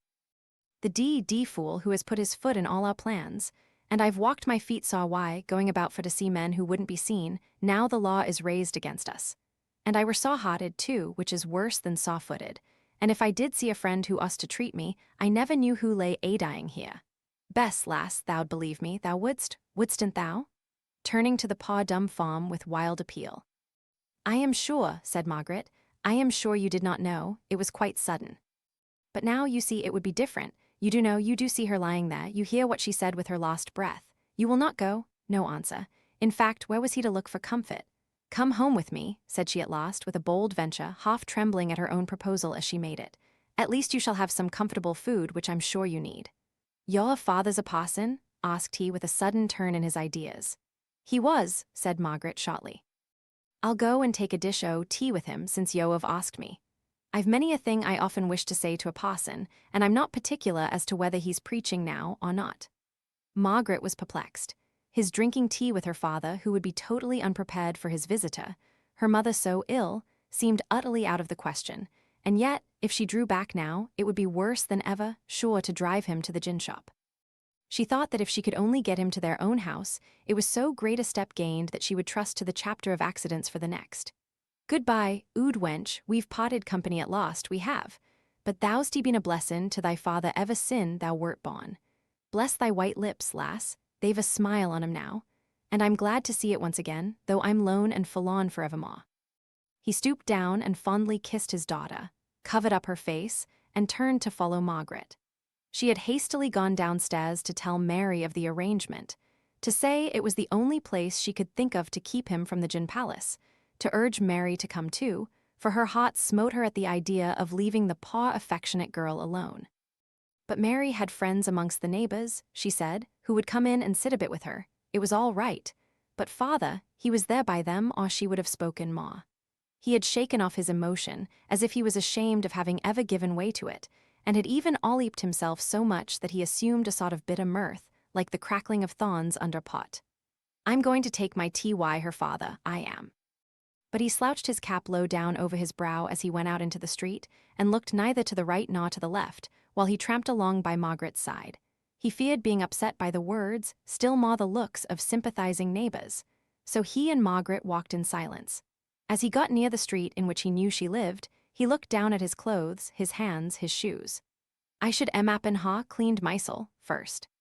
It certainly would have been desirable, but Margaret assured him he should be allowed to go into the yard and have soap and towel provided. She would not let him slip out of her hands just then. While he followed the house servant along the passage and through the kitchen, stepping cautiously on every dark mark in the pattern of the old cloth, in order to conceal his dirty footprints, Margaret ran upstairs. She met Dixon on the landing. How is mamma? Where is papa? Mrs. was tired and gone into her own room. She had wanted to go to bed, but Dixon had persuaded her to lie down on the sofa and have her tea brought to her there. It would be better than getting restless by being too long in bed. So far, so good. But where was Mr. Hale? In the drawing room. Margaret went in half breathless with the hurried story she had to tell. Of course, she told it incompletely, and her father was rather taken aback by the idea of the drunken weaver awaiting him in his quiet study, with whom he was expected to drink tea, and on whose behalf Margaret was anxiously pleading. The meek, kind-hearted Mr. Hale would have readily tried to console him in his grief, but unluckily, the point Margaret dwelt upon most forcibly was the fact of his having been drinking, and her having brought him home with her as a last expedient to keep him from the gin shop. One little event had come out of another so naturally that Margaret was hardly conscious of what she had done, till she saw the slight look of repugnance on her father's face. "Oh, Papa. He really is a man you will not dislike, if you won't be shocked to begin with. But Margaret, to bring a drunken man home, and your mother so ill," Margaret's countenance fell. "I am sorry, Papa, he is very quiet, he is not tipsy at all. He was only rather strange at first, but that might be the shock of Pa Bessie's death." Margaret's eyes filled with tears. Mr. Hale took hold of her sweet, pleading face in both his hands and kissed her forehead. "It is all right, dear. I'll go and make him as comfortable as I can, and do you attend to your mother. Only, if you can come in and make a third in the study, I shall be glad." "Oh, yes, thank you." But as Mr. Hale was leaving the room, she ran after him.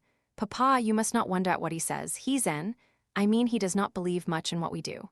"Oh dear, a drunken, infidel weaver," said Mr. Hale to himself in dismay. But to Margaret he only said, "If your mother goes to sleep, be sure you come directly." Margaret went into her mother's room. Mrs. Hale lifted herself up from a doze. "When did you write to Frederick, Margaret? Yesterday or the day before?" "Yesterday, mamma." "Yesterday, and the letter went?" "Yes, I took it myself." "Oh, Margaret, I'm so afraid of his coming, if he should be recognized, if he should be taken. If he should be executed, after all these years that he has kept away and lived in safety. I keep falling asleep and dreaming that he is caught and being tried." "Oh, mamma, don't be afraid. There will be some risk, no doubt, but we will lessen it as much as ever we can. And it is so little. Now, if we were at Helstone, there would be 20, 100 times as much. There everybody would remember him, and if there was a stranger known to be in the house, they would be sure to guess it was Frederick, while here nobody knows or cares for us enough to notice what we do. Dixon will keep the door like a dragon, won't you, Dixon, while he is here? They'll be clever if they come in past me," said Dixon, showing her teeth at the bare idea. "And he need not go out except in the dusk, poor fellow." "Poor fellow," echoed Mrs. Hale. "But I almost wish you had not written. Would it be too late to stop him if you wrote again, Margaret?" "I'm afraid it would, mamma," said Margaret, remembering the urgency with which she had entreated him to come directly if he wished to see his mother alive. "I always dislike that doing things in such a hurry," said Mrs. Hale. Margaret was silent. "Come now, ma'am," said Dixon, with a kind of cheerful authority. "You know seeing Master Frederick is just the very thing of all others you're longing for. And I'm glad Miss Margaret rode off straight, without shilly-shallying. I've had a great mind to do it myself, and we'll keep him snug, depend upon it. There's only Martha in the house that would not do a good deal to save him on a pinch, and I've been thinking she might go and see her mother just at that very time. She's been saying once or twice she should like to go, for her mother has had a stroke since she came here, only she didn't like to ask. But I'll see about her being safe off as soon as we know when he comes, God bless him. So take your tea, ma'am, in comfort and trust to me." Mrs. Hale did trust in Dixon more than in Margaret. Dixon's words quieted her for the time.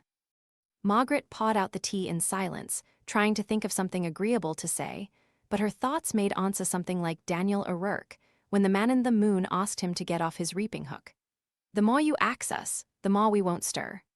The more she tried to think of something, anything besides the danger to which Frederick would be exposed, the more closely her imagination clung to the unfortunate idea presented to her. Her mother prattled with Dixon, and seemed to have utterly forgotten the possibility of Frederick being tried and executed, utterly forgotten that at her wish, if by Margaret's deed, he was summoned into this danger. Her mother was one of those who throw out terrible possibilities, miserable probabilities, unfortunate chances of all kinds, as a rocket throws out sparks. But if the sparks light on some combustible matter, they smolder first and burst out into a frightful flame at last. Margaret was glad when, her filial duties gently and carefully performed, she could go down into the study. She wondered how her father and Higgins had got on. In the first place, the decorous, kind-hearted, simple, old-fashioned gentleman had unconsciously called out, by his own refinement and courteousness of manner, all the latent courtesy in the other. Mr. Hale treated all his fellow creatures alike. It never entered into his head to make any difference because of their rank. He placed a chair for Nicholas, stood up till he, at Mr. Hale's request, took a seat, and called him, invariably, Mr. Higgins, instead of the curt Nicholas or Higgins, to which the drunken infidel weaver had been accustomed. But Nicholas was neither an habitual drunkard nor a thorough infidel. He drank to drown care, as he would have himself expressed it, and he was infidel so far as he had never yet found any form of faith to which he could attach himself, heart and soul. Margaret was a little surprised and very much pleased when she found her father and Higgins in earnest conversation, each speaking with gentle politeness to the other, however their opinions might clash. Nicholas, clean, tidied if only at the pump trough, and quiet-spoken, was a new creature to her, who had only seen him in the rough independence of his own hearthstone. He had slicked his hair down with the fresh water. He had adjusted his neck handkerchief and borrowed an odd candle end to polish his clogs with. And there he sat, enforcing some opinion on her father with a strong Darkshire accent, it is true, but with a lowered voice and a good, earnest composure on his face. Her father, too, was interested in what his companion was saying. He looked round as she came in, smiled, and quietly gave her his chair, and then sat down afresh as quickly as possible, and with a little bow of apology to his guest for the interruption. Higgins nodded to her as a sign of greeting, and she softly adjusted her working materials on the table and prepared to listen. As I was a-saying, sir, I reckon yo'd not ha much belief in yo if yo lived here, if yo'd been bred here.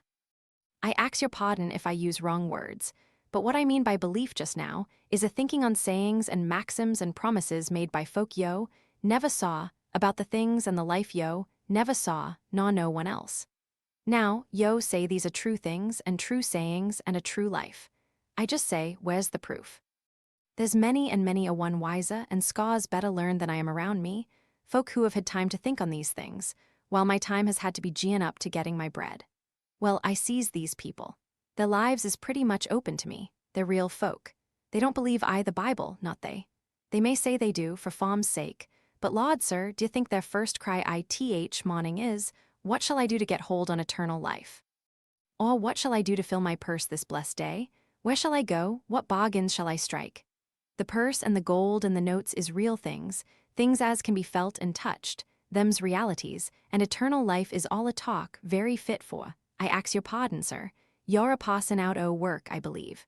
Well, I'll never speak disrespectful of a man in the same fix as I'm in mysel. But I'll just ax yo another question, sir, and I do not want yo to answer it, only to put in your pipe and smoke it, afore yo go for to set down us, who only believe in what we see as fools and noddies.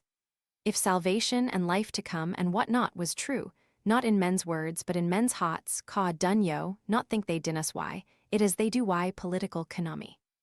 They're mighty anxious to come round us why that piece o' wisdom, but t'other would be a greater convulsion if it were true.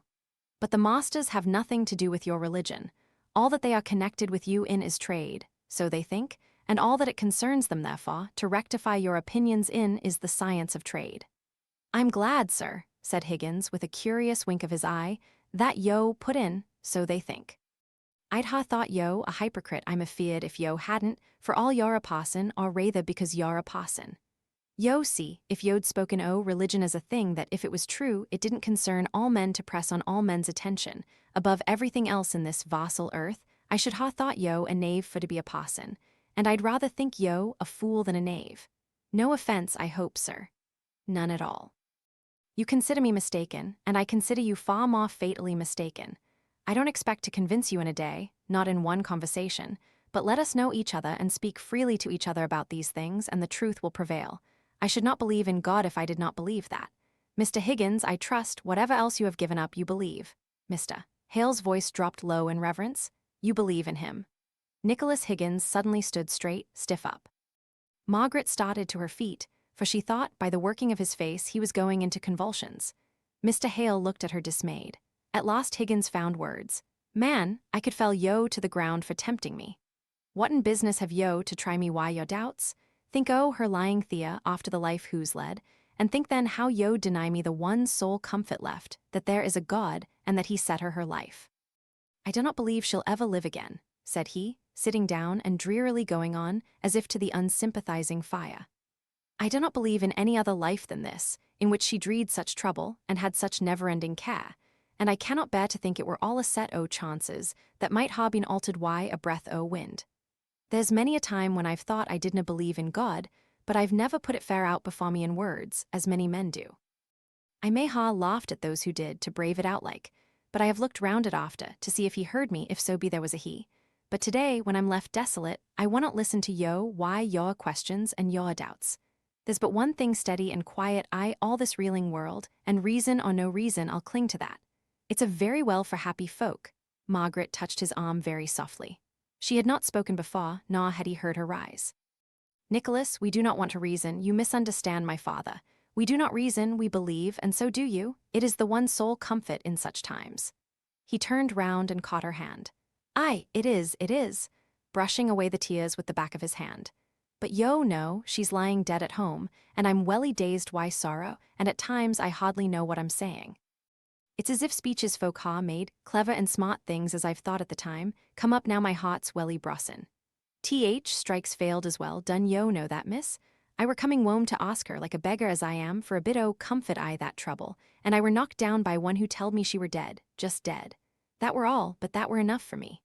Mr. Hale blew his nose and got up to snuff the candles in order to conceal his emotion. He's not an infidel, Margaret, how could you say so? Muttered he reproachfully. I've a good mind to read him the 14th chapter of Job. Not yet, papa, one think, perhaps not at all.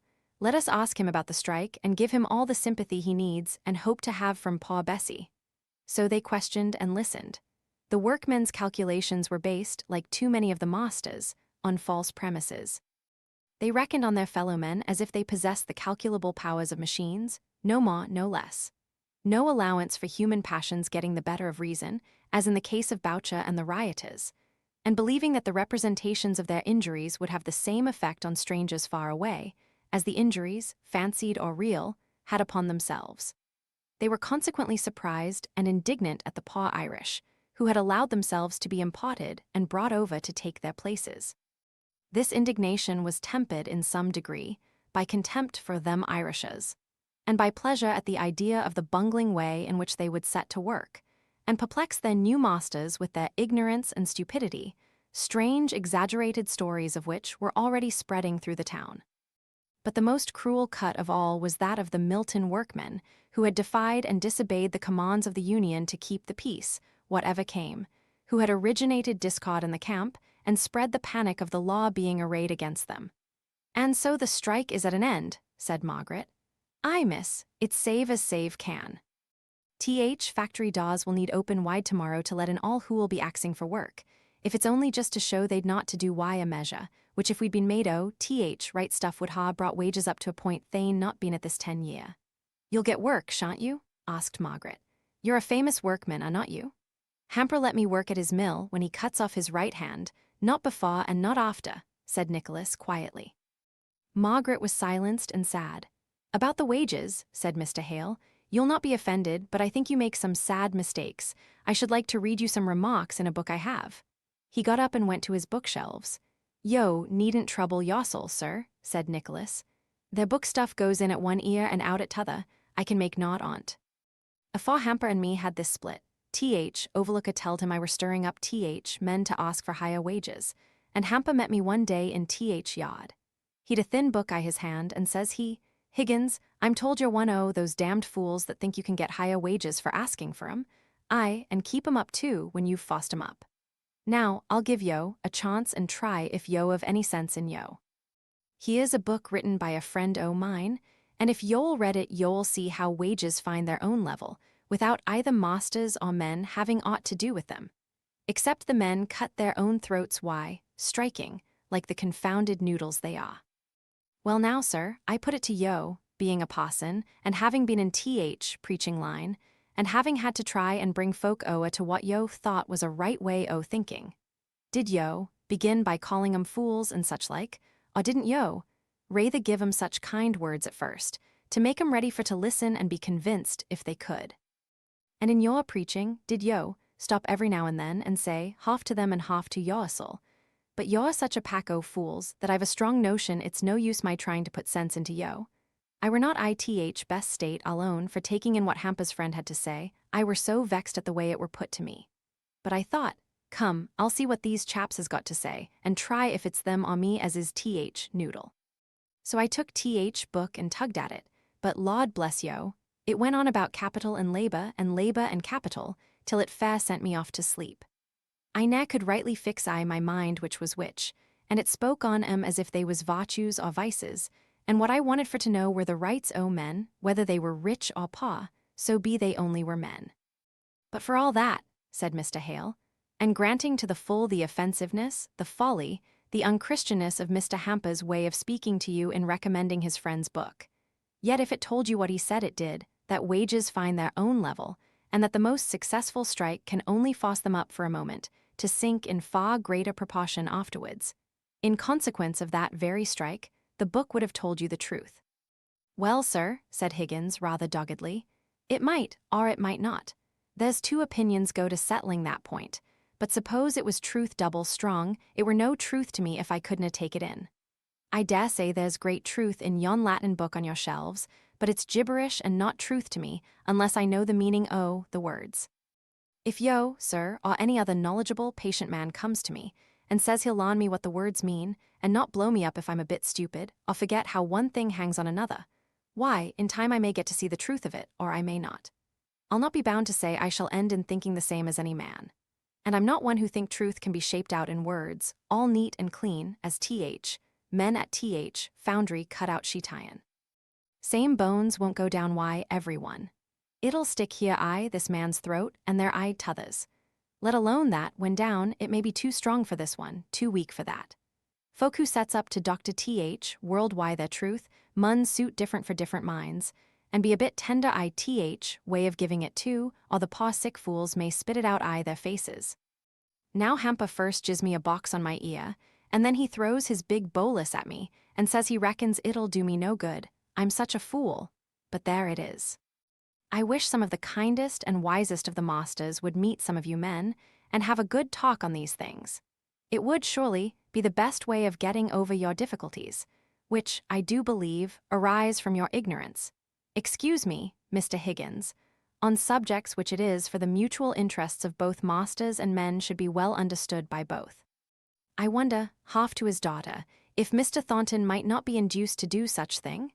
Remember, Papa, said she in a very low voice, what he said one day, about governments, you know. She was unwilling to make any clearer allusion to the conversation they had held on the mode of governing work people, by giving men intelligence enough to rule themselves, or by a wise despotism on the part of the master, for she saw that Higgins had caught Mr. Thornton's name, if not the whole of the speech. Indeed, he began to speak of him. Thornton, he's the chap as rode off at once for these Irishes, and led to riot that ruined strike. Even Hampa all his bullying would ha waited a while, but it's a word and a blow Thornton. And now, when Union would ha thanked him for following up chase off to Boucher, and them chaps as went right again our commands, it's Thornton who steps forward and coolly says that, as strike at an end, he, as party injured, doesn't want to press the charge again the rioters. I thought he'd ha carried his point and had his revenge in an open way, but says he, one in caught telled me his very words, they are well known, they will find the natural punishment of their conduct, in the difficulty they will meet in getting employment. That will be severe enough. I only wish they'd cotched Boucher and had him up before Hampa. I see ood Tiger setting on him, would he ha let him off, not he. Mr. Thornton was right, said Margaret. You are angry against Boucher, Nicholas, or else you would be the first to see that where the natural punishment would be severe enough for the offense, any farther punishment would be something like revenge. My daughter is no great friend of Mr. Thornton, said Mr. Hale, smiling at Margaret, while she, as red as any carnation, began to work with double diligence, but I believe what she says is the truth. I like him for it. Well, sir, this strike has been a weary bit o' business to me, and you'll not wonder if I'm a bit put out seeing it fail, just for a few men who would na suffer in silence and root out, brave and firm. You forget, said Margaret.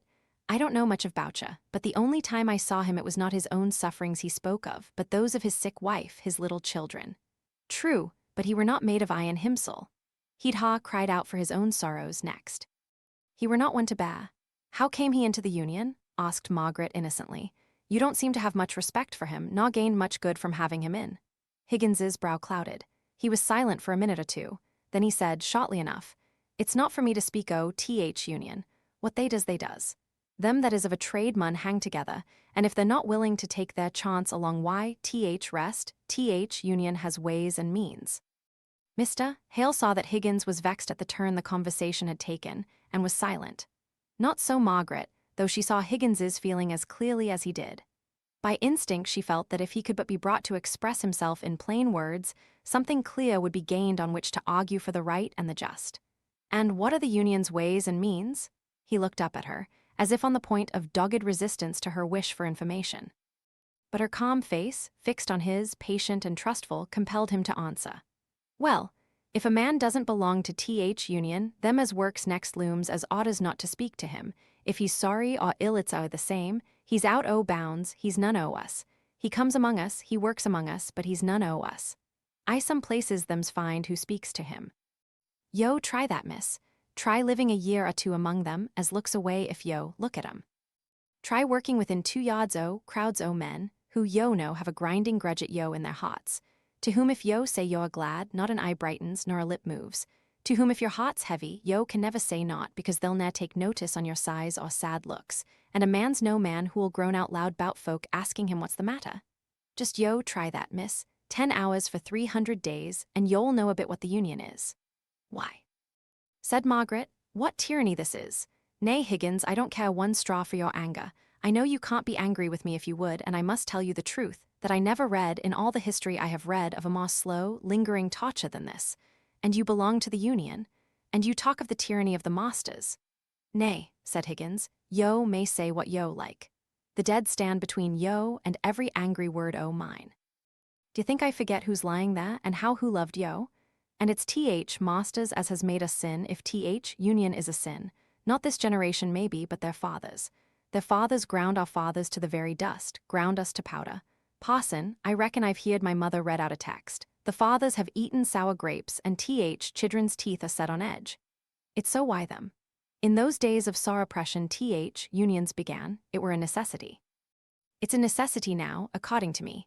It's a withstanding of injustice, past, present, or to come. It may be like along why it come crimes, but I think it were a greater crime to let it alone. Our only chance is binding men together in one common interest, and if some are cowards and some are fools, they mun come along and join the great march, whose only strength is in numbers. Oh, said Mr. Hale, sighing, your union in itself would be beautiful, glorious, it would be Christianity itself, if it were but for an end which affected the good of all, instead of that of merely one class as opposed to another. I reckon it's time for me to be going, sir, said Higgins, as the clock struck 10. Home, said Margaret very softly. He understood her and took her offered hand. Home, miss, yo may trust me, though I am one OTH union. I do trust you most thoroughly, Nicholas. Stay, said Mr. Hale, hurrying to the bookshelves. Mr. Higgins, I'm sure you'll join us in family prayer? Higgins looked at Margaret doubtfully. Her grave, sweet eyes met his. There was no compulsion, only deep interest in them. He did not speak, but he kept his place. Margaret the churchwoman, her father the dissenter, Higgins the infidel, knelt down together. It did them no harm. Chapter 29. A Ray of Sunshine. Some wishes crossed my mind and dimly cheered it, and one or two poor melancholy pleasures, each in the pale, unwarming light of hope, silvering its flimsy wing, flew silent by moths in the moonbeam, Coleridge. The next morning brought Margaret a letter from Edith. It was affectionate and inconsequent like the writer. But the affection was charming to Margaret's own affectionate nature, and she had grown up with the inconsequence, so she did not perceive it. It was as follows. Oh, Margaret, it is worth a journey from England to see my boy. He is a superb little fellow, especially in his caps, and most especially in the one you sent him, you good, dainty-fingered, persevering little lady. Having made all the mothers here envious, I want to show him to somebody new and hear a fresh set of admiring expressions. Perhaps that's all the reason. Perhaps it is not. Nay, possibly, there is just a little cousinly love mixed with it, but I do want you so much to come here, Margaret. I'm sure it would be the very best thing for Aunt Hale's health. Everybody here is young and well, and our skies are always blue, and our sun always shines, and the band plays deliciously from morning till night, and to come back to the burden of my ditty, my baby always smiles. I am constantly wanting you to draw him from me, Margaret. It does not signify what he is doing. That very thing is prettiest, gracefullest, best. I think I love him a great deal better than my husband, who is getting stout and grumpy, what he calls busy. No, he is not. He has just come in with news of such a charming picnic, given by the officers of the Hazard, at anchor in the bay below. Because he has brought in such a pleasant piece of news, I retract all I said just now. Did not somebody burn his hand for having said or done something he was sorry for? Well, I can't burn mine because it would hurt me and the scar would be ugly, but I'll retract all I said as fast as I can. Cosmo is quite as great a darling as baby and not a bit stout, and as ungrumpy as ever husband was, only sometimes he is very, very busy. I may say that without love, wifely duty, where was I? I had something very particular to say, I know once. Oh, it is this, dearest Margaret. You must come and see me. It would do Aunt Hale good, as I said before. Get the doctor to order it for her. Tell him that it's the smoke of Milton that does her harm. I have no doubt it is that really. 3 months, you must not come for less of this delicious climate, all sunshine and grapes as common as blackberries would quite cure her. I don't ask my uncle. Here the letter became more constrained and better written.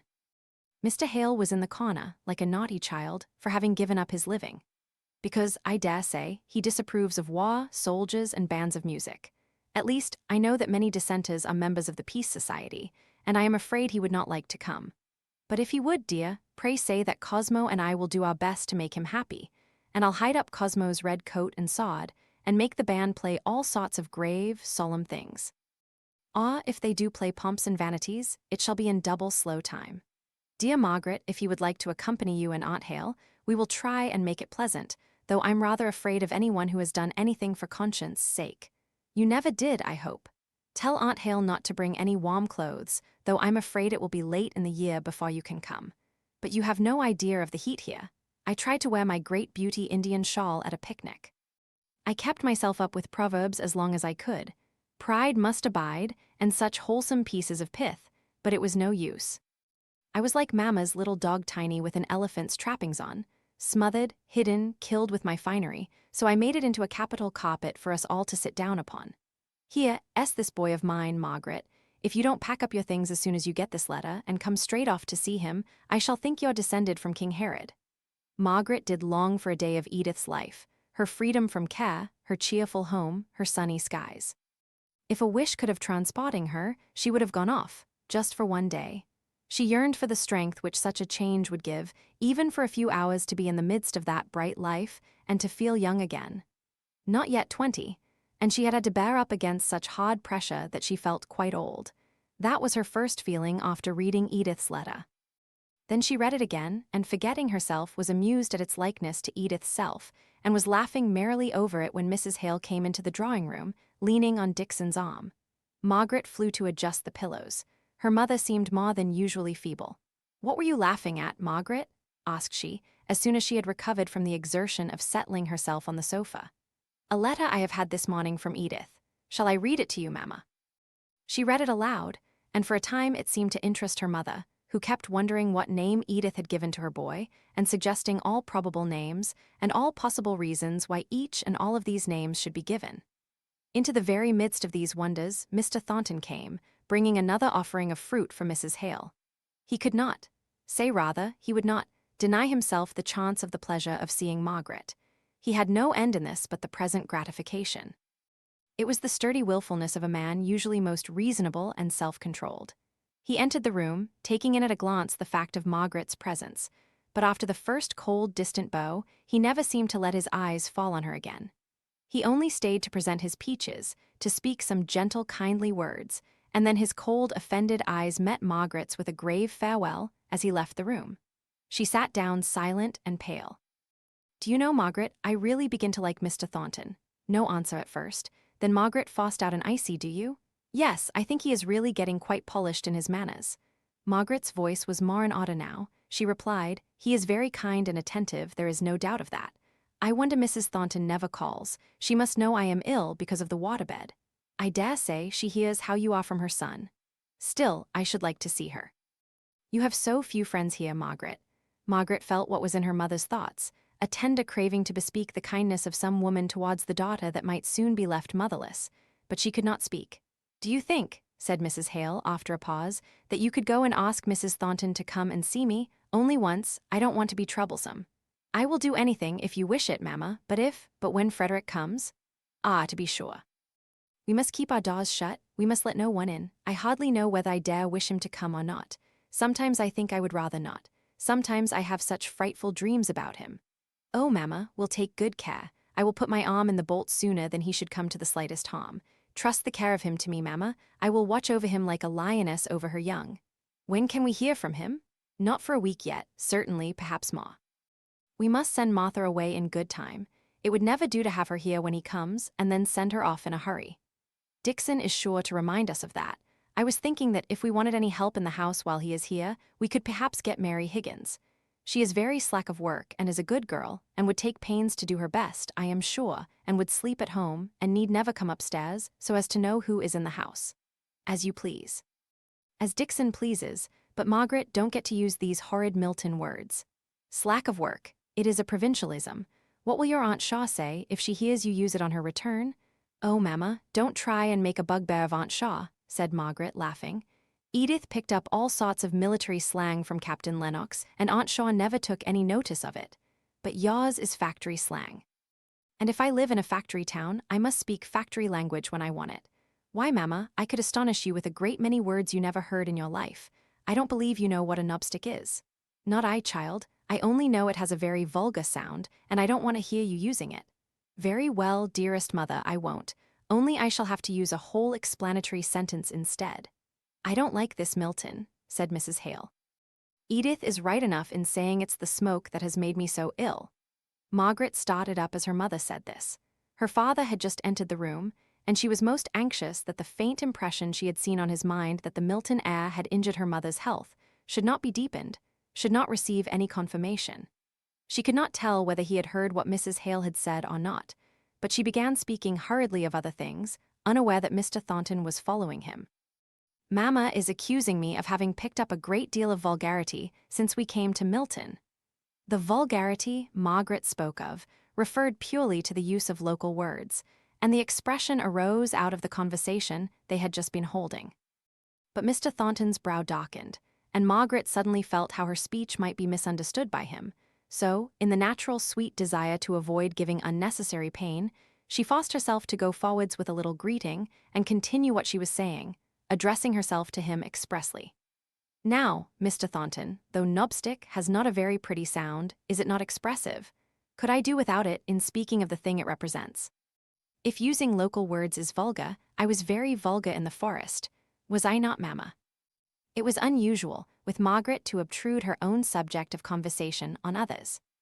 But in this case, she was so anxious to prevent Mr. Thornton from feeling annoyance at the words he had accidentally overheard, that it was not until she had done speaking that she colored all over with consciousness, more especially as Mr. Thornton seemed hardly to understand the exact gist or bearing of what she was saying, but passed her by, with a cold reserve of ceremonious movement, to speak to Mrs. Hale. The sight of him reminded her of the wish to see his mother and commend Margaret to her care. Margaret, sitting in burning silence, vexed and ashamed of her difficulty in keeping her right place, and her calm unconsciousness of heart, when Mr. Thornton was by, heard her mother's slow entreaty that Mrs. Thornton would come and see her soon, tomorrow, if it were possible. Mr. Thornton promised that she should, conversed a little, and then took his leave, and Margaret's movements and voice seemed at once released from some invisible chains. He never looked at her, and yet the careful avoidance of his eyes betokened that in some way he knew exactly where, if they fell by chance, they would rest on her. If she spoke, he gave no sign of attention, and yet his next speech to anyone else was modified by what she had said. Sometimes there was an express answer to what she had remarked, but given to another person as though unsuggested by her. It was not the bad manners of ignorance. It was the willful bad manners arising from deep offense. It was willful at the time, repented of afterwards. But no deep plan, no careful cunning could have stood him in such good stead. Margaret thought about him more than she had ever done before, not with any tinge of what is called love, but with regret that she had wounded him so deeply, and with a gentle, patient striving to return to their former position of antagonistic friendship. For a friend's position was what she found that he had held in her regard, as well as in that of the rest of the family. There was a pretty humility in her behavior to him, as if mutely apologizing for the overstrong words which were the reaction from the deeds of the day of the riot. But he resented those words bitterly. They rung in his ears, and he was proud of the sense of justice which made him go in every kindness he could offer to her parents. He exulted in the power he showed in compelling himself to face her, whenever he could think of any action which might give her father or mother pleasure. He thought that he disliked seeing one who had mortified him so keenly, but he was mistaken. It was a stinging pleasure to be in the room with her and feel her presence. But he was no great analyzer of his own motives and was mistaken, as I have said. Chapter 30. Home at Lost. The saddest birds a season find to sing. Southwell. Never to fold the robe a secret pain, never, weighed down by memory's clouds again, to bow thy head. Thou art gone home, Mrs. Hemans. Mrs. Thornton came to see Mrs. Hale the next morning. She was much worse. One of those sudden changes, those great visible strides towards death, had been taken in the night, and her own family were startled by the gray, sunken look her features had assumed in that 112 hours of suffering. Mrs. Thornton, who had not seen her for weeks, was softened all at once. She had come because her son asked it from her as a personal favor, but with all the proud, bitter feelings of her nature in arms against that family of which Margaret formed one. She doubted the reality of Mrs. Hale's illness. She doubted any want beyond a momentary fancy on that lady's part, which should take her out of her previously settled course of employment for the day. She told her son that she wished they had never come near the place, that he had never got acquainted with them, that there had been no such useless languages as Latin and Greek ever invented. He bore all this pretty silently, but when she had ended her invective against the dead languages, he quietly returned to the short, curt, decided expression of his wish that she should go and see Mrs. Hale at the time appointed, as most likely to be convenient to the invalid. Mrs. Thornton submitted with as bad a grace as she could to her son's desire, all the time liking him the better for having it, and exaggerating in her own mind the same notion that he had of extraordinary goodness on his part in so perseveringly keeping up with the Hales.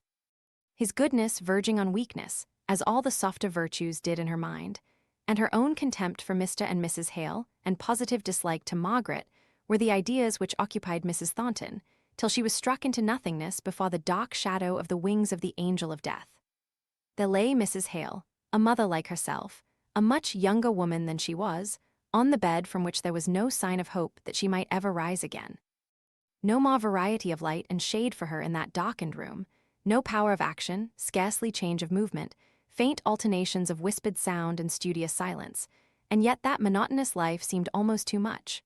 When Mrs. Thornton, strong and prosperous with life, came in, Mrs. Hale lay still, although from the look on her face she was evidently conscious of who it was.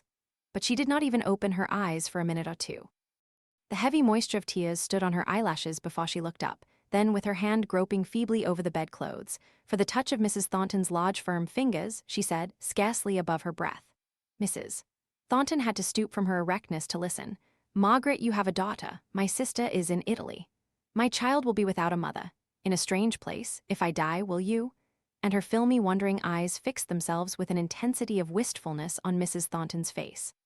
For a minute there was no change in its rigidness. It was stern and unmoved.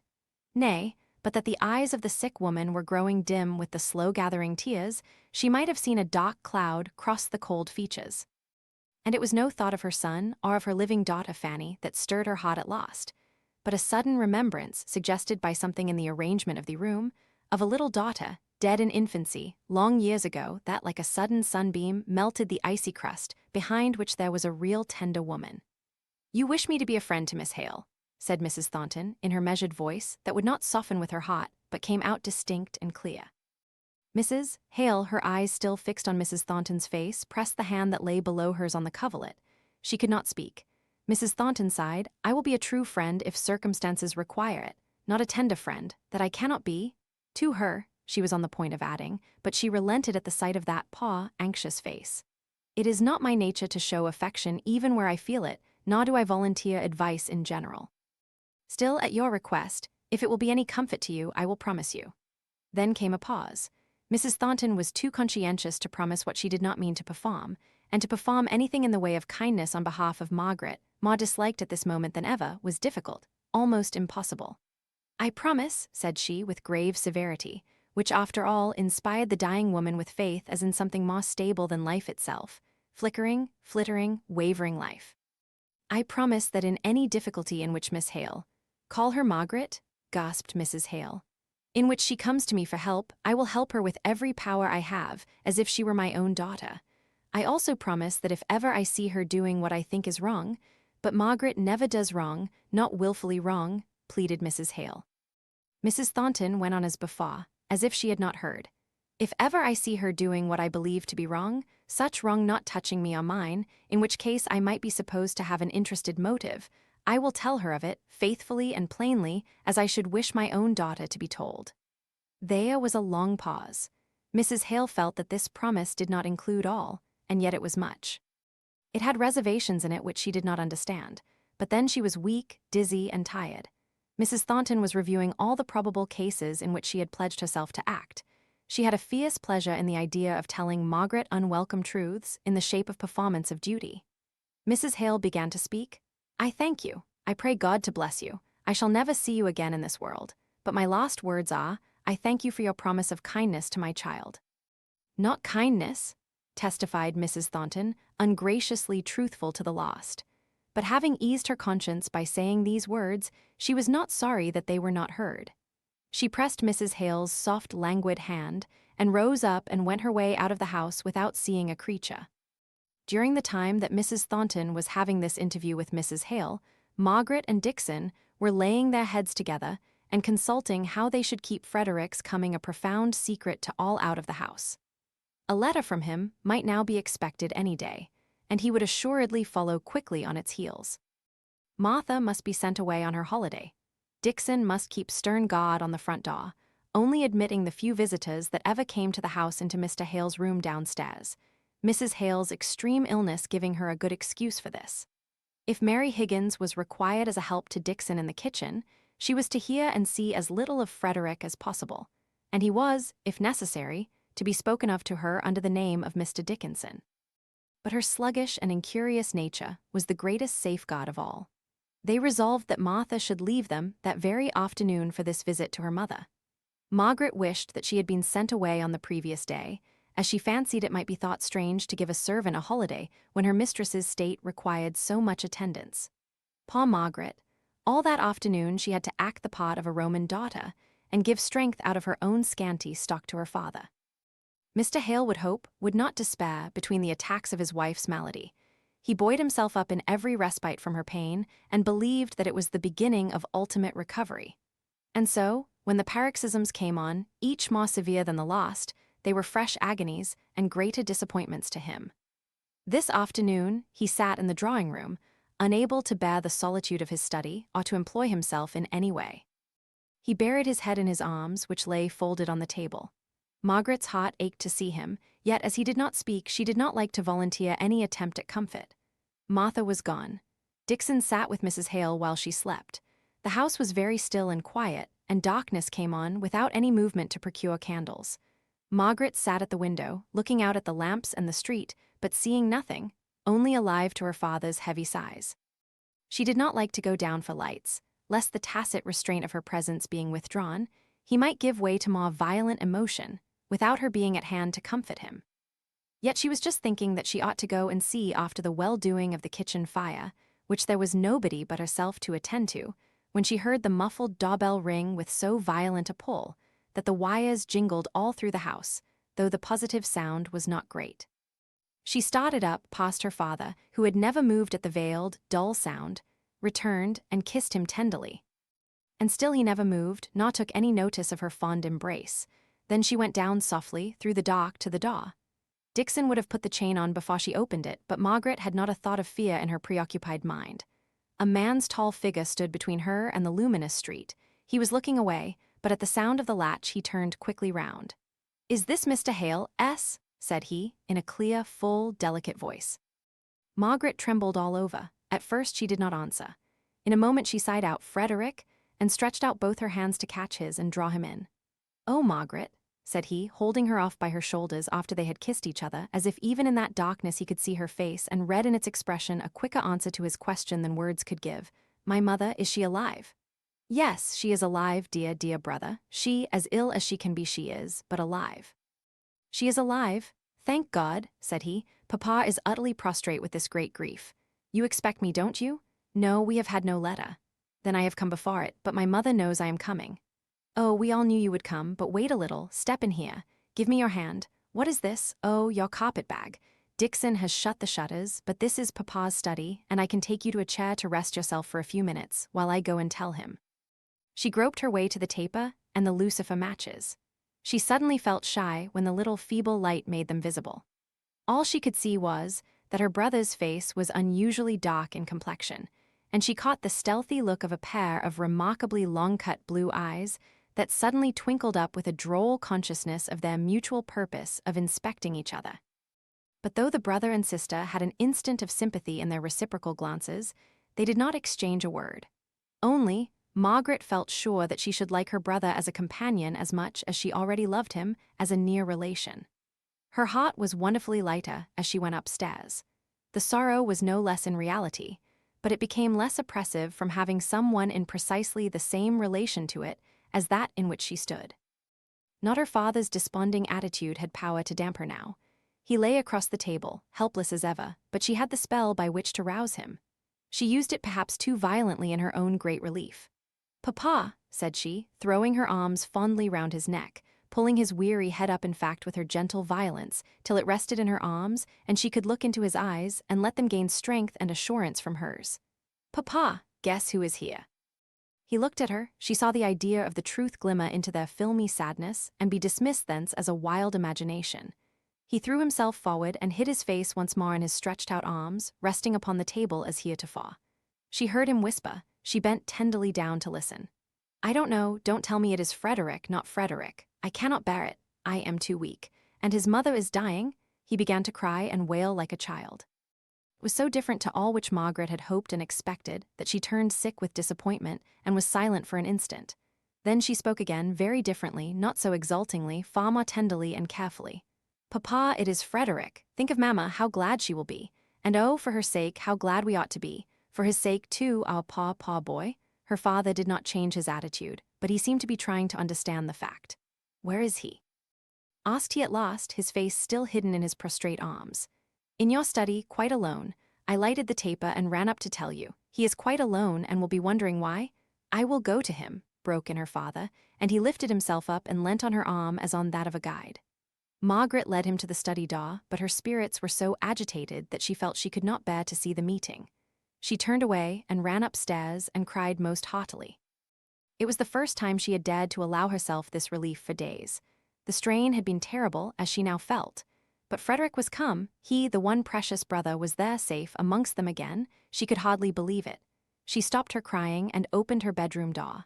She heard no sound of voices and almost feared she might have dreamt. She went downstairs and listened at the study door. She heard the buzz of voices, and that was enough. She went into the kitchen and stirred up the fire and lighted the house and prepared for the wanderer's refreshment. How fortunate it was that her mother slept. She knew that she did, from the candlelighter thrust through the keyhole of her bedroom door. The traveler could be refreshed and bright, and the first excitement of the meeting with his father all be over before her mother became aware of anything unusual.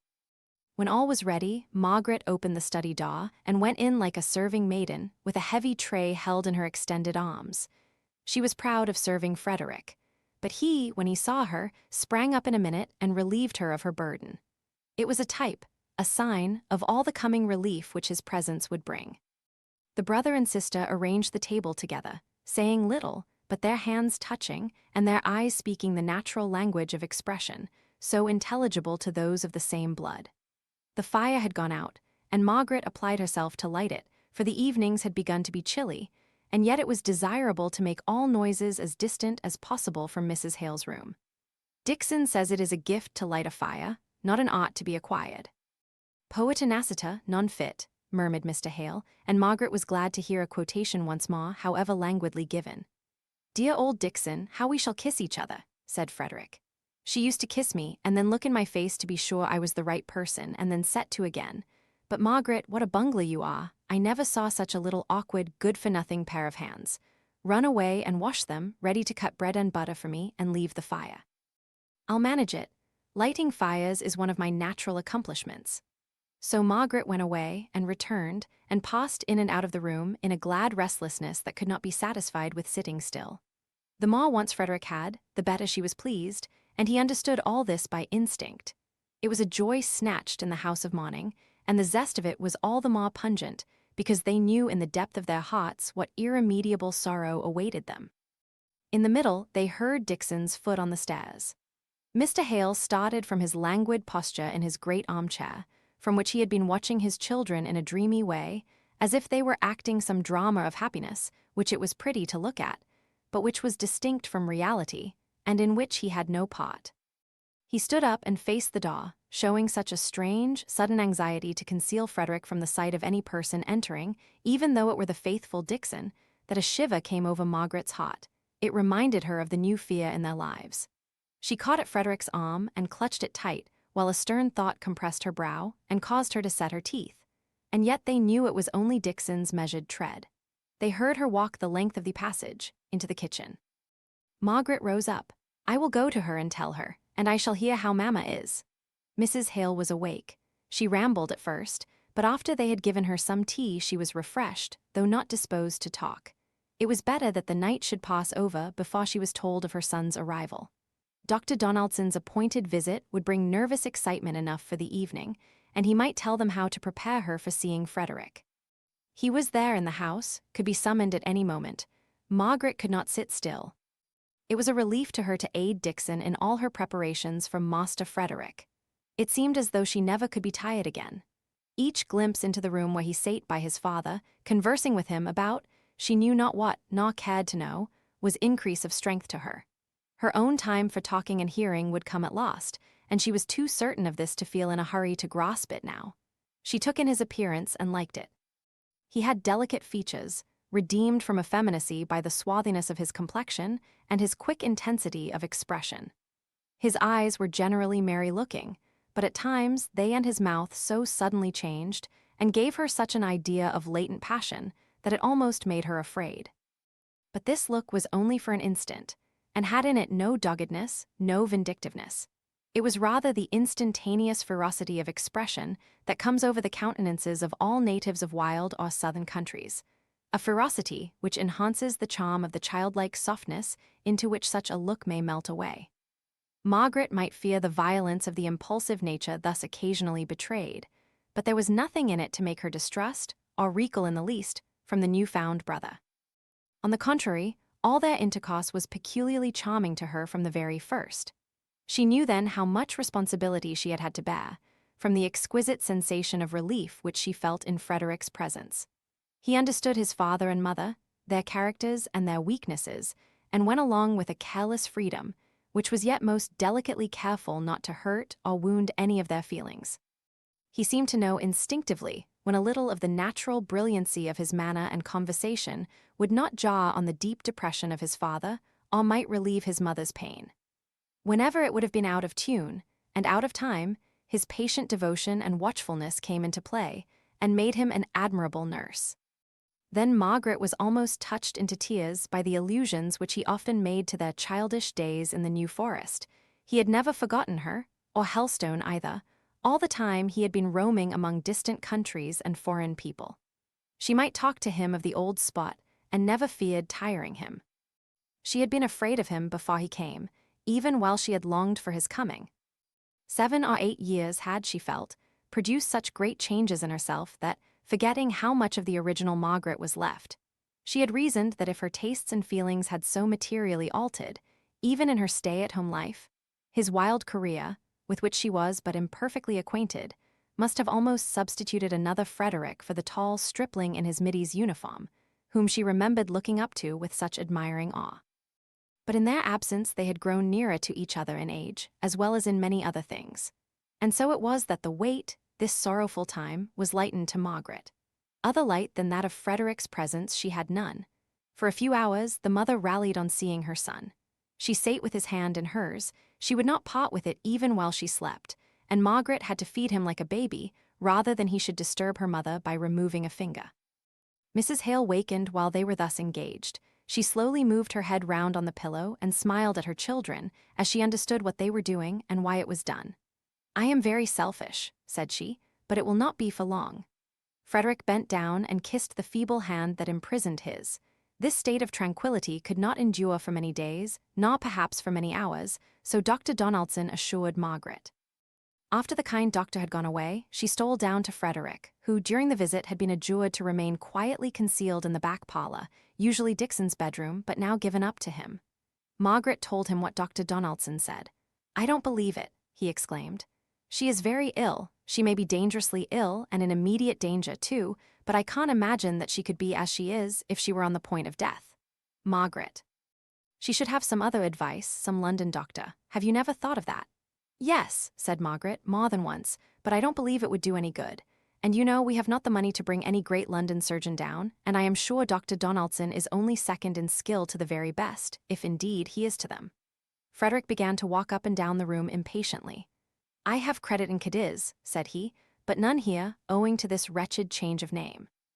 Why did my father leave Helstone? That was the blunder. It was no blunder, said Margaret gloomily. And above all possible chances, avoid letting Papa hear anything like what you have just been saying. I can see that he is tormenting himself already with the idea that Mamma would never have been ill if we had stayed at Helstone, and you don't know Papa's agonizing power of self-reproach. Frederick walked away as if he were on the quarterdeck. At last he stopped right opposite to Margaret and looked at her drooping and desponding attitude for an instant. My little Margaret, said he, caressing her, let us hope as long as we can. Poor little woman, what is this face all wet with tears? I will hope, I will in spite of 1,000 doctors. Bear up, Margaret, and be brave enough to hope. Margaret choked in trying to speak, and when she did it was very low. I must try to be meek enough to trust. Oh, Frederick. Mamma was getting to love me so, and I was getting to understand her. And now comes death to snap us asunder. Come, come, come, let us go upstairs and do something rather than waste time that may be so precious. Thinking has many a time made me sad, darling, but doing never did in all my life.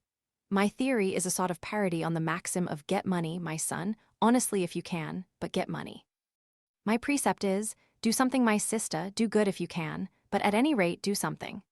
Not excluding mischief, said Margaret, smiling faintly through her tears. By no means. What I do exclude is the remorse afterwards. Blot your misdeeds out if you are particularly conscientious, by a good deed as soon as you can, just as we did a correct sum at school on the slate, where an incorrect one was only half rubbed out. It was better than wetting our sponge with our tears, both less loss of time where tears had to be waited for, and a better effect at last. If Margaret thought Frederick's theory rather a rough one at first, she saw how he worked it out into continual production of kindness in fact. After a bad night with his mother, for he insisted on taking his turn as a sit-up, he was busy next morning before breakfast, contriving a leg rest for Dixon, who was beginning to feel the fatigues of watching. At breakfast time, he interested Mr. Hale with vivid, graphic, rattling accounts of the wild life he had led in Mexico, South America, and elsewhere. Margaret would have given up the effort in despair to rouse Mr. Hale out of his dejection. It would even have affected herself and rendered her incapable of talking at all. But Fred, true to his theory, did something perpetually, and talking was the only thing to be done, besides eating, at breakfast. Before the night of that day, Dr. Donaldson's opinion was proved to be too well-founded. Convulsions came on, and when they ceased, Mrs. Hale was unconscious. Her husband might lie by her shaking the bed with his sobs, her son's strong arms might lift her tenderly up into a comfortable position, her daughter's hands might bathe her face, but she knew them not. She would never recognize them again, till they met in heaven. Before the morning came, all was over. Then Margaret rose from her trembling and despondency, and became as a strong angel of comfort to her father and brother. For Frederick had broken down now, and all his theories were of no use to him. He cried so violently when shut up in his little room at night, that Margaret and Dixon came down in a fright to warn him to be quiet. For the house partitions were but thin, and the next-door neighbors might easily hear his youthful passionate sobs, so different from the slower, trembling agony of afterlife, when we become inured to grief, and dare not be rebellious against the inexorable doom, knowing who it is that decrees. Margaret sate with her father in the room of the dead. If he had cried, she would have been thankful, but he sate by the bed quite quietly. Only, from time to time, he uncovered the face and stroked it gently, making a kind of soft, inarticulate noise, like that of some mother animal caressing her young. He took no notice of Margaret's presence. Once or twice she came up to kiss him, and he submitted to it, giving her a little push away when she had done, as if her affection disturbed him from his absorption in the dead. He started when he heard Frederick's cries and shook his head. Poor boy, he said, and then took no more notice. Margaret's heart ached within her. She could not think of her own loss in thinking of her father's case. The night was wearing away, and the day was at hand, when without a word of preparation, Margaret's voice broke upon the stillness of the room, with a clearness of sound that startled even herself. Let not your heart be troubled, it said, and she went steadily on through all that chapter of unspeakable consolation. Chapter 31. Should auld acquaintance be ye forgot. Show not that manner and these features all, the serpent's cunning and the sinner's fall? Crab.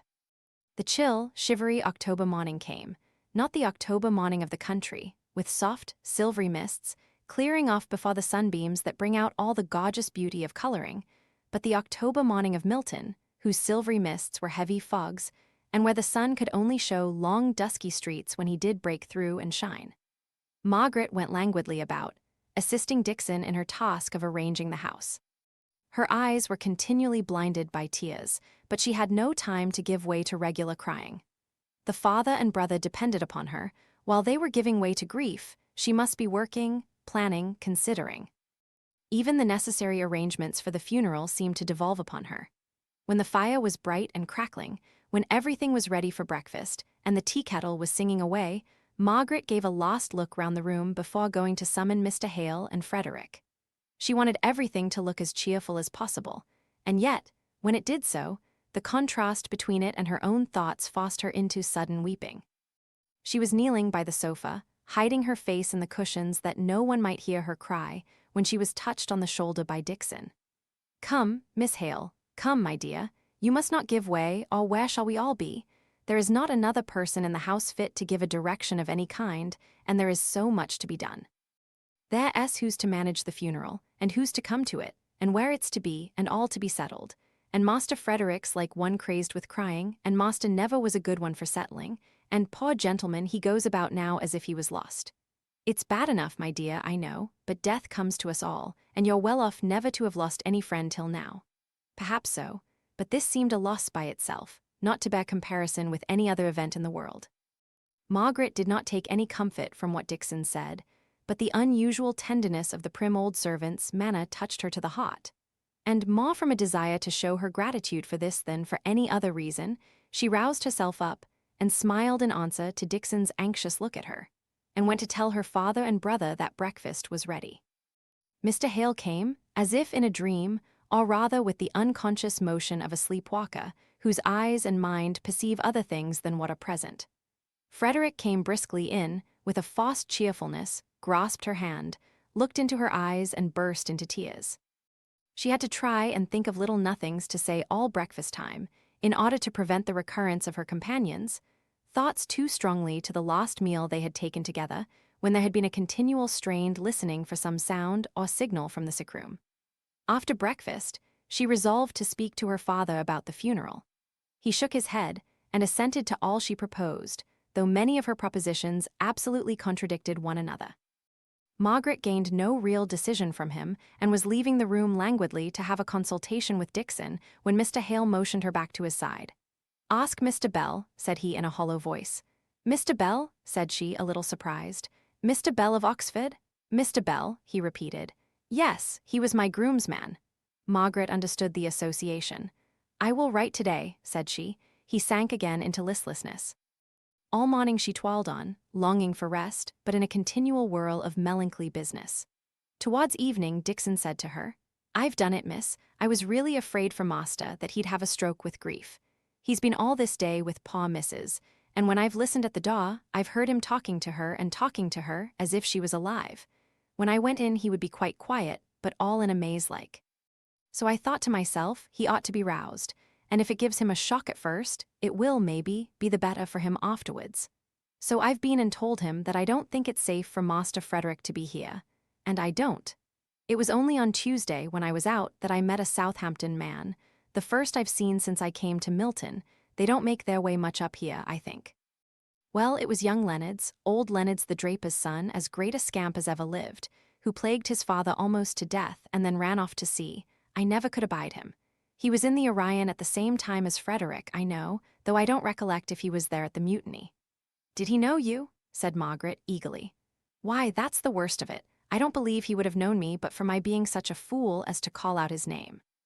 He were a Southampton man in a strange place, or else I should never have been so ready to call cousins with him, a nasty, good-for-nothing fellow. Says he, 'Miss Dixon, who would ha' thought of seeing you here? But perhaps I mistake, and you're Miss Dixon no longer.'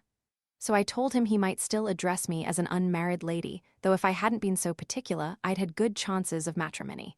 He was polite enough. He couldn't look at me and doubt me. But I were not to be caught with such chaff from such a fellow as him, and so I told him, and by way of being even, I asked him after his father, who I knew had turned him out of doors, as if they were the best friends as ever was. So then, to spite me, for you see we were getting savage, for all we were so civil to each other, he began to inquire after Master Frederick and said, what a scrape he'd got into, as if Master Frederick's scrapes would ever wash George Leonard's white, or make him look otherwise than nasty, dirty black, and how he'd be hung for mutiny if ever he were caught, and how £100 reward had been offered for catching him, and what a disgrace he had been to his family, all to spite me. You see, my dear, because before now I've helped old Mr. Leonard's to give George a good rating, down in Southampton. So I said, there were other families, as I knew, who had far more cause to blush for their sons, and to be thankful if they could think they were earning an honest living far away from home. To which he made answer, like the impudent chap he is, that he were in a confidential situation, and if I knew of any young man who had been so unfortunate as to lead vicious courses and wanted to turn steady, he'd have no objection to lend him his patronage. He, indeed. Why, he'd corrupt a saint. I've not felt so bad myself for years as when I were standing talking to him the other day. I could have cried to think I couldn't spite him better, for he kept smiling in my face as if he took all my compliments for earnest, and I couldn't see that he minded what I said in the least, while I was mad with all his speeches. But you did not tell him anything about us, about Frederick? Not I, said Dixon. He had never the grace to ask where I was staying, and I shouldn't have told him if he had asked. Nor did I ask him what his precious situation was. He was waiting for a bus, and just then it drove up and he hailed it. But to plague me to the last, he turned back before he got in and said, if you can help me to trap Lieutenant Hale, Miss Dixon, we'll go partners in the reward. I know you'd like to be my partner, now wouldn't you? Don't be shy, but say yes. And he jumped on the bus, and I saw his ugly face leering at me with a wicked smile to think how he'd had the last word of plaguing. Margaret was made very uncomfortable by this account of Dixon S. Have you told Frederick? Asked she. No, said Dixon. I were uneasy in my mind at knowing that Bad Leonard's was in town, but there was so much else to think about that I did not dwell on it all. But when I saw Master sitting so stiff, and with his eyes so glazed and sad, I thought it might rouse him to have to think of Master Frederick in hiding. He would have to go, poor fellow, before Mr. Bell came. Oh, I'm not afraid of Mr. Bell, but I am afraid of this Leonard's. I must tell Frederick. What did Leonard's look like?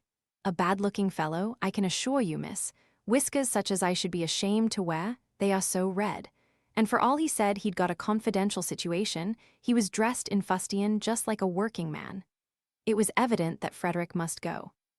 Go, too, when he had so completely vaulted into his place in the family, and promised to be such a stay and staff to his father and sister. Go, when his cares for the living mother, and sorrow for the dead, seemed to make him one of those peculiar people who are bound to us by a fellow-love for them that are taken away.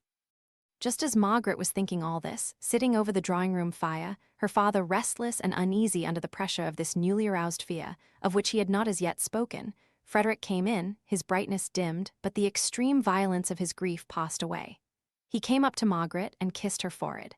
"How when you look, Margaret," said he in a low voice. "You have been thinking of everybody and no one has thought of you. Lie on this sofa, there is nothing for you to do." "That is the worst," said Margaret in a sad whisper. But she went and lay down, and her brother covered her feet with a shawl and then sate on the ground by her side, and the two began to talk together in a subdued tone. Margaret told him all that Dixon had related of her interview with young Leonard's.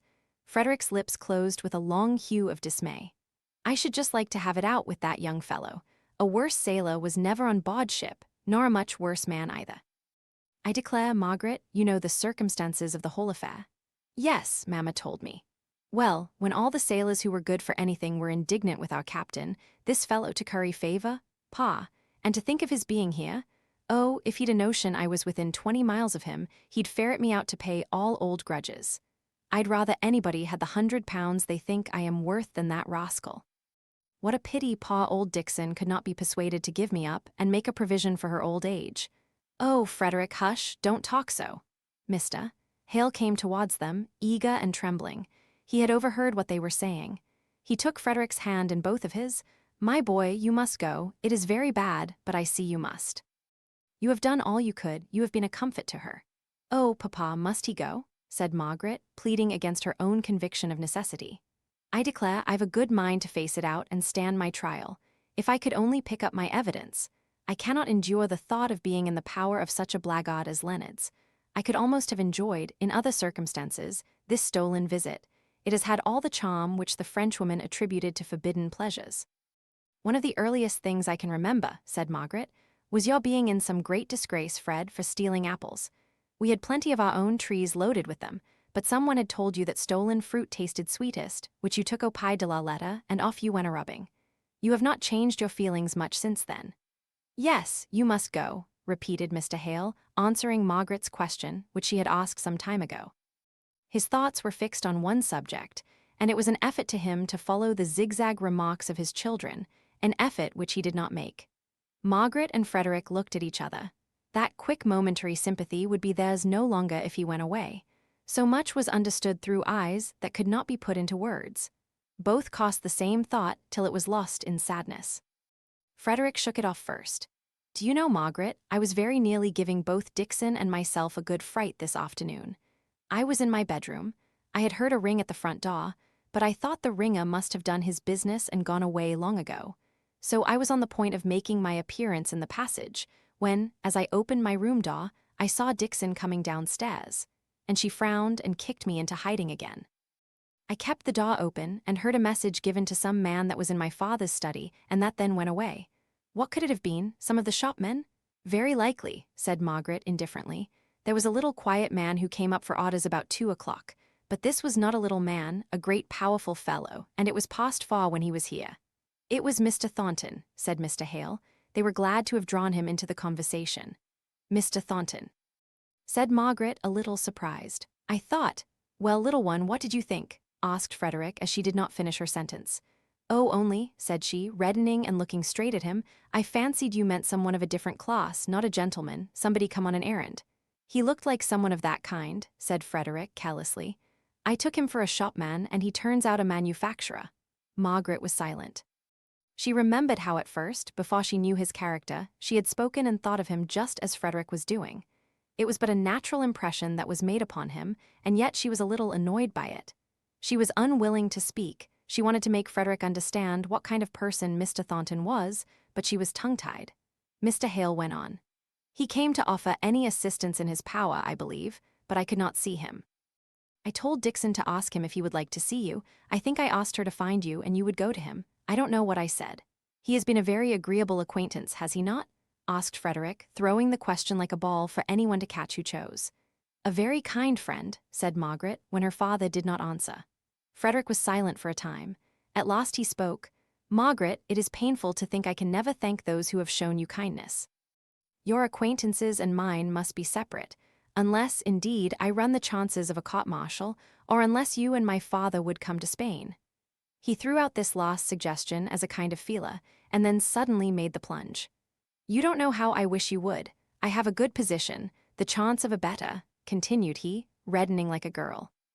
"That Dolores Barber that I was telling you of, Margaret, I only wish you knew her. I am sure you would like— no, love is the right word, like is so paw, you would love her, father, if you knew her. She is not 18, but if she is in the same mind another year, she is to be my wife. Mr. Barber won't let us call it an engagement, but if you would come you would find friends everywhere besides Dolores. Think of it, father. Margaret be on my side." "No, no more removals for me," said Mr. Hale. "One has cost me my wife, no more removals in this life. She will be here, and here will I stay out my appointed time." "Oh, Frederick," said Margaret, "tell us more about her. I never thought of this, but I am so glad. You will have someone to love and care for you out there. Tell us all about it." "In the first place, she is a Roman Catholic. That's the only objection I anticipated. But my father's change of opinion— nay, Margaret, don't sigh." Margaret had reason to sigh a little more before the conversation ended. Frederick himself was Roman Catholic in fact, though not in profession as yet. This was, then, the reason why his sympathy in her extreme distress at her father's leaving the church had been so faintly expressed in his letters. She had thought it was the carelessness of a sailor. But the truth was that even then he was himself inclined to give up the form of religion into which had been baptized, only that his opinions were tending in exactly the opposite direction to those of his father. How much love had to do with this change, not even Frederick himself could have told. Margaret gave up talking about this branch of the subject at last, and returning to the fact of the engagement, she began to consider it in some fresh light. But for her sake, Fred, you surely will try and clear yourself of the exaggerated charges brought against you, even if the charge of mutiny itself be true. If there were to be a court-martial, and you could find your witnesses, you might, at any rate, show your disobedience to authority was because that authority was unworthily exercised. Mr. Hale roused himself up to listen to his son's answer. In the first place, Margaret, who is to hunt up my witnesses, all of them are sailors, drafted off to other ships, except those whose evidence would go for very little, as they took part or sympathized in the affair. In the next place, allow me to tell you, you don't know what a court-martial is, and consider it as an assembly where justice is administered, instead of what it really is, a court where authority weighs 9/10 in the balance, and evidence forms only the other 10th. In such cases, evidence itself can hardly escape being influenced by the prestige of authority. But is it not worth trying to see how much evidence might be discovered and arrayed on your behalf? At present, all those who knew you formerly believe you guilty without any shadow of excuse. You have never tried to justify yourself, and we have never known where to seek for proofs of your justification. Now, for Miss Barbara's sake, make your conduct as clear as you can in the eye of the world. She may not care for it. She has, I am sure, that trust in you that we all have, but you ought not to let her ally herself to one under such a serious charge without showing the world exactly how it is you stand. You disobeyed authority, that was bad, but to have stood by, without word or act, while the authority was brutally used, would have been infinitely worse. People know what you did, but not the motives that elevate it out of a crime into an heroic protection of the weak. For Dolores' sake, they ought to know. But how must I make them know? I am not sufficiently sure of the purity and justice of those who would be my judges to give myself up to a court-martial, even if I could bring a whole array of truth-speaking witnesses. I can't send a bellman about to cry aloud and proclaim in the streets what you are pleased to call my heroism. No one would read a pamphlet of self-justification so long after the deed, even if I put one out. Will you consult a lawyer as to your chances of exculpation? Asked Margaret, looking up and turning very red. I must first catch my lawyer and have a look at him, and see how I like him before I make him into my confidant. Many a briefless barrister might twist his conscience into thinking that he could earn £100 very easily by doing a good action, in giving me, a criminal, up to justice. Nonsense, Frederick, because I know a lawyer on whose honor I can rely, of whose cleverness in his profession people speak very highly, and who would, I think, take a good deal of trouble for any of Aunt Shaw's relations. Mr. Henry Lennox, Papa. I think it is a good idea, said Mr. Hale, but don't propose anything which will detain Frederick in England. Don't, for your mother's sake. You could go to London by a night train, continued Margaret, warming up into her plan. He must go tomorrow, I'm afraid, Papa, said she tenderly. We fixed that because of Mr. Bell and Dixon's disagreeable acquaintance. Yes, I must go tomorrow, said Frederick decidedly. Mr. Hale groaned. I can't bear to part with you, and yet I am miserable with anxiety as long as you stop here. Well then, said Margaret, listen to my plan. He gets to London on Friday morning. I will, you might know, it would be better to give him a note to Mr. Lennox. You will find him at his chambers in the Temple. I will write down a list of all the names I can remember on board the Orion. I could leave it with him to ferret them out. He is Edith's husband's brother, isn't he? I remember your naming him in your letters. I have money in Barbara's hands. I can pay a pretty long bill if there's any chance of success. Money, dear father, that I had meant for a different purpose, so I shall only consider it as borrowed from you and Margaret. Don't do that, said Margaret. You won't risk it if you do, and it will be as risk, only it is worth trying. You can sail from London as well as from Liverpool. To be sure, little goose. Wherever I feel water heaving under plank, there I feel at home. I'll pick up some craft or other to take me off, never fear.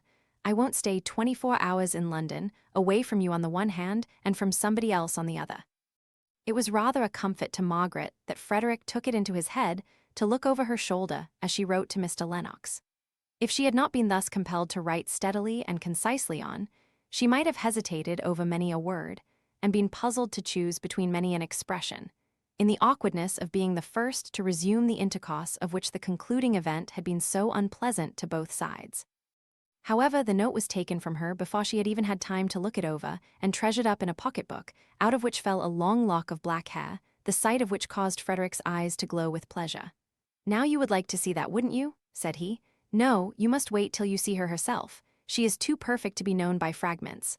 No mean brick shall be a specimen of the building of my palace.